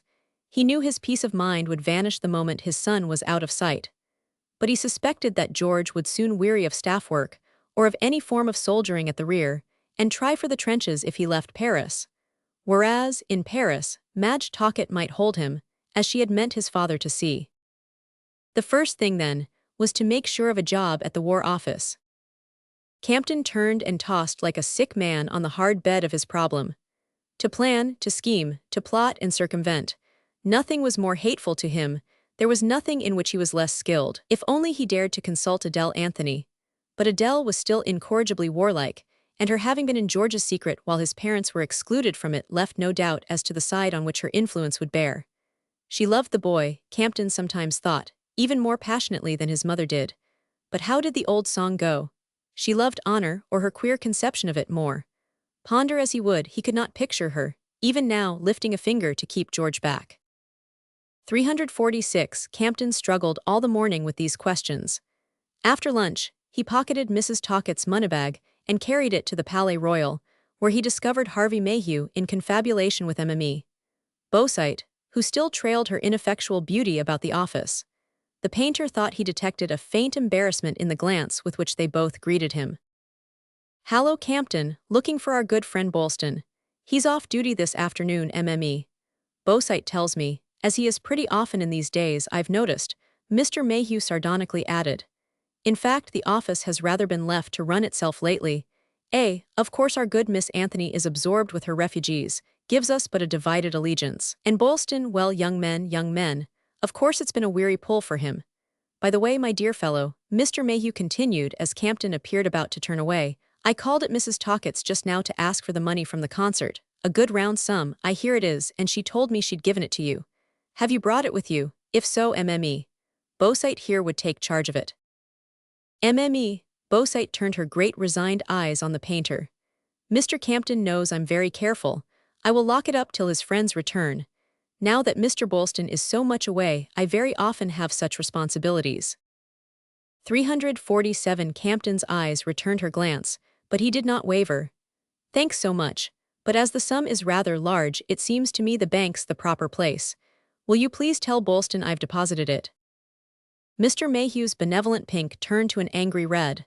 For a moment, Campton thought he was about to say something foolish, but he merely bent his head stiffly, muttered a vague phrase about irregular proceedings, and returned to his seat by MME, Beausite's desk. As for Campton, his words had decided his course. He would take the money at once to Bullard and Brant's and seize the occasion to see the banker. Mr. Brant was the only person with whom, at this particular juncture, he cared to talk of George. Roman 31. Mr. Brant's private office was as glitteringly neat as when Campton had entered it for the first time and seen the fatal telegram about Benny Upshur marring the order of the desk. Now he crossed the threshold with different feelings. To have Mr. Brant look up and smile, to shake hands with him, accept one of his cigars, and sink into one of the blue leather armchairs seemed to be in the natural order of things. He felt only the relief of finding himself with the one person likely to understand. About George, he began. 348, yes, said Mr. Brant briskly. It's curious, I was just thinking of looking you up. It's his birthday next Tuesday, you know. Oh, said the father, slightly put off. He had not come to talk of birthdays, nor did he need to be reminded of his son's by Mr. Brant. He concluded that Mr. Brant would be less easy to get on with in Paris than at the front. And we thought of celebrating the day by a little party, a dinner, with perhaps the smallest kind of a dance, or just bridge, yes, probably just bridge, the banker added tentatively. Opinions differ as to the suitability, it's for his mother to decide. But of course no evening clothes, and we hoped perhaps to persuade you. Our only object is to amuse him, to divert his mind from this wretched entanglement. It was doubtful if Mr. Brant had ever before made so long a speech, except perhaps at a board meeting, and then only when he read the annual report. He turned pink and stared over Campton's shoulder at the paneled white wall, on which a false Reynolds hung. Campton meditated. The blush was the blush of Mr. Brant, but the voice was the voice of Julia. Still, it was probable that neither husband nor wife was aware how far matters had gone with Mrs. Talcott. George is more involved than you think, Campton said. Mr. Brant looked startled. 349, in what way? He means to marry her. He insists on her getting a divorce. A divorce, good gracious, murmured Mr. Brant. He turned over a jade paper cutter, trying its edge absently on his nail. Does Julia? He began at length. Campton shook his head. No, I wanted to speak to you first. Mr. Brant gave his quick bow. He was evidently gratified, and the sentiment stimulated his faculties, as it had when he found that Campton no longer resented his presence at the hospital. His small effaced features took on a businesslike sharpness, and he readjusted his eyeglasses and straightened the paper cutter, which he had put back on the desk a fraction of an inch out of its habitual place. You had this from George? He asked.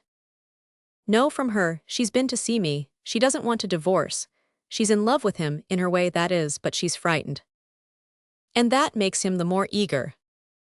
The more determined, at any rate. Mr. Brant appeared to seize the distinction. George can be very determined.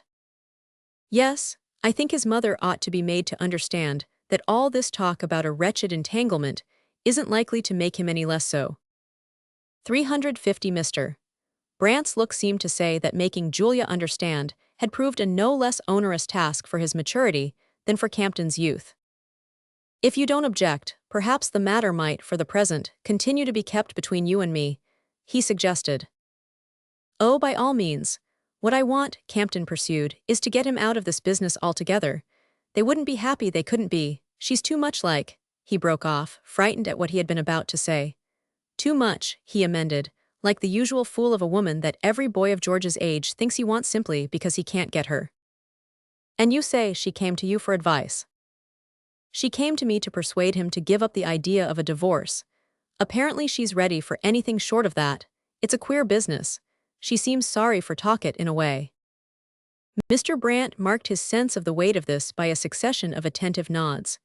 He put his hands in his pockets, leaned back, and tilted his dapper toes against the gold-trellised scrap basket. The attitude seemed to change the pale paneling of his background into a glass and mahogany Wall Street office. Won't he be satisfied with all the rest, so to speak, since you say she offers it? No, he won't. There's the difficulty. It seems it's 351 the new view. The way the young men feel since the war. He wants her for his wife, nothing less.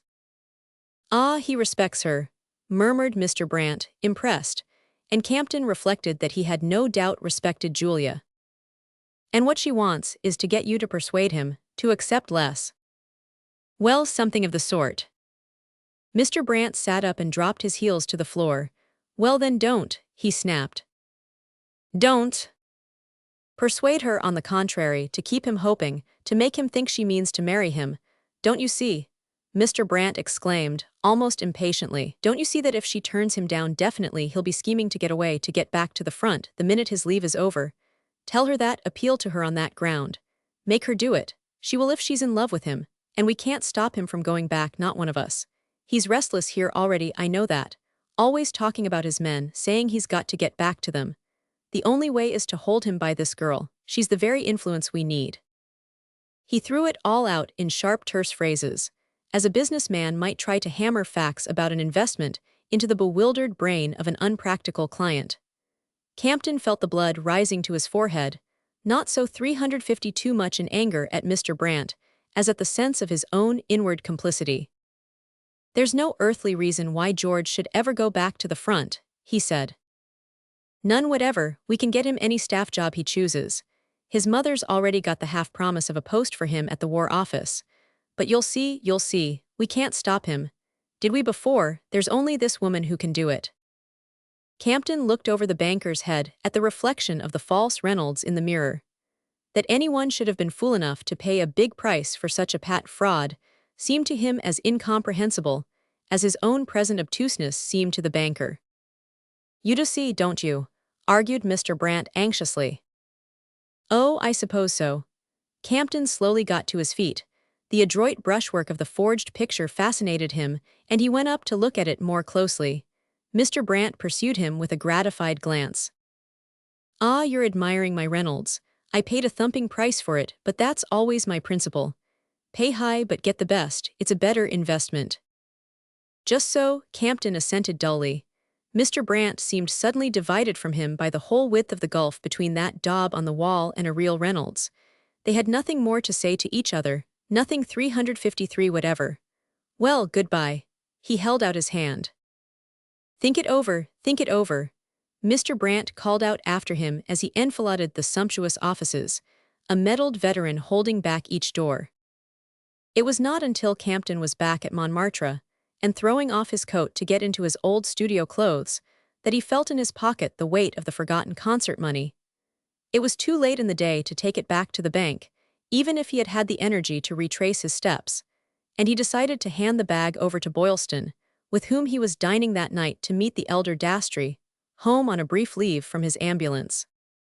Think it over. Mr. Brant's adjuration continued to echo in Campton's ears, as if he needed to be told to think it over. Once again the war-worn world had vanished from his mind, and he saw only George, himself and George and safety, George and peace. They blamed women who were cowards about their husbands, mistresses who schemed to protect their lovers. Well, he was as bad as any one of them if it came to that. His son had bought his freedom, had once offered his life and nearly lost it. Brant was right.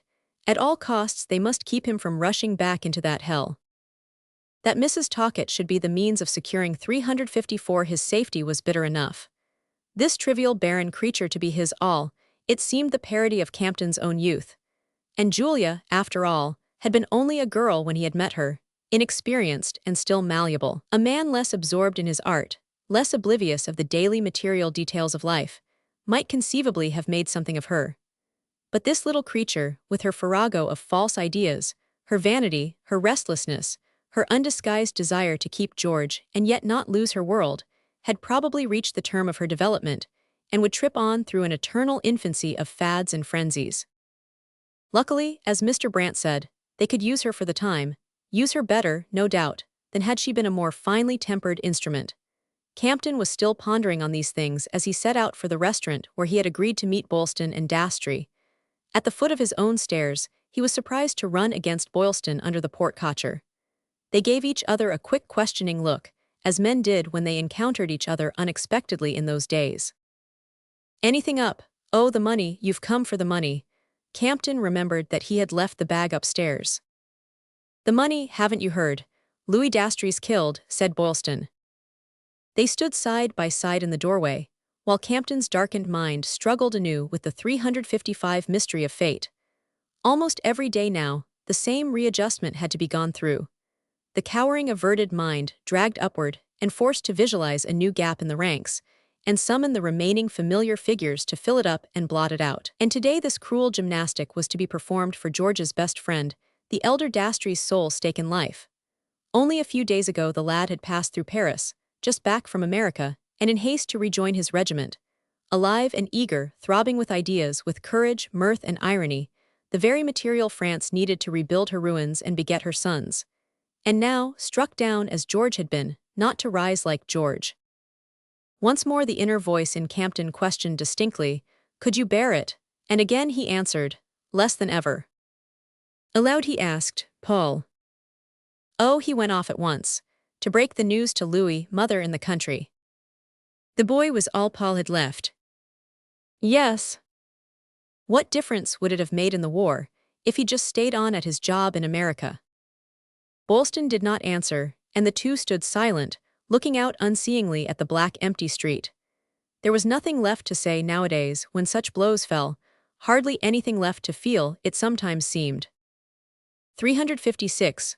"Well, I suppose we must go and eat something," the older man said, and arm in arm they went out into the darkness. When Campton returned home that night he sat down, and with the help of several pipes, wrote a note to Mrs. Talcott asking when she would receive him. Thereafter he tried to go back to his painting and to continue his daily visits to the Palais Royal office, but for the time nothing seemed to succeed with him. He threw aside his study of MME. Level, he hung about the office, confused and idle, and with the ever-clearer sense that there also things were disintegrating. George's birthday party had been given up on account of young Dastry's death. Mrs. Brant evidently thought the postponement unnecessary. Since George's return, she had gone over heart and soul to the business-as-usual party. But Mr. Brant quietly sided with George, and Campton was glad to be spared the necessity of celebrating the day in such a setting. It was some time since Campton had seen his son, but the fault was not his son's. The painter was aware of having voluntarily avoided George. He said to himself, "As long as I know he's safe, why should I bother him?"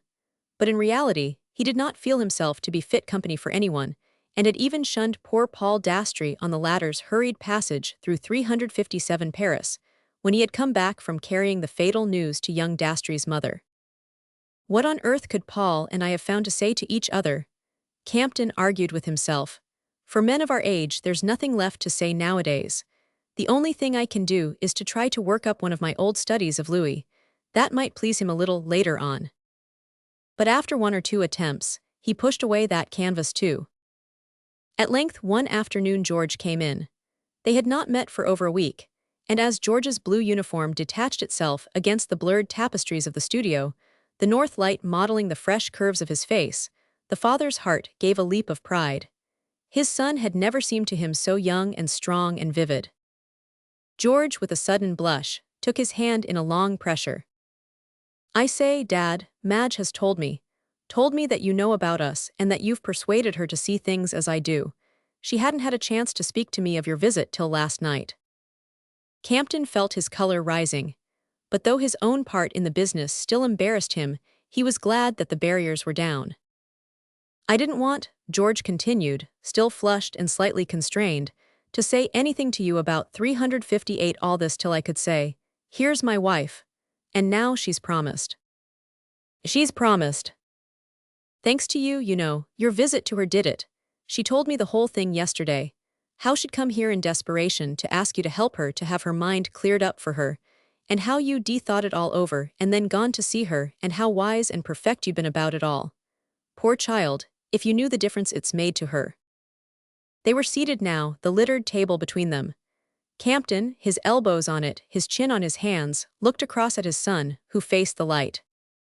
The difference to you two, he questioned. George smiled.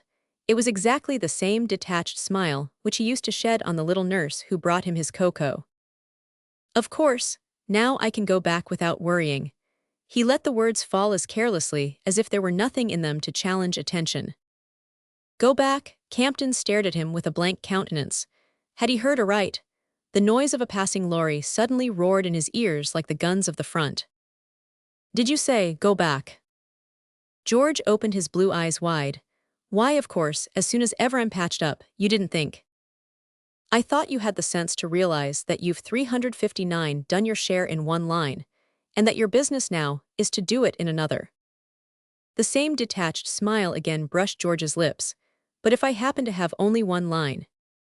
Nonsense, they don't think that at the War Office. I don't believe the War Office will shut down if I leave it. What an argument, it sounds like. Campton, breaking off on a sharp breath, closed his lids for a second. He had been gazing too steadily into George's eyes, and now at last he knew what that mysterious look in them meant. It was Benny Upsher's look, of course, inaccessible to reason, beyond reason, belonging to other spaces, other weights and measures, over the edge somehow of the tangible, calculable world. A man can't do more than his duty. You've done that, he growled. But George insisted with his gentle obstinacy, you'll feel differently about it when America comes in. Campton shook his head, never about your case. You will when you see how we all feel. When we're all in it you wouldn't have me looking on, would you? And then there are my men, I've got to get back to my men. But you've no right to go now, no business, his father broke in violently. Persuading that poor girl 360 to wreck her life, and then leaving her, planting her there with her past ruined and her future. George, you can't. George, in his long months of illness, had lost his old ruddiness of complexion. At his father's challenge, the blood again rose the more visibly to his still gaunt cheeks and white forehead. He was evidently struck. You'll kill her and kill your mother, Campton stormed. Oh, it's not for tomorrow, not for a long time perhaps, my shoulders still too stiff. I was stupid, the young man haltingly added, to put it as I did. Of course I've got to think of Madge now, he acknowledged, as well as mother. The blood flowed slowly back to Campton's heart. You've got to think of just the mere common sense of the thing, that's all I ask. You've done your turn, you've done more, but never mind that. Now it's different. You're barely patched up. You're of use, immense use for staff work, and you know it. And you've asked a woman to tie up her future to yours, at what cost too. It's as much your duty to keep away from the front now as it was before. Well, I admit it, to go there. You've done just what I should have wanted my son to do, up to this minute. George laid a hand on his a little wistfully. Then just go on trusting me. 361, I do, to see that I'm right. If I can't convince you, ask Bolston, ask Adele. George sat staring down at the table. For the first time since they had met at Dowland's, Campton was conscious of reaching his son's inner mind, and of influencing it. I wonder if you really love her, he suddenly risked. The question did not seem to offend George, scarcely to surprise him. Of course, he said simply. Only, well, everything's different nowadays, isn't it? So many of the old ideas have come to seem such humbug. That's what I want to drag her out of the coils and coils of stale humbug. They were killing her. Well, take care you don't, Campton said, thinking that everything was different indeed, as he recalled the reasons young men had had for loving and marrying in his own time. A faint look of amusement came into George's eyes. Kill her? Oh no, I'm gradually bringing her to life. But all this is hard to talk about yet. By and by you'll understand, we'll show you together. But at present nothing's to be said to anyone, please, not even to mother. Madge thinks this is no time for such things. There, of course, I don't agree, but I must be patient. The secrecy, the underhandedness are hateful to me, but for her it's all a part of the sacred humbug. 362, he rose listlessly, as if the discussion had bled all the life out of him, and took himself away. When he had gone, his father drew a deep breath. Yes, the boy would stay in Paris. He would almost certainly stay, for the present, at any rate. And people were still prophesying that in the spring there would be a big push all along the line, and after that the nightmare might be over. Campton was glad he had gone to see Madge Talcott. He was glad, above all, that if the thing had to be done it was over, and that, by Madge's wish, no one was to know of what had passed between them. It was a distinct relief, in spite of what he had suggested to George, not to have to carry that particular problem to Adele Anthony or Boylston. A few days later George accepted a staff appointment in Paris. Book 4. Roman 32. Heavily the weeks went by. The world continued to roar on through smoke and flame, and contrasted with that headlong race was the slow dragging lapse of hours and days to those who had to wait on events inactively. When Campton met Paul Dastry for the first time after the death of the latter's nephew, the two men exchanged a long handclasp and then sat silent.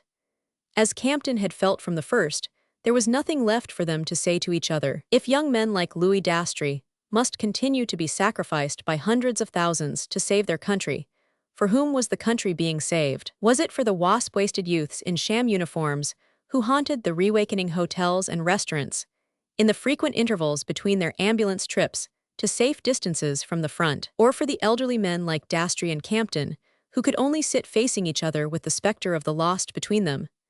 Young Dastry, young Fortin Lescluze, René Davril, Benny Upshur, and how many hundreds more each day? And not even a child left by most of them to carry on the faith they had died for. 366. If we're giving all we care for so that those little worms can reopen their dance halls on the ruins, what in God's name is left? Campton questioned. Dastry sat looking at the ground, his gray head bent between his hands. France, he said. What's France with no men left? Well, I suppose an idea. Yes, I suppose so. Campton stood up heavily. An idea, they must cling to that. If Dastry, from the depths of his destitution, could still feel it and live by it, why did it not help Campton more? An idea. That was what France, ever since she had existed, had always been in the story of civilization, a luminous point about which striving visions and purposes could rally. And in that sense she had been as much Campton's spiritual home as Dastry's. To thinkers, artists, to all creators, she had always been a second country. If France went, Western civilization went with her, and then all they had believed in and been guided by would perish. That was what George had felt. It was what had driven him from the Argonne to the Aisne. Campton felt it too, but dully through a fog.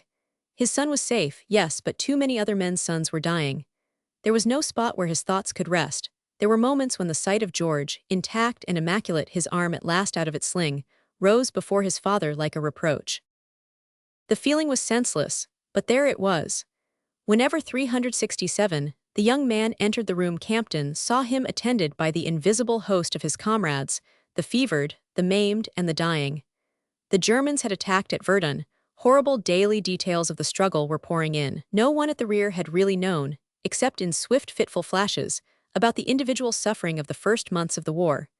Now such information was systematized and distributed everywhere daily with a cold, impartial hand. And every night when one laid one's old bones on one's bed, there were those others, the young in their thousands, lying down, perhaps never to rise again, in the mud and blood of the trenches. Even Boylston's preparedness was beginning to get on Campton's nerves. He tried to picture to himself how he should exult when his country at last fell into line, but he could realize only what his humiliation would be if she did not. It was almost a relief, at this time, to have his mind diverted to the dissensions among the Friends of French Art, where, at a stormy meeting, Harvey Mayhew, as a member of the Finance Committee, had asked for an accounting of the money taken in at Mrs. Talcott's concert. This money, Mr. Mayhew stated, had passed through a number of hands. It should have been taken over by Mr. Boylston as treasurer at the close of the performance, but he had failed to claim it, had in fact been unfindable when the organizers of the concert brought their takings to 368 Mrs. Talcott, and the money, knocking about from hand to hand, had finally been carried by Mrs. Talcott herself to Mr. Campton. The latter, when asked to entrust it to Mr. Mayhew, had refused on the ground that he had already deposited it in the bank, but a number of days later it was known to be still in his possession. All this time Mr. Boylston, treasurer and chairman of the financial committee, appeared to think it quite in order that the funds should have been, as he assumed, deposited in the bank by a member who was not on that particular committee, and who, in reality, had forgotten that they were in his possession. Mr. Mayhew delivered himself of this indictment amid an embarrassed silence. To Campton, it had seemed as if a burst of protest must instantly clear the air. But after he himself had apologized for his negligence in not depositing the money, and Boylston had disengaged his responsibility in a few quiet words, there followed another blank interval. Then Mr. Mayhew suddenly suggested a complete reorganization of the work. He had something to criticize in every department. He, who so seldom showed himself at the office, now presented a list of omissions and commissions against which one after another of the active members rose to enter a mild denial. It was clear that someone belonging to the organization, and who was playing into his hands, had provided him with a Series 369 of cleverly falsified charges against the whole group of workers. Presently Campton could stand it no longer, and jumping up, suddenly articulate, he flung into his cousin's face a handful of home truths under which he expected that glossy countenance to lose its luster. But Mr. Mayhew bore the assault with urbanity. It did not behove him, he said, to take up the reproaches addressed to him by the most distinguished member of their committee. The most distinguished, he might surely say without offense to any of the others, a murmur of assent. It did not behove him, because one of the few occasions on which a great artist may be said to be at a disadvantage is when he is trying to discuss business matters with a man of business. He, Mr. Mayhew, was only that, nothing more. But he was that, and he had been trained to answer random abuse by hard facts. In no way did he intend to reflect on the devoted labors of certain ladies of the committee, nor on their sympathetic treasurer's gallant efforts to acquire, amid all his other pressing interests, the rudiments of business habits. But Miss Anthony had all along been dividing her time between two widely different charities, and Mr. Boylston, like his distinguished champion, was first of all an artist, with the habits of the studio rather than of the office. In the circumstances, Campton jumped to his feet again. If he stayed a 370 moment longer, he felt he should knock Mayhew down. He jammed his hat on, shouted out, "I resign," and limped out of the room. It was the way in which his encounters with practical difficulties always ended. The consciousness of his inferiority in argument, the visionary's bewilderment when incomprehensible facts are thrust on him by fluent people, the helpless sense of not knowing what to answer, and of seeing his dream world smashed in the rough and tumble of shabby motives. It all gave him the feeling that he was drowning, and must fight his way to the surface before they had him under. In the street he stood in a cold sweat of remorse. He knew the charges of negligence against Miss Anthony and Boylston were trumped up. He knew there was an answer to be made, and that he was the man to make it, and his eyes filled with tears of rage and self-pity at his own incompetence. But then he took heart at the thought of Boylston's astuteness and Miss Anthony's courage. They would not let themselves be beaten. Probably they would fight their battle better without him. He tried to protect his retreat with such arguments, and when he got back to the studio he called up Mme. Lebel and plunged again into his charcoal study of her head. He did not remember having ever worked with such supernatural felicity. It was as if that were his victorious answer to all their lies and intrigues. 371. But the Mayhew party was victorious too. How it came about a mind like Campton's could not grasp. Mr. Mayhew, it appeared, had let fall that a very large gift of money from the world-renowned philanthropist, Sir Cyril Georgenstein, obtained through the good offices of Madames de Dolmetsch and Beausite, was contingent on certain immediate changes in the organization. Drastic changes was Mr. Mayhew's phrase, and thereupon several hitherto passive members had suddenly found voice to assert the duty of not losing this gift. After that the way was clear. Adele Anthony and Boylston were offered ornamental posts which they declined, and within a week the Palais Royal saw them no more, and Paris drawing-rooms echoed with the usual rumors of committee wrangles and dark discoveries. The episode left Campton with a bitter taste in his soul. It seemed to him like an ugly little allegory of Germany's maneuvering the world into war. The speciousness of Mr. Mayhew's arguments, the sleight of hand by which he had dislodged the real workers and replaced them by his satellites, reminded the painter of the neutrals who were beginning to say that there were two sides to every question, that war was always cruel, and how about the Russian atrocities in Silesia? As the months dragged on, a breath of lukewarmness had begun to blow through the world, damping men's souls, confusing plain issues, casting a doubt 372 on the worth of everything. People were beginning to ask what one knew, after all, of the secret motives which had impelled half a dozen self-indulgent old men, ensconced in ministerial offices, to plunge the world in ruin. No one seemed to feel any longer that life is something more than being alive.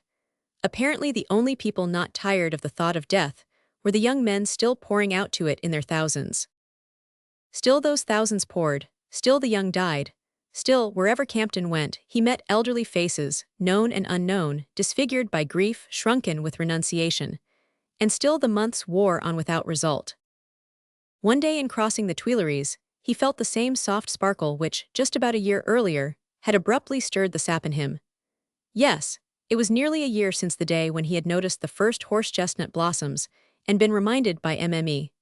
Lebel that he ought to buy some new shirts, and though today the horse-chestnuts were still leafless, they were already misty with buds, and the tall white clouds above them full-uttered with spring showers. It was spring again, spring with her deluding promises, her gilding of worn stones and chilly water, the mystery of her distances, the finish and brilliance of her nearer strokes. Campton, in spite of himself, drank down the life-giving draught and felt its murmur in his veins. 373, and just then, across the width of the gardens he saw, beyond a stretch of turf and clipped shrubs, two people, also motionless, who seemed to have the same cup at their lips. He recognized his son and Mrs. Talcott. Their backs were toward him, and they stood close together, looking with the same eyes at the same sight, an Apollo touched with flying sunlight. After a while they walked on again, slowly and close to each other. George, as they moved, seemed now and then to point out some beauty of sculpture or the color of a lichened urn, and once they turned and took their fill of the great perspective tapering to the arch on which Rude's M. Nad Marseillaise still yelled her battalions on to death. Roman 33. Campton finished his charcoal of Mme. Lebel, then he attacked her in oils. Now that his work at the Palais Royal was ended, painting was once more his only refuge. Adele Anthony had returned to her refugees. Boylston, pale and obstinate, toiled on at preparedness. But Campton found it impossible to take up any new form of work. His philanthropic ardor was exhausted. He could only shut himself up, for long solitary hours, in the empty and echoing temple of his art. George emphatically approved of his course.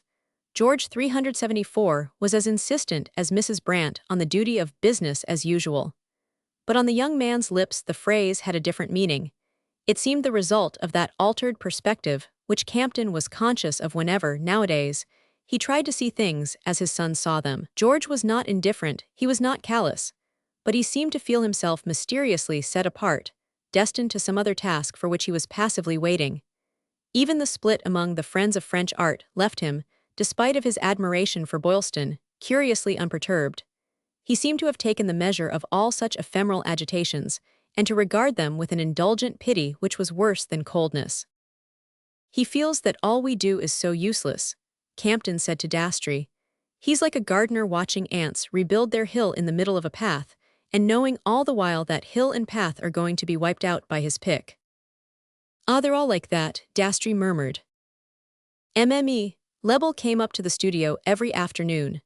The charcoal study had been only of her head, but for the painting, Campton had seated her in her own horsehair armchair, her smoky lamp beside her, her sewing in her lap. More than ever he saw in the wise old face something typical of its race and class, the obstinate French gift, as someone had put it, of making 375 one more effort after the last effort. The old woman could not imagine why he wanted to paint her, but when one day he told her it was for her grandsons, her eyes filled and she said, "For which one, sir? For they're both at Verdun." One autumn afternoon he was late in getting back to the studio, where he knew she was waiting for him.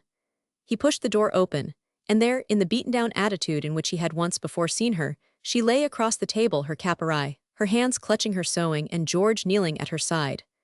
The young man's arm was about her, his head pressed against her breast, and on the floor lay the letter, the fatal letter which was always, nowadays, the key to such scenes. Neither George nor the old woman had heard Campton enter, and for a moment he stood and watched them. George's face, so fair and ruddy against Mme. Lebel's rusty black, wore a look of boyish compassion which Campton had never seen on it. Mme. Lebel had sunk into his hold as if it soothed and hushed her, and Campton said to himself, "These two are closer to each other than George and I, because they've both seen the horror face to face. He knows what to say to her ever so much better than he knows what to say to his mother or me." But apparently there was no need to say much. George continued to kneel in silence. Presently he bent 376 and kissed the old woman's cheek. Then he got to his feet and saw his father. "The Chasseur Alpin," he merely said, picking up the letter and handing it to Campton. It was the grandson she counted on most. Mme. Lebel caught sight of Campton, smoothed herself and stood up also. "I had found him a wife, a strong healthy girl with a good dot. There go my last great-grandchildren, for the other will be killed too. I don't understand any more, do you?" She made an automatic attempt to straighten the things on the table, but her hands beat the air and George had to lead her downstairs. It was that day that Campton said to himself, "We shan't keep him in Paris much longer." But the heavy weeks of spring and summer passed, the inconclusive conflict at the front went on with its daily toll of dead, and George still stuck to his job. Campton, during this time, continued to avoid the Brants as much as possible. His wife's conversation was intolerable to him. Her obtuse optimism, now that she had got her son back, was even harder to bear than the guiltily averted glance of Mr. Brant, between whom and Campton, their last talk had hung a lasting shadow of complicity. But most of all Campton dreaded to meet the Talcotts, the wife with her flushed cheekbones and fixed eyes, the husband still affably and continuously arguing 377 against Philistinism. One afternoon the painter stumbled on them, taking tea with George in Bolston's little flat, but he went away again, unable to bear the interminable discussion between Talcott and Bolston, and the pacifist's reiterated phrase, "To borrow one of my wife's expressions," while George, with a closed brooding face, sat silent, laughing dryly now and then. What a different George from the one his father had found, in silence also, kneeling beside Mme. Lebel. Once again Campton was vouchsafed a glimpse of that secret George. He had walked back with his son after the funeral mass for young Lebel, and in the porter's lodge of the Avenue Marigny they found a soldier waiting, a young square-built fellow, with a shock of straw-colored hair above his sunburnt rural face. Campton was turning from the door when George dashed past him, caught the young man by both shoulders, and shouted out his name. It was that of the orderly who had carried him out of the firing line and hunted him up the next day in the Dowlands Hospital. Campton saw the look the two exchanged. It lasted only for the taking of a breath. A moment later officer and soldier were laughing like boys, and the orderly was being drawn forth to shake hands with Campton. But again the glance was an illumination. It came straight from that far country, the Benny Upshur country, which Campton so feared to see in his son's eyes. 378. The orderly had been visiting his family, fugitives from the invaded regions who had taken shelter in one of Adele Anthony's suburban colonies. He had obtained permission to stop in Paris on his way back to the front, and for 2 joyful days he was lodged and feasted in the Avenue Marigny. Bolston provided him with an evening at Montmartre. George and Mrs. Brant took him to the theater and the cinema, and on the last day of his leave Adele Anthony invited him to tea with Campton, Mr. Brant and Bolston. Mr. Brant, as they left this entertainment, hung back on the stairs to say in a whisper to Campton, "The family are provided for amply. I've asked George to mention the fact to the young man, but not until just as he's starting." Campton nodded. For George's sake he was glad, yet he could not repress a twinge of his dormant jealousy. Was it always to be Brant who thought first of the things to make George happy, always Brant who would alone have the power to carry them out? "But he can't prevent that poor fellow's getting killed tomorrow," Campton thought almost savagely, as the young soldier beamed forth from the taxi in which George was hurrying him to the station. It was not many days afterward that George looked in at the studio early one morning. Campton, over his breakfast, had been reading the communiqué. Their 379 was heavy news from Verdun. From east to west the air was dark with calamity, but George's face had the look it had worn when he greeted his orderly. "Dad, I'm off," he said, and sitting down at the table, he unceremoniously poured himself some coffee into his father's empty cup. "The battalion's been ordered back. I leave tonight. Let's lunch together somewhere presently, shall we?" His eye was clear, his smile confident, A great weight seemed to have fallen from him, and he looked like the little boy sitting up in bed with his lavengro. After 10 months of Paris, he added, stretching his arms over his head with a great yawn.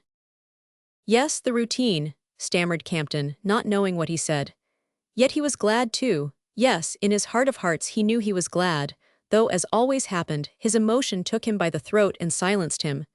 But it did not matter, for George was talking. I shall have leave a good deal oftener nowadays, he said with animation. And everything is ever so much better organized, letters and all that. I shan't seem so awfully far away, you'll see. Campton still gazed at him, struggling for expression. Their hands met. Campton said, or imagined he said, I do see already, though afterward he was not even sure that he had spoken. 380 What he saw, with an almost blinding distinctness, was the extent to which his own feeling, during the long months, had imperceptibly changed, and how his inmost impulse, now that the blow had fallen, was not of resistance to it, but of acquiescence, since it made him once more one with his son.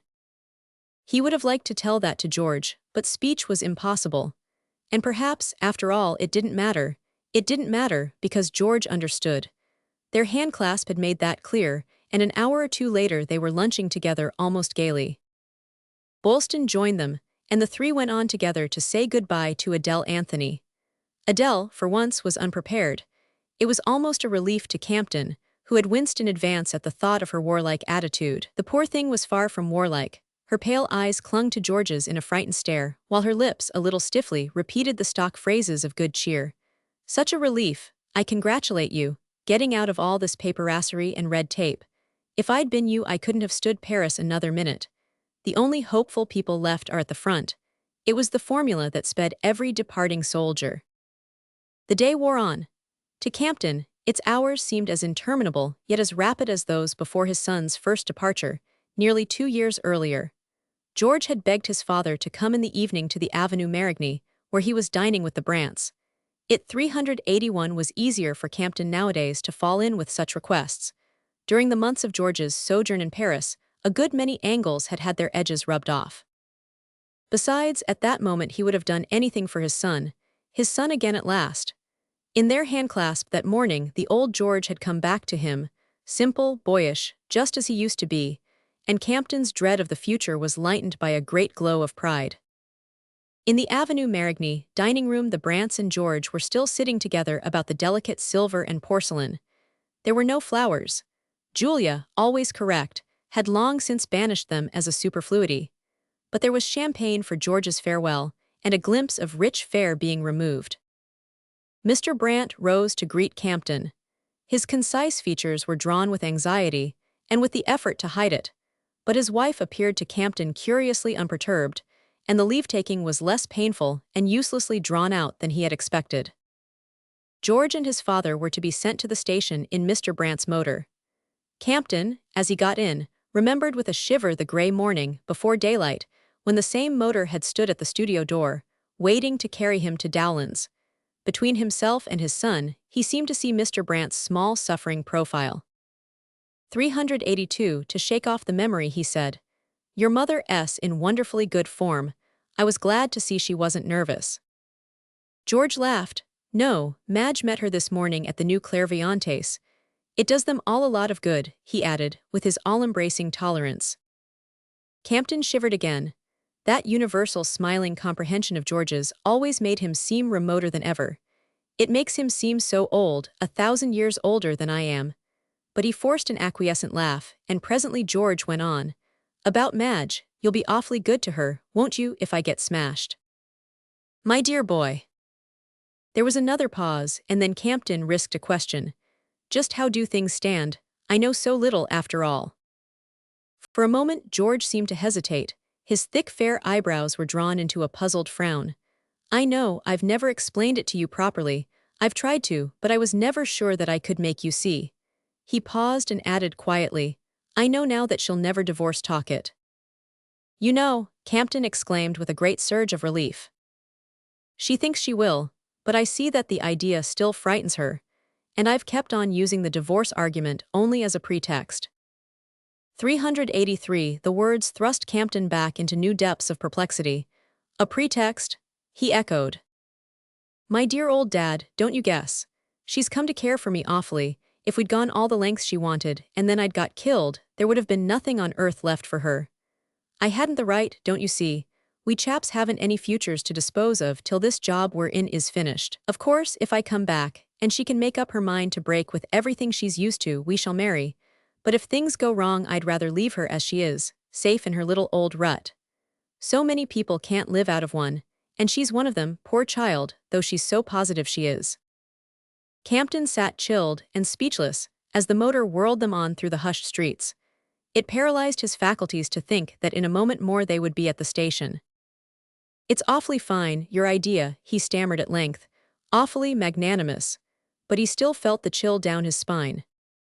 Oh, it's only that things look to us so different, so indescribably different, and always will, I suppose, even after this business is over. We seem to be sealed to it for life. Poor girl, Campton thought within himself. Aloud he said, my dear chap, of course you can count on my being my doing.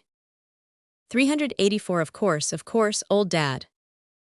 They were at the station. Father and son got out and walked toward the train. Campton put both hands on George's shoulders. Look here, George broke out, there's one thing more. I want to tell you that I know what a lot I owe to you and Adele. You've both been awfully fine, did you know it? You two first made me feel a lot of things I hadn't felt before. And you know this is my job, I've never been surer of it than at this minute. They clasped hands in silence, each looking his fill of the other. Then the crowd closed in. George exclaimed, my kit bag. And somehow in the confusion the parting was over, and Campton, straining blurred eyes, saw his son's smile, the smile of the light-hearted lad of old days, flash out at him from the moving train. For an instant the father had the illusion that it was the goodbye look of the boy George, going back to school after the holidays. Campton, as he came out of the station, stumbled, to his surprise, on Mr. Brant. The little man, as they met, flushed and paled, and sought the customary support from his eyeglasses. I followed you in the other motor, he said, looking away. Oh, I say, Campton murmured, then with an effort, shouldn't you like me to drive back with you? 385 Mr. Brant shook his head. Thank you very much. But it's late and you'll want to be getting home. I'll be glad if you'll use my car. Together they strolled slowly across the station court to the place where the private motors waited, but there Campton held out his hand. Much obliged, I think I'll walk. Mr. Brant nodded, then he said abruptly, this clairvoyante business, is there anything in it, do you think? You saw how calm, Julia was just now. She wished me to tell you that that Spanish woman she goes to, her name is Alida, I think, had absolutely reassured her about the future. The woman says she knows that George will come back soon and never be sent to the front again. Those were the exact words, I believe, never be sent to the front again. Julia put every kind of question and couldn't trip her up. She wanted me to tell you so. It does sound. Well, at any rate, it's a help to the mothers. Roman 34. The next morning Campton said to himself, I can catch that goodbye look if I get it down at once, and pulled out a canvas before MME. Lebel came in with his coffee. As sometimes happened to him, the violent emotions of the last 24 hours had almost immediately 386 been clarified and transmuted into vision. He felt that he could think contentedly of George if he could sit down at once and paint him. The picture grew under his feverish fingers, feverish, yet how firm. He always wondered anew at the way in which, at such hours, the inner flame and smoke issued in a clear guiding radiance. He saw, and the mere act of his seeing seemed to hold George safe in some pure impenetrable medium. His boy was there, sitting to him, the old George he knew and understood, essentially, vividly face to face with him. He was interrupted by a ring. MME, Lebel, tray in hand, opened the door and a swathed and voluminous figure, sweeping in on a wave of musk, blotted her out. Campton, exasperated at the interruption, turned to face MME. Alida. So remote were his thoughts that he would hardly have recognized her had she not breathed, on the old familiar guttural, Juanito. He was less surprised at her intrusion than annoyed at being torn from his picture. Didn't you see a sign on the door? No admission before 12, he growled. Oh yes, she said, that's how I knew you were in. But I'm not in, I'm working, I can't allow. Her large bosom rose. I know, my heart, I remember how stern you always were. Work, my 387 work. It was always that even in the first days. But I come to you on my knees, Juanito, imagine me there. She sketched a plunging motion of her vast body, arrested it in time by supporting herself on the table, and threw back her head entreatingly so that Campton caught a glint of the pearls in a crevasse of her quaking throat. He saw that her eyes were red with weeping. "What can I do? You're in trouble." "Oh, such trouble, my heart, such trouble." She leaned to him, absorbing his hands in her plump, muscular grasp. "I must have news of my son, I must. The young man, you saw him that day you came with your wife." "Yes," he looked in at the door, beautiful as a god, was he not? "That was my son Pepito." And with a deep breath of pride and anguish she unburdened herself of her tale. 2 or 3 years after her parting with Campton, she had married a clever French barber from the Pyrenees.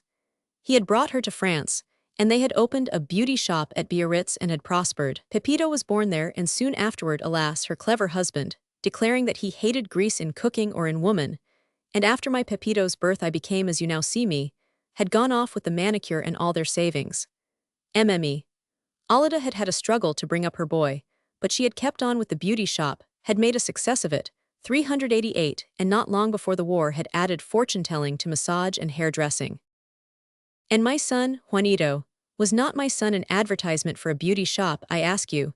Before he was out of petticoats, he brought me customers. Before he was 16, all the ladies who came to me were quarreling over him. Ah, there were moments when he crucified me, but lately he had grown more reasonable, had begun to see where his true interests lay, and we had become friends again, friends and business partners. When the war broke out, I came to Paris. I knew that all the mothers would want news of their sons. I have made a great deal of money, and I have had wonderful results, wonderful.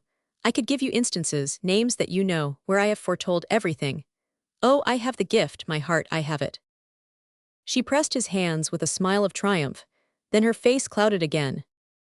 But 6 months ago my darling was called to his regiment, and for 3 months now I've had no news of him, none, none. She sobbed, the tears making dark streaks through her purplish powder. The upshot of it was that she had heard that Campton was all-powerful, that he knew ministers and generals, knew great financiers like Georgenstein, who were so much more powerful than either generals or ministers, and could, if he chose, help her to trace 389 her boy, who, from the day of his departure for the front, had vanished as utterly as if the earth had swallowed him. Not a word, not a sign, to me, his mother, who have slaved and slaved for him, who have made a fortune for him. Campton looked at her, marveling. But your gift, as you call it, your powers, you can't use them for yourself. She returned his look with a tearful simplicity. She hardly seemed to comprehend what he was saying.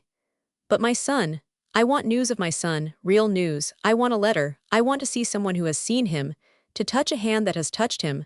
Oh, don't you understand? Yes, I understand, he said. And she took up her desperate litany, clinging about him with soft palms like Medusa lips, till by dint of many promises he managed to detach himself and steer her gently to the door. On the threshold she turned to him once more. And your own son, Juanito, I know he's at the front again. His mother came the other day, she often comes. And I can promise you things if you'll help me. No, even if you don't help me for the old days' sake, I will. I know secrets. Magical secrets that will protect him. There's a Moorish salve infallible against bullets, handed down from King Solomon. I can get it. 390 Campton, guiding her across the sill, led her out and bolted the door on her. Then he went back to his easel and stood gazing at the sketch of George. But the spell was broken. The old George was no longer there. The war had sucked him back into its awful whirlpool. Once more he was that dark enigma, a son at the front. In the heavy weeks which followed, a guarded illusion of Campton's showed him one day that Bolston was aware of there being something between George and Madge Talcott. Not that he's ever said anything, or even encouraged me to guess anything, but she's got a talking face, poor little thing, and not much gift of restraint, and I suppose it's fairly obvious to everybody, except perhaps to Talcott, that she's pretty hard hit. Yes, and George. Bolston's round face became remote and mysterious. We don't really know, do we, sir, exactly how any of them feel, any more than if they were. He drew up sharply on the word, but Campton faced it. Dead. Transfigured, say no trans. What's the word in the theology books? A new substance, somehow. Ah, you feel that too, the father exclaimed. Yes, they don't know it themselves, though, how far they are from us. At least I don't think they do. 391 Campton nodded. But George, in the beginning, was, frankly, indifferent to the war, wasn't he? Yes, intellectually he was. But he told me that when he saw the first men on their way back from the front, with the first mud on them, he knew he belonged where they'd come from. I tried hard to persuade him when he was here that his real job was on a military mission to America, and it was. Think what he might have done out there, but it was no use. His orderly's visit did the trick. It's the thought of their men that pulls them all back. Look at Louis Dastry, they couldn't keep him in America. There's something in all their eyes, I don't know what. Dulce et decorum, perhaps. Yes. There was a pause before Campton questioned. And talk it. Poor little ass, I don't know. He's here arguing with me nearly every day. She looks over his shoulder and just shrugs at me with her eyebrows. Can you guess what she thinks of George's attitude? Oh, something different every day. I don't believe she's ever really understood. But then she loves him and nothing else counts. Mrs. Brandt continued to face life with apparent serenity. She had returned several times to MME. 392 Alidas, and had always brought away the same reassuring formula.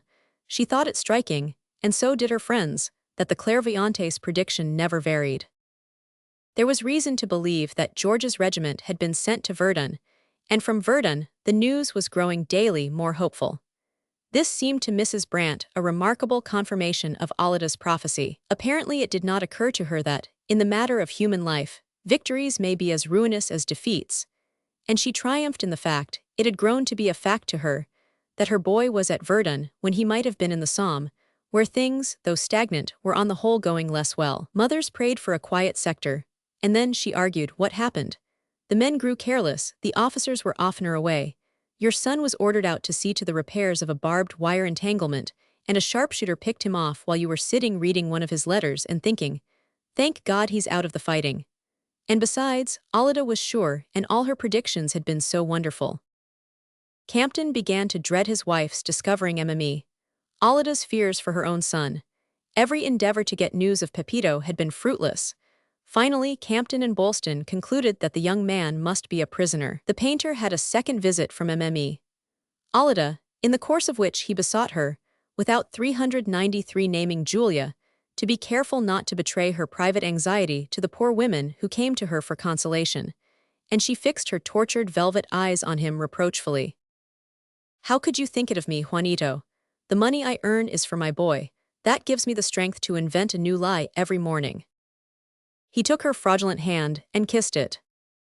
The next afternoon he met Mrs. Brandt walking down the Champs-Élysées with her light girlish step. She lifted a radiant face to his. A letter from George this morning, and do you know, Alida prophesied it.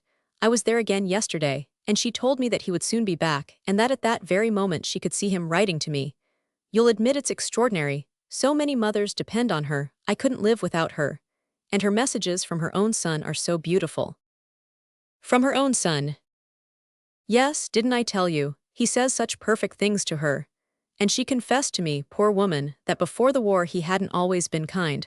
He used to take her money and behave badly. But now every day he sends her a thought message. Such beautiful things. She says she wouldn't have the courage to keep us all up if it weren't for the way that she's kept up by her boy. And now, Julia added gaily, I'm going to order the cakes for my bridge tea this afternoon. 394 You know I promised Georgie I wouldn't give up my bridge teas. Now and then Campton returned to his latest portrait of his son. But in spite of George's frequent letters, in spite of the sudden drawing together of father and son during their last moments at the station, the vision of the boy George, the careless happy George who had ridiculed the thought of war and pursued his millennial dreams of an enlightened world, that vision was gone. Sometimes Campton fancied that the letters themselves increased this effect of remoteness. They were necessarily more guarded than the ones written, before George's wounding, from an imaginary HQ, but that did not wholly account for the difference. Campton, in the last analysis, could only say that his vision of his boy was never quite in focus, either as in the moment when George had comforted MME. Lebel, or greeted his orderly, or when he had said those last few broken words at the station, he seemed nearer than ever, seemed part and substance of his father, or else he became again that beautiful distant apparition, the winged sentry guarding the unknown. The weeks thus punctuated by private anxieties rolled on dark with doom. At last, in December, came the victory of Verdun, Men took it reverently but soberly. The price paid had been too heavy for rejoicing, and 395, the horizon was too ominous in other quarters. Campton had hoped that the new year would bring his son back on leave, but still George did not speak of coming. Meanwhile Boylston's face grew rounder and more beaming. At last America was stirring in her sleep. Oh, if only George were out there, Boylston used to cry, as if his friend had been an army. His faith in George's powers of persuasion was almost mystical. And not long afterward Campton had the surprise of a visit which seemed, in the most unforeseen way, to confirm this belief. Returning to his studio one afternoon, he found it tenanted by Mr. Roger Talcott. The young man, as carefully brushed and equipped as usual, but pale with emotion, clutched the painter's hand in a moist grasp. "My dear master, I had to see you alone and immediately." Campton looked at him with apprehension. What was the meaning of his alone? Had Mrs. Talcott lost her head and betrayed her secret, or had she committed some act of imprudence of which the report had come back to her husband? "Do sit down," said the painter weakly. But his visitor, remaining sternly upright, shook his head and glanced at his wristwatch. "My moments," he said, "are numbered literally. All I have time for is to implore you to look after my wife." He drew a handkerchief from his glossy cuff and rubbed his eyeglasses. 396 Your wife, Campton echoed, dismayed. "My dear sir, haven't you guessed? It's George's wonderful example. His inspiration. I've been converted. We men of culture can't stand by while the ignorant and illiterate are left to die for us. We must leave that attitude to the barbarian. Our duty is to set an example. I'm off tonight for America for Plattsburgh." "Oh," gasped Campton, wringing his hand. Boylston burst into the studio the next day. "What did I tell you, sir? George's influence, it wakes up everybody. But Talcott, I'll be hanged if I should have thought it. And have you seen his wife? She's a war goddess. I went to the station with them, their farewells were harrowing. At that minute, I believe she'd forgotten that George ever existed." "Well, thank God for that," Campton cried. "Yes, don't you feel how we're all being swept into it?" panted Boylston breathlessly. His face had caught the illumination. "Sealed, as George says, we're sealed to the job, every one of us. Even I feel that, sitting here at a stuffy desk." He flushed crimson and his eyes filled. "We'll be in it, America will, in a few weeks now, I believe. George was as sure of it as I am. And of course, if the war goes on, our army will have to take short-sighted officers, won't they, sir? 397 as England and France did from the first. They'll need the men, they'll need us all, sir. They'll need you, my dear chap, and they'll have you to the full whatever your job is." Campton smiled, and Boylston, choking back a sob, dashed off again. Yes, they were all being swept into it together, swept into the yawning whirlpool. Campton felt that as clearly as all these young men. He felt the triviality, the utter unimportance of all their personal and private concerns, compared with this great headlong outpouring of life on the altar of conviction. And he understood why, for youths like George and Boylston, nothing, however close and personal to them, would matter till the job was over. And not even for poor Talcott. He reflected whimsically. That afternoon, curiously appeased, he returned once more to his picture of his son. He had sketched the boy leaning out of the train window, smiling back, signaling, saying goodbye, while his destiny rushed him out into darkness as years ago the train used to rush him back to school. And while Campton worked he caught the glow again. It rested on brow and eyes, and spread in sure touches under his happy brush. One day, as the picture progressed, he wavered over the remembrance of some little detail of the face, and went in search of an old portfolio into which, from time to time, he had been in the habit of thrusting his unfinished studies of George. He plunged his hand into 398 the heap, and Georges of all ages looked forth at him. Round baby Georges, freckled schoolboys, a thoughtful long-faced youth, the delicate George of St. Moritz. But none seemed quite to serve his purpose, and he rummaged on till he came to a page torn from an old sketchbook. It was the pencil study he had made of George as the lad lay asleep at the Crillon, the night before his mobilization. Campton threw the sketch down on the table, and as he sat staring at it, he relived every phase of the emotion out of which it had been born. How little he had known then, how little he had understood. He could bear to look at the drawing now, could bear even to rethink the shuddering thoughts with which he had once flung it away from him. Was it only because the atmosphere was filled with a growing sense of hope? Because, in spite of everything, the victory of Verdun was there to show the inexhaustible strength of France, because people were more and more sure that America was beginning to waken, or just because, after too long and fierce a strain, human nature always instinctively contrives to get its necessary whiff of moral oxygen? Or was it that George's influence had really penetrated him, and that this strange, renewed confidence in life and in ideals was his son's message of reassurance? Certainly the old George was there, close to him, that morning, and somewhere else, in scenes how 399 different. He was sure that the actual George at that very moment was giving out force and youth and hope to those about him. I couldn't be doing this if I didn't understand, at last, Campton thought as he turned back to the easel. The little pencil sketch had given him just the hint he needed, and he took up his palette with a happy sigh. A knock broke in on his rapt labor, and without turning he called out, "Damn it, who are you? Can't you read the sign, not in?" The door opened, and Mr. Brant entered. He appeared not to have heard the painter's challenge. His eyes, from the threshold, sprang straight to the portrait, and remained vacantly fastened there. Campton, long afterward, remembered thinking, as he followed the glance, "He'll be trying to buy this one too." Mr. Brant moistened his lips, and his gaze, detaching itself from George's face, moved back in the same vacant way to Campton's. The two men looked at each other, and Campton jumped to his feet.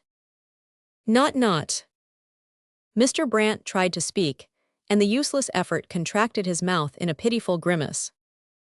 "My son," Campton shrieked, catching him by the arm. The little man dropped into a chair. 400 not dead, not dead. Hope, hope, was shaken out of him in jerks of anguish. The door burst open again, and Bolston dashed in beaming. He waved aloft a handful of morning papers. "America, you've seen, they've sacked Bernstorff, broken off diplomatic." His face turned white, and he stood staring incredulously from one of the two bowed men to the other. Roman 35. Campton once more stood leaning in the window of a Paris hospital. Before him, but viewed at another angle, was spread that same great spectacle of the Place de la Concorde that he had looked down at from the Crillon on the eve of mobilization. Behind him, in a fresh white bed, George lay in the same attitude as when his father had stood in the door of his room and sketched him while he slept. All day there had run through Campton's mind the clairvoyante's promise to Julia, "Your son will come back soon, and will never be sent to the front again." Ah, this time it was true. Never, never would he be sent to the front again. They had him fast now, had him safe. That was the one certainty. Fast how? 401 safe how? The answer to that had long hung in the balance. For 2 weeks or more after his return, the surgeons had hesitated. Then youth had seemed to conquer, and the parents had been told to hope that after a long period of immobility George's shattered frame would slowly reknit, and he would walk again, or at least hobble. A month had gone by since then, and Campton could at last trust himself to cast his mind back over the intervening days, so like in their anguish to those at Dowland's, yet so different in all that material aid and organization could give. Evacuation from the base, now so systematically and promptly effected, had become a matter of course in all but the gravest cases, and even the delicate undertaking of deflecting George's course from the hospital near the front to which he had been destined, and bringing him to Paris, had been accomplished by a word in the right quarter from Mr. Brant. Campton, from the first, had been opposed to the attempt to bring George to Paris, partly perhaps because he felt that in the quiet provincial hospital near the front, he would be able to have his son to himself. At any rate, the journey would have been shorter, though, as against that, Paris offered more possibilities of surgical aid. His opposition had been violent enough to check his growing friendliness with the Brants, and at the hours when they came to see George, Campton now most often contrived to be absent. 400 too well. At any rate, George was alive. He was there under his father's eye. He was going to live. There seemed to be no doubt about it now. Campton could think it all over slowly and even calmly, marveling at the miracle and taking it in. So at least he had imagined till he first made the attempt. Then the old sense of unreality enveloped him again, and he struggled vainly to clutch at something tangible amid the swimming mists. George, George, George.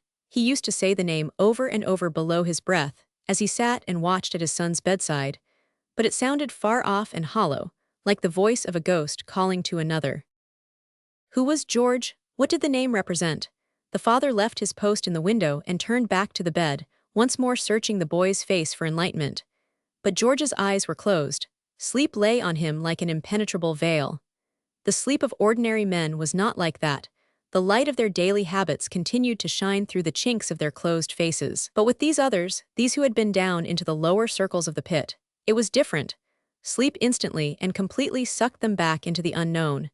There were times when Campton, thus watching beside his son, used to say to himself, "If he were dead, he could not be farther from me." So deeply did George seem plunged in secret traffic with things unutterable. 403 now and then Campton, sitting beside him, seemed to see a little way into those darknesses. But after a moment he always shuddered back to daylight, benumbed, inadequate, weighed down with the weakness of the flesh and the incapacity to reach beyond his habitual limit of sensation. "No wonder they don't talk to us," he mused. By and by, perhaps, when George was well again, and the war over, the father might penetrate into his son's mind and find some new ground of communion with him. Now the thing was not to be conceived. He recalled again Adele Anthony's asking him when he had come back from Dowland's, "What was the first thing you felt?" And his answering, "Nothing." Well, it was like that now. Every vibration had ceased in him. Between himself and George lay the unbridgeable abyss of his son's experiences. As he sat there, the door was softly opened a few inches, and Bolston's face showed through the crack. Light shot from it like the rays around a chalice. At a sign from him, Campton slipped out into the corridor and Bolston silently pushed a newspaper into his grasp. He bent over it, trying with dazzled eyes to read sense into the staring headlines. But America, America, America was all that he could see. Nurse came gliding up on light feet. The tears were running down her face. "Yes, I know, I 404 know," she exulted. Up the tall stairs and through the ramifying of long white passages rose an unwanted rumor of sound, checked, subdued, invisibly rebuked, but ever again breaking out, like the noise of ripples on a windless beach. In every direction nurses and orderlies were speeding from one room to another of the House of Pain with the message, "America has declared war on Germany." Campton and Boylston stole back into George's room. George lifted his eyelids and smiled at them, understanding before they spoke. "The 6th of April, remember the date," Boylston cried over him in a gleeful whisper. The wounded man, held fast in his splints, contrived to raise his head a little. His eyes laughed back into Boylston's. "You'll be in uniform within a week," he said, and Boylston crimsoned. Campton turned away again to the window. The day had come, and his son had lived to see it. So many of George's comrades had gone down to death without hope. And in a few months more George, leaning from that same window, or perhaps well enough to be watching the spectacle with his father from the terrace of the Tuileries, would look out on the first brown battalions marching across the Place de la Concorde, where father and son, in the early days of the war, had seen the young recruits of the Foreign Legion patrolling under improvised flags. 405. At the thought Campton felt a loosening of the tightness about his heart. Something which had been confused and uncertain in his relation to the whole long anguish was abruptly lifted, giving him the same sense of buoyancy that danced in Boylston's glance. At last, random atoms that they were, they seemed all to have been shaken into their places, pressed into the huge mysterious design which was slowly curving a new firmament over a new earth. There was another knock, and a jubilant nurse appeared, hardly visible above a great bunch of lilacs tied with a starred and striped ribbon. Campton, as he passed the flowers over to his son, noticed an envelope with Mrs. Talcott's perpendicular scrawl. George lay smiling, the lilacs close to his pillow, his free hand fingering the envelope, but he did not unseal the letter, and seemed to care less than ever to talk. After an interval the door opened again, this time to show Mr. Brandt's guarded face. He drew back slightly at the sight of Campton, but Boylston, jumping up, passed close to the painter to breathe. "Today, sir, just today, you must." Campton went to the door and signed silently to Mr. Brandt to enter. Julia Brandt stood outside, flushed and tearful, carrying as many orchids as Mrs. Talcott had sent lilacs. Campton held out his hand, and with an embarrassed haste she stammered, "We couldn't 406 wait." Behind her he saw Adele Anthony hurriedly coming up the stairs. For a few minutes they all stood or sat about George's bed, while their voices, beginning to speak low, rose uncontrollably, interrupting one another with tears and laughter. Mr. Brandt and Boylston were both brimming with news, and George, though he listened more than he spoke, now and then put a brief question which loosened fresh floods. Suddenly Campton noticed that the young man's face, which had been too flushed, grew pale. but he continued to smile, and his eyes to move responsively from one illuminated face to the other. Campton, seeing that the others meant to linger, presently rose and slipping out quietly walked across the Rue de Rivoli to the deserted terrace of the Tuileries.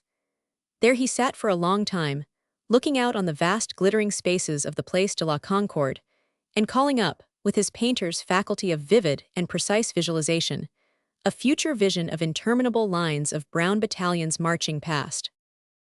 When he returned to the hospital after dinner, the night nurse met him.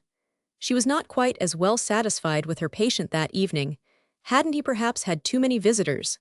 Yes, of course, she knew it had been a great day, a day of international rejoicing, above all a blessed day for France. But the doctors from the beginning must have warned Mr. Campton that his son ought to be kept quiet, very quiet. The 407 last operation had been a great strain on his heart. Yes, certainly, Mr. Campton might go in. The patient had asked for him. Oh, there was no danger, no need for anxiety, only he must not stay too long. His son must try to sleep. Campton nodded and stole in. George lay motionless in the shaded lamplight. His eyes were open, but they seemed to reflect his father's presence without any change of expression, like mirrors rather than like eyes. The room was doubly silent after the joyful hubbub of the afternoon. The nurse had put the orchids and lilacs where George's eyes could rest on them. But was it on the flowers that his gaze so tranquilly dwelt? Or did he see in their place the faces of their senders? Or was he again in that far country whither no other eyes could follow him? Campton took his usual seat by the bed. Father and son looked at each other, and the old George glanced out for half a second between the wounded man's lids. There was too much talking today, Campton grumbled. Was there? I didn't notice, his son smiled. No, he hadn't noticed. He didn't notice anything. He was a million miles away again, whirling into his place in the awful pattern of that new firmament. Tired old man? Campton asked under his breath. No, just glad, said George contentedly. 408, his father laid a hand on his and sat silently beside him while the spring night blew in upon them through the open window.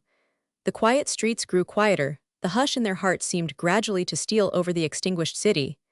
Campton kept saying to himself, I must be off, and still not moving. The nurse was sure to come back presently, why should he not wait till she dismissed him? After a while, seeing that George's eyes had closed, Campton rose and crept across the room to darken the lamp with a newspaper. His movement must have roused his son, for he heard a slight struggle behind him and the low cry, Father. Campton turned and reached the bed in a stride. George, ashy white, had managed to lift himself a little on his free elbow. Anything wrong? The father cried. No, everything all right, George said. He dropped back, his lids closing again, and a single twitch ran through the hand that Campton had seized. After that, he lay stiller than ever. Roman 36. George's prediction had come true. At his funeral, 3 days afterward, Boylston, a new-fledged member of the American military mission, was already in uniform.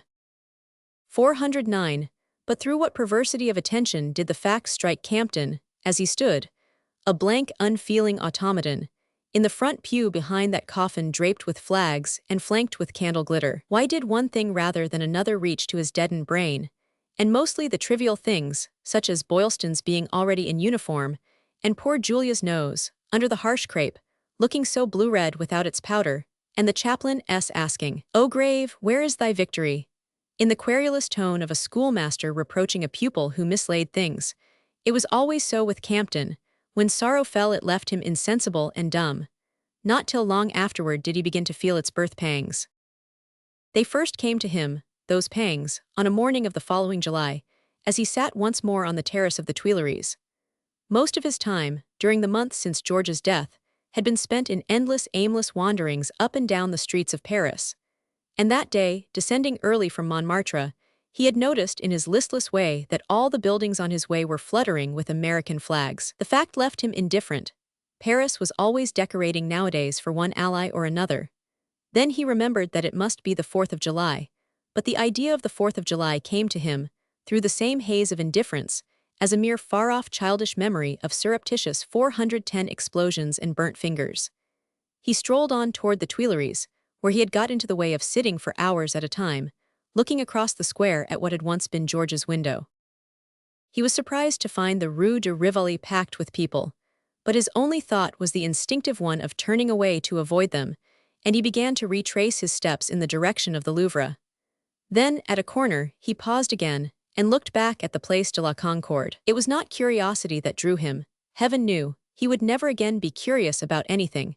But he suddenly remembered the day 3 months earlier when, leaning from George's window in the hospital, he had said to himself, "By the time our first regiments arrive, he'll be up and looking at them from here, or sitting with me over there on the terrace." And that decided him to turn back. It was as if he had felt the pressure of George's hand on his arm. Though it was still so early, he had some difficulty in pushing his way through the throng. No seats were left on the terrace, but he managed to squeeze into a corner near one of the great vases of the balustrade, and leaning there, with the happy hubbub about him, he watched and waited. Such a summer morning it was, and such a strange grave beauty had fallen on the place. He seemed to understand for the first time, he who had served beauty all his days, how profoundly, at certain hours, 411 it may become the symbol of things hoped for, and things died for. All those stately spaces and raying distances, witnesses of so many memorable scenes, might have been called together just as the setting for this one event, the sight of a few brown battalions passing over them like a feeble trail of insects. Campton, with a vague awakening of interest, glanced about him, studying the faces of the crowd. Old and young, infirm and healthy, civilians and soldiers, the soldiers. All were exultant, confident, alive. Alive, the word meant something new to him now, something so strange and unnatural that his mind still hung and brooded over it. For now that George was dead, by what mere blind propulsion did all these thousands of human beings keep on mechanically living? He became aware that a boy, leaning over intervening shoulders, was trying to push a folded paper into his hand. On it was penciled, in Mr. Brandt's writing, "There will be a long time to wait. Will you take the seat I have kept next to mine?" Campton glanced down the terrace, saw where the little man sat at its farther end, and shook his head. Then some contradictory impulse made him decide to get up, laboriously work his halting frame through the crowd, and insert himself into the place next to Mr. Brandt. The two men nodded without shaking hands. After that they sat silent, their eyes on the empty square. Campton 412 noticed that Mr. Brandt wore his usual gray clothes, but with a mourning band on the left sleeve. The sight of that little band irritated Campton. There was, as Mr. Brandt had predicted, a long interval of waiting. But at length, a murmur of jubilation rose far off, and gathering depth and volume came bellowing and spraying up to where they sat. The square, the Champs-Élysées and all the leafy distances were flooded with it. It was as though the voice of Paris had sprung up in fountains out of her stones. Then a military march broke shrilly on the tumult, and there they came at last, in a scant swaying line. So few, so new, so raw, so little in comparison with the immense assemblages familiar to the place, so much in meaning and in promise. How badly they march, there hasn't even been time to drill them properly, Campton thought, and at the thought he felt a choking in his throat, and his sorrow burst up in him in healing springs. It was after that day that he first went back to his work. He had not touched paint or pencil since George's death. Now he felt the inspiration and the power returning, and he began to spend his days among the young American officers and soldiers, studying them, talking to them, going about with them, and then hurrying home to jot down his impressions. He had not, as yet, looked at his last study of George, or opened 413 the portfolio with the old sketches. If anyone had asked him, he would probably have said that they no longer interested him. His whole creative faculty was curiously, mysteriously engrossed in the recording of the young faces for whose coming George had yearned. "It's their marching so badly, it's their not even having had time to be drilled," he said to Boylston, half shamefacedly, as they sat together one August evening in the studio window. Campton seldom saw Boylston nowadays. All the young man's time was taken up by his job with the understaffed and inexperienced military mission, but fagged as he was by continual overwork and heavy responsibilities, his blinking eyes had at last lost their unsatisfied look, and his whole busy person radiated hope and encouragement.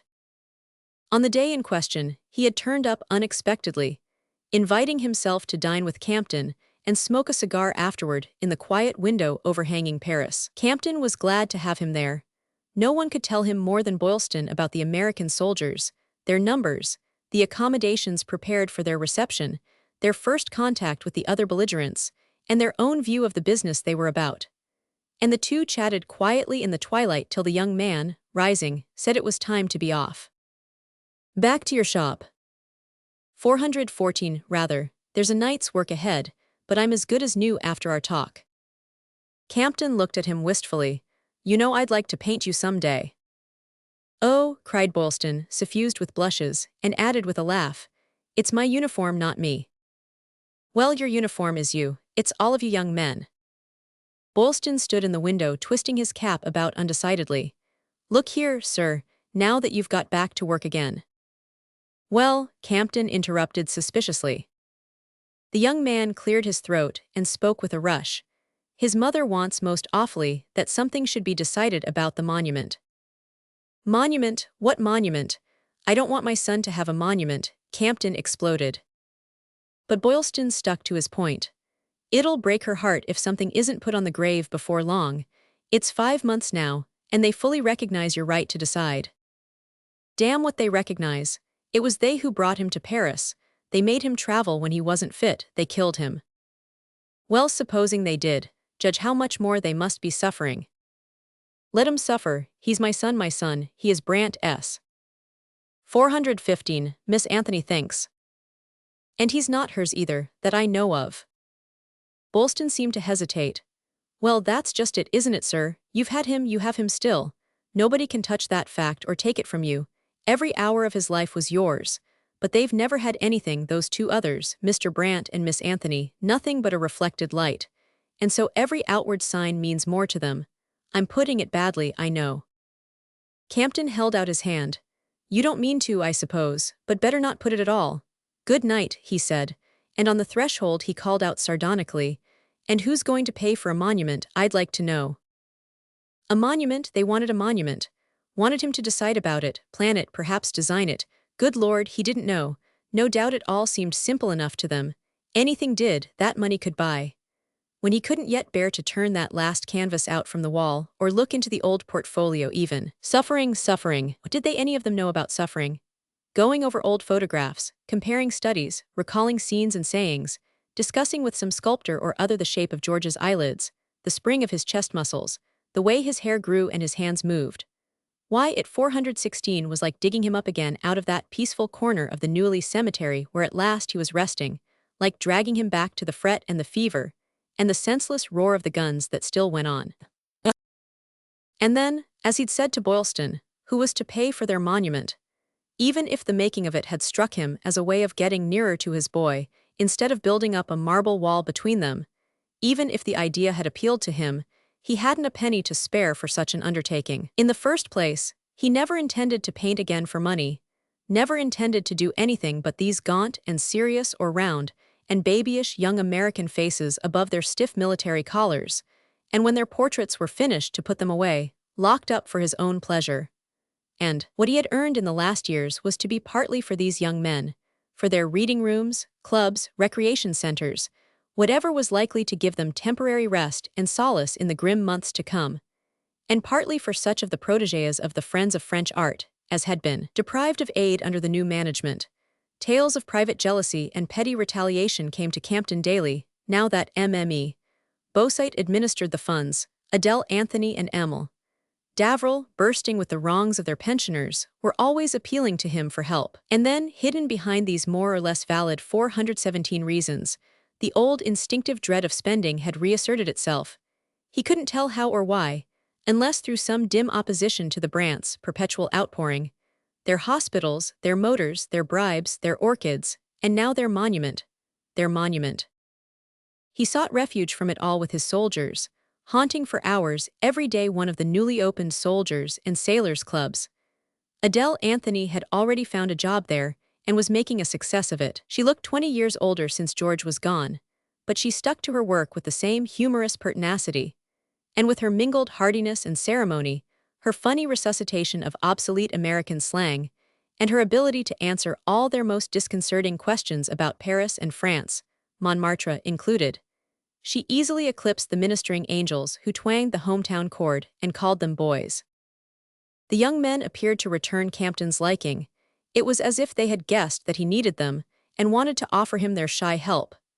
He was conscious of something rather protecting in their attitude, of his being to them a vague, unidentified figure, merely the old gentleman who was friendly to them, but he didn't mind. It was enough to sit and listen to their talk, to try and clear up a few of the countless puzzles which confronted them, to render them such fatherly 418 services as he could, and in the interval to jot down notes of their faces, their inexhaustibly inspiring faces. Sometimes to talk with them was like being on the floor in George's nursery, among the blocks and the tin soldiers, sometimes like walking with young archangels in a cool, empty heaven. But wherever he was, he always had the sense of being among his own, the sense he had never had since George's death. To think of them all as George's brothers, to study out the secret likeness to him in their young, dedicated faces, that was now his one passion, his sustaining task. It was at such times that his son came back and sat among them. Gradually, as the weeks passed, the first of his new friends, officers and soldiers, were dispersed throughout the training camps, and new faces succeeded to those he had tried to fix on his canvas. An endless line of Benny Upshers, Baby Georges, schoolboy Bolstons, they seemed to be. Campton saw each one go with a fresh pang, knowing that every move brought them so much nearer to the front, that ever-ravening and inexorable front. They were always happy to be gone, and that only increased his pain. Now and then he attached himself more particularly to one of the young men, because of some look of the eyes or some turn of the mind like George S., and then the parting became anguish. One day a second lieutenant came to the studio to 419 take leave. He had been an early recruit of Plattsburgh, and his military training was so far advanced that he counted on being among the first officers sent to the fighting line. He was a fresh-colored lad, with fair hair that stood up in a defiant crest. "There are so few of us, and there's so little time to lose. They can't afford to be too particular," he laughed. It was just the sort of thing that George would have said, and the laugh was like an echo of George's. At the sound, Campton suddenly burst into tears and was aware of his visitor, S, looking at him with eyes of dismay and compassion. "Oh, don't, sir, don't," the young man pleaded, wringing the painter's hand and making what decent haste he could to get out of the studio. Campton, left alone, turned once more to his easel. He sat down before a canvas on which he had blocked out a group of soldiers playing cards at their club, but after a stroke or two he threw aside his brush and remained with his head bowed on his hands, a lonely, tired old man. He had kept a cheerful front at his son's going, and now he could not say goodbye to one of these young fellows without crying. Well, it was because he had no one left of his own, he supposed. Loneliness like his took all a man's strength from him. The bell rang, but he did not move. It rang again. 420 then the door was pushed timidly open, and Mrs. Talcott came in. He had not seen her since the day of George's funeral, when he had fancied he detected her in a shrunken black-veiled figure hurrying past in the meaningless line of mourners. In her usual abrupt fashion she began, without a greeting, "I've come to say goodbye. I'm going to America." He looked at her remotely, hardly hearing what she said. "To America?" "Yes, to join my husband." He continued to consider her in silence, and she frowned in her perplexed and fretful way. "He's at Plattsburgh, you know." Her eyes wandered unseeingly about the studio.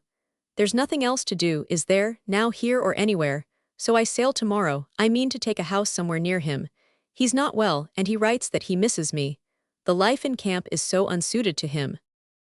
Campton still listened absently. "Oh, you're right to go," he agreed at length, supposing it was what she expected of him. "Am I?" She half smiled. "What's right and what's wrong, I don't know any longer. I'm only trying to do what I suppose George would have wanted." She stood uncertainly in front of Campton.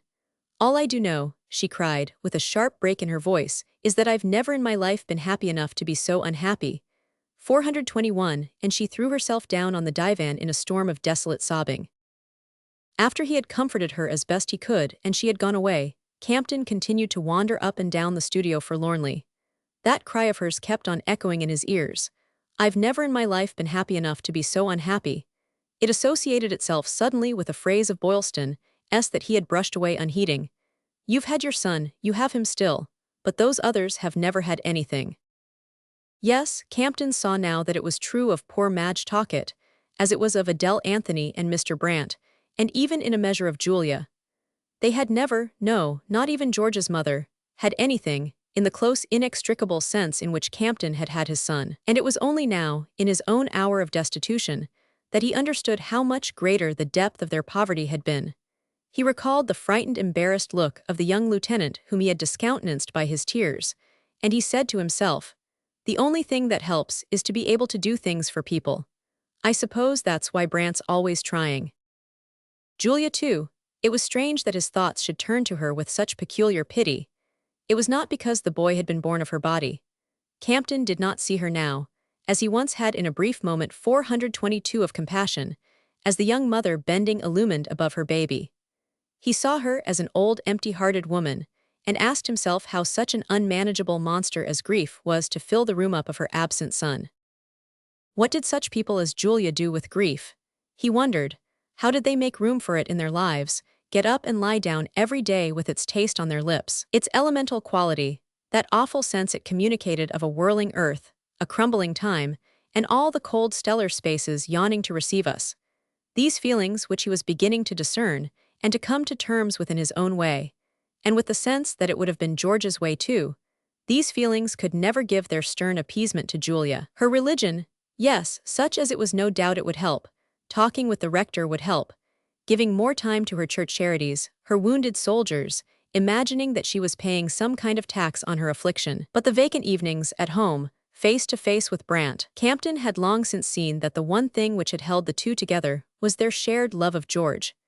And if Julia discovered, as she could hardly fail to do, how much more deeply Brant had loved her son than she had, and how much more inconsolably he mourned him, that would only increase her sense of isolation. And so, in sheer self-defense, she would gradually, stealthily, fill up the 423 void with the old occupations, with bridge and visits and secret consultations at the dressmaker's about the width of crepe on her dresses, and all the while the object of life would be gone for her. Yes, he pitied Julia most of all. But Mr. Brant too, perhaps in a different way. It was he who suffered most. For the stellar spaces were not exactly Mr. Brant's native climate, and yet voices would call to him from them, and he would not know. There were moments when Campton looked about him with astonishment at the richness of his own denuded life. When George was in the sunset, in the voices of young people, or in any trivial joke that father and son would have shared, and other moments when he was nowhere, utterly lost, extinct and irrecoverable.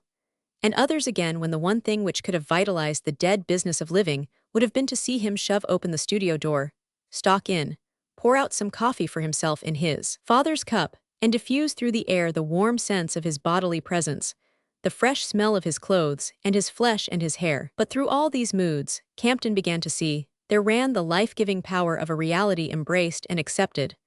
George was, as long as his father's consciousness lasted, George would be as much a part of it as the closest, most actual of his immediate sensations. He had missed nothing 424 of George, and here was his harvest, his golden harvest. Such states of mind were not constant with Campton, but more and more often, when they came, they swept him on eagle wings over the next desert to the next oasis. And so, gradually, the meaningless days became linked to each other in some kind of intelligible sequence. Boylston, after the talk which had so agitated Campton, did not turn up again at the studio for some time, but when he next appeared the painter, hardly pausing to greet him, began at once, as if they had just parted. "That monument you spoke about the other day. You know." Boylston glanced at him in surprise. "If they want me to do it, I'll do it," Campton went on, jerking the words out abruptly and walking away toward the window. He had not known, till he began, that he had meant to utter them, or how difficult they would be to say, and he stood there a moment struggling with the unreasoning, rebellious irritability which so often lay in wait for his better impulses. At length he turned back, his hands in his pockets, clinking his change as he had done the first time that Boylston had come to him for help. "But as I plan the thing," he began again in a queer growling tone, "it's going to cost a lot. Everything of the sort does nowadays, 425 especially in marble. It's hard enough to get anyone to do that kind of work at all. And prices have about tripled, you know." Boylston's eyes filled, and he nodded, still without speaking. "That's just what Brant'll like though, isn't it?" Campton said, with an irrepressible sneer in his voice. He saw Boylston redden and look away, and he too flushed to the forehead and broke off ashamed. Suddenly he had the vision of Mr. Brant effacing himself at the foot of the hospital stairs when they had arrived at Dowland's. Mr. Brant drawing forth the copy of the orderly's letter in the dark fog-swept cloister. Mr. Brant always yielding, always holding back, yet always remembering to do or to say the one thing the father's lacerated soul could bear. And he's had nothing, camped in thought. He turned again to Boylston, his face still flushed, his lips twitching. Tell Brant that I'll design the thing, I'll design it and he shall pay for it. He'll want to, I understand that. Only, for God's sake, don't let him come here and thank me, at least not for a long time. Boylston again nodded silently, and turned to go. After he had gone, the painter moved back to his long table. He had always had a fancy for modeling, had always had lumps of clay lying about within 426 reach. He pulled out all the sketches of his son from the old portfolio, spread them before him on the table, and began. Paris, 1918, St. Brice-sous-Fort, 1922. The end.